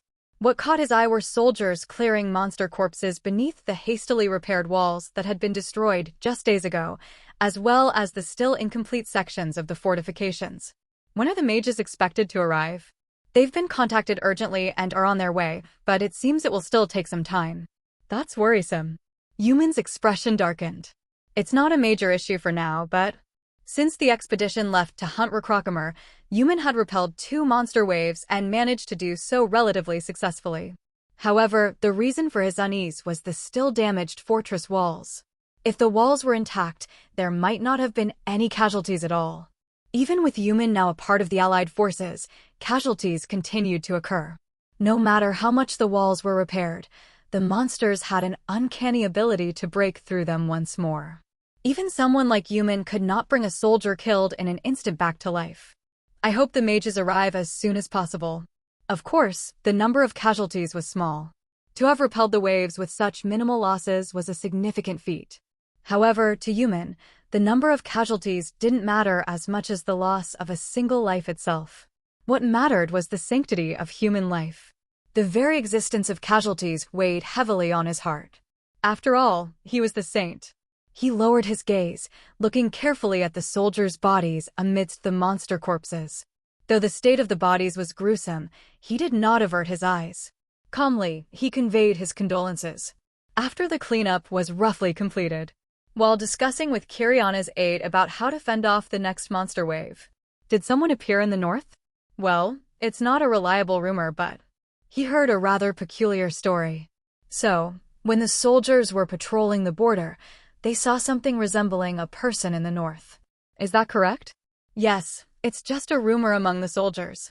You don't need to concern yourself too much. I only mentioned it because it came to mind. If you don't mind, could you tell me more about it in detail? Yuman's expression grew serious. The aide, who had brought it up casually to lighten the mood, looked puzzled but continued the story. A moment later. So, there's a rumor that someone with white hair was seen in the canyon area of the northern region? Yes, but as you know, it's unlikely there's anyone in the border area. Both we and the Empire keep it under strict control. Although the report reached Kiriana, most dismissed it as a hallucination. However, after Cardinal Yusha's arrival, the aide paused briefly before continuing. The soldiers who saw the figure claimed that the person resembled Cardinal Yusha. Well, that's the gist of it. Haha, saying it out loud, it does sound like an absurd rumor. After all, it makes no sense for the cardinal to be there. The aide scratched his head awkwardly, noting the soldiers had only seen the figure from a considerable distance, making the account less credible. But Yuman, hearing the tale, remained silent. He pondered deeply, gazing toward the north, where a fierce battle was likely raging. A massive crystal plummeted, piercing through Recrocomer's body and erupting in an explosion, with frost blooming beneath the blue moonlight. Recrocomer let out a chilling scream, thrashing wildly. With a single sweep of its tail, it leveled the surrounding trees. From its sharp mouth poured needle-like tendrils, scattering frantically in all directions. Even its slightest movements shook the ground as if the entire continent were experiencing an earthquake. Between the monstrous cries, Recrocomer's crimson eyes burned. Eyes devoid of reason. From the colossal, streamlined body's tail, black slime began to burst forth. As with the slime alone had previously discovered at the castle gates, it consumed all forms of magic. This was a unique ability granted only to the monstrous Recrocomer, rendering all mages' powers ineffective. In an instant, the massive ice crystal alone had created melted and disappeared. The crystal, which had accurately pierced Recrocomer's body, vanished. The magic alone had crafted by combining applied self-construction, and spellcraft was nullified by the irrational laws of the world bestowed upon the monster. It vanished like a mirage. Even amidst this irrationality, Alone prepared his next spell. Having anticipated Recrocomer's behavior from the start, Alone remained confident in his ability to win. Alone checked his magical reserves. Though he had only manifested magic for about 2 seconds to conserve energy, his mana was already reduced to half. It was sufficient for casting several small spells. But it was far too little to create magic potent enough to effectively damage Recrocomer. Even so, it didn't matter. Having already injured Recrocomer and forced it to rampage in the visible marshland, Alone's plan was unfolding perfectly. Unity of Shadows. As Alone murmured softly, the small creature that had been tucked into his chest pocket moments earlier sprang out, its body now covered with crimson eyes. The creature's tail flowed down Alone's hand and seeped into the ground in an instant. Raising his hand, Alone cast another spell to deploy a shield.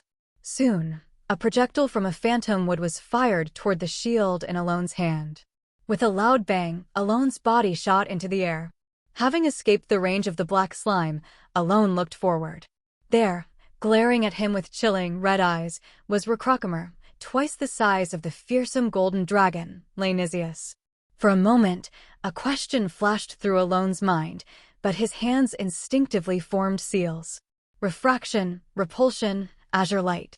The words flowed from his lips almost automatically. The speed of his spellcasting had become noticeably faster than before. Then, linear diffraction. Like flicking a pebble. Alone fired the azure light formed at his fingertip. Not at Recrocomer, but toward the fractured and unstable ground beneath the monster's rampaging movements. Kwang! The lightning from Alone's hand struck the ground. Though the spell was small and insufficient to harm Recrocomer directly, that tiny force penetrated the already cracked and unstable marshland floor. Boom kugagagug. The small impact triggered a collapse of the ground. Kwang!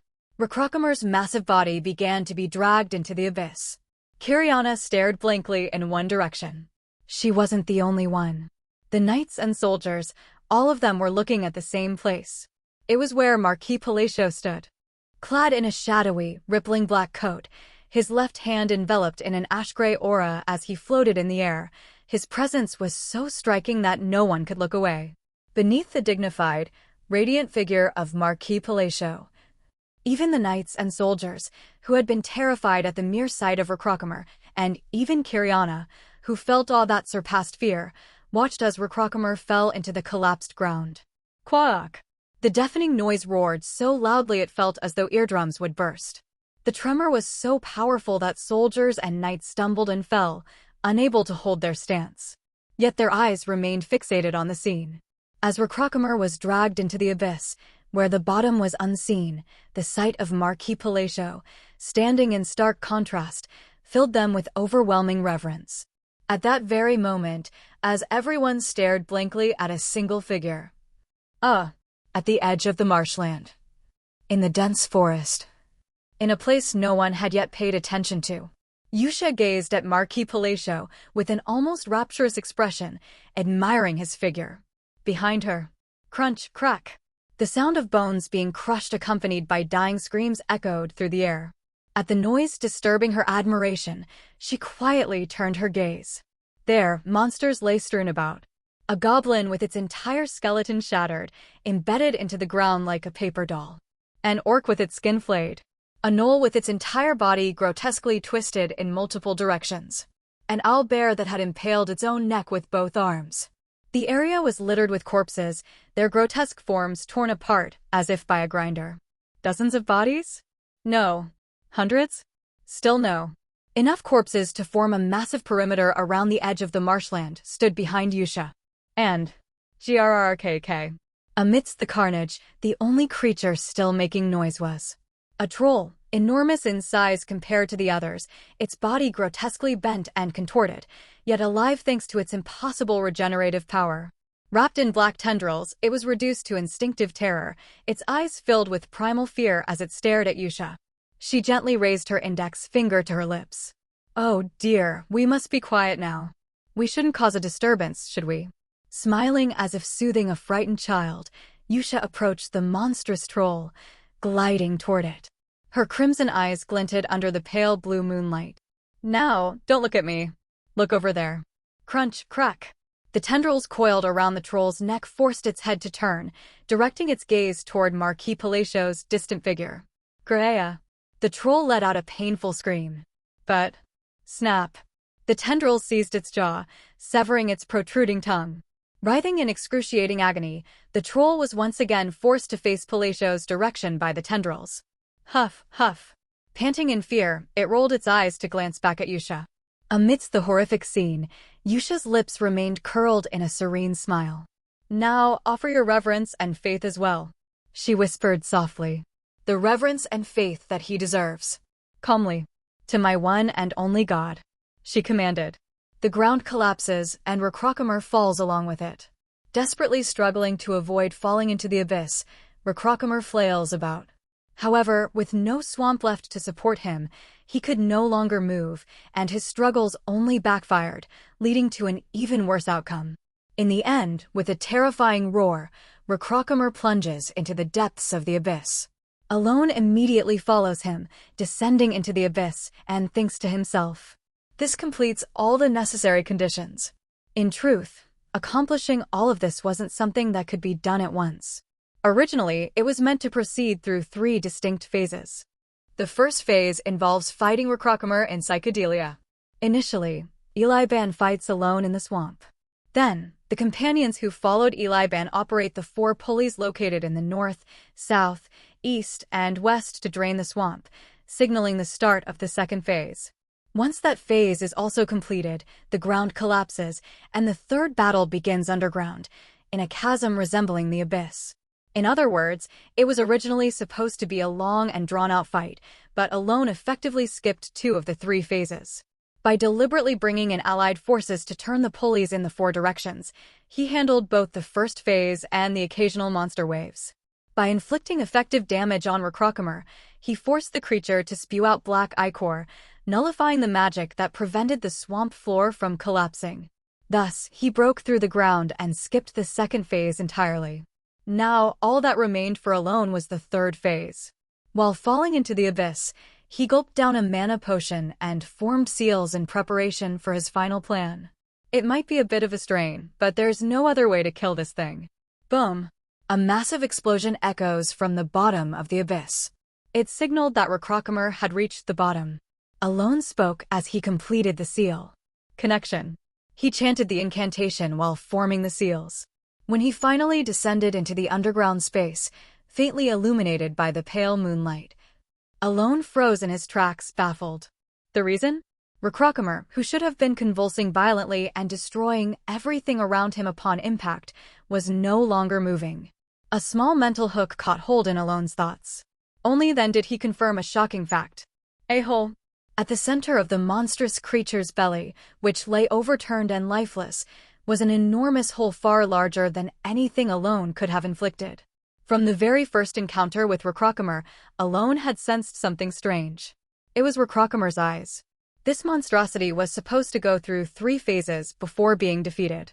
Upon reaching the 3rd phase, when its health dropped below 30%, its eyes would turn red, and it would enter a berserk state for its final desperate struggle. However, even from Alone's first attack, Recrocomer's eyes had already been red. In other words, Recrocomer had entered a berserk state before Alone even attacked. No matter how effective Alone's attacks were, they couldn't have been lethal enough to deal a fatal blow. After all, Recrocomer was a fiendish creature. Even Eli Ban, who possessed protagonist-level abilities and absurd powers due to plot armor, would have found it challenging to deliver a decisive blow to Recrocomer in a single strike, unless he had taken the path of a mage. Alone stared intently at the fallen creature. There, in the center of the beast's abdomen, was a massive hole far beyond his own doing. What is this? His head tilted to the side in confusion. Of course, this situation was extremely advantageous for Alone. He was able to handle Recrocomer, which he needed to capture even at great cost, with ease. However, he couldn't simply dismiss the mystery. Why did Recrocomer have such a wound? Or was it originally intended that he would be wounded by someone around this point in the story? Pondering over it, he shook his head slightly. No matter how he thought about it, that seemed unlikely. That enormous hole would take Recrocomer, whose regeneration ability wasn't particularly high, decades to recover from. Even if it did recover, it would leave significant scars. Thus, only one plausible scenario remained. Someone must have fought with Recrocomer before Alone arrived to handle the monstrosity. Who could have engaged in such a duel with Recrocomer? It wasn't difficult to narrow down the list of candidates. Someone capable of not only fighting the monstrosities guarding the artifacts of the 5 great sins, but also inflicting such a wound. As far as Alone knew, only a few existed. At most, a few hidden powerhouses and the 4 great factions. Of course, this world held far more vast and intricate secrets than Alone originally knew, so making hasty assumptions could be premature. However, at least among those Alone was aware of, only that few could inflict such a wound on a monstrosity. Was it the work of Juju? He speculated with a strange feeling, but soon shook his head again. Juju wouldn't act hastily without a clear purpose. After much deliberation, he decided to proceed. His goal in dealing with the monstrosity was nothing other than obtaining the artifact of the 5 great sins. Alone stepped into the gaping hole in the lifeless Recrocomer's belly. If everything had gone according to the original plan, he would have had to enter through Recrocomer's mouth, face the thorny tentacles inside, and endure another grueling challenge. However, with the belly already pierced, that was no longer necessary. It wasn't long before Alone discovered an enormous cavity that was unlike anything one would expect inside a living creature. In the vast space, one thing stood out. At the center, he immediately spotted one of the artifacts of wrath, the Crimson Spear. Without hesitation, he approached it and pulled it from the ground where it was embedded. The Crimson Spear came out effortlessly, without requiring any special force. Its design was remarkably plain for something considered an artifact of the 5 great sins. Other than a rounded groove carved at the end of the spear, it had no patterns or decorations. Moreover, it exuded no particularly sinister or malevolent aura, but Alone was certain it was an artifact of the 5 great sins. He had already seen this item in the game. Alone swiftly secured the spear. Boom. Crash.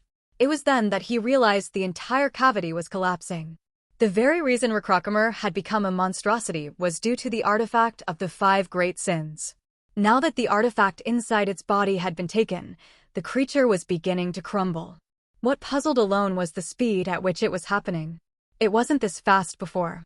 After briefly questioning it, he started to move to escape the collapsing area. Letting out a sigh, he turned his attention to the area surrounding the cavity where the spear had been embedded. The moment a crimson pearl caught his eye, snatch! He grabbed it and dashed out of the cavity. Upon safely escaping, Alone was greeted by the sight of Blackie absorbing Recrocomer's crumbling remains. The next day, the expedition team, having dealt with Recrocomer, began moving back toward the border. However, they were somewhat disappointed that they couldn't uncover the reason why Recrocomer had sent monster waves toward the fortress wall. Nevertheless, having taken care of the root cause, the expedition wasted no further time and left the swamp, now reduced to just a forest. They returned to the border with no significant changes from their departure. The only noticeable difference, if any, was the knights and soldiers who had joined the expedition were staring at Alone so intently that their gazes felt as if they were drilling holes into him. Moreover, their expressions were uniformly filled with respect and admiration. Alone glanced around at the group, meeting their gazes briefly. This is a bit too much. Of course, Alone understood that their admiration and reverence stemmed from genuine awe, so he didn't plan to scold them. But he couldn't help feeling burdened by it. Especially since, in Recrocomer's case, it wasn't as if Alone had handled it entirely on his own. Sure, he landed the finishing blow, but it felt like someone else had already done most of the work, leaving him to deliver the coup de grace, which left him feeling a bit uneasy. However, putting that aside, Alone had something else occupying his mind at the moment. Blackie clinging to his chest. The creature turned its head toward Alone, seemingly noticing his gaze, and let out a small meow sound. Is it really okay? Alone had witnessed Blackie absorb Recrocomer's collapsing body in its entirety just the day before. Although about half of the massive creature had crumbled into dust, the remaining portion had been absorbed by Blackie, who had leapt from Alone's chest to do so. Alone turned Blackie's small body from side to side, inspecting it closely. There doesn't seem to be any change. Its appearance remained exactly the same. Its size hadn't increased, and it didn't seem particularly stronger either. Even when Alone tested its magic abilities just in case, they were unchanged as well. For a creature that had absorbed such a powerful monstrosity, the complete lack of transformation was puzzling.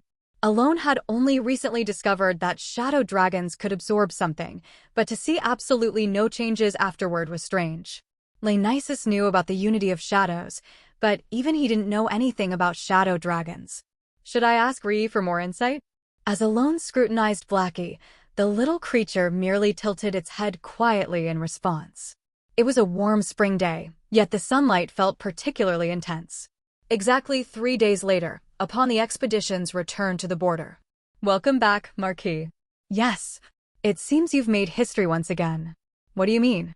I didn't hear any specific stories, but judging by the reactions of the soldiers and knights, you must have done something noteworthy again. As Evan gestured toward the still admiring soldiers and knights. You've arrived, brother. Yes, Saint. I've just returned. That's a relief. Yuman approached with his usual warm smile. But soon, his expression turned serious. Did Cardinal Yusha do something? No. Cardinal Yusha? No, nothing at all. With an even graver expression than before. Brother, I must insist once again, stay away from Cardinal Yusha. What? She is dangerous.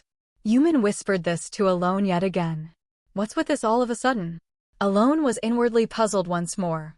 Still, their return had been a safe one. Right after Yuman warned and left, Alone returned to his room for a brief rest. So, that Recrocomer, or whatever it's called, was it big? All of a sudden? The soldiers back from the expedition have been making a huge fuss. I keep hearing them talk about it. Evan asked. It was just a giant-sized weakling. But the one who responded wasn't Alone, it was Basiliora. Huh? How is it out here? Don't point at me. You lowly human. Basiliora snapped at the finger pointed toward it. It complained about being too bored, stuck inside the ring.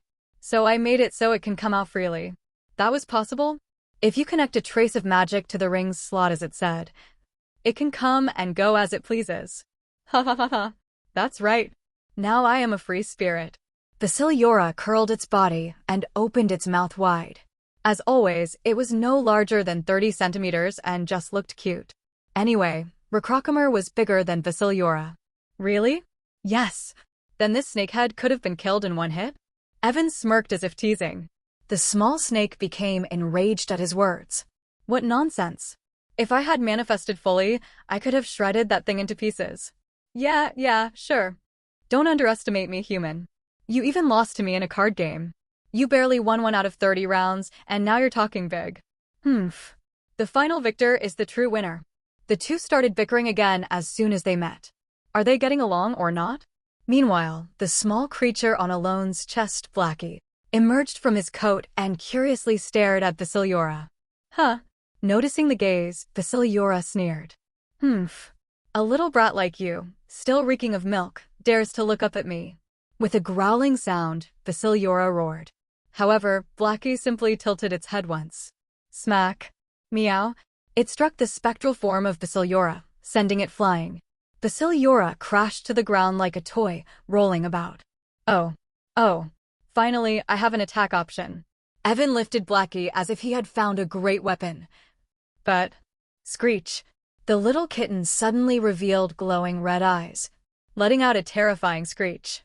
Evan, who had been grinning, immediately put Blackie down. Witnessing all this, Alone muttered. What a mess. He summed up the triangular relationship simply. While Alone's party was spending their peculiar but cozy time together, in a guest room near the border, two individuals were facing each other.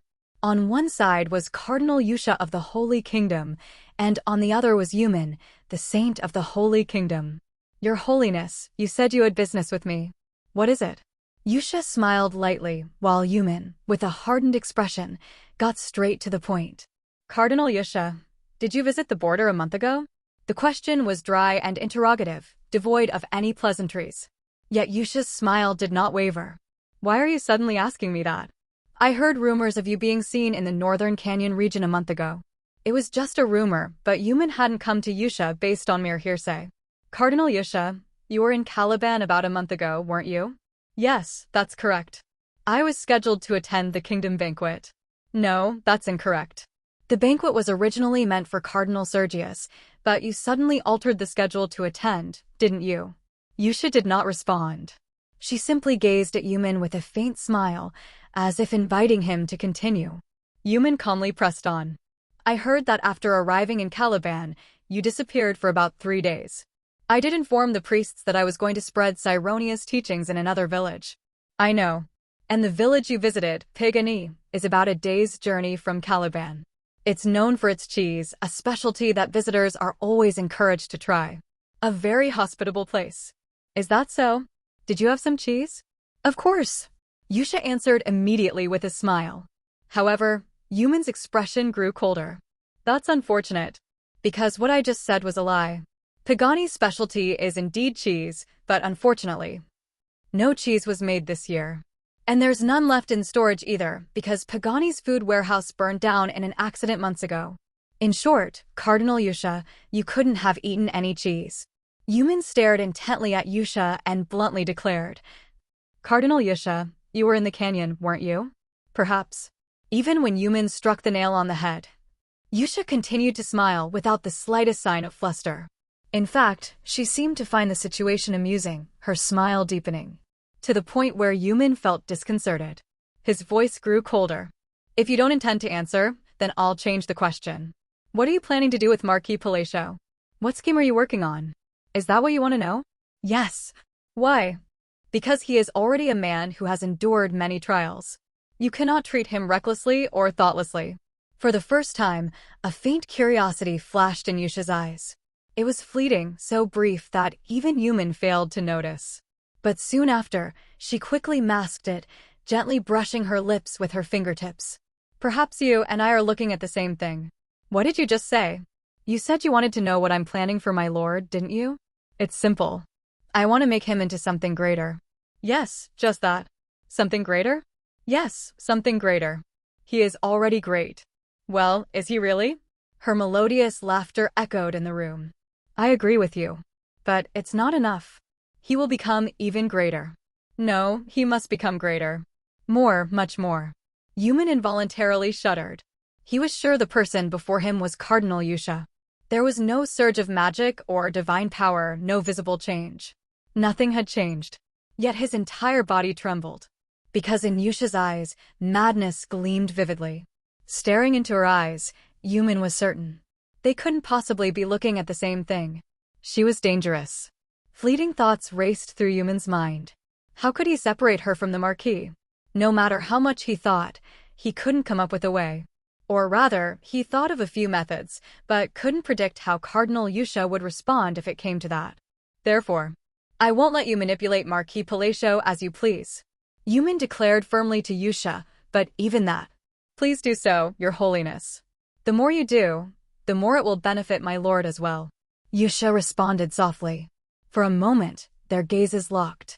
A mixture of unreadable emotions and determination filled the air. Meanwhile, back with Alone. Tap, tap. Ack. Please, please stop. Have mercy. That's it, Blackie. Crush that stupid snakehead. Alone stared blankly at the one-sided sparring between Basil Yora and Blackie, thinking to himself, should I eat some sweet potatoes?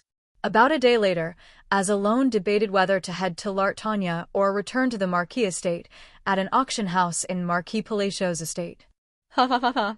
Alexian, once the famed appraiser, now the owner of the auction house, let out a boisterous laugh in his office. Despite sleeping barely 4 hours a day, he couldn't help but revel in his current life. The reason? Money. Alexian was earning so much that it felt like he was reliving his golden days in the backstreets of Roxas. To put it in perspective, he had already recouped every penny he had grudgingly invested thanks to Satan's menacing glare. And that wasn't all.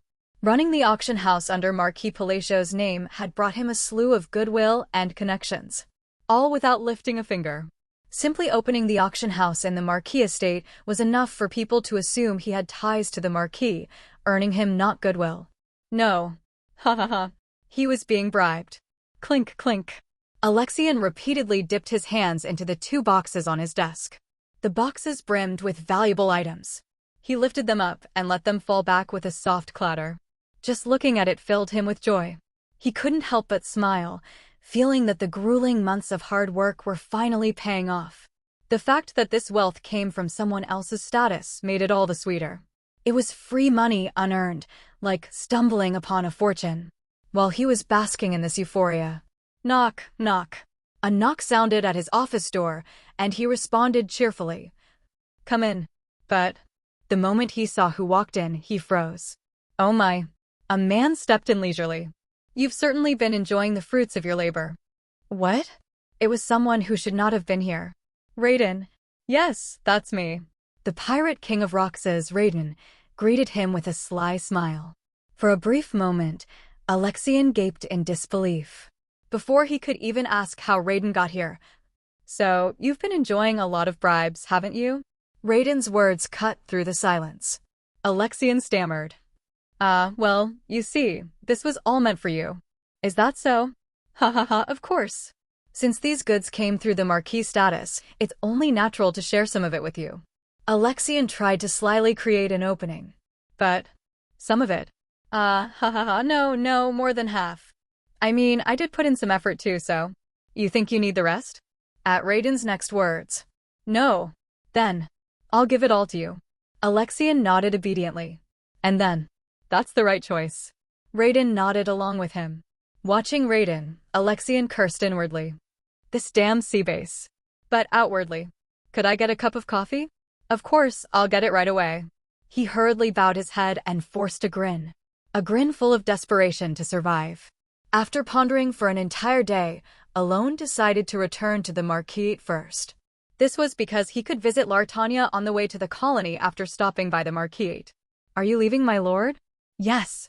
As soon as Alone began preparing to leave, Yusha appeared as if she'd been waiting and asked, You're not leaving the Holy Kingdom yet? No, even though we've dealt with that monstrosity, additional measures are needed for the collapsed walls. Alone nodded while looking at the temporarily repaired walls visible behind her. Oh, my lord. What is it? Could you give me the item you brought out last time? The item I brought out last time.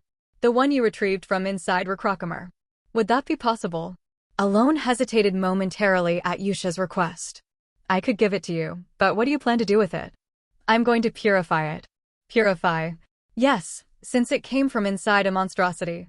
Even if it looks harmless, it seems best to perform a purification ritual at the cathedral. Yusha paused, pondering for a moment, then added, if you don't feel like doing it now, it's okay, but please ensure to visit the Holy Kingdom later and have the purification ritual performed. Items like that often appear harmless, but can be dangerous. Such things can affect the mental state of their holders, she said, raising her index finger as if she were a teacher herself. Seeing her gesture, Alone understood why she wanted the artifact and felt a small sense of relief. If it were anyone else, they wouldn't know. But Alone knew better. After all, she was destined to become one of the 5 great sins in the future. Not that there's anything to worry about right now. The artifacts of the 5 great sins only function to their full potential if they remain inside the monstrosities guarding them. In other words, the moment Alone removed the artifact from Recrocomer, it lost its value as an artifact. Evan. Yes. Bring it out. Evan immediately went to the carriage and began rummaging through its contents. Marquis? This is it, but its color seems to have changed since last time. Hadn't it been changing little by little? But it didn't turn this dark before, did it? Evan handed over an object, which was no longer red but had turned pitch black. Alone recalled a scene from the game. When the player timely retrieved an artifact from a monstrosity before a sin could, the sin of pride had flown into a rage. It does seem completely powerless now. Alone stared at the discolored artifact for a moment before handing it to Yusha. Here it is. Thank you, my lord. I'll take it to the Holy Kingdom, have the purification ritual performed, and return it to you immediately. I'd appreciate that. Don't mention it. Yusha smiled brightly. And then, Marquis. Yes, Saint. I will protect you no matter what. Pardon. Before he realized it, Evan had approached him, nodding firmly with a face full of divine resolve. Alone subtly took a step back, keeping his mouth shut. It's nice of him to think that, but... Feeling somewhat burdened, he hurriedly left. About a week had passed since they departed from the border. It's my victory, Snakehead. You brat. How dare you use tricks? Tricks? Nah, it's just your brain falling short. On a slightly chilly evening, Alone's party gathered around the campfire they had lit for the night. Alone, cooling a hot sweet potato before popping it into his mouth, watched Evan and the little snake engage in their nightly ritual of coming up with new games to compete in. Then his gaze naturally drifted upward. He stared blankly at the stars. Does it look beautiful to you? The voice of the observer echoed faintly in his mind. For some reason, her words often surfaced in his thoughts whenever he gazed at the stars recently. Munch, munch. But he quickly stuffed the rest of the sweet potato into his mouth, brushing aside the memory, and began to focus on the tasks ahead. Eli Ban will handle it, so I don't need to worry about that. What I need to do next is deal with the other monstrosities holding artifacts and strengthen the necessary magic for it. He recalled the words of the golden dragon, Laenisius. More specifically, what Laenisius had mentioned about magic before Alone left the dragon's lair. I regret to say I don't know much about the magic of mages. The little I do know is that your magic, what's it called again? The language of the physical realm. Aside from that, if there's anything that might help with your magic, it's one thing. Seals. While I don't fully understand how they work, I once heard from an ally that stacking seals could enhance magic. I didn't pay much attention at the time, so my recollection is vague, but apparently, if you know the seals well, it's possible to layer their effects and abilities. That's as far as I know, the Golden Dragon had concluded. During the battle with Recrocomer, Alone realized he needed to delve deeper into the mechanics of magic. While he had managed to defeat Recrocomer using game knowledge and strategies, many of the remaining monstrosities didn't have exploitable gimmicks. This meant that future battles would likely not afford him the same overwhelming advantage. Thus, Alone determined that he needed to go beyond merely relying on materialization magic and start exploring magic itself to prepare for a wider range of scenarios. The first step was studying seals, which he had never properly examined before. While pondering over this, Marquis. Evan handed him another sweet potato. It seemed the argument disguised as a game with Vasiliora had ended, judging by Evan's satisfied expression. Thanks. Don't mention it. Give me one too. No food for losers. Arg, don't be ridiculous, human. I could never lose to a mere human. Vasiliora wailed, performing a breakdance of despair on the ground. So, yes, what was tonight's game? Seeing Vasiliora's over-the-top reaction, Alone casually asked Evan, who was calmly biting into a corncob. Marble flicking. Marble flicking? Yes. The game where you hit marbles to win them? Exactly. Alone glanced down at Vasiliora. This great being, lost to a human. A mere human. Over losing a simple marble game. His reaction was beyond dramatic. Alone began to understand why Evan and Vasiliora found such games so entertaining. As he absent-mindedly moved to pop the sweet potato into his mouth again. Meow. The little black creature perched on his shoulder reached out. He offered it a bite of his sweet potato. Nom, nom. The creature eagerly chomped away, as if it had been waiting all along. Watching Blackie adorably squint its eyes in delight at the taste, Alone found himself musing. At least it doesn't sprout a mouth from its stomach like last time. He recalled how startled he'd been when the creature had suddenly grown a mouth on its belly. Arg. Wait, stop it. Stop, I said. Apparently unimpressed by Basiliora's constant wailing, Blackie had already nudged him a few times with its little paw. So unfair. Eventually, Vasiliora shrank down, sulking as the night fully settled in. It was a pleasantly cool evening. A few weeks later, Alone finally arrived at the Marquise of Palacio after nearly 2 months. The estate seemed to have changed significantly during his absence, and with that came a mountain of tasks that awaited him. He also learned that Raiden had visited while he was away. But he didn't have the chance to hear all the details. Rather, he couldn't. Because as soon as he arrived, "I'm so sorry." Bang. Pinia threw herself to her knees and banged her forehead against the ground in front of him. Inside an office overflowing with paperwork, Alone found himself in a peculiar mood. In front of him sat Pinia Chryson, fidgeting nervously as if she'd committed an unforgivable sin. She couldn't keep her gaze still, her body shifting restlessly in her chair. "Did you come alone?" No. I came with my brother." Her voice trailed off as her head lowered further, looking like a broken toy robot. Alone decided to cut to the chase. "So, care to explain what exactly you did wrong?" Well. Pinia cautiously glanced up at Alone but quickly looked away again, her head bowing further. Alone couldn't help but feel like a school bully from his younger days, though. In this case, Pinia seemed very much like the victim. Just as he was starting to feel unfairly accused. "Well, the thing is..." Pinia stammered and began her explanation. After listening to her for a while, Alone finally understood the situation. "So that's how it happened." "Yes." "So, to summarize, Heinkel thought you and I were in some kind of relationship, and in exchange for teaching you magic, you decided to play along with that pretense at the Tower of Magic?" "Yes. Since she was always wandering around in spirit form. And now that you've learned some magic, you've come clean because you figured it was only a matter of time before you got caught?" "Yes." Pinia nodded nervously, stealing glances at Alone. So that's why the rumors wouldn't die down. Now Alone understood why the gossip had persisted. Watching Pinia squirm, he pondered his next move. What should I do about this? He didn't feel particularly inclined to reprimand her. Though annoying, it hadn't caused him any real harm. After some thought, an idea struck him. A small smirk crossed his lips as he spoke. "All right, here's what we'll do." "Huh? Your goal was to learn magic from Heinkel, right?" "Well, I'd be fine without it, but learning more magic would make me really happy." Pinia's voice trailed off uncertainly. Leaning back in his chair, Alone made his proposal. "How about this? Instead of maintaining this uncomfortable rumor, I'll meet Heinkel directly. Wouldn't that be easier for both of us?" "What? Really?" Pinia's eyes widened in genuine surprise, sparkling like those of an innocent child. She quickly nodded, looking thrilled. Yes, that would be wonderful. The rumors have been uncomfortable after all."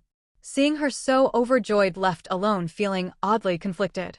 The rumors had been a nuisance, but watching her react so enthusiastically made him feel as if he were the one at fault. "However, I have a favor to ask in return." Suppressing his mixed feelings, Alone got to the point. A favor. What kind of favor? In response to her question, Alone smiled and stated his objective. I'd like your help with my magic research. Magic research? Yes, it might be a bit unfamiliar, but can you do it? The timing was perfect. She'll be a great help for the research. Peenia Chryson was undeniably eccentric, but her magical prowess was genuine. Even now, she was steadily transitioning from the 7th circle to the 8th. If it's something like that, I'll do it. Peenia enthusiastically agreed, and both seemed satisfied with the outcome. However, Peenia was blissfully unaware. She had no idea that the so-called research would entail grueling, relentless labor under the guise of exploration. It wasn't until a week later that she realized the truth. At the same time, Haydn was at Deus's mansion in Caliban to discuss matters related to the latest decree. However, the topic he broached first had nothing to do with that. It couldn't. The reason was Lord First Moon. Yes, what is it? That? Haydn pointed toward the massive statue standing in the center of Deus's garden, visible through the window.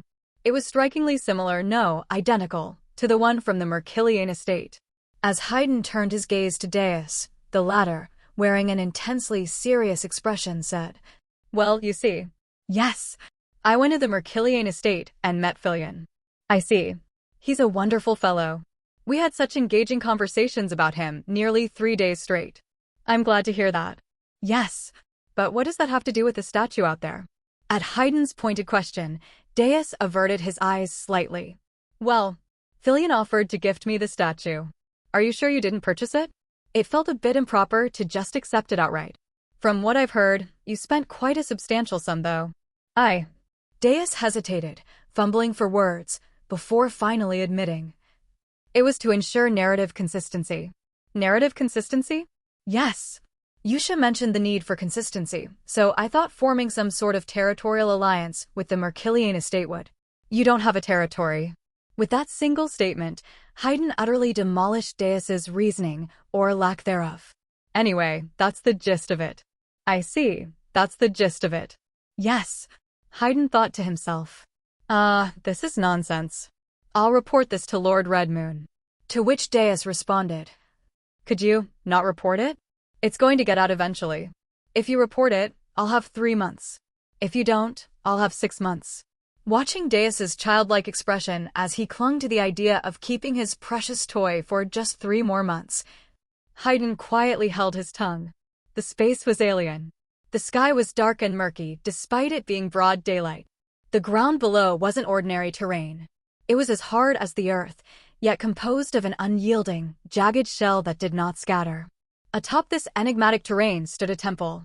Not an ordinary one, but a lofty temple built of black bricks that harmonized with the dark sky. And inside it, there were 2 figures. Their appearances couldn't be clearly discerned.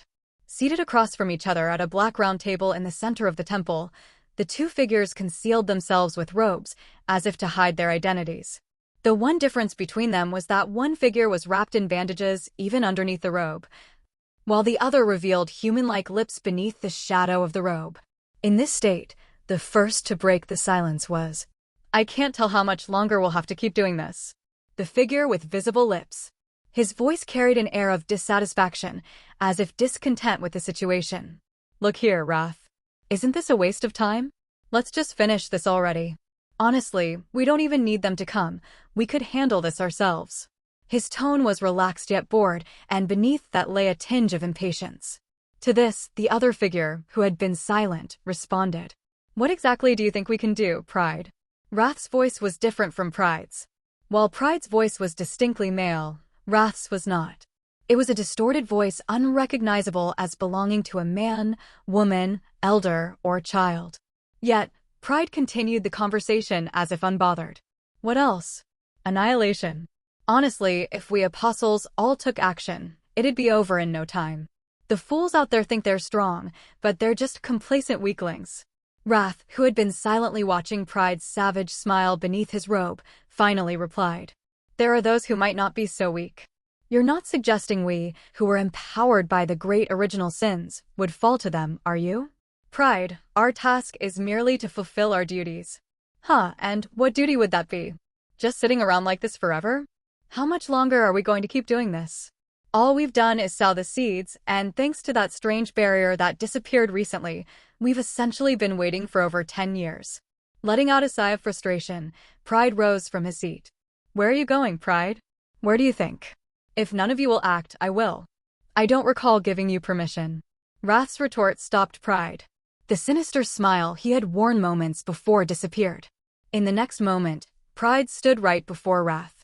At the same time, a chilling black lightning bolt struck down from the sky. The black electricity split into dozens, even hundreds of strands, halting just above Wrath's head. That wasn't all. The once intact Black Temple crumbled into ruins in an instant, destroyed by Pride's sin. Suddenly, Pride was standing atop the round table, extending his hand toward Wrath's face, crackling with lightning. I don't believe you've ever been my superior, Wrath. A chilling expression, an icy voice. But Wrath offered no reply. They merely looked up at Pride.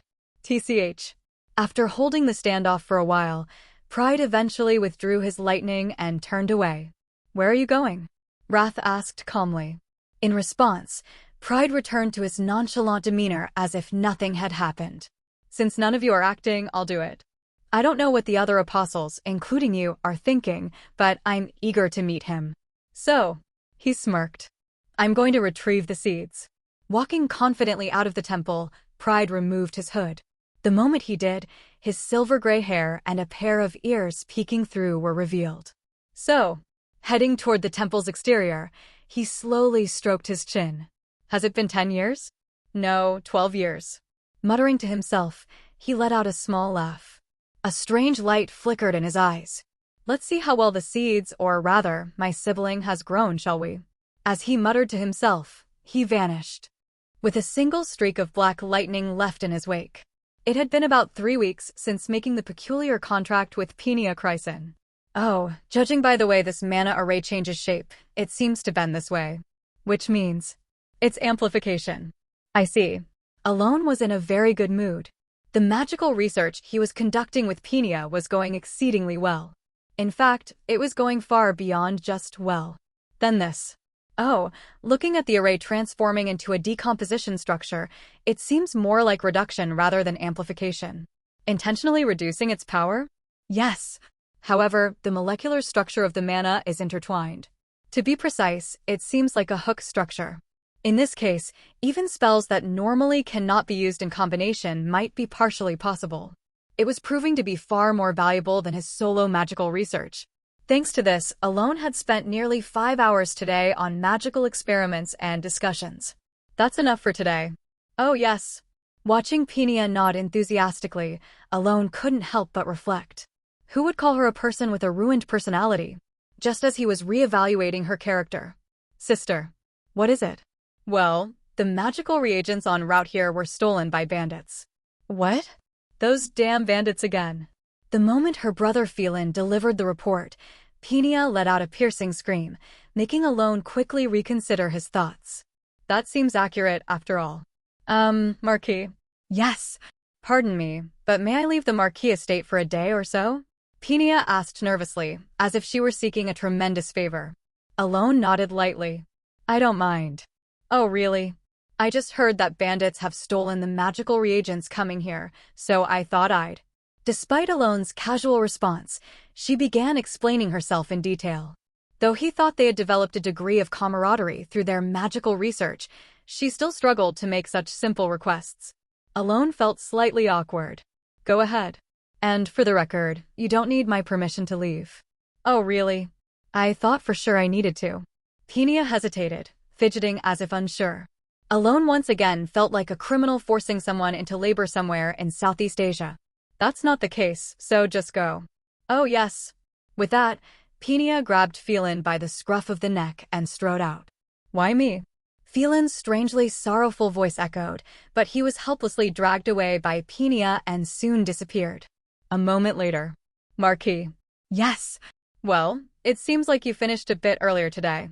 That's because today was a wrap-up session. After replying to Evan, Alone looked down at the papers in front of him. The stack of papers was filled with numerous seals. Among them were seals Alone had known, those discovered during his research with Penia, and additional seals with their abilities, arrays, and applications. Wow, you accomplished all of this in just 3 weeks? Yes, that's an incredible amount. Evan's jaw dropped. Alone shrugged. It's not done yet. With all this, it's still not done? Yes. He looked down at the papers again. Over the past 3 weeks, he had confirmed the mana flow paths and mana arrays associated with the seals. But the more significant realization was something else entirely. It was the structural transformation of mana molecules according to the seals. He had grasped the first substantial clue regarding multi-seals. Until now, if more than one seal was applied to a single spell, it often failed to manifest or resulted in the spell breaking entirely. This was the case even when Alone began exploring seals in earnest after hearing from Leonisius that it might be possible to use multiple seals. However, recently, Alone had discovered a very small but significant clue.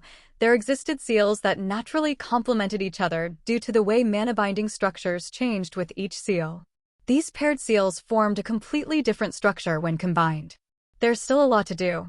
Despite the indifferent tone of his voice, his gaze, filled with satisfaction, swept over his research journal. He hadn't understood before why wizards in novels willingly ventured into hellish situations just to obtain a single research journal. Now he felt he understood.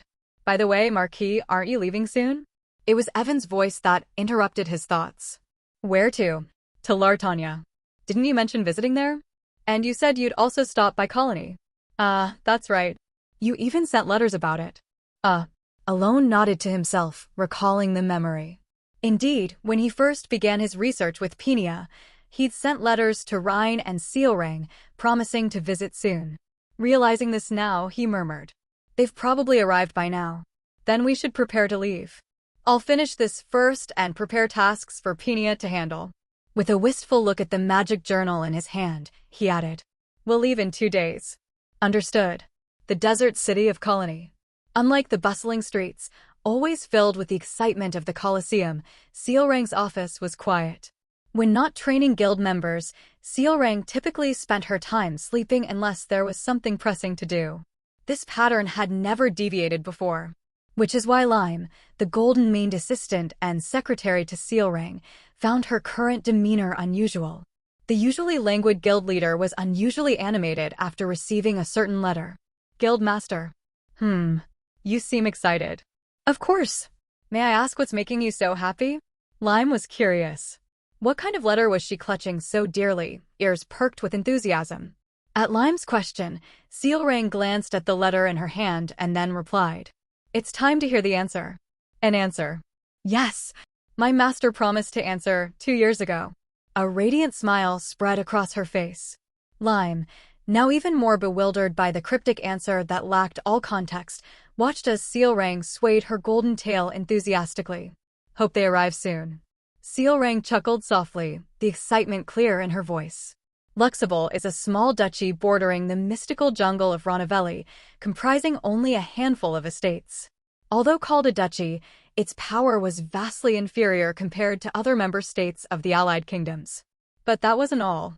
Most of the funds required to run the Luxable Duchy came from a single-place castle lot, located on the border of the mystical jungle Ronavelli. Although the taxes from that region were substantial, they weren't enough to fulfill the grand ambitions of Luxable's 7th king, Pamalono. Pamalono harbored even greater aspirations than his father, the 6th king. He dreamed of transforming his duchy into a magnificent, independent nation comparable to other kingdoms. In theory, it wasn't impossible. As part of the Allied kingdoms, wars between territories or nations were prohibited, meaning expanding land through war wasn't an option. However, purchasing land with money was allowed. If more land was truly necessary, they could move south. The southern regions were home to the territories of non-human races that didn't belong to the Allied kingdoms. Regrettably, in reality, such dreams were almost unattainable. Acquiring land required an astronomical amount of money. The funds needed were so immense that the duchy's treasury would likely be emptied, leading to its dissolution. Another option was waging war against the non-human races to seize territory. However, those races were far from easy prey for the modest forces of a small duchy. In fact, the United Kingdom tolerated the existence of non-human territories, unlike the barbarian invaders who encroached on the inland regions for that very reason. Above all, the primary reason why the Seventh King's ambitions could only remain aspirations was corruption. Yes, corruption. Regrettably, even the few estates under Luxable's control were deeply corrupt. How corrupt, you ask? One telling example was that the forces of the Grand Dukes far outnumbered the royal army. Thus, from the moment he ascended as a puppet king, he agonized over how to overcome this hopeless situation. After much deliberation, an opportunity came to him. A deal with the devil. No, calling it a deal with the devil wasn't entirely accurate. The proposal came from humans, not demons. Yet, he referred to it as a pact with the devil because their offer was so irresistibly sweet. Even more enticing was the fact that it came at no apparent cost to him. If things remained as they were, he was certain to follow in his father's footsteps, forced into marriage, producing heirs, and ultimately facing the threat of assassination. The quintessential life of a puppet king. Deciding he had nothing to lose, he accepted their offer. He didn't have high expectations. It was practically his last act of desperation. But today, thud, Pamalono received the results. He stared blankly downward. Below, there were heads. Not of old men, but, in Pamalono's eyes, of pigs deserving nothing less than to be torn apart. The heads of Grand Duke Lichverton and Grand Duke Beaufort. Pamalono raised his gaze. There stood a girl, clad in white leather, holding a bloodied spear. Is it real? You can confirm it for yourself. It's right before your eyes. The quick-witted Circle swung her spear, lightly nudging the two heads, prompting Pamalono to gulp. There's no need to go that far. Is that so? Yes, I could never forget the faces of those bastards, even in my dreams. That's good to hear. Oh, and just so you know, I've also dealt with their soldiers. So, no need to worry. Is that true? There's no need for me to lie. I see. The girl's voice was emotionless. Pamalono let out a deep sigh and stared intently at the rolling heads. Very well. Since I've obtained what I desired, I shall pay the price. Wasn't it 2 requests? State them. As he spoke, his expression tensed. When the girl had first made her proposal, Pamalono hadn't given much thought to the price. He hadn't believed she could actually kill the 2 Grand Dukes. But now, it was reality. Thus, he steeled himself to pay whatever price she demanded. I would like land for my people to live on. You're asking for territory? It doesn't have to be much. Half of the land where I dealt with those pigs would suffice. I agree. The first request wasn't as exorbitant as he had feared. Pamalono felt a little bewildered, but only briefly. The second request is the most important. Speak. At her next words, he tensed again. Make our god your state religion. A god, you say? Yes. Declare our god as the state religion and erect statues of it throughout the territory. Those are the 2 conditions. The 7th king responded. That is not difficult. Good to hear. Of course, the presence of the Holy Kingdom of Rosario made him cautious, but Luxable was a place the Holy Kingdom had abandoned long ago. It meant there would be no issue even if he didn't uphold Cyronia as the state religion. Pamalono nodded, and the girl, or rather, Swift Circle, gestured lightly toward somewhere. Soon, another girl, Janira Ganatana, emerged from the shadows and handed a statue to Pamalono. What is this? It's the statue of the god we worship. The statue depicted the figure of a man with his face obscured by shadows. Clad in a dark coat billowing in the wind, he held lightning in one hand. What is the name of this god? As Pamalono gazed at the statue, he posed his question. This is the only god of our Thunder Serpent clan, our savior. Janira, as if she had been waiting for this moment, smiled with her eyes and declared, the lightning bearer Kalanon. Her gaze carried a faint trace of fanaticism.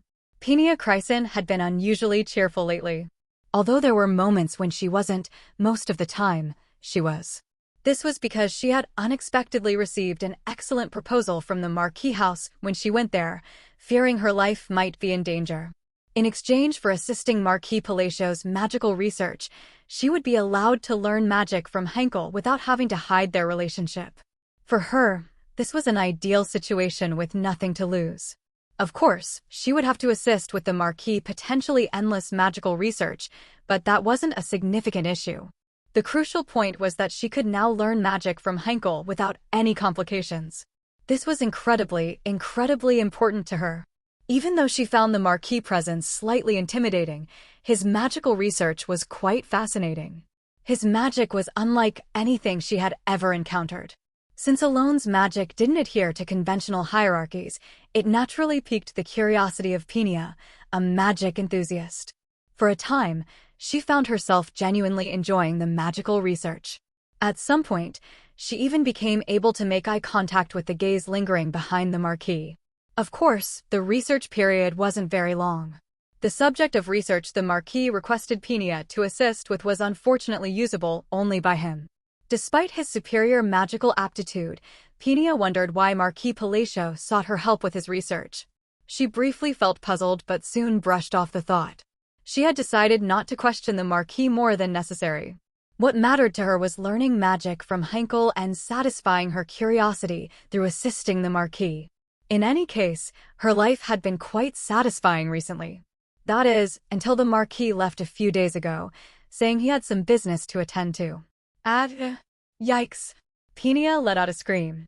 The chilling wail startled Phelan, who was timidly flipping through a journal nearby, causing him to hold his breath unconsciously. But Penia, as if oblivious to her surroundings, stared at the journal with bloodshot eyes. It detailed Alone's latest findings in this research, how cause, mana distribution structures, and molecular arrangements transformed based on their interactions. How in the world? Penia's hands trembled as she held the thick stack of papers. Am I supposed to do all this? She let out another piercing scream and recalled the conversation she had with Alone a few days earlier. Deputy, I'm leaving this to you. Exactly what am I supposed to do? From the research so far, we've learned that when mana's molecular structure combines, it changes into a new form, right? Yes, that's true. While I'm gone, please organize it briefly. All of this. Yes, it's not that much, is it? No, but... You don't want to? It wasn't a conversation. It was like a devil in the guise of a kind professor, mercilessly overworking a poor student. Penia closed her eyes tightly and let out a sigh. At last, she realized why he had asked for her help with his research. Was it because of this? With the molecular structure principles already partly understood, all that remained was finding possible combinations, a task that involved brute force. In other words, this wasn't research anymore but sheer labor, and exhausting labor at that. Thus, Marquis Palacio, you miserable. She swallowed the rest of her curse silently. Ugh. She let out a strange groan and slammed her head onto the desk. Penia lay sprawled, motionless for a while. After a brief, erratic tremor of her shoulders, as if she had lost her sanity, she murmured, I'll do it. I'll get it done, no matter what. Her bloodshot eyes gleamed as she continued. I'll finish this, no matter what, and learn magic from Heinkel, no matter what. She gritted her teeth, spreading her mana.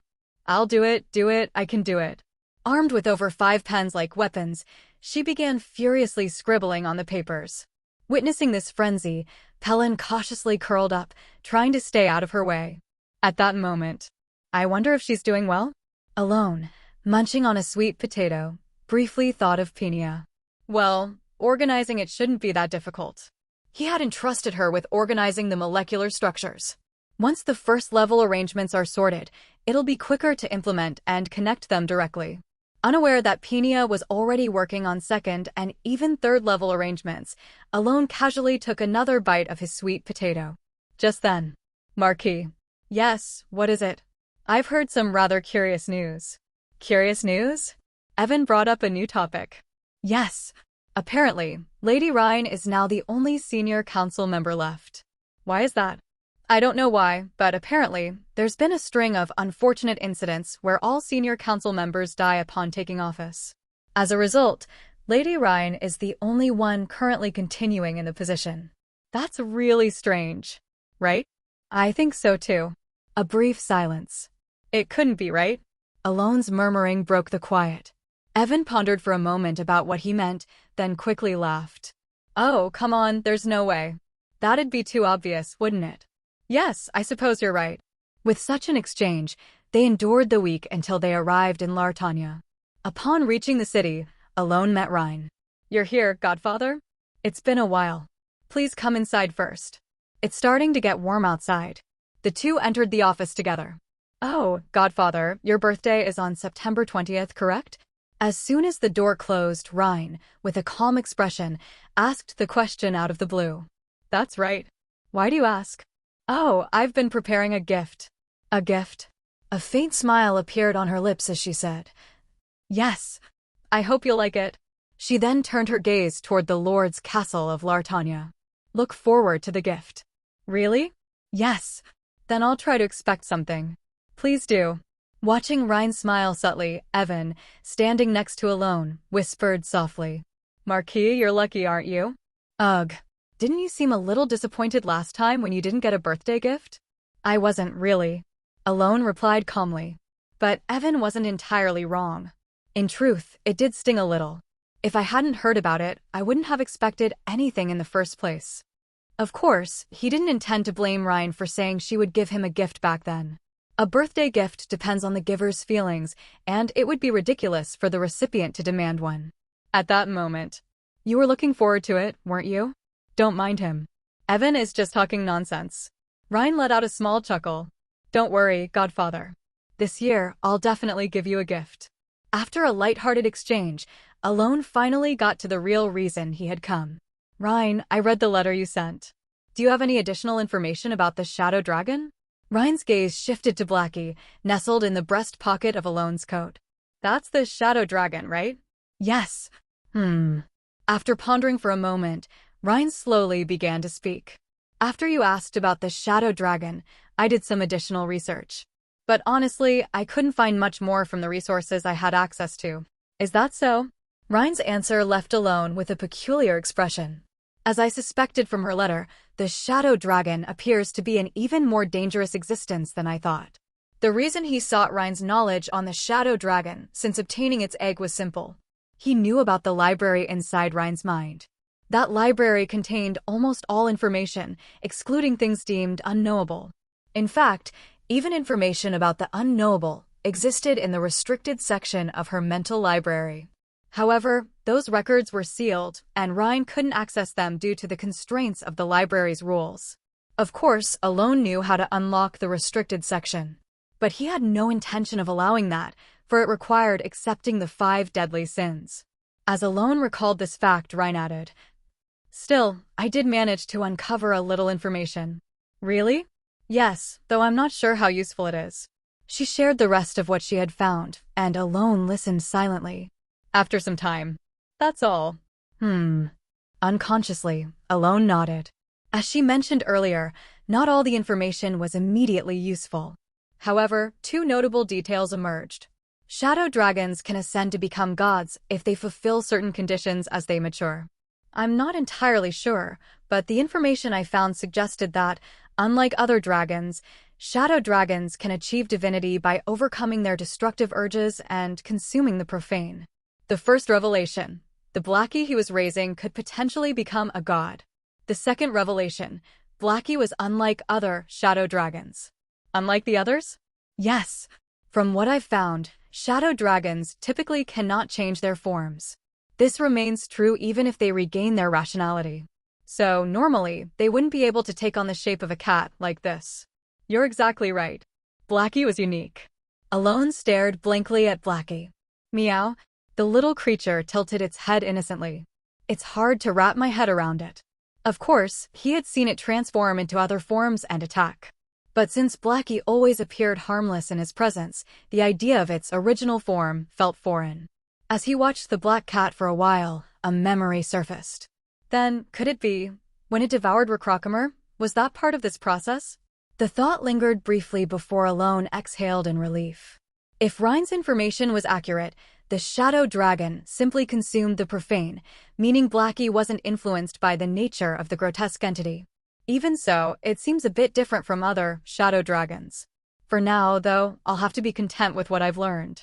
Alone patted Blackie's head once before turning to Ryan. Thank you for finding all this information despite the difficulty. Don't mention it. It's a request from you, Godfather. Ryan smiled warmly, and Alone cleared his throat briefly. There was one more thing he wanted to ask. This might be a bit forward, but can I make another request? Of course, what is it? Without the slightest hesitation, Ryan's response gave Alone the courage to proceed. Could you arrange a meeting with Pyrian? Pyrian? Are you referring to the leader of the Cal's mercenary corps who settled in Lartania 2 years ago? Yes. Why? Rhine tilted her head curiously. Of course, she had reason to wonder. There had never been any connection between Alone and Pyrian before now. Despite that, the reason Alone sought a meeting with him was that Pyrian possessed something Alone currently needed. Pyrian, the leader of the Cal's mercenary corps. A character encountered after progressing through several quests in the labyrinth city of Lartania in Psychedelia. Although he outwardly pretended to be human, he was, in fact, an elf from a southern territory of non-human races. Allegedly, he came to Lartania to search for something. Unfortunately, Alone couldn't recall more details. Pyrian was certainly among the ranks of formidable figures, but he hadn't been central to the player's story. Perhaps he would have become a key character if the DLC was added. However, Alone never played the DLC. While the DLC added new content, it reportedly diminished the main story's enjoyment, so he had avoided it. As a result, Alone's perception of Pyrian was quite simple. Just a character who provided an item essential for playing as a mage. I have something to negotiate with him about. Originally, Alone had intended to meet Pyrian without relying on Rhine. However, he had overlooked one crucial fact. Pyrian was not someone who could be easily met. As a player, Alone had naturally encountered Pyrian while resolving significant events in the labyrinth. It wasn't until he arrived in Lartania that he realized how difficult it was to meet Pyrian, who rarely interacted with others despite being a mercenary. Of course, Rhine casually responded. If you wish, Godfather, I'll arrange a meeting for tomorrow. Can you? With an air of ease, she smiled and replied, Of course, if that's what you want, Godfather. Meanwhile, from beyond the window of Rhine's shop, Murd, Yuna was perched on a tree branch, hiding as she closely observed Alone's face. He doesn't seem particularly extraordinary. Why is Red Moon so fanatically devoted to him? She even tilted her head slightly in confusion. Her observation of Alone from Murd's office window was purely coincidental. She had come to relay Yusha's message to Rhine and had just happened to arrive during Alone's visit. As a result, she managed to catch sight of Alone and Rhine together. After observing the two for a while, Yuna recalled Alone's earlier remark. His birthday. A birthday. It wasn't a word that evoked any special emotions for her, but now it seemed oddly significant. This was because she'd overheard that the Great Moon, whom Red Moon worshipped, had been slightly downcast about not receiving a birthday gift. Of course, according to the Knight, the Great Moon had shown no expression whatsoever. Whether the Knight's jest about their close relationship was true or not, Yuna deliberated briefly. Should I report this to the other moons as well? I'll have to visit them all anyway. Soon, she decided to inform the other leaders that the Great Moon might feel slightly disappointed if their birthday isn't celebrated. Perhaps a risky decision. In Alone's mind, the image of Pyrian, leader of the Cal's mercenary corps, was that of a knight with a strong sense of conviction, despite being a mercenary. Outwardly, Pyrian seemed like a knight living a carefree life, but no player saw him that way. Humorously, while his disguise was convincing, his actions didn't align with his appearance. This discrepancy made Pyrian appear as a figure of unwavering conviction, a portrayal not far from the truth. In reality, Pyrian was an elf of the Pagade, a rank slightly higher than Master Knights in Caliban. Having some understanding of Pyrian's background, Alone planned to acquire the desired item through negotiation. Although obtaining the item Pyrian needed required venturing into the labyrinth, which would take a few days, Alone concluded it was worth the time for future benefits. The next day, thanks to Rhine's arrangements, Alone moved forward. I am Pyrian of the Cal's mercenary corps. I am Marquis Palatio of the Kingdom of Asteria. Yes, I've heard much about you. I see. Finally, Alone met Pyrian. Contrary to his known image of a knight filled with conviction, Alone encountered a man who seemed visibly timid. Yes, please speak. Pyrian repeatedly glanced around nervously and avoided direct eye contact during their conversation. Noticing this, Alone naturally turned to see where Pyrian's gaze was directed. Is something wrong, Godfather? Oh, it's nothing. Feel free to speak, Godfather. Pyrian has plenty of time today, right, Pyrian? Yes, that's correct. I have a lot of time today. There, Alone saw Rhine smiling. She calmly watched Pyrian, who was nodding vigorously. Suddenly, a rumor Evan mentioned a week ago resurfaced in Alone's mind. A rumor that all senior council members had died, leaving Ryan as the sole survivor. Alone seemed to have inadvertently stumbled upon a truth he didn't necessarily need to know. Alone cleared his throat and immediately got to the point for Pyrian, who was clearly uncomfortable with the situation. To be direct, I need Lemuel's oath. Lemuel's oath, you mean? Pyrian, who had been looking dejected just a moment ago, now wore a somewhat surprised expression. Such a reaction was understandable. Lemuel's oath was one of the 32 treasures of the elf race, and he had disguised himself as a human, never once revealing it to anyone. In other words, from Pyrian's perspective, it was impossible not to think that Alone knew his true identity. Wait a moment, let me have someone leave. Ryan, sorry, could you step out for a bit? Of course. Ryan bowed her head and quickly exited the room. Once Alone confirmed that the mercenaries who had followed Pyrian had also left, he spoke again. Now that the outsiders are gone, let's have a proper conversation. I'm not sure I understand what you're saying. You don't need to deny it so vigorously. When negotiating, it's generally not a good idea to pressure the other party too much. However, Alone was putting unnecessary pressure for 2 reasons. One was that, without starting this way, it would take a very long time to obtain Lemuel's oath. If approached like a game player, he would have to stay in Lartania for at least a year.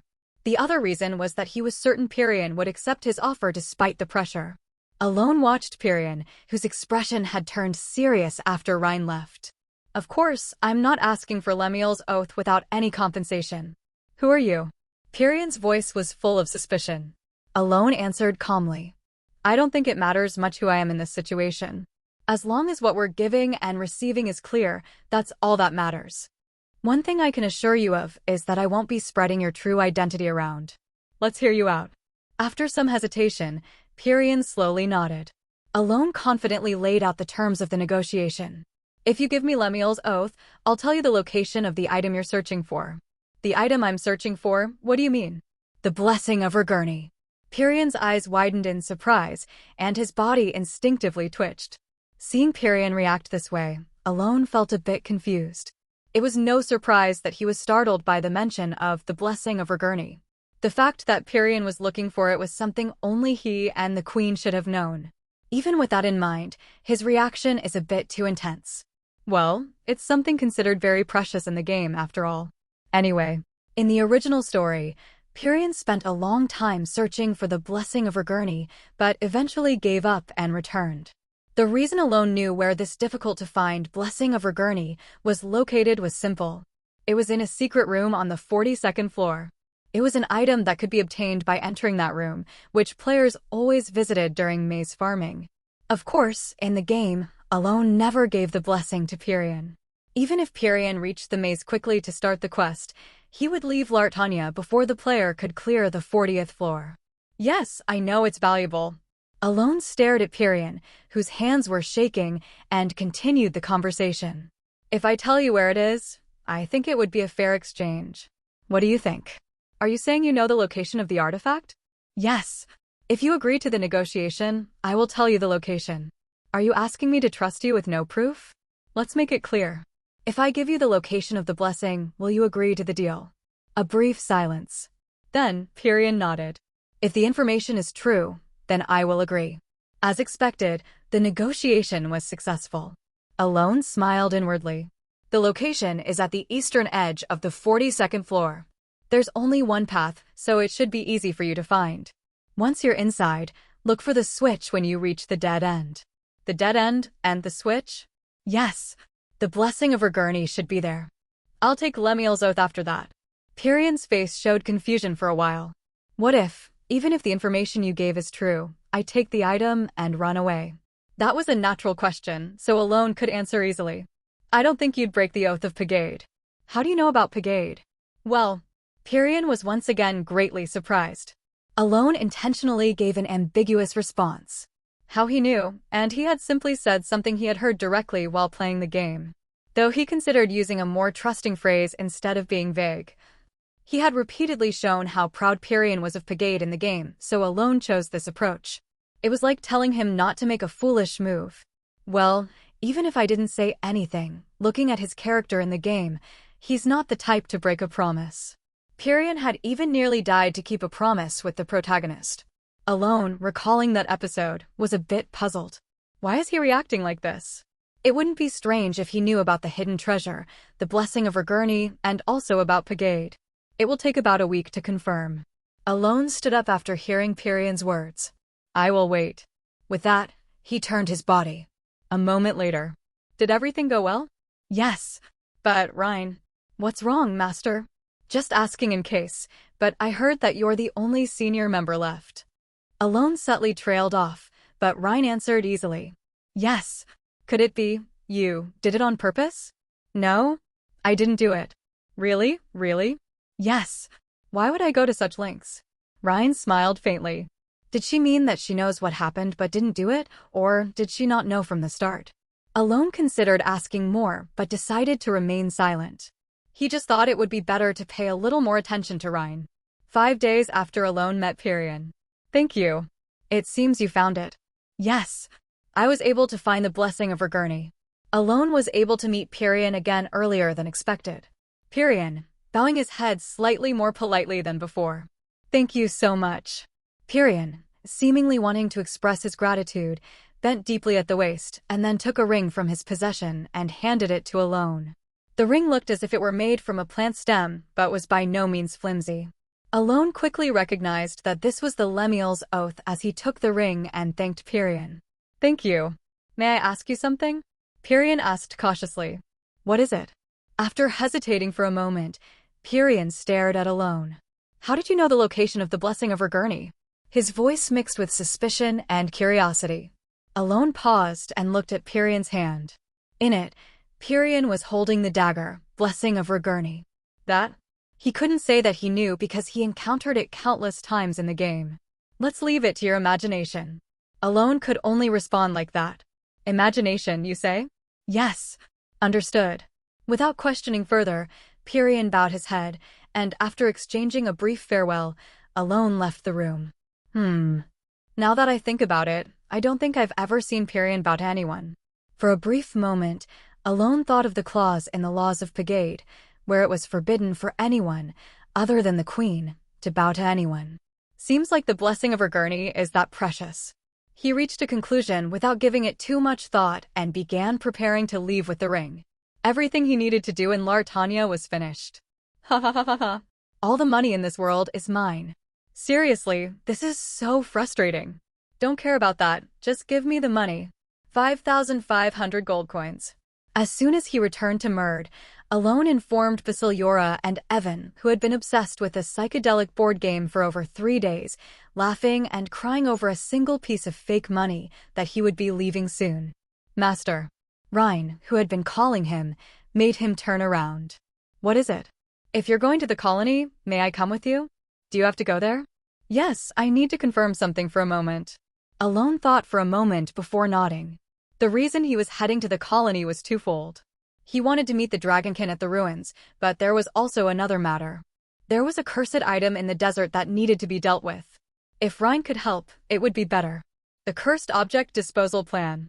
If Rhine joined, it would certainly be helpful. If you're fine with it, then let's go together.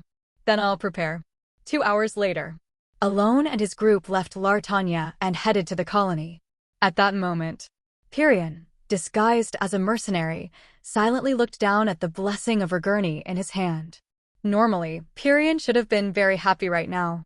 The blessing of Regurni was the item he had been searching for even after coming to the human world, and above all, it was an extremely valuable item for the elves, especially for Pegade. However, the reason his expression was stiff was because of Marquis Palacio. What was that man, really? Pyrion thought of the Marquis. The man who had nonchalantly told him the location of the blessing. The Marquis was strange in several ways. First, it was odd that Marquis Palacio knew about Pegade at all. Pegade was a secret organization formed by the elves through their bloodline rituals, created solely to protect the World Tree. Only high-ranking nobles, those of high elf status and above, and members of Pegade knew the name of the organization. And the Queen. There was no reason for this name to be spoken outside of those individuals. Most of them were high-ranking nobles who did not leave the World Tree, and Pegade stayed underground to protect its roots. Moreover, there was a restriction that prevented even those few elves from saying the name of Pegade. In other words, that name should never have come from anyone's mouth. Only one person. The original founder of this group and the first elf, Ultima. Only he could mention Pegade freely. The one who used the blessing of Regurni as a weapon, the first elf and protector of the World Tree. Only he could speak of it. That wasn't the only strange thing. The place where the Marquis had told him about was somewhere the elves had created. The reason Pyrian could tell was simple. The space itself was made with the magic circles used by elves and spirit magic. Or more precisely, it was identical to the magic circle used in the Pegade hideout, which allowed Pyrian to check who had been there when he arrived. The magic circle stored the user's magical power, and it kept a record of their visit in the form of a guest book until the circle collapsed. Pyrian had checked there. No one but him had been there. And then, I hope it gets conveyed well to my younger sibling. It was written in a language only Pegade could understand, as if sending a message to him. In other words, Marquis Palacio knew that Pyrian was an elf, knew he was a member of Pegade, and also knew that the blessing of Regurni was in that space without ever having entered it. This was an impossible story, no matter how much he thought about it. Unless the first elf, who died in the battle against the Black Ones, had come back to life. It was absolutely impossible. Confused and unable to make sense of it, Pyrian thought, I must report this. He decided to withhold judgment. Instead, he would report it to the one who watched over all the elves. And, at the same time, to the greatest existence closest to the World Tree, the Great Queen. The territory of the Luxable Principality, Caslot. Still the same. Reinhardt, one of Caliban's 5 swords, murmured as he observed the ever-bustling scenery of Caslot. Captain, we must move quickly. Right.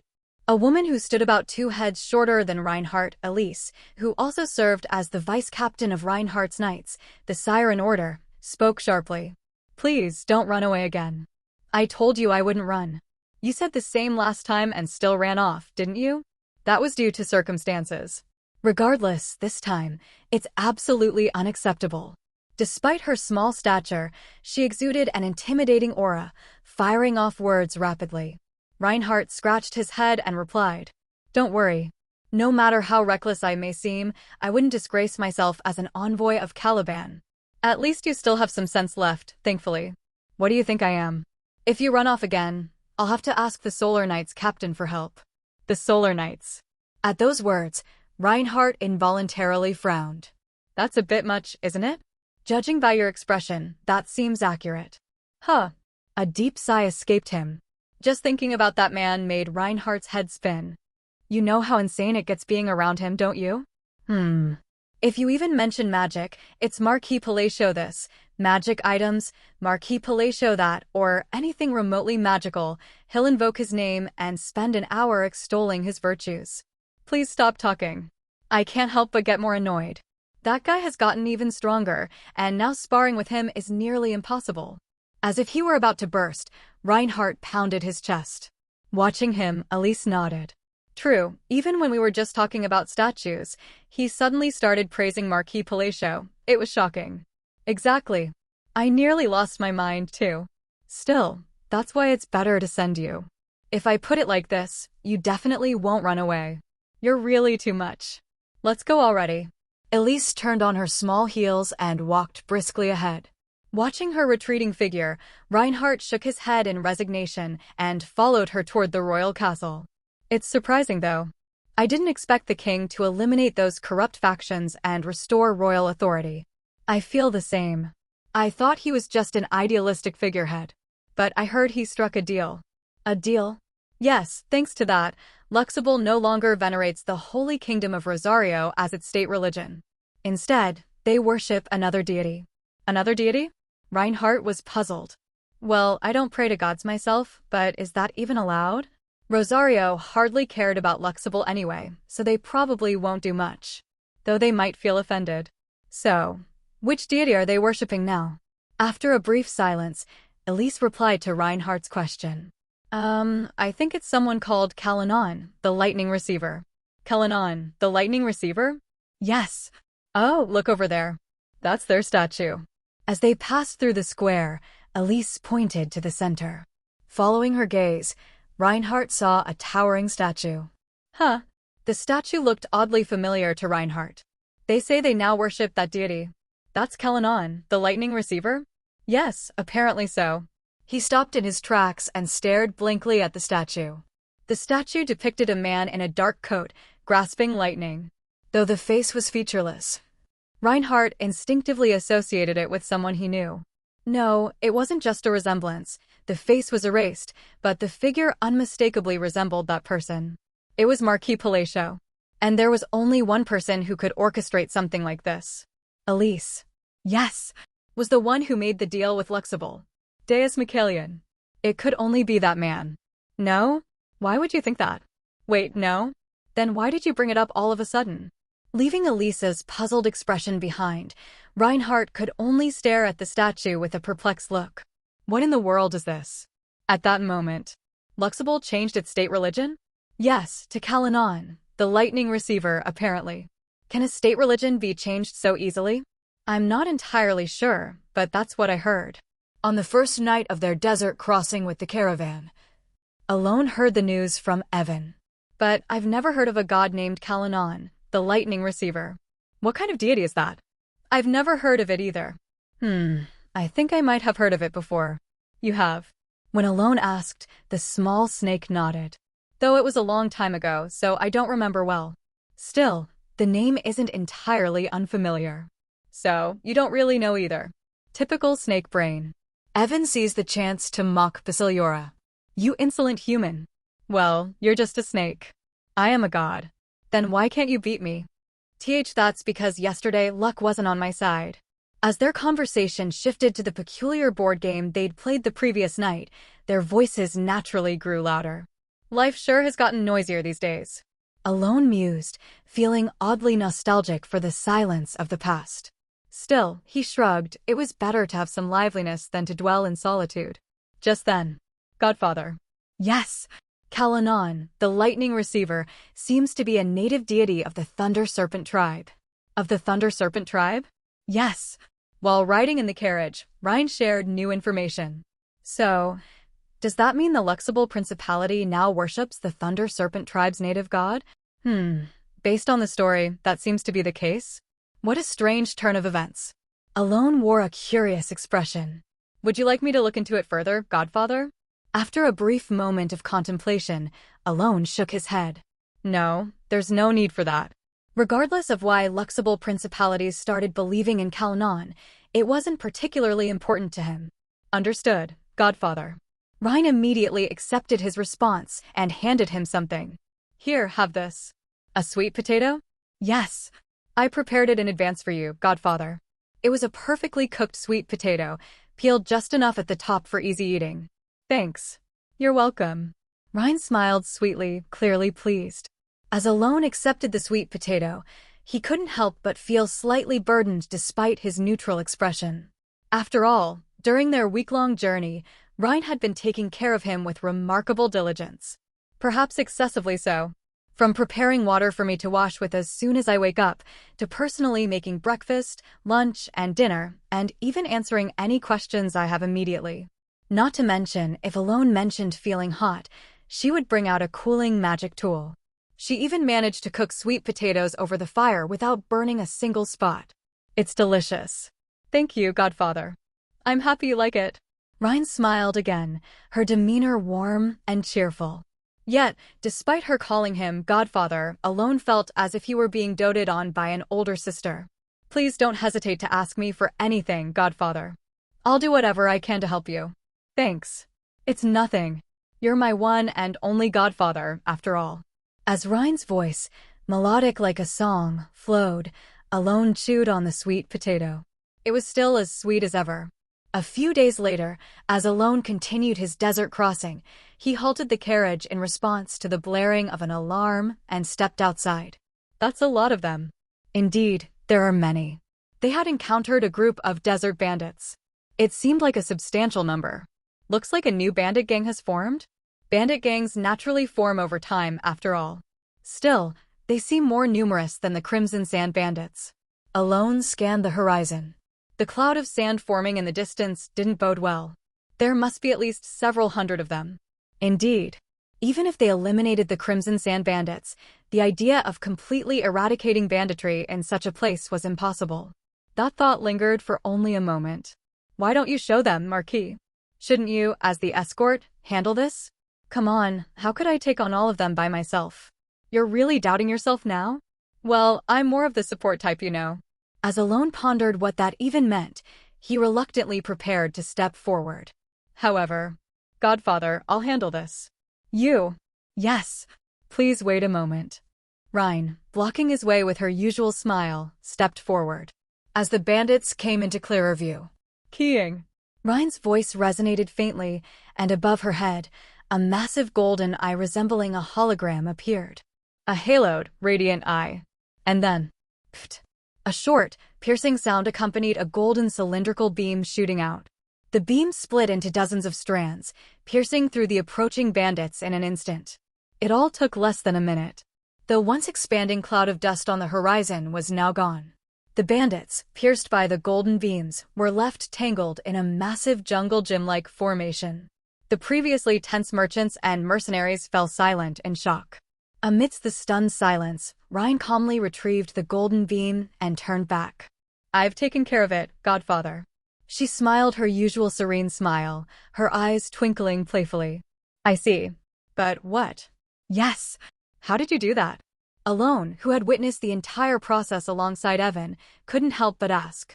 Though he knew from their past battles with Kylus that Rhine had combat abilities, he hadn't imagined anything like this. It's all thanks to the artifact you gave me, Godfather. Something I gave you? Yes. The Traveler's Eye? Yes. Though I'm still not fully accustomed to it, I'm starting to get the hang of it, Godfather. Alone slowly raised his head to look at the massive eye hovering behind Rhine. That's the Traveler's Eye? It looked completely different from what he had imagined. What is that? A strange sense of fear crept over Alone's entire body. A week later, Alone and his party finally arrived at the colony. And, Master, the moment they arrived, they were greeted by Sealring, who ran straight to Alone. It's been a while. Indeed, it has. Sealring clung to him like a snake, wrapping her legs around his waist as she greeted him enthusiastically. Now, will you give me an answer? Answer? With a radiant smile, she asked. It's been 2 years. Are we getting married now? Faced with her pure and direct question, Alone could only let out a groan of exasperation. Alone, momentarily stunned by the sparkling eyes of Sealring, let out a soft sigh. I did think about it, though. In fact, he remembered the promise he made with Sealring. When he made that promise, he had also agreed with the Dragonkin tribe to reconvene in 2 years. Still, the reason for his slight panic was that Sealring seemed more earnest than he had expected. No, I knew she was sincere back then too. The reason he had told Sealring to think about it again in 2 years was mainly twofold. First, Alone felt he needed to care for Sealring's mental state and feared that promising too long a period would disappoint her, so he set a tentative timeline of 2 years. Second, he assumed her affection would diminish over time. The affection Sealring showed him felt more like familial attachment than romantic feelings. Alone was already aware of this. To draw a parallel, it was akin to a young daughter declaring, "When I grow up, I'll marry Daddy." As such, he expected that after about 2 years, her feelings would subside, and the promise could be gently dismissed. After all, no matter how much daughters adore their fathers, they gradually grow independent as they mature. Moreover, while Sealring was already an adult in the fantasy world, she still seemed young by Alone's standards 2 years ago. To be honest, she doesn't seem much different now. Alone glanced at Sealring, who was smiling brightly and wrapping her legs around his waist. Her radiant smile, utterly free from worry, resembled that of a child. It was the kind of purity that put others at ease. In other words, it meant she hadn't matured much emotionally over the past 2 years. Lost in thought, Alone hesitated over what to say. Sealring. Huh? Oh, Rhine. What brings you here? Startled by the voice, Sealring quickly brightened up and smiled wide. Rhine returned her smile warmly. I had something to take care of, so I followed Godfather here. Ah, I see. But Sealring, Judging by what the Godfather said, it seems the 2 years aren't entirely up yet. Shouldn't you wait a little longer? Oh, is that so? Sealrang tilted her head in confusion. Not missing the opportunity, Alone interjected. Well, there are a few months left. Sealrang's expression soured momentarily, but quickly shifted back to a cheerful one. That's okay. It just means I'll get an answer in a few months. Her tail wagged enthusiastically as her optimism returned. Seeing her resilience, Alone was momentarily at a loss for words, but eventually nodded. All right, let's talk again in a few months. Got it, Master. For now, he decided to settle for the delay. Shortly after, Alone and his group moved to Sealrang's guild. Wow, what's this? It's so cute. As soon as they entered the slightly chilly guild office, a black creature popped out of the pocket on Alone's chest. Sealrang's eyes sparkled at the sight of the black cat. Thump. Before Alone could stop her, Sealrang quickly picked up the cat. Alone opened his mouth to speak, while Evan couldn't help but smirk in anticipation of what would happen next. Just as they expected. Swish! The black creature's entire body was suddenly covered in numerous red eyes. However, wow! So many eyes now. Rather than being horrified by the dozens of grotesque eyes that appeared, Sealrang seemed amazed and lifted the creature higher. Screech! The creature opened its mouth to let out a grotesque sound as if it wouldn't be outdone. Wow! It even has a mouth now. Amazing! Her eyes shone even brighter as she swung the creature around like a toy airplane. This isn't how it's supposed to go, Evan muttered in disbelief. The black creature, equally bewildered, reverted to its normal form, tilting its head in confusion with slightly trembling eyes. Screech! It let out another scream. Wait a second. Sealrang ran off with the creature and soon returned with her arms full of something. Before long. Wow! So cool. The black creature had been dressed up in a cute night doll outfit and was now held up in Sealrang's hands like a doll. Meow. The creature's round eyes conveyed a sense of utter disbelief at the situation. It seemed so dumbfounded that it lost even the will to intimidate. Do it again. Make all those eyes appear like before. Meow. That was way cooler. Her tail wagged excitedly as she cheered. Watching the scene, Evan murmured, Sealrang seems to have a different aesthetic sense than the rest of us. What do you think? Yeah, right? While the two were left speechless, Ryan observed with a satisfied smile. But it wasn't long before the black creature began to sweat. What's with all this noise, huh? Ha ha ha ha. Huh? What is that? Basiliora, who appeared annoyed by the commotion, burst out laughing when he saw the black creature in its night outfit. A talking snake? Sealrang immediately put down the black creature and grabbed Basiliora in its spirit form. Kek. What?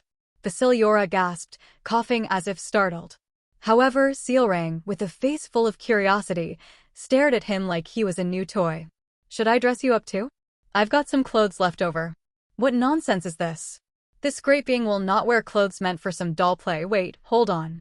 Ignoring his protests, Sealrang cheerfully hummed a tune as she began to decorate him. Witnessing the bizarre scene once again, Alone, Evan, and even Ryan momentarily lost their words. The next day after arriving at the colony, Godfather, I'll be stepping out for a bit. Understood. How long will it take? Probably a day or two. Why? If you don't return within that time, I'll assume something's wrong and come to find you. Ryan paused in her movement. With a soft smile, she expressed her gratitude before heading out. Shortly after, Alone also set out for the ruins early in the morning. I need to ask about what Lanigius said and the rites, I suppose. As he organized his thoughts. Sealrang. What? Evan, looking curious, gestured toward the small snake. How do you even touch Basiliora?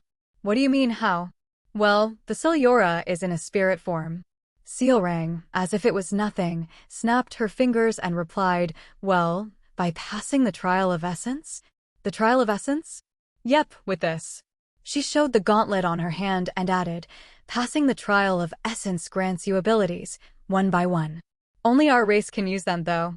That's quite an impressive item, Evan admired. Hearing the conversation, Alone also internally marveled. While he knew there were secrets hidden in Sealrang's essence, he hadn't expected something like this. So, you gain a new ability every time you pass a trial? Hum. How many abilities have you acquired so far? 5. How many trials are there in total? Sealring counted on her fingers before exclaiming, "Oh, 8. 8? Yep. But I haven't passed the 6th trial yet." Why not? Well, the condition is anger. But I haven't really had a reason to get angry. According to the essence, this trial is a turning point. A turning point? Yeah, like determining whether I'm qualified to be a king or not. Something like that? Evan nodded thoughtfully and shrugged. Well, even so, you're taking it easy now, right? You're already strong enough. Nope. Huh. Why not? I need to get stronger to avenge and protect Master, of course. The Marquis. Yep. When Evan glanced at Alone in confusion, he muttered, "Isn't the Marquis already strong enough to not need protection anymore? Even so, I want to protect him." Sealrang lifted the black creature high with pride as she declared her determination. Alone couldn't help but smile faintly. Being on the receiving end of someone's kindness was a rather pleasant feeling. As they exchanged such light-hearted banter, they continued traversing the desert. After some time, "We've arrived." With Sealrang's cheerful voice, they finally entered the ruins.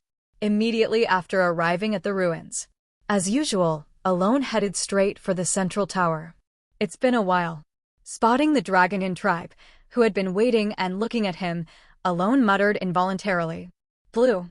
So you're finally starting to see more."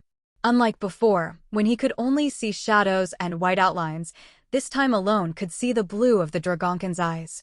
He stared at the Dragonkin's eyes in wonder before quickly gathering himself and getting to the point. "There's a lot to discuss after 2 years. Do we have enough time?" "Don't worry. I did expend some effort refining what you left, but there's plenty of time to talk." With that assurance, Alone organized his thoughts and began recounting from 2 years ago, starting with the Observer's story. Eventually. "Wait a moment. Are you saying you didn't see the past in the end?" "That's correct. Instead, I saw an eye." "That's impossible." The Dragonkin tilted its head, baffled. "Explain the situation in detail." Alone described the events in greater detail, from looking into the mirror to the massive eye speaking in a space that resembled the cosmos. After listening quietly for a while, the Dragonkin tapped its chin thoughtfully and summarized what Alone had said. "So, in essence, you're saying that just before you could see the past, a colossal eye blocked it. An eye so enormous it defies imagination." "Correct." The Dragonkin fell silent, deeply pondering the matter. After a long while, just as Alone began to wonder, the Dragonkin spoke again. "Do you remember what I told you about the black thing before?" "The black thing?" "Yes, when you asked about it, I said something about earning the favor of a higher god." Alone nodded. "You mentioned something like that, yes?" The Dragonkin nodded in return. "At the time, I assumed the black and blue things I mentioned corresponded roughly to that idea. So, why bring it up now?" The Dragonkin's expression grew serious. "To put it briefly, I believe I made an error in my assumptions." "You misinterpreted the information?" "Correct. The ability of the bronze mirror to record history is absolute, as you might have heard from the Observer. Interfering with the mirror, even for the black or blue I previously thought of, should be impossible." "Is tampering with the mirror really that difficult?" "The black and blue entities I initially thought of were beings who, despite losing their names, managed to seal more than half the power of the black ones in their battle. They're among the top 5 gods." After a pause, the Dragonkin added, "Yet even they cannot interfere with the bronze mirror's power." "Why not?" "Because the bronze mirror predates even us. For anyone to interfere with an artifact from that era without issue," the Dragonkin let out a hollow laugh, "would mean they are far higher beings than the 5 gods of the past." The words left an ominous weight in the air. "In the forgotten age of gods. A being higher than the 5 supreme gods." "Indeed. If it can interfere with the divine domain, it must be a higher existence than them. And that, even I cannot grasp." "Just what kind of being could it be?" "A being so lofty that even the Dragonkin could not fathom." "Could Altholtus possibly know about this existence?" "After all, he was the one who mentioned it first." "No, he wouldn't know. He must have made a similar misunderstanding as I did." "Then about that black thing?" "At the current point, I do not know." At the Dragonkin's firm declaration, Alone remained silent for a moment before shrugging his shoulders. "It feels like the more I come to solve mysteries, the more they only seem to deepen." "Well, from your perspective, that's understandable." Alone let out a sigh and decided to set this topic aside, choosing to ask a different question. There were still many things he wanted to ask. Let's go over the rest of the story first. With that, Alone began recounting everything that had happened in his mind, one by one. A short while later, it seems more happened than I thought. As you heard, over the course of about 30 minutes, Alone conveyed everything he needed to say to the Dragonkin. First was about meeting Duke Kamalin and the magic of the true mage he mentioned. Second was the information that the black things would soon rise again. Lastly, there was the story of the golden dragon, Lanisius. The Dragonkin, who remained silent while occasionally flicking its long tail, eventually organized its thoughts and began speaking. First of all, I was not aware of the information regarding those entities, as that sealed dragon had mentioned. Is that so? Yes, from the beginning, my understanding was a bit different. Well, in any case, even if those entities went through such a process to ascend, it would be meaningless for the gods to remain silent. Can you reveal it now? I can only tell you the prelude of what you know, but if it's necessary, I shall. When Alone nodded immediately, the Dragonkin maintained silence for a moment before speaking slowly. It's not a particularly exciting story. From your perspective, it's nothing more than an old tale. A voice as if recalling a distant memory. In the past, what you call the Forgotten Age of Gods was literally a world where gods and humans coexisted. Humans worshipped the gods, and the gods granted blessings in return for faith. Many things were different from now. Instead of the term nation, territories were divided under the names of gods, wizards were called true mages, and there was only one nation of humans. If I recall correctly, it was a country founded by someone named Palahan. The Dragonkin stared intently at Alone. Anyway, that was the kind of world it was. A world where gods existed, and different races, including humans, offered faith to those gods, while true mages like you could imprint their laws onto the world. Murmuring as if reminiscing old memories, the Dragonkin continued. To be honest, that world couldn't be called peaceful, even as an empty phrase. Problems arose daily. However, it wasn't an era of constant warfare, at least not until they appeared. The black things. Yes, them. The Dragonkin's blue eyes narrowed in a frown. They appeared out of nowhere and began slaughtering every living being they saw, be it gods, humans, different races, or true mages. All of them, without exception. Did they have a purpose? No, there was no purpose. Or perhaps there was, but we had no way of knowing. From the start, they had no intention of communicating with us. For a moment, the atmosphere around him changed. Many gods rose to fight them. Some gods fought alone, while others formed alliances. They took up weapons to slay those unknown beings. And the result is what you see now. They lost. It wasn't just a loss. Most of the gods who rose to deal with the black things were annihilated. A powerless voice hovered in the air. Normally, gods do not perish so easily. Even if they do fall, they can revive within days or, at most, decades as long as they have faith. But the gods who fell back then, most of them vanished entirely. Is there a reason for that? It's simple. Their names were taken. The loss of their names. For gods, names are crucial. No, not just their names. Every element that constitutes a god is vital. However, if even one of those elements is taken away, a god cannot maintain their form. Some had their names stolen. Others had their bodies, their minds, or their honor taken away. And thus, they were annihilated. I was no exception. A self-deprecating smile appeared on his face. I lost my name and narrowly avoided annihilation by sealing myself in my own temple at the last moment. It must have been a final desperate act. An incomplete but necessary measure to continue living. Then, did other gods survive in the same manner? That I do not know either. I sealed myself around the time when the war had just begun. However, the gods who have survived to this point are those who were extremely powerful in the old era. Why is that? Because they managed to survive even after losing their names. Wouldn't that be obvious? In any case. In conclusion, the gods were defeated by those entities. They were even deprived of their positions as gods. Usurped. This was, yes, usurpation. We, who were once the gods of this continent, are now called outer gods, while they are revered and feared as the 5 great sins. Thus, the origin story of the 5 great sins was revealed. I have a question. What is it? Alone, who had been silently listening to the Dragonkin story, suddenly had a thought. Why did the 5 great sins steal your names and usurp the gods' positions? Well, I only learned of that after awakening from my seal, but if I had to speculate, it might have been to make us forgotten. Make you forgotten? It's merely speculation. Still, I want to hear it. When I awakened, the original gods had disappeared, and the true mage's legacy had been severed. Additionally, according to what you said, the dragons were completely slaughtered and became nothing more than mythical beings. The Dragonkin's voice continued calmly. I understand that the era ended with the death of the gods, true mages, and dragons. But there are too many unresolved issues to simply accept that. Are you referring to the usurpation of the gods' positions? It's not just that. The same goes for the magic of the true mages. Even if they had all died, their lineage should have continued to some extent. Yet look around. Is there any other true mage in this world besides you? There isn't. Exactly. That's what I mean. Something is off. Even if the gods perished, their information shouldn't have vanished, and even if the true mages died, there's no reason for their laws and research to have disappeared. Even if the true mages failed to leave an imprint of their will, it wouldn't explain everything.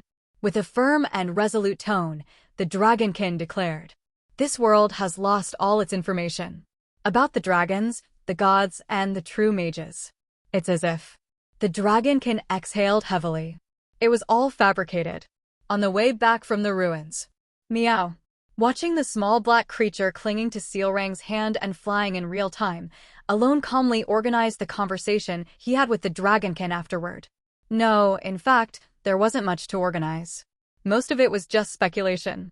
Well, sealing oneself during a war can't be helped after all.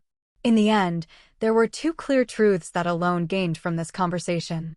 First, although the exact motive was unknown, the 5 great sins had usurped the positions of the gods and tried to thoroughly erase traces of the old era. Second, it explained why Duke Comelin referred to himself as a half-finished mage. So, the technique involves imprinting the will. Alone recalled the Dragonkin's explanation about true mages. True mages each have their unique manifestation. As I mentioned before, that manifestation is only possible when there is an imprint of will. The technique is the next stage of that manifestation. It involves engraving laws and will onto a mana core, unifying with those laws. Only then do true mages confidently call themselves true mages. Well, you'll learn more about it 3 months from now when the item you entrusted to me is ready. So that's why he called himself a half-finished mage. Understanding Duke Comelin's meaning, Alone unconsciously let out a deep sigh. Though he had learned some things, there were still unresolved questions. Why did the black entities want to erase the past? Considering the story of the Golden Dragon, Kailas was clearly a true mage, so why did he appear as an outer god? Numerous questions swirled in his mind, making it hard to think clearly. However, Alone decided to set aside those doubts for now and refocus on his primary objective. Right now, the top priority is to stop the 5 great sins. Ultimately, for him, there was only one truly important task: to stop the 5 great sins and live a peaceful life as a noble. Beyond that, Alone had a secondary goal: a deeper exploration of magic. Initially, magic was something he learned merely for self-preservation, but it had become an indispensable part of his life. In this world, it was the only thing that sparked his curiosity and desire for improvement. Therefore, first, I need to do the preliminary work to deal with those abominations. And when the original story begins, I'll briefly join forces with the protagonist to obtain that item. With it, I should be able to meet Kailas. As he organized his plans once again, Alone gazed at the slowly rising sun in the middle of the sky. It was in the middle of a scorching desert. "Greetings, Marquis. His Majesty the King wishes to see you." "Me, you say?" "Yes." He also requested that Lady Sealrang accompany you. Having returned to Colony, Alone was unexpectedly invited by the king. "Master, what do you want to do?" While Alone was puzzled as to why Carmax's 3 was calling for him, he still asked, "When should I go?" "You may depart immediately if you wish."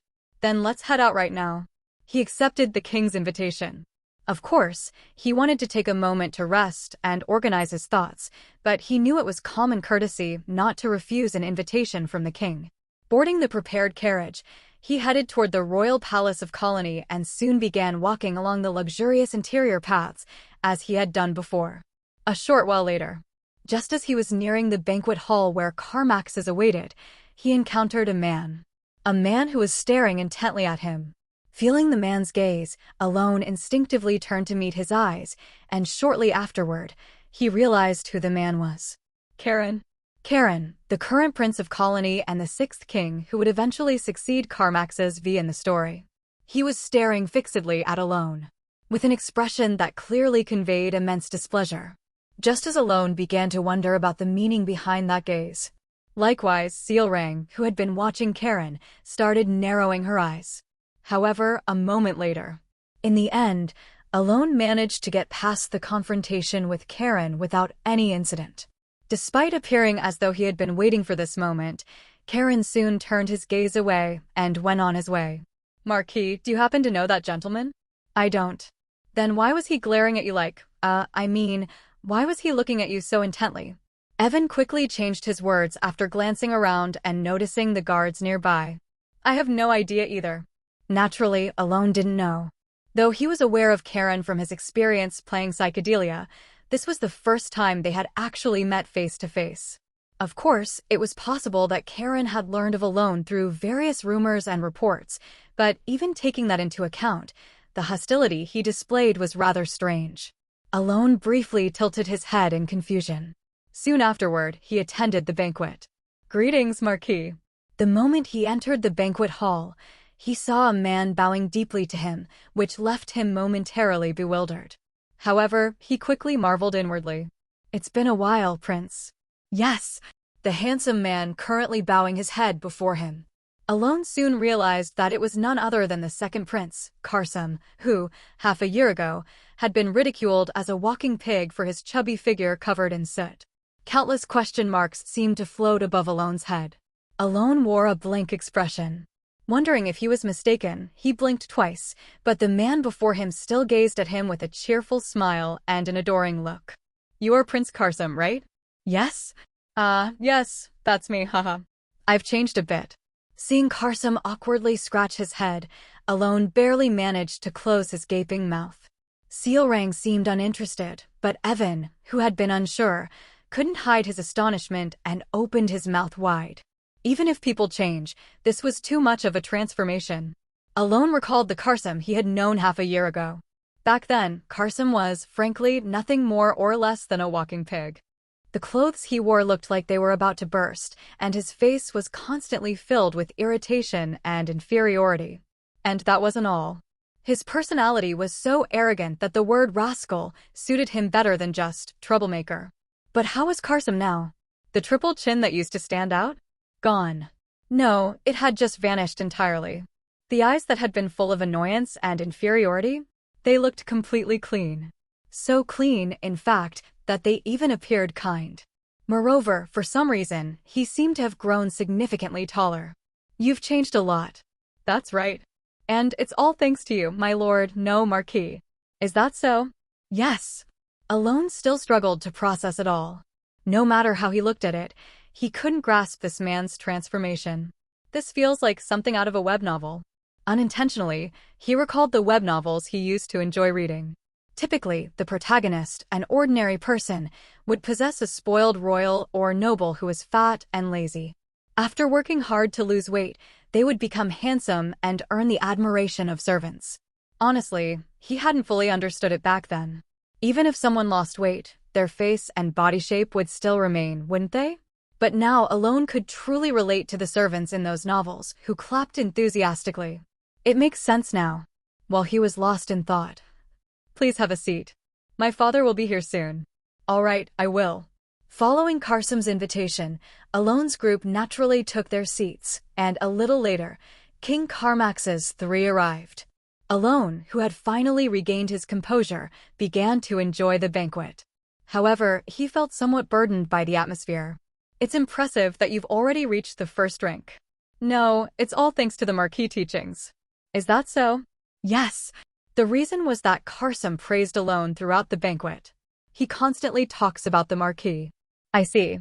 If it were for the Marquis, I would probably still be living a miserable life.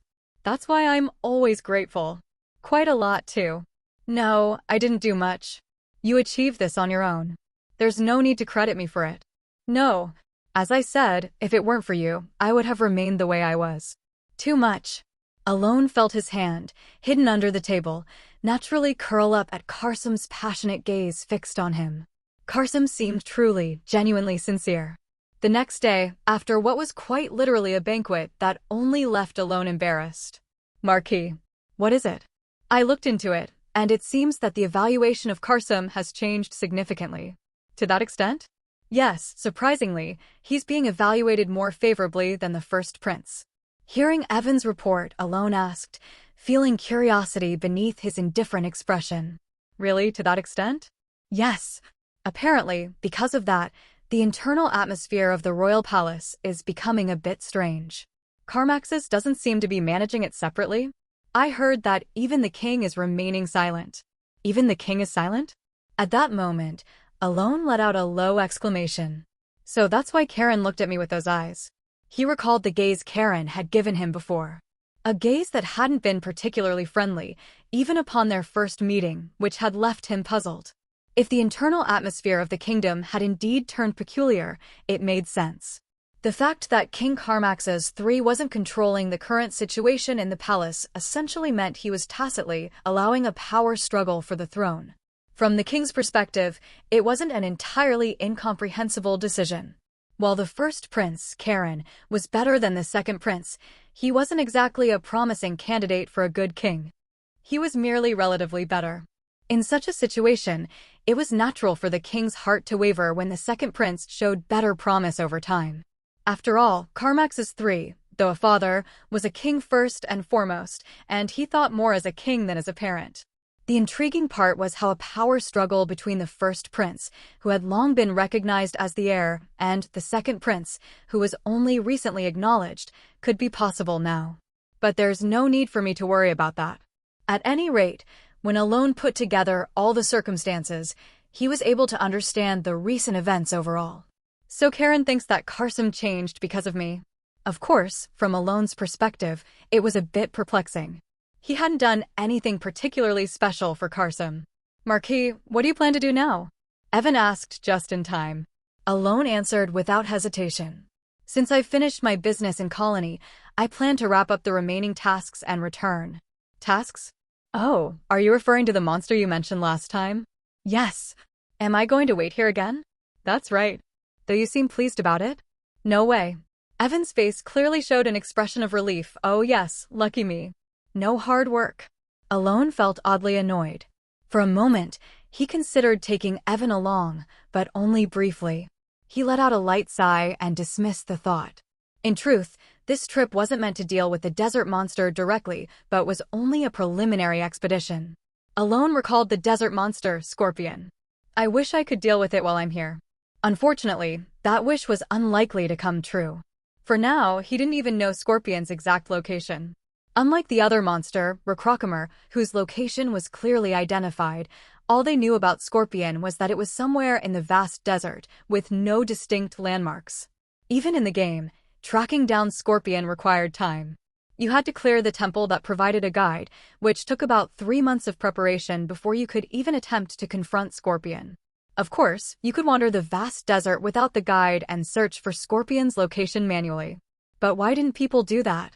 Because finding Scorpion's cave in the desert was like searching for a needle in a haystack. Additionally, there were Scorpion soldiers. These were the soldiers guarding the monster's cave.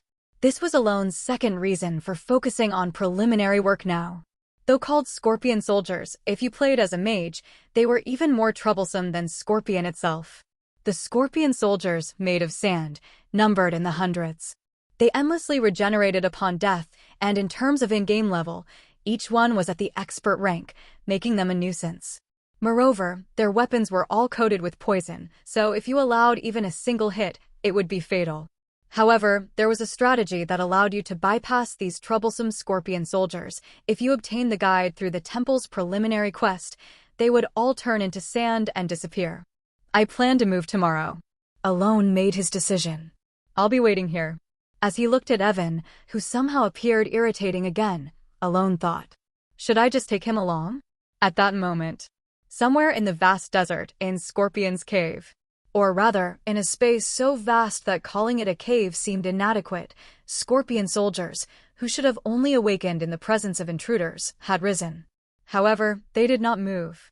No, to be precise, it would be more accurate to say they couldn't move. The hundreds of soldiers that had awakened to repel the intruder. Crackle. Crackle crack. All of them were skewered by black lightning, trembling as they hovered between life and death.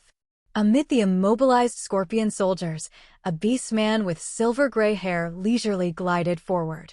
His gait was extremely calm, utterly relaxed. With that same leisurely pace, he strolled through the ranks of hundreds of scorpion soldiers, eventually arriving at the center of the cave. SSS-. Once again, soldiers began awakening from beneath the ground. But that wasn't all. Shriek. Far more soldiers than before emerged from the sand in an instant, surrounding the man. Soon, the monstrous roar of Scorpion, who had been dormant in the cave, echoed loudly. Yet, there was no sign of tension on the intruder's face. Ho! Instead, as if he found it amusing, the man let out an exclamation. Crackle. He cloaked himself in black lightning. In the next moment, ZZT. His figure vanished. When he reappeared, there were no longer any scorpion soldiers near him. Instead, what appeared before the man was a monster. The scorpion, who had lived for nearly 1,000 years while harboring one of the 5 great relics of sin. Yet, despite the sight of the scorpion drooling as it gazed at him, the man wore a cheerful smile. Well, fine. When I returned to the surface, I was disappointed that the seeds hadn't sprouted as well as I'd hoped. He lightly tapped the creature's head with a finger. You can help with that. The moment black lightning flowed from his hand, Scorpion thrashed violently. Soon, the brown hue of the monster began to change. It darkened into a shade as deep as the abyss. Watching the transformation, the man. Now, shall we go greet him? No, the apostle of pride turned his gaze toward Colony. And while we're at it, let's pay a visit to my younger sibling. The next day, Alone prepared to set off for the preliminary work as planned, though he was feeling somewhat more at ease. There would be battles, but thanks to Sealrang and Rhine agreeing to assist him, he felt reassured. Rhine said she would briefly visit the royal palace, so we'll leave once she returns. Therefore, Alone was chatting leisurely with Sealrang, who was hugging the drooping Blackie. Until suddenly, boom dash, a massive noise erupted. It was distant, yet distinct to everyone's ears, a tremendous explosion. Alone instinctively got up and looked out the window. He couldn't hide his shock at the sight before him. Scorpion. The massive monster was tearing down Colony's walls and forcing its way in. And then, brother. Alone heard Sealrang's incredulous murmur beside him. Something happened all of a sudden. Alone couldn't understand the current situation. His brow furrowed involuntarily. He saw a scorpion breaking through the wall and entering inside. It was darker than he remembered, but it was definitely a scorpion. A monster possessing the artifact of pride. Why? As far as Alone knew, the scorpion should have been hibernating in its cave until the protagonist went to deal with it. In other words, it shouldn't be wandering around like this. Alone couldn't understand the situation at all. Bro, there. He turned around momentarily at the sound of Sealrang's voice nearby. Sealrang, who had been holding a black cat until a moment ago, was now looking at the scorpion with trembling eyes, unbelievably. Following her gaze, Alone turned his head. Only then did he realize there was a beast man on top of the scorpion. A beast man with gray-white hair. The moment he recognized that presence. The man looked at Alone and grinned, then disappeared, leaving a trail of black lightning. Acceleration. Instinctively, Alone formed a seal and moved backward. An instinctive move, without time to think. And that saved Alone. Boom dash. The place where Alone had been standing was struck by black lightning, just a hair's breadth away. Wow, that was quick. Honestly, I didn't think you'd react. Too bad. The ground was completely shattered. Through the rising dust, the man walked out with a thick smile on his lips. With a leisurely demeanor, Alone quickly racked his brain. However, no matter how hard he tried, Alone couldn't recall the identity of the beast man in front of him. No, it wasn't that he couldn't remember. Is this the same situation as Duke Comelin? He was a character who did not appear in the original story. Realizing this, Alone looked tense. Who are you? The lips of the beastman, emerging from the dust, slowly parted. Me? Well, how shall I introduce myself? The brother of the fool standing behind you? Or perhaps an apostle serving the great pride? An apostle? Alone's mind became cluttered. He had only heard a few pieces of information, but he had already started deducing the situation from those two words. However, Sealgak, bro, there? As Sealrang muttered again, Alone had no choice but to look at her. The corners of Sealrang's eyes trembled slightly as she saw the apostle's face. However, unlike Sealrang, the man referred to as Sealgak maintained a relaxed expression. Yeah, Sealrang. This is your brother. How is this possible? She questioned unbelievingly, as if she were swimming through a dream. But Sealrang's reaction didn't seem to matter to him, as he didn't remove the smile from his lips. What are you curious about, little sister? Wondering why I'm still alive? Unfortunately, it doesn't seem like we're in a situation to enjoy ourselves. I have things I need to do. Instead, he looked at Alone. And reappeared in front of him. Sealgak, without hesitation, reached for Alone's heart with his fist. Alone couldn't even react quickly enough. But the fist did not pierce through Alone's heart. What are you doing now, brother? Because Sealrang had blocked it. Bingo. Sealgak's smile deepened. What are you doing? What does it look like? I'm doing what needs to be done. What task? Sealrang, who didn't understand, asked again as Sealgak tapped her head lightly with his other hand. Yes, a task indeed. A task that must be done to rebirth my sister as a great being. Sealrang's face still held unresolved questions. Sullik sighed as if regretfully. Really, you've always been a high-maintenance sister. I prepared everything in advance before, but seeing that you're still not broken and holding up well. What are you talking about? Sealrang's voice wavered, filled with confusion. But no matter what emotions Sealrang showed. Don't try to understand it unnecessarily, sister. From now on, I will make you into a being that suits you. Sullik grinned and, at that moment, Alone recalled a conversation he had with the golden dragon Lanisius. Not at all. The bodies they descend into are initially created by the apostles. Apostles? Yes, they often mentally break down those with high talent to make it easier for them to descend. It was a brief conversation. Recalling that conversation didn't mean Alone understood everything. He still had no information about the Apostle of Pride in front of him, nor about Sealrang's past. He only knew that her village had been burned down. To make a proper causal connection, the information he had was woefully insufficient. However, if there was one thing he could clearly predict. Let's set aside the most precious thing for later and first tidy up the patchwork my sister has so diligently built. That was about what was to come. Soon. Crack dash. Black lightning flashed, and the guild building where the Golden Mane tribe gathered began to burst instantly.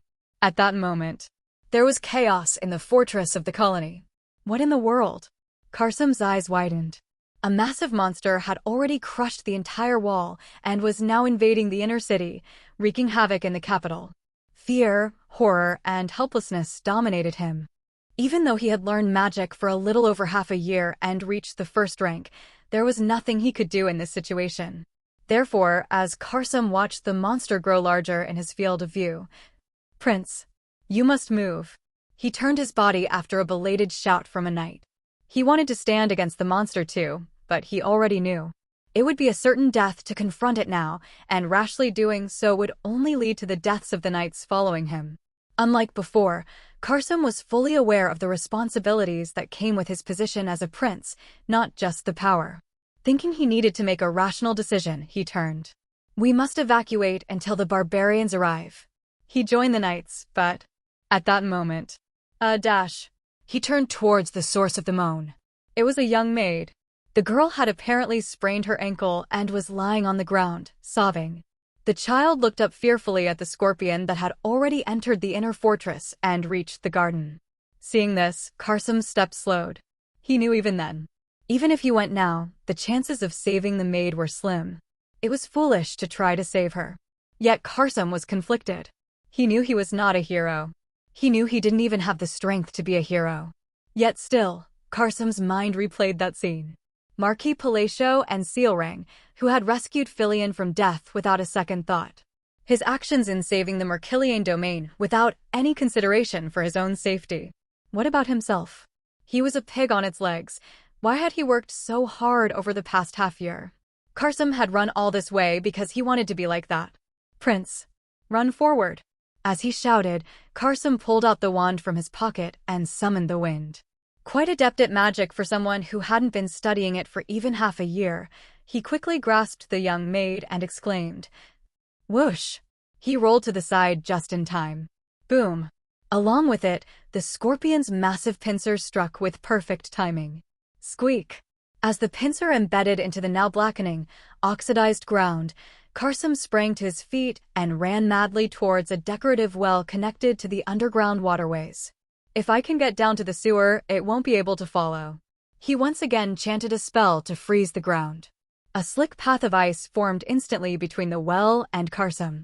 He slid across it, dodging another monstrous attack, and was about to jump into the waterway when... He wore a look of despair. The entrance to the well he had struggled to reach had collapsed due to the recent shock, now completely blocked. Above him, the shadow of the monster loomed. Karsam saw the monster aiming its pincer at him once more, and at that gritted moment, "You've held up well." "What?" Karsam found. Before him, a girl with unfamiliar eyes on her back. And then, dozens of golden rods repelling the scorpion's pincer. Dash! The scorpion, frustrated by its thwarted attempts, roared madly, swinging its pincers. The merciless attack started breaking the summoned golden rods, but, it would be troublesome if the master were to rest during such times. Rhine remained unfazed. If it had been just a day earlier, she couldn't have remained so composed in this situation. Since she had fully awakened, the eye of the tracker only recently, her abilities wouldn't have been enough to stop the scorpion. Today, the reason Rhine could stay calm was simple.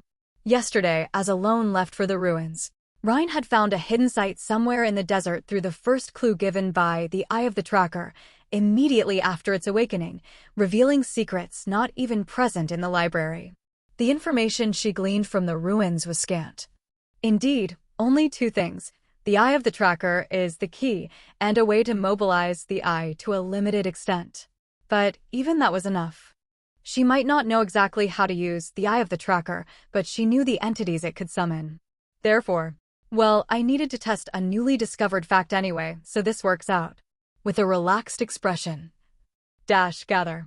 She uttered the command and, with it, whoosh! A halo formed from the giant eye behind Rhine. Soon, many golden rods burst forth, forming some kind of shape around her. The first thing that formed was a skeleton. Over it, another layer of golden rods twisted around, encasing the skeleton. And then, numerous rods chaotically intertwined above it, taking shape. Thus, what eventually emerged was a door so large it could easily surpass the height of the city walls. And then, Gruoair, the magic tech weapon of the Ilinef Empire, Pluto. With a sound that shook heaven and earth, the circular door opened. Emerging from within was something that could even overwhelm the scorpion. Hand? Even Karsam, filled with despair, dumbfoundedly looked up at the mechanically crafted hand. Made up of numerous parts and golden rods, it was a gigantic mechanical hand that seemed capable of grasping the sky. Its mere presence made the world feel alien. A hand vast enough to obscure the sun descended into the airspace of the fortress. Limited deployment. Rhine commanded. Divine punishment. The imposing hand of a god shot down towards the earth. To punish the abomination that shouldn't exist in this world. Boom. Clearly, Alone was ignorant about the apostles. He had never encountered an apostle while playing Psychedelia, and the game's lore had no mention of the apostles of the 5 deadly sins. However, there was one thing Alone had come to understand with crystal clarity about this apostle now. Boom. They were strong. He stared ahead. Over the ruins of what had once been the towering building of the Sealrang Guild, flashes of bright yellow and dark lightning clashed at speeds his eyes couldn't possibly keep up with. And then, Sealrang was being pushed back. Crash! With a deafening blast, Sealrang was hurled away, and the apostle's fist shot forward to deliver another blow. Alone reacted immediately. Catching Sealrang as she crashed into the ground, he deployed a shield. But that wasn't all. Enhance Fixate. With magical reinforcement triggered by incantation and layered casting, 3 overlapping shields materialized precisely where the Apostle's fist was headed. However, crack. The shields shattered like glass, as if they were nothing, utterly meaningless and laughable. Yet, in that brief moment, Alone had managed to pull Sealrang out of the Apostle's range. Oh? A mage. The Apostle, Sealgak, halted in place, intrigued, showing no intention of pursuing further. Alone looked down at Sealrang. Her gaze was growing dim. It wasn't the confused, panic-stricken look she'd shown while fighting earlier. No, this was something worse. Something dying. And in that moment, "You've grown quite strong, little sister. I'm impressed. Who would have thought the weakest of our tribe could become this powerful?" Sealgak spoke with the same smile as before. Sealrang didn't respond. She simply stared at her brother with trembling eyes, her expression far grimmer than before. Alone realized something was deeply wrong. The Apostle's strength? That was certainly a problem. But the real issue was Sealrang herself. She valued family above all else. Perhaps even more than her own well-being. She possessed an overwhelming sense of belonging to the category of blood and kin. To her, family was sacred, non-negotiable, something to be protected at all costs. And now, before her stood the only blood relative she thought long dead, the very person who had just destroyed everything she held dear. Before she could even react. Utterly and completely. Alone glanced around the wreckage. All he saw were corpses. The fallen members of the Golden Mane tribe, Sealrang's attempt to build a new family. This isn't good. His gaze shifted back to Sealgak. The Apostle of Pride, her brother, had been watching everything with ease, making no move to engage since Sealrang's initial attack. No, he wasn't just watching. He was waiting. Waiting for Sealrang's mind to break. Alone frowned deeply. What should I do? He had no idea why Sealrang's brother had become like this. But one thing was clear. This has to stop. Still, there were 2 reasons Alone hesitated to act rashly. He hadn't fully grasped Sealgak's abilities yet. And he wasn't ready. Preparations he'd been making since Sealgak's arrival were not complete. But time wasn't on his side. He didn't know how far Sealgak would go to provoke Sealrang. Or how long Sealrang could endure it. Ultimately, Sealrang was the priority. Alone quietly observed her pallor. It wasn't just about her turning into something corrupted, she was deteriorating fast. Without delay, Alone began casting a spell. Now, we can't have that. Boom. In the blink of an eye, black lightning, moving faster than thought, struck him down. Master. Sealrang tried to retaliate with a punch toward Sealgak. But, ugh. Her fist never reached him. She struggled desperately to break free from Sealgak's grip. But, sister, stop wasting your energy. No matter how hard you try, you can't escape my grasp. And don't worry, your mage isn't dead. Sealgak's smile didn't fade, his tone almost amused. Still, it's fascinating. The sister I remember would have been sobbing by now. Maybe age has made you more dignified. He chuckled. Not that it's an improvement. Did you ally with them? Sealrang's darkened expression broke the brief silence. Sealgak's grin widened. Ally? With who? With those black things that destroyed our village. And why would you think that? Because I can smell that bastard stench all over you. Sealgak glanced down at himself. Oh? He let out an exaggerated sound of realization, then chuckled softly. Right. I forgot, I still have the curse from back then. Curse? Yeah. Thanks for the reminder, little sister. Now I don't have to bother doing this the hard way. Sealgak's grin turned mischievous, but his eyes gleamed with malice. Then, with a flick, black lightning shot towards Sealrang's head. Gah! Pain flared, sharp and sudden. Sister, let me tell you something interesting. He stared into her eyes. The one who slaughtered our people wasn't him. Before Sealgak could finish. Boom. Sealrang saw it. Sealgak was blasted away, his body slamming into the ruins. She felt a pair of hands gently covering her ears. Don't listen. A familiar voice. Don't listen, Sealrang. A very familiar voice. Sealrang looked up. There he was. Not with the usual indifferent face. but with an expression filled with nothing but concern. Alone. Her eyes widened in shock. Alone, having blasted Sealgak away, frowned slightly. At the moment of impact, he had minimized the damage by using shields and wind magic in tandem, creating a reactive defense. Meanwhile, he had been quietly casting another spell without Sealgak noticing. Normally, this would have been impossible, but thanks to one of the new sigils he had developed in his recent research, it was achievable. This sigil reduced the power of his magic, but concealed its presence from others. Thus, Alone successfully cast a hidden spell to knock Sealgak back. However, wow, that's fascinating. I didn't sense any magic at all. How did you manage that? He failed to injure him. And what's the point of covering her ears like that? She's already remembered everything. With Sealgak's words, Alone sighed softly. While secretly casting his spell, he had no trouble piecing together what Sealgak was trying to reveal. He understood just how much psychological damage Sealrang would suffer if the truth Sealgak had prepared reached her. There was only one thing Sealgak wanted to tell her. Well, do you remember now, little sister? The fact that it was your brother who killed the villagers and our family. A sneering grin devoid of any guilt. The words were exactly what Alone had expected, down to the very phrasing. Clench. Alone pressed his hands more firmly against Sealrang's ears. He knew she had already heard the truth. No matter how tightly he covered her ears, the words had reached her. He had seen Sealgak fire black lightning at Sealrang just before, lifting the magical seal on her memories, something even Alone hadn't fully sensed. Even so, he didn't remove his hands from her ears. It was pointless.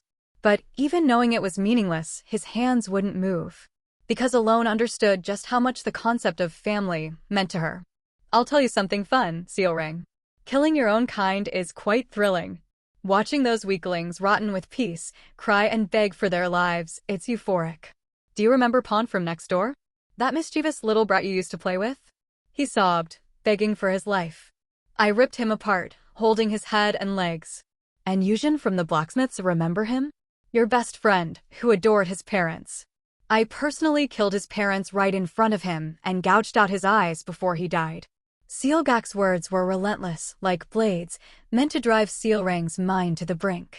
Cruel, unavoidable truths. How does it feel, little sister? To finally see the truth you've been blind to all this time?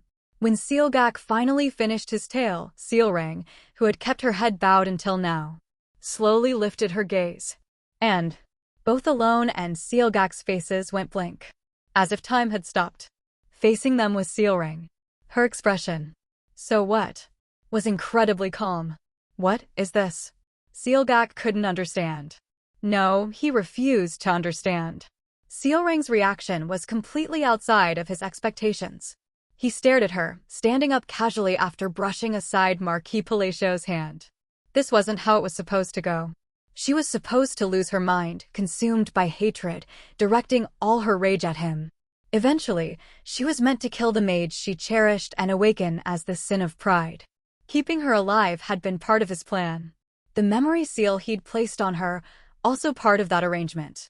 Unable to comprehend, Sealgak paused briefly, then sneered. You don't have to pretend anymore. You couldn't hide your emotions earlier. Do you think there's any point in doing it now, little sister? He deliberately tried to provoke her. But Sealrang tilted her head slightly, as if confused. What are you talking about? I've never hidden my emotions.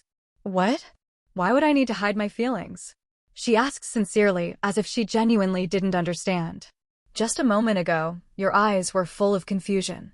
Trying to rile her up again, Sealgak trailed off. Sealrang shrugged casually. Of course I was. I couldn't protect my master. What? My brother, you're strong. I realized that after facing you. That's why I was scared. I was in a situation where I couldn't protect my master. That's it? Yes. She tilted her head again. What else should have shaken me? What? Did you really expect me to be emotionally wrecked by your little game? Sealgak frowned. You've grown cynical, little sister. Not at all, brother. I still love my family. Pawn, Yuzhin, and everyone you mentioned, they're all precious memories to me. But if I let emotions like that sway, I wouldn't be able to protect the one person I have left. And, brother, I think you're mistaken about something. Instead of a faint smile, her eyes grew cold. I'm already angry. Her gaze sharpened. Because you tried to kill my master. Silence settled between them. Then, ha, ha, ha. Sealgak burst into laughter, his face contorted with disbelief. All right. So, you've gotten pretty clever over the past 10 years, huh? I admit it, little sister, I underestimated you. I didn't think you'd grow this much. But still. Crackle. You're not stronger than me. Black lightning shot toward Sealrang. Crack. His fist followed. Sealrang moved. But this time, she was faster, adapting to Sealgak's speed. A faint golden lightning began to form around her hands. Sealgak's grin twitched. It was a phenomenon he'd never seen before, threatening and unfamiliar. Yet, he didn't lose his smile. Though surprised, he assumed she still couldn't control that power properly. Sealgak thought to himself, I'll knock her down, then kill that mage right before her eyes. A wicked grin crept onto his face. His future seemed certain, his broken sister, and using her body as the vessel to summon the one who held everything, his lord. However, clink. Sealgak's vision shattered. 1. He stared ahead in disbelief. A transparent wall stood in front of him, fracturing under his fist. Mirror distortion spread, twisting reality into countless geometric planes. It was the mage's doing. The moment Sealgak realized it. Sealrang, stay calm. And remember, you've already reached the next stage. So, a quiet voice. Just believe in yourself. Came from the mage. And never forget. Embrace the lightning. In the next instant. Sealgak saw it. Hum. Sealrang, smiling brightly as if something had clicked. Her body now infused with golden magic and glowing with radiant, golden eyes. Oh, I almost forgot to mention, brother, I don't have to be afraid of you anymore. And Sealgak realized. That power. Thanks to you, I gained it. A power that surpassed even the royal lineage, once thought lost to this world. The divine ability known as Thunder Deification. Die.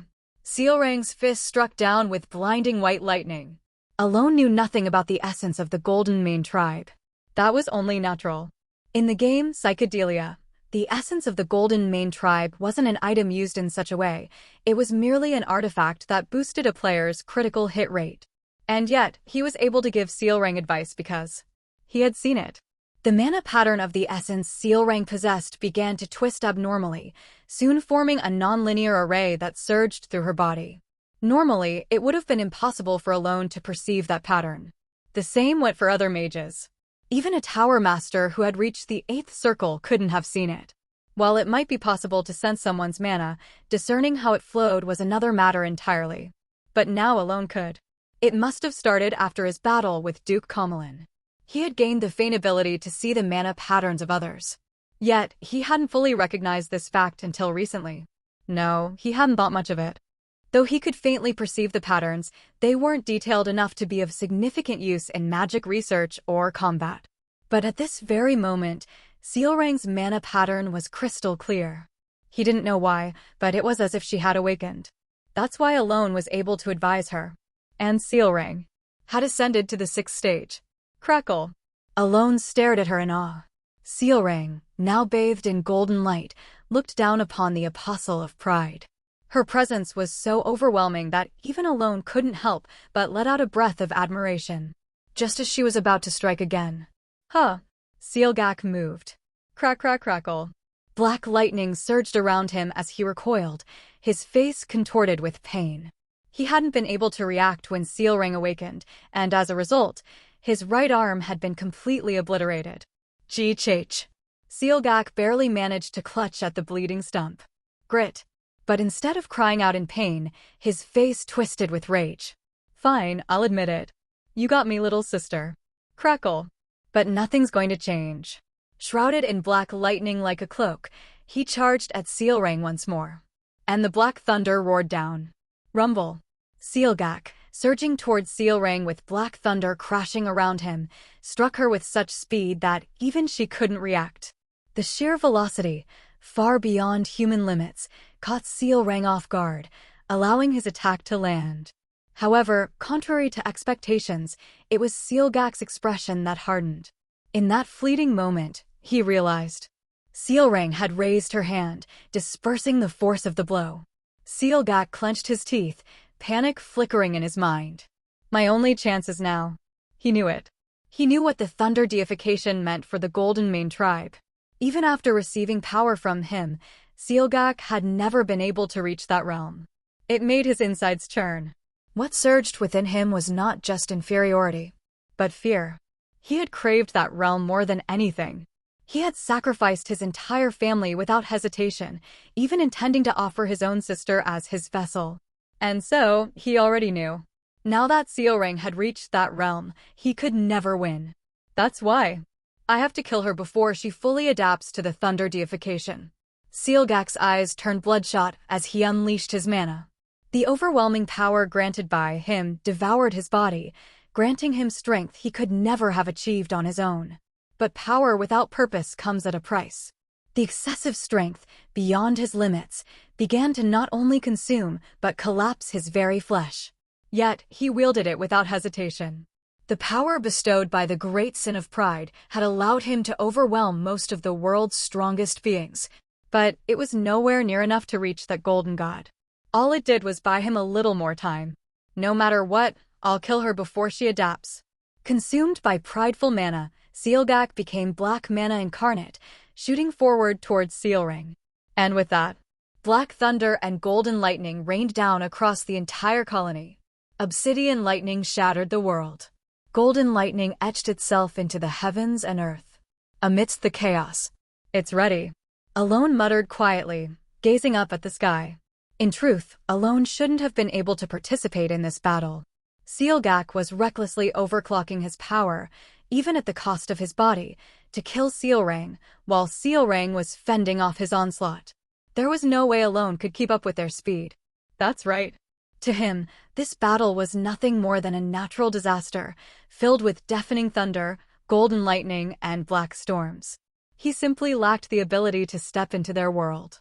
However, Alone could still calmly observe the situation. Thanks to the lingering traces of mana left behind by their clash, the mana residue from their battle provided him with valuable insights. His recent focus on magical research, especially on mana patterns based on seals, had been a great help. While he couldn't fully grasp the entire situation from the lingering mana alone, he could still gather key information. The two most crucial facts were: the Apostle of Pride is overexerting himself to deal with Sealrang, and Sealrang hasn't fully adapted to her awakening yet. Alone stared into the void.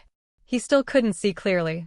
Only mana fluctuations appearing and dissipating, allowing him to infer patterns.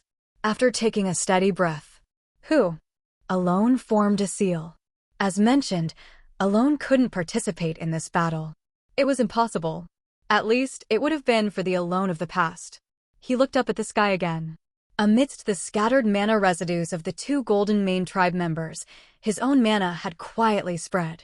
Though not yet fully manifested, his mana drifted invisibly through the air. Mana typically required manifestation to take form, but Alone had broken that convention. Drawing out almost all of his mana from his mana haul, leaving only the bare minimum, was thanks to his recent research with Penia. Through exploring mana pattern transformations based on seal structures, he had discovered new forms of mana molecules. This allowed him to control his mana in its molecular state without manifesting it, anchoring it in the air. And with ample preparation time, Alone had managed to scatter his mana across the entire battlefield. Of course, due to the lack of abundant mana, its density was inevitably low. But that was enough for now. After all, Alone's goal wasn't to deal with Sealgak expansion, but simply to create a brief opening for Sealrang. Rumble. As Alone muttered, the mana molecules he had scattered began to expand all at once. In that fleeting moment, Alone could see it. Sealrang, dragged out of the battle by the suddenly expanding mana in the air. What the? And Sealgak, striking at her in that very instant. Without a moment to spare, Alone spoke the next incantation. Point. The expanding mana instantly converged onto Sealgak. However, boom. The magic Alone had prepared for minutes, holding his breath, was completely shattered with nothing more than an irritated kick from Sealgak. A single blast of black thunder erased all the mana Alone had expanded. A crushingly futile situation for Alone, unfolding in less than 2 seconds. Yet, a crooked smile crept behind his expressionless face. 2 seconds. For him, 2 seconds wasn't even enough time to properly cast a spell. But for Sealrang, 2 seconds was more than enough to deal with Sealgak. Alone didn't take his eyes off the sky. There, with an expression of horror, Sealgak looked upward. Rang-chang. And descending from above. Thunder Dragon's descent. A golden dragon. Ruaware. The world turned white. Shortly after, a crater, impossibly wide and deep, had formed there. And at its center stood Sealrang. Her thunder deification had faded, and she gazed silently downward. At her feet lay the apostle of pride, Sealgak, with a massive hole in his heart. Stupid, really. Despite having his heart pierced, leaving no chance of survival, Sealgak glared at Sealrang with wide, furious eyes. You'll regret this, little sister. You'll definitely regret the day you discarded the powers I arranged for you. You'll regret it. Sealgak's desperate screams. But Sealrang remained expressionless as she lifted her leg. I don't need any of that. Crack. She crushed his head as if she no longer needed to hear another word. I've already gotten what I wanted. Watching as Sealgak's body crumbled to dust, as if he had never existed, Sealrang turned her gaze. Master. She spotted Alone and tried to run toward him. Thud. But collapsed immediately. Alone rushed over to check her condition. Huh? My body won't move at all. Sealrang's carefree remark, despite having just fallen, made Alone let out a small sigh of relief. It's probably because you overexerted yourself a bit. Is that it, Master? Yes. Sealrang nodded briefly as if that made sense, then softly whispered. Thank you, Master. All of a sudden? Yeah. You taught me how to use thunder deification. Thanks to you, I was able to kill him. Thank you, huh? Alone was silent for a moment before speaking. Sealrang. Yes, Master. Are you okay? HM? About what? You care deeply about your family. Sealrang smiled at his question. A bitter smile Alone had never seen before. But, yes, Master. I do cherish my family. But you know what? This time, a bright smile appeared on her face. I'll never do something that makes me lose something even more precious. I'm not a fool. Hearing her resolute words, Alone realized something without even meaning to. He had been perceiving her just like Sealgak had, through his own assumptions. Just as Sealgak still saw Sealrang as the naive, weak child from 10 years ago. Alone had been viewing her as one of the 5 great sins from psychedelia. Even though they'd shared memories and experiences, he had still clung to that bias. Not as Sealrang, who now showed him a bright smile and had become the first Baba Yaga of the colony, but as a character who could always become one of the 5 great sins in the game. But now he understood. Sealrang was no longer a mere in-game villain or someone Alone needed to cautiously watch over. She was someone who valued her family with her life, but could still make necessary choices without hesitation. In some ways, she had grown stronger and wiser than Alone himself. I see. Alone chuckled softly without realizing it, feeling lighter inside as he looked at her. Master, you can smile? Sealrang looked up at him with a face more surprised than ever before. It was faint, but it was a smile that touched the heart. Some time later, after hearing that Rhine had dealt with the scorpion, Sealrang rested against a ruined wall to recover. Master. Do that thing again. What thing? The ear thing. Why? It felt nice. Sealrang giggled, and Alone gently pressed her ear without question. Closing her eyes slowly, Sealrang spoke. Master. What is it? Thanks for worrying about me. Of course I'd worry. Really? Really? At his answer. I see. A small smile crept onto Sealrang's lips. It was an afternoon where the setting sun could be seen beyond the broken walls of the colony, fading over the horizon. The day after Sealgak's attack on the colony, the entire place was in disarray, looking as if it had just been hit by a bomb. Although Sealrang had killed Sealgak and Rhine had stopped the scorpion, the damage sustained was far from insignificant. For starters, the city walls were gone. Buildings along the scorpion's path had collapsed into ruins, and the area around Sealrang's guild had been devastated by Sealgak. Moreover, over 50% of the royal palace within the colony's inner city had crumbled due to the scorpion's rampage, leaving the atmosphere inside the palace understandably grim. In the midst of this chaos, first, let me express my gratitude, Marquis Palacio. We've received your help once again. It's nothing. The credit belongs to Sealring, not me. Alone was having an audience with Carmax's three. Likewise, I thank you as well, Reingruff. Truly thank you. Oh, it's nothing. I was only able to act because of Godfather. Godfather? Are you referring to Marquis Palacio? Yes. Carmax's shifted his gaze back to Alone. Wasn't Marquis Palacio with Sealring? Well, once that monster started causing trouble, I figured the Marquis wouldn't want to be inconvenienced. Rhine smiled, and Carmax's sighed heavily, realizing with a resigned expression, she's one of those types too. It was already the fourth time he had sighed since meeting Alone. After suppressing his frustration, he finally spoke again. Apologies. As you can imagine, the situation is quite the headache. I understand. Alone sympathized with Carmax's three. For the king of the colony, this entire ordeal had been nothing short of a disaster. A natural disaster, really, one without anyone to blame. As a result, the financial damage to the royal palace alone would be astronomical, even when accounting only for restoration costs. Of course, there were options that didn't involve spending beyond palace repairs, but those weren't exactly ideal. In short, the king's mind was likely overwhelmed with stress. He'd have to revise the government's annual plans and scramble to reallocate the budget for the rest of the year. Alone silently offered a brief moment of sympathy for the king. Soon after, he left the temporary audience chamber and made his way to the ruined palace's center. Marquis, what is it? Is it really okay for us to collect the corpse like this? Evan, walking behind him, asked the question. Despite having been near the battleground where Sealgak and Sealrang fought, Evan didn't have a single scratch on him. Alone stared at him intently, prompting Evan to tilt his head in confusion. Why are you looking at me like that? I'm just still amazed you're completely unscathed. Did you expect me to be injured? Well, not exactly. Of course, Alone knew why Evan was perfectly fine. He said he broke through a window and escaped the moment he heard the commotion outside. Alone found himself once again impressed by Evan's quick decision-making, then belatedly answered his question. In most other kingdoms, I wouldn't be sure. But in the colony, there's a tradition that grants all rights to the one who slays the monster. So, yes, it's allowed. Is that so? Probably. To be honest, he wasn't entirely certain of the tradition, but it had been mentioned a few times in the game, so he wasn't wrong. Anyway, thanks to Rhine, Alone had secured the rights to the scorpion's corpse. Before long, they arrived at the site where the body remained. Wow.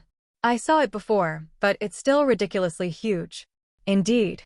They stood before the enormous corpse of the scorpion, which filled most of the courtyard.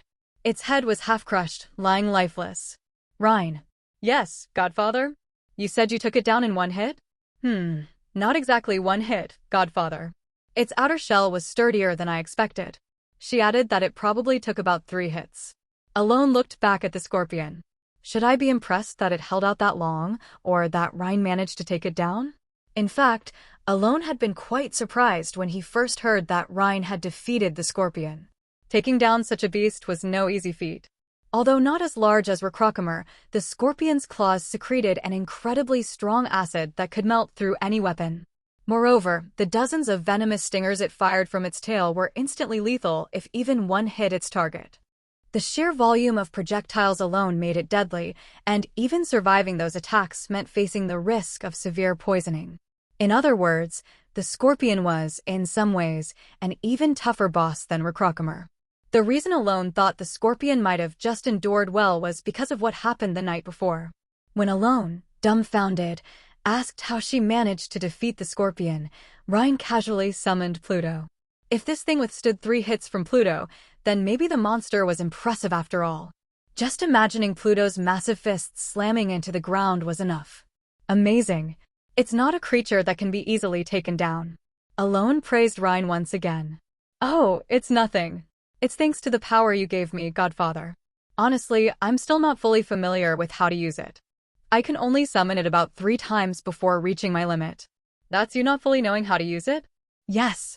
Right now, I only know the activation phrase and some basic controls. So, if you eventually learn to fully use it, could you summon the weapon itself? Maybe? Hearing that, Alone felt an odd sense of envy. That's kind of cool. Clearing his throat to regain focus, Alone asked, "Are you really okay with me taking this corpse?" "Do whatever you like, Godfather. It's useless to me." Grateful for her easygoing permission, Alone approached the massive corpse. Meow. As he neared the body, close enough to touch it, Blackie emerged from Sealrang's grasp. Unlike when playing with Sealrang, Blackie's bright eyes sparkled with anticipation as it stared at the corpse. It glanced at Alone, tilting its head as if waiting for permission. Unlike last time, when it absorbed a monster without asking. Seeing this, Alone thought, is Blackie getting smarter?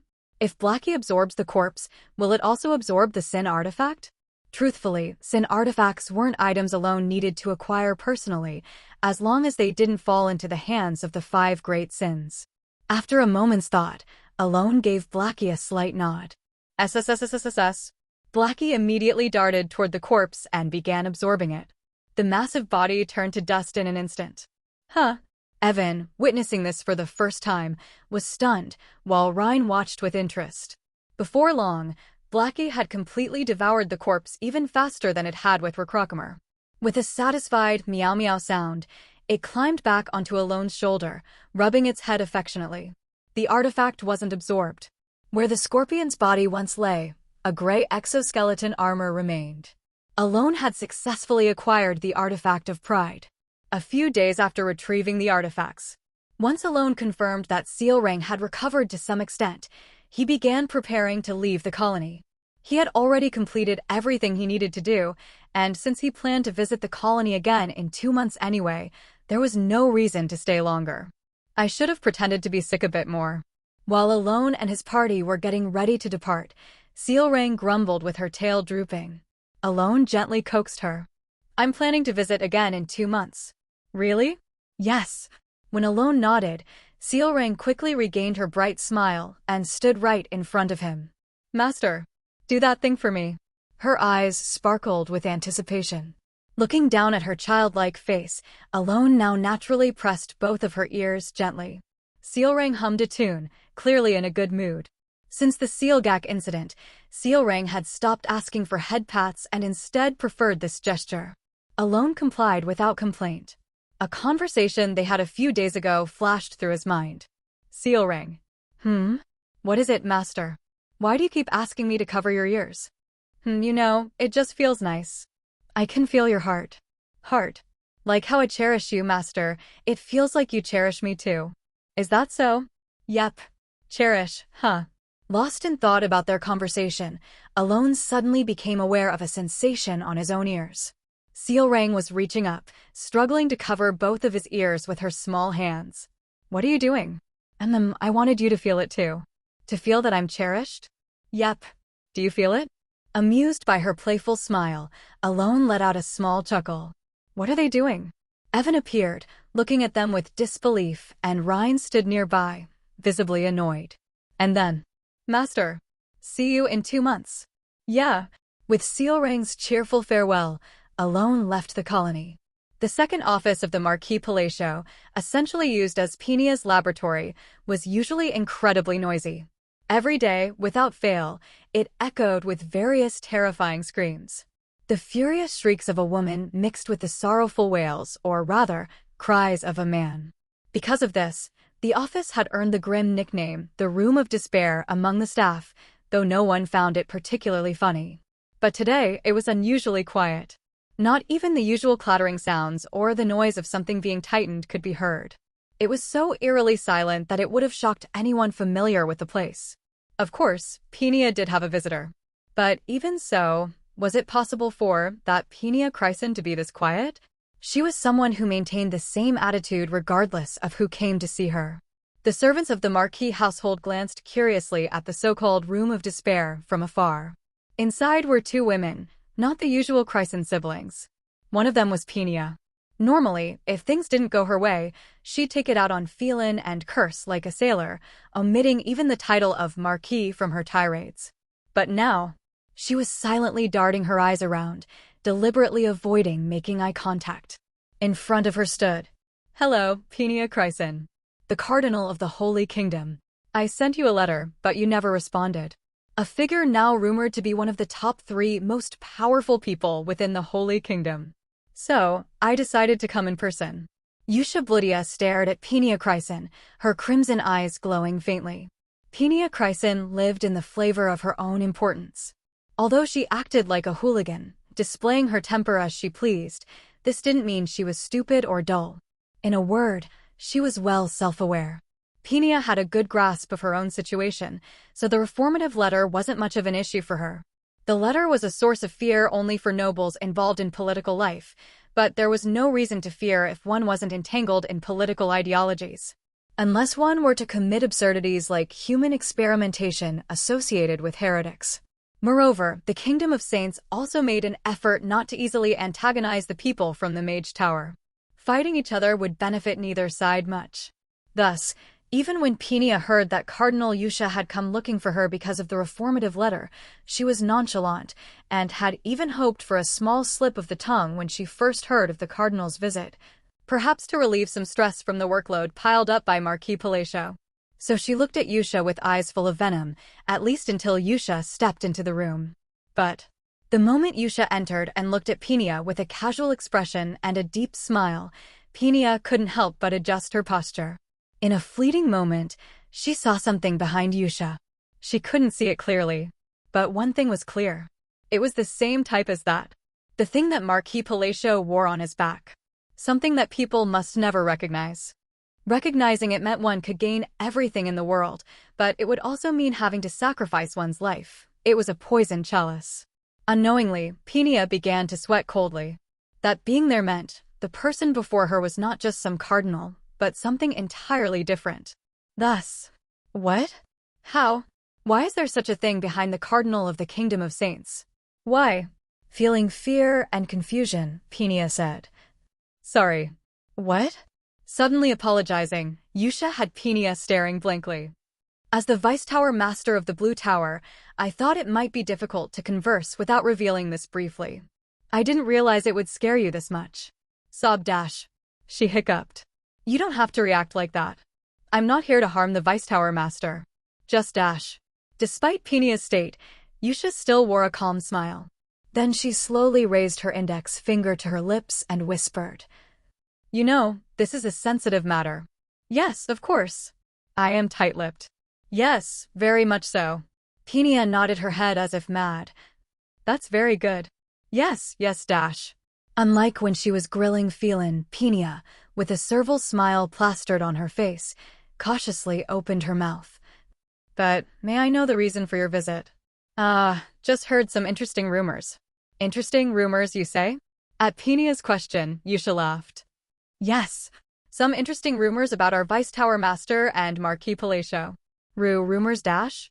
At that, Penia immediately realized what Yusha was referring to, and simultaneously, her survival instincts, which had started to sound an alarm, miraculously summoned a crumpled memory tucked away in a corner of her brain.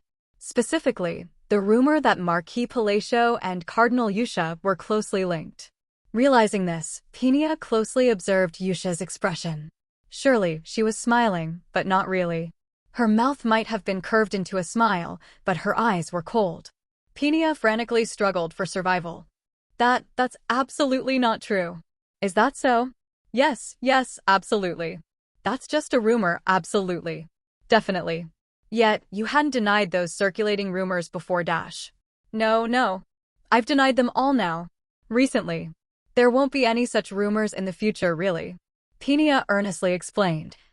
Whether her explanation was effective or not, the shadow in Yusha's serene smile seemed to gradually lift.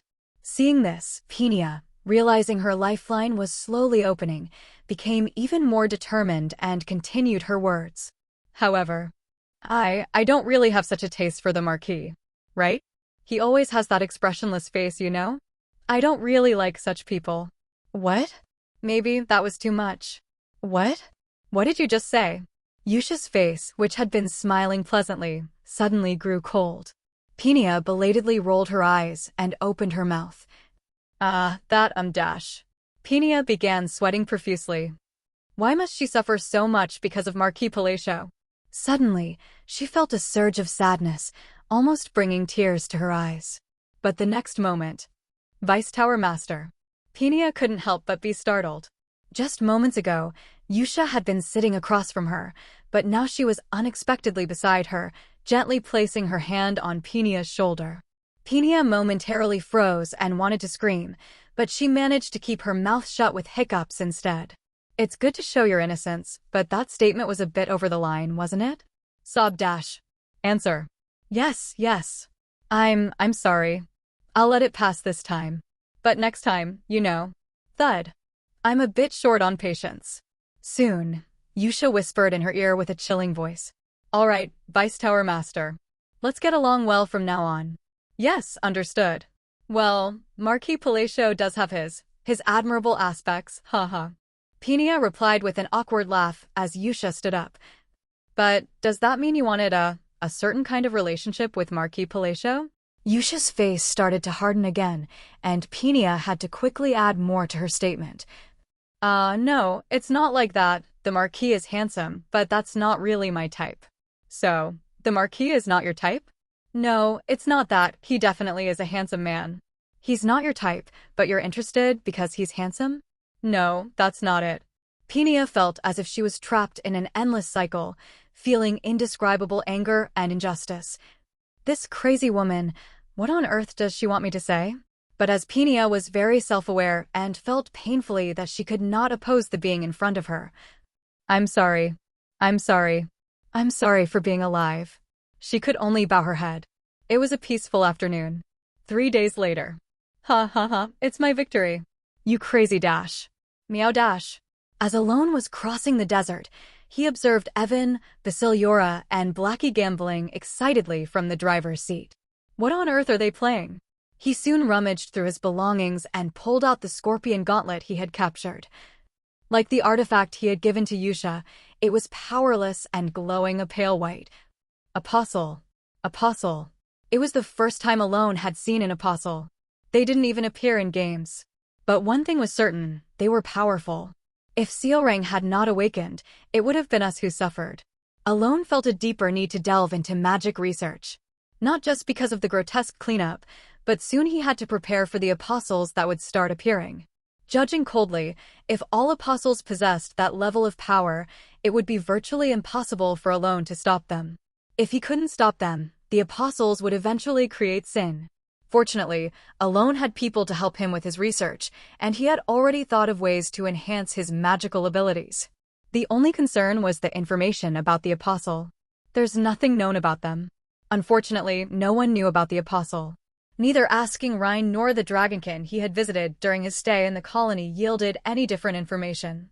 The most he had learned was that someone who had survived the war might know something. Thus, Kilris. Alone recalled that name once more. To the Golden Dragon, he was a mage. But now he had appeared as a goblin outer god. Once I get that item following Eliban, I should go meet him right away. Apart from knowing how to use the Dragon of Darkness, there was another reason to meet Kilris. As he was organizing his thoughts, Marquis. Alone turned his head at the sound of Evan's voice. What is it? I realized I hadn't given this to you. Evan pulled a glass bottle from his bosom and handed it over. What's this? He asked as he received the bottle filled with black powder. From what I hear, it's the powder of the apostle's corpse. What? Was it Sealrang's secretary? That person had given it. Following the explanation. Why would I want this? Alone looked bewilderedly at the finely divided powder of the apostle. In the southernmost part of the continent, in a dense forest touched by the hands of elves instead of humans, lay the sacred land. Deep within what the elves called Grainifra lay the elven kingdom of Fildegreen, the dreamy country of elves built around the World Tree. And in the massive palace right below the World Tree, in the center of that kingdom. You found Ragarine's blessing? Yes, your majesty. A man, or rather, Pyrian who had dropped his human disguise, bowed his head and reported to the queen. I hadn't thought it would be possible, but you've done something truly great, Pyrian. The elf Queen Magrina, her voice mixed with surprise and pride, her bright platinum blonde hair flowing down to her waist, praised him. Pyrian bowed even deeper and continued. Thank you, your majesty. However, there's something I must tell you. What is it? Ragarine's blessing. It wasn't me who found it. It wasn't you, Pyrian? Yes, it's that. Carefully nodding, Pyrian began to recount the events that had occurred in Lartanya, and as Magrina listened to Pyrian's words for a while. So, this Marquis Palatio not only instantly recognized your identity, but also informed you of the location of Ragarine's blessing. Is that what you're saying? Yes. The room with Ragarine's blessing was made like Fagad's hideout. No one else had entered there besides me. And as I mentioned, there was a message written inside. I hope it reaches my sibling well, wasn't it? Yes. Magrina looked at the blessing brought by Pyrian with a disbelieving expression and fell silent for a moment. Her voice began to tremble slightly. So, Pyrian, are you suggesting that this Marquis Palatio might be the ancient elf, my older brother? I can't be certain, of course. But considering he easily discerned that I was part of Fagad and led me to Ragarine's blessing, it must have been him. Magrina lost her words again. Because Pyrian's reasoning made sense. However, she couldn't judge the Marquis based solely on this fact. Originally, as Magrina knew, the ancient elf and her brother had died hundreds of years ago. She knew well that the dead do not return. Amid the continuing silence, I will quietly check and come back. Turning towards the voice, there stood an elf wrapped in a mage's robe, Filda, Magrina's personal mage. Is it possible to confirm that?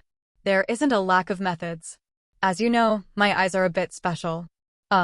Magrina inadvertently let out a gasp. Filda possessed the spirit eyes, capable of seeing souls. If so, confirming the identity of Marquis Palatio would be an easy task. Then, please proceed. I understand. I will go with Pyrian. As soon as their task was decided, Filda and Pyrian promptly bid farewell and left. Watching the backs of the two elves, if my brother really is alive, she clenched her fist. She knew it was logically absurd. Yet, in her eyes, there flickered an unmistakable light of subtle hope. Hello, everyone. As we wrap up this video, I want to share a quick note. I have a Patreon account. If you'd like to support me and enjoy on-demand audiobooks, you can become a Patreon member. Alternatively, you can check out my Google Drive link, which has 500+ novel audiobooks available through my Ko-fi or Patreon shop. I appreciate your support.